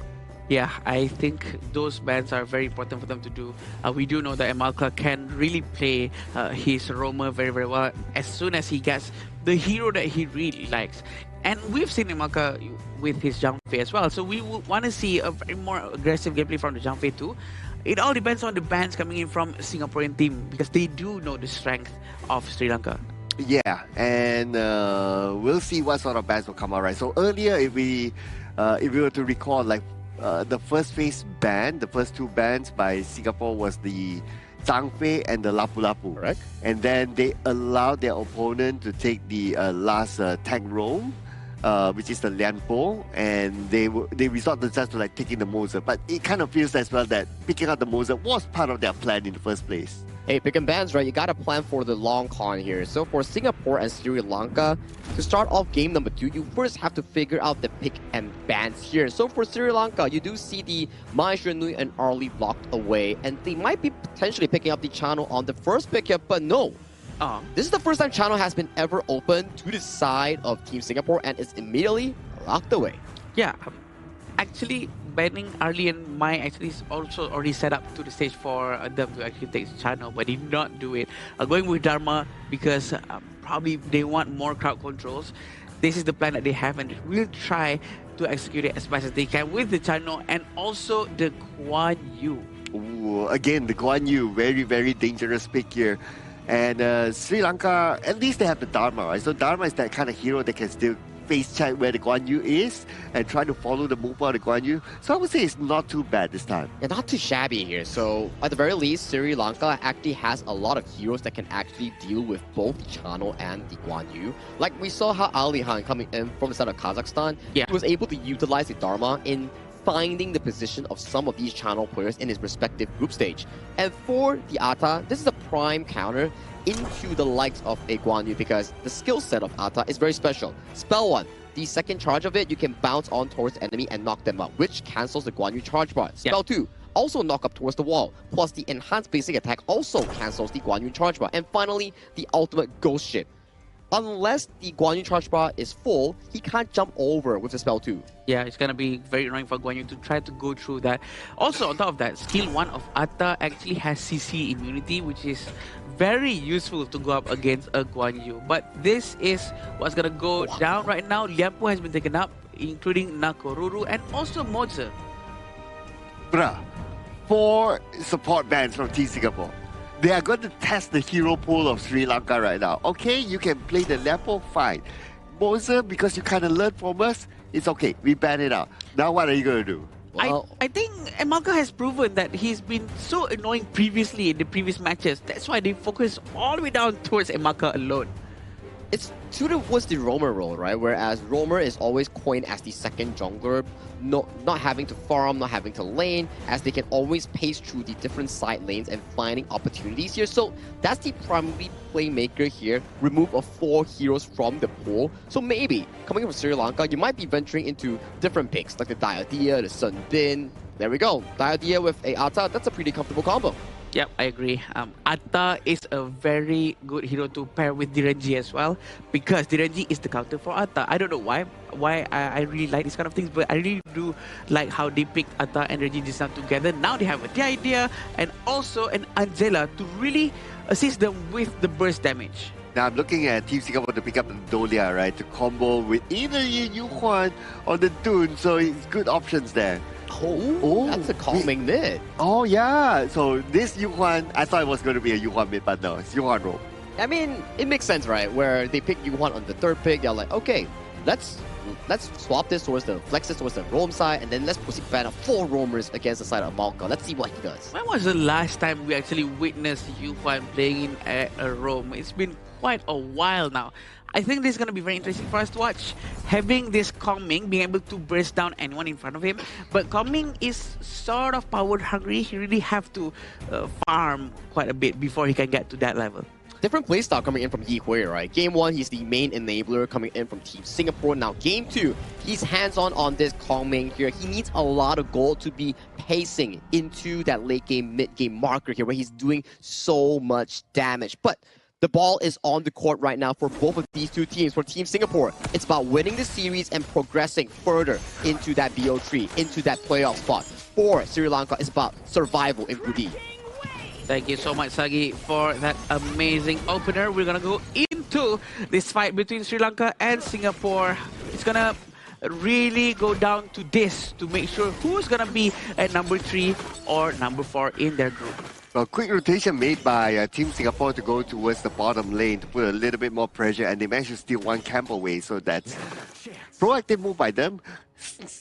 Team Sri Lanka, they did the same, but it's more of a defensive move to try to clear off the jungle or the buff area for Tarusha. But they're now back in the middle. They really want to try to get this, but Yi Hui managed to pull back just in time. You have to remember, Kong Ming has a lot of skill sets.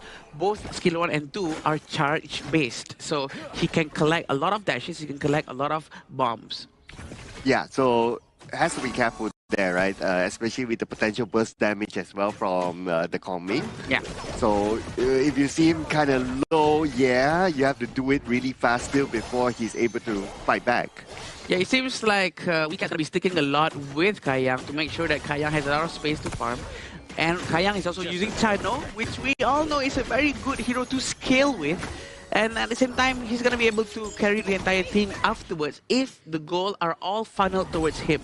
Oh, but right now, Kayang is moving towards the middle. They see Tarusha, and Tarusha, lucky enough for him, he is kind of tanky, so he can absorb a few skills and a bit of damage here and there. He will still be alright. Very interesting on how Yuming is doing quite well too.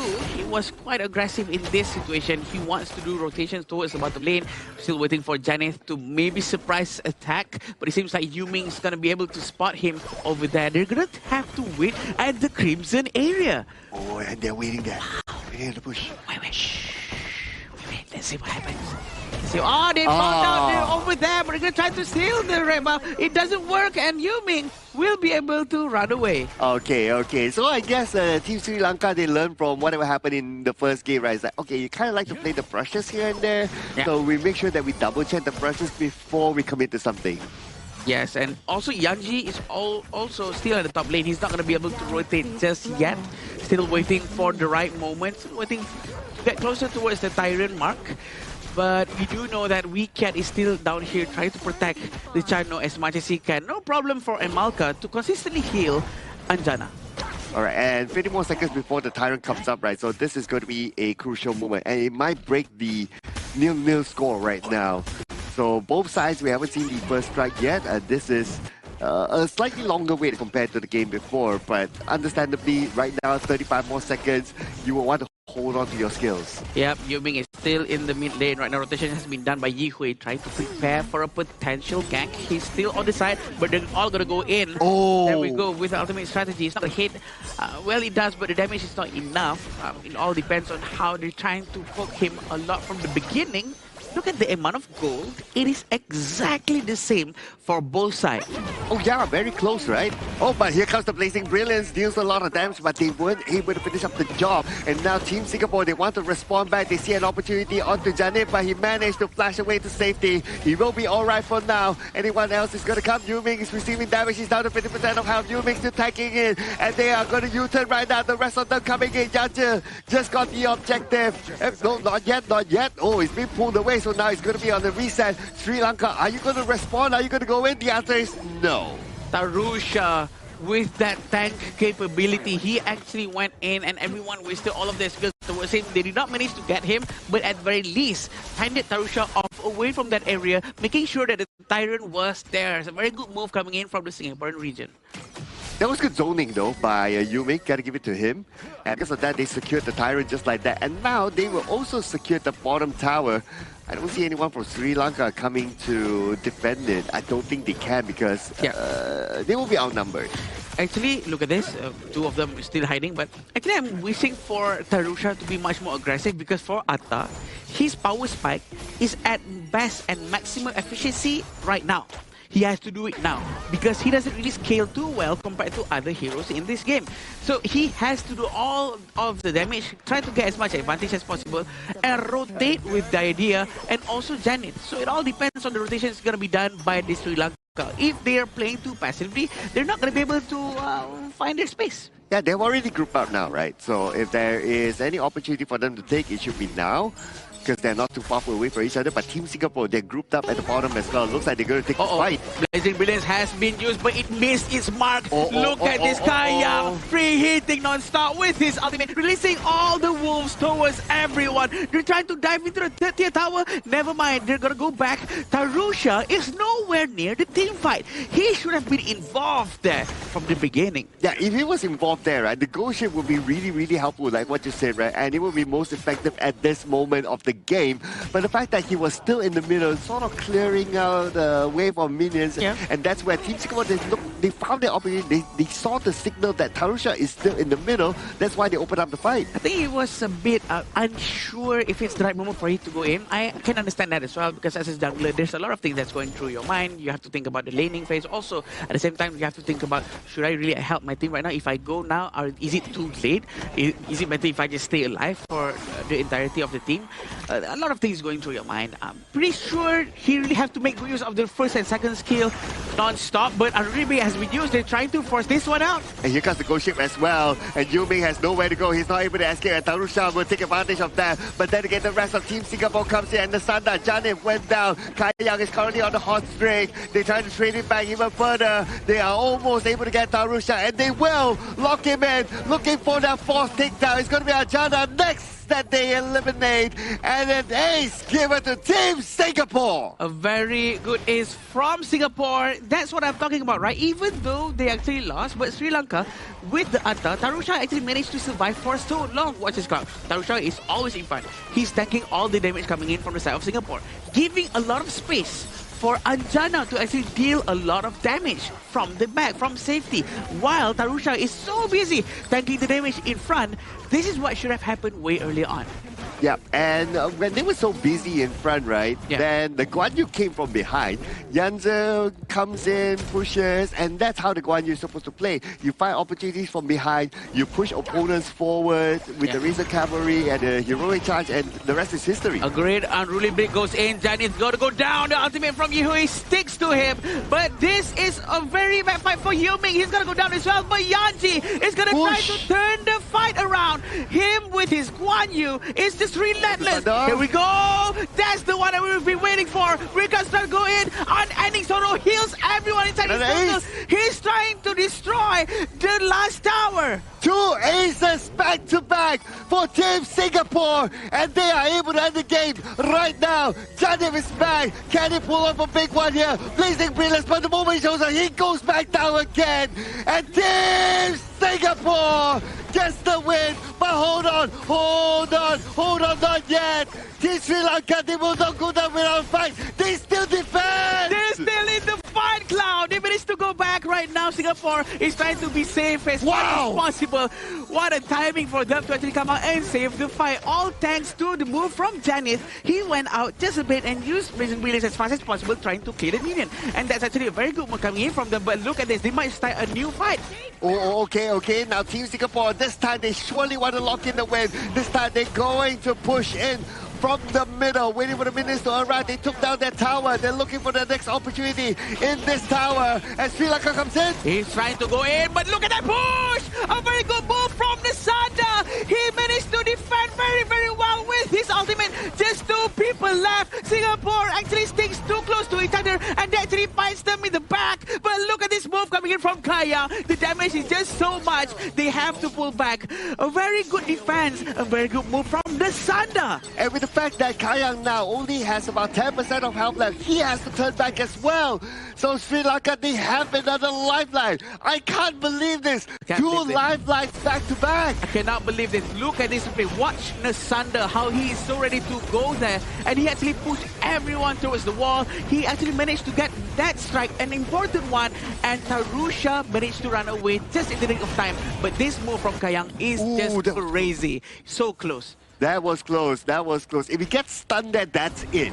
Right? But now, Tyrant is going to be up, and it looks like Sri Lanka, they're feeling it. They're feeling the power in themselves. They want to come out and fight.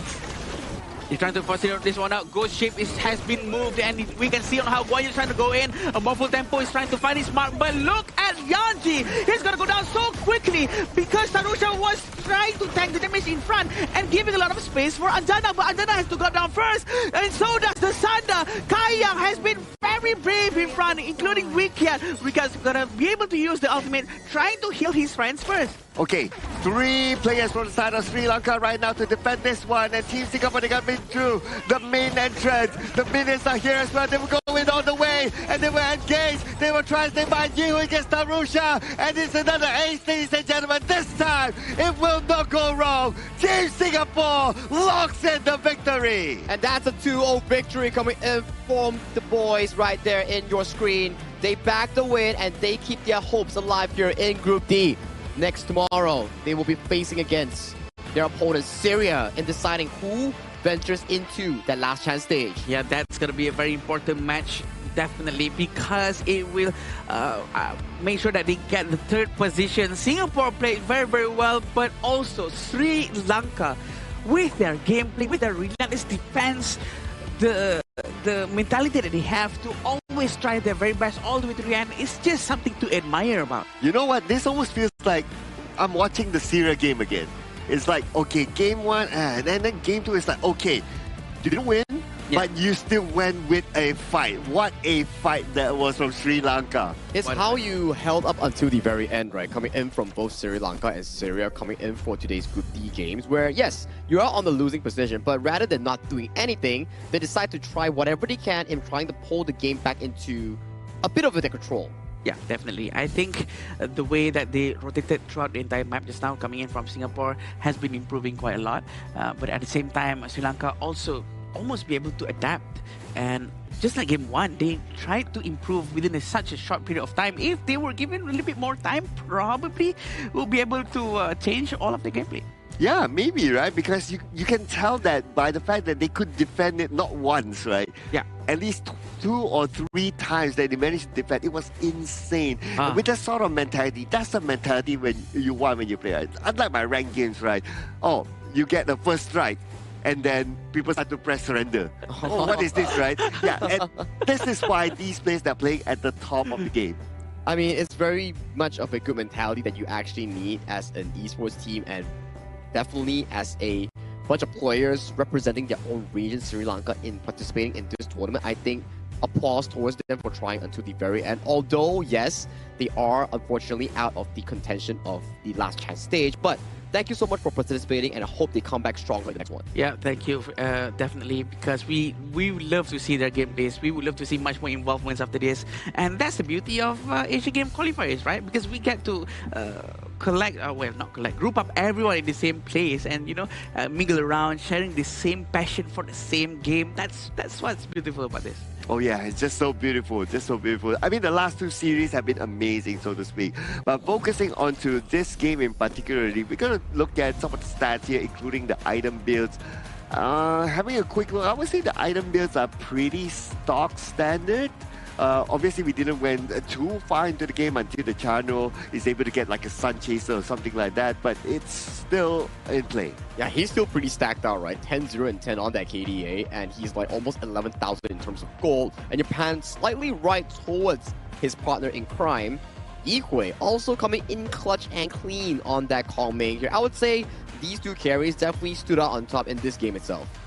Yeah, and we do know that the way they itemized out of this is quite straightforward as well. But Atta, if only he can actually start to find the fight that he needs to from early on, he wouldn't be able to change the pace of the game for Sri Lanka for sure.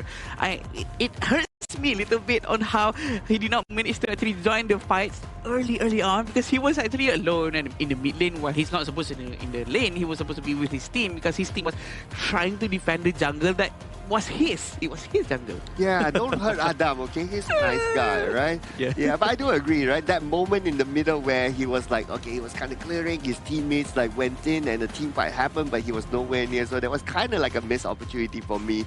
A bit of a, but something that we learned from Sri Lanka from Game 1 and Game 2 is that in terms of how they communicate and their synergy of moving together can be done better. It can be better. I think it's just something of an issue where you don't have enough time together, you haven't practiced enough in towards the game of Honor of Kings. You need more competitive experience to be able to convert those learnings into proper gameplay. Sometimes it's something like when you do a specific question on a test paper, you don't really understand in the first go, but as you give it a few days, you start to understand the logic towards it, it starts coming to you more naturally. True, and then that will also help answering the next questions naturally, because you already know how it goes, the pattern of it all. And this is the gold graph for both sides of the Sri Lanka and also Singapore.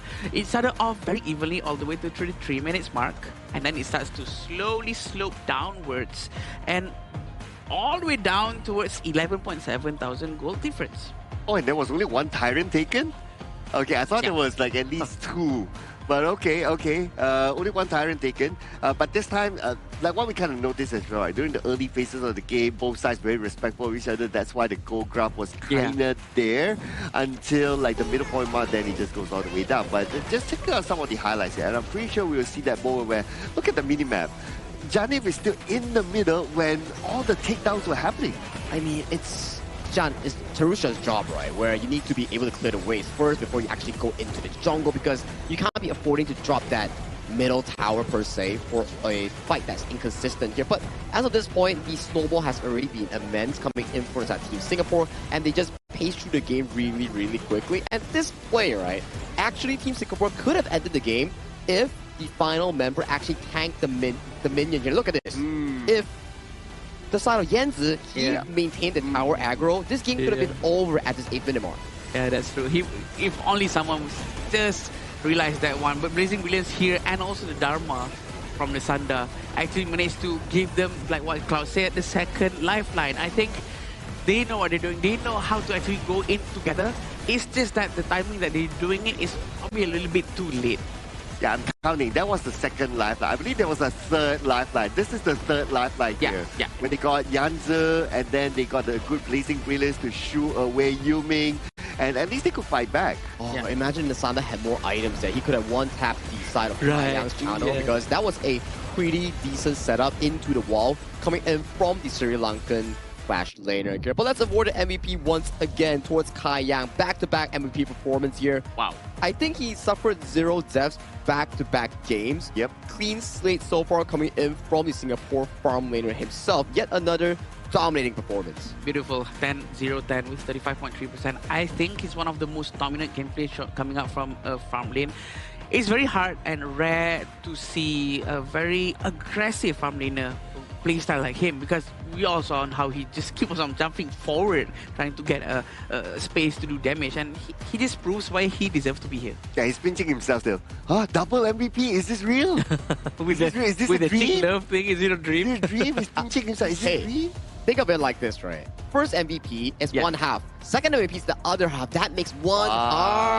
There we go. Okay. Very smart right, Sagi. So it's gonna look something like this then. Something like... There we maybe- go. Oh, Thank you, Adam, for the visual sample there. They should actually edit his picture now to make it both on both sides. But it was such a good gameplay just now coming from both regions. We love to see this. We love to see it. Oh, I love it. I love, even though Sri Lanka didn't win, but I really loved seeing the fight that they had. It was really, really entertaining. I thought that, okay, the game was done during the first push, but no, okay, we still play. Let's go, boys. Yeah, just a bit of an extension there on that lifeline there, but it's Sri Lanka's spirit and courage that actually reminds us on why mobile games like Honor of Kings is fun, because you don't know what will exactly happen in the next play. You just gotta commit for that cause. Yeah, we definitely don't know that. But what we do know is to spectate to claim the commemorative badge on 21st of June. It can be used in the Grand Venture. More great rewards awaits you. So do not forget to check it out, because we do have this spectate to claim this. You know, you guys can get spectate inside the game. So that's going to be very helpful for you guys to win all of these rewards. Yeah, anything that has a cat on it, I'm all in. It's pretty cute, right? Like, Yeah. it's a little cat token that you can actually use for fantastic rewards. Like, coming in for the Dig It event, right? If you dig enough stuff, you can actually trade it for skins or actual goodies in-game or in real life. But Interview is online right now, coming in with the side of Mara and potentially Kai Yang, because, you know, back-to-back MVP, we want to know what he has to say as a representative of Team Singapore. So let's hop on to the interview with Team Singapore. Team Singapore finally grabs their first win. Congratulations, Kai Yang, double MVP. Thank you. Team Singapore was very clean today. You guys were engaging, had a follow-up all throughout both matches. What seems to be something that clicked for today that you've been searching for all week?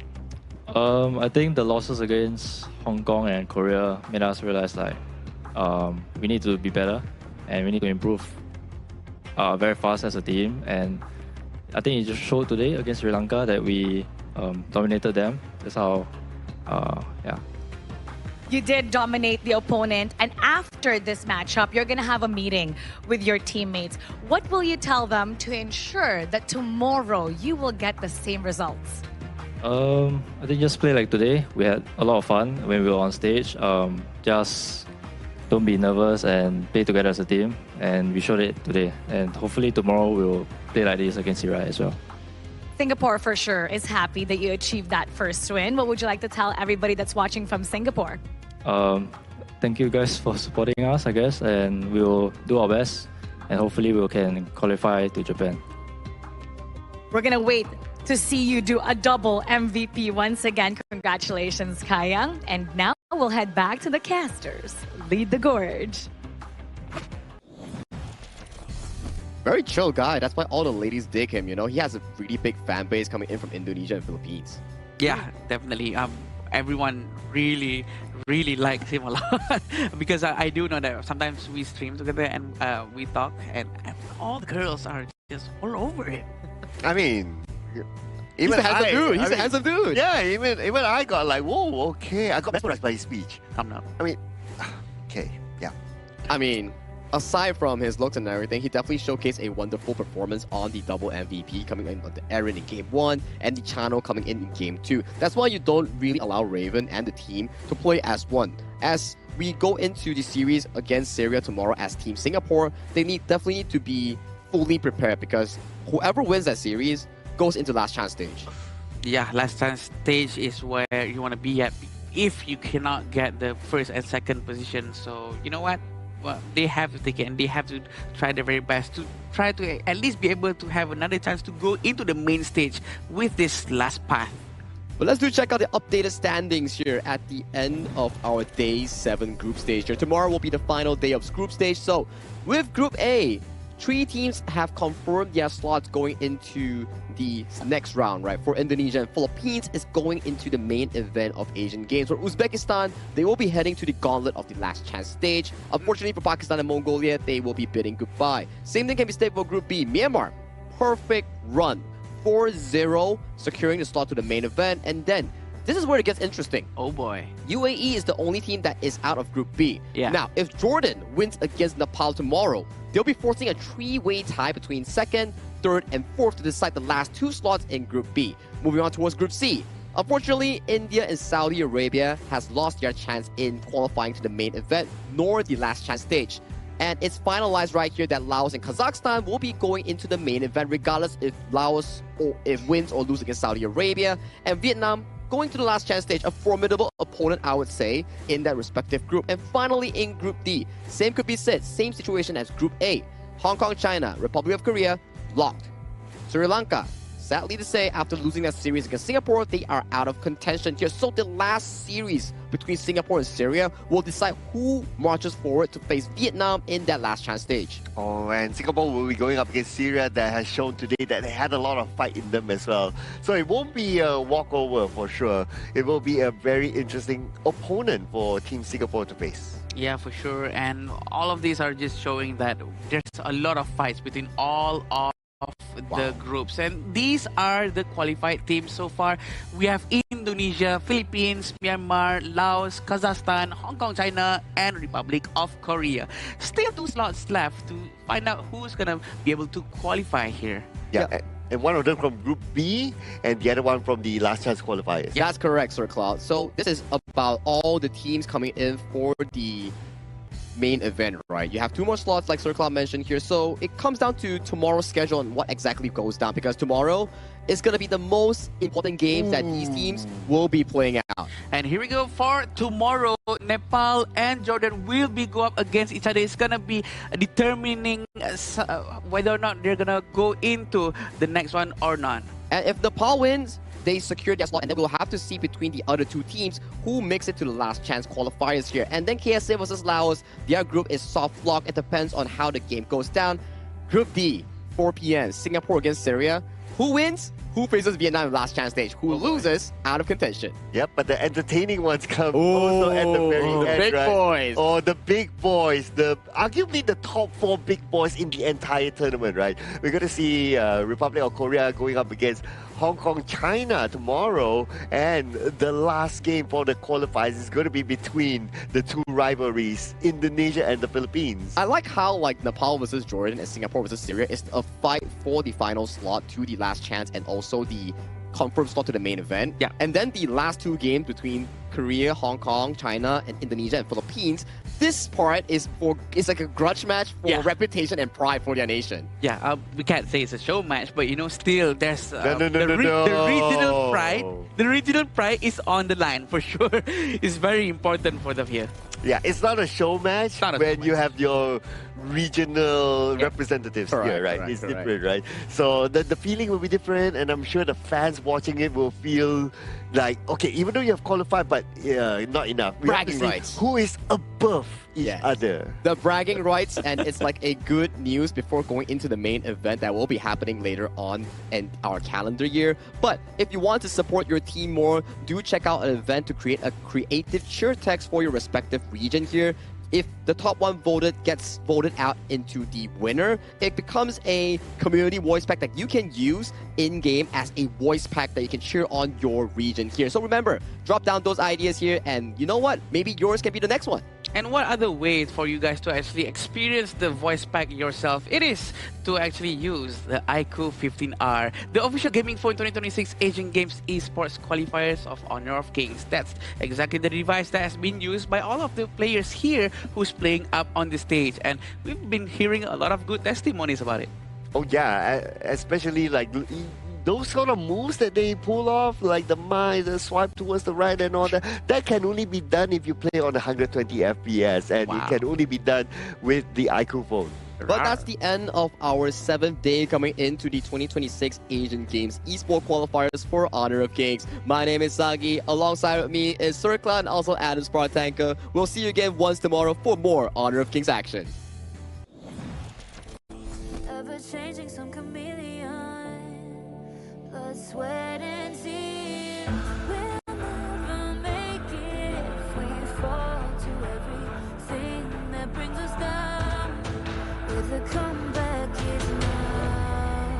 Blood, sweat, and tears. Fight for what we want. Doesn't matter the cost. Every day, put in work. Blood, sweat, and tears. Nothing comes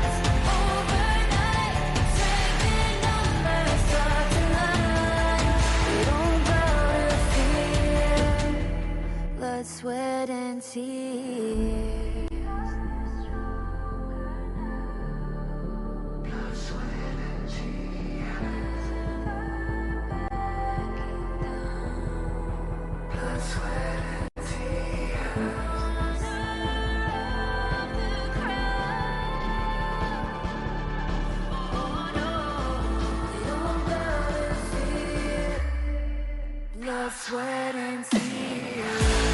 Fight for what we want. Doesn't matter the cost. Every day, put in work.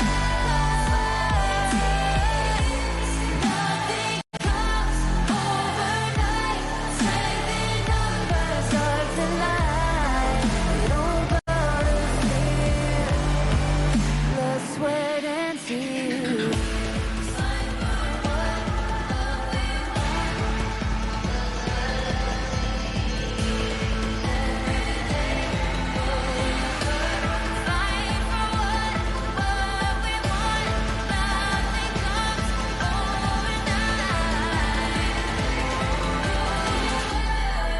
Blood, sweat, and tears. What we want doesn't matter the cost. Every day, put in work. Blood, sweat, and tears. Nothing comes overnight. Strength in numbers, dark to light. Don't go to fear. Blood, sweat, and tears. Fight for what we want. Doesn't matter the loss. Every day, blood, sweat, and tears. Nothing comes overnight. Strength in numbers, dark to light. Don't stop fear. Blood, sweat, and tears.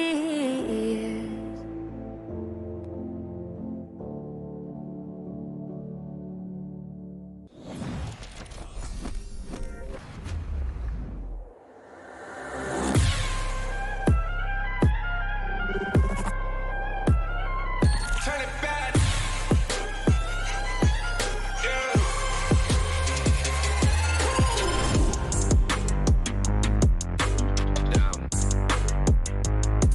Where you from? Home.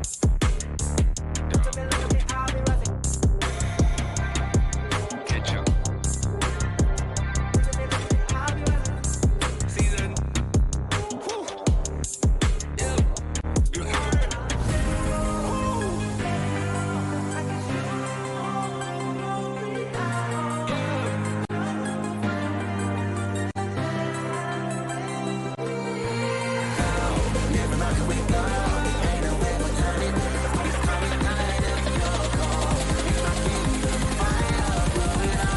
We the kings, it's our honor showtime.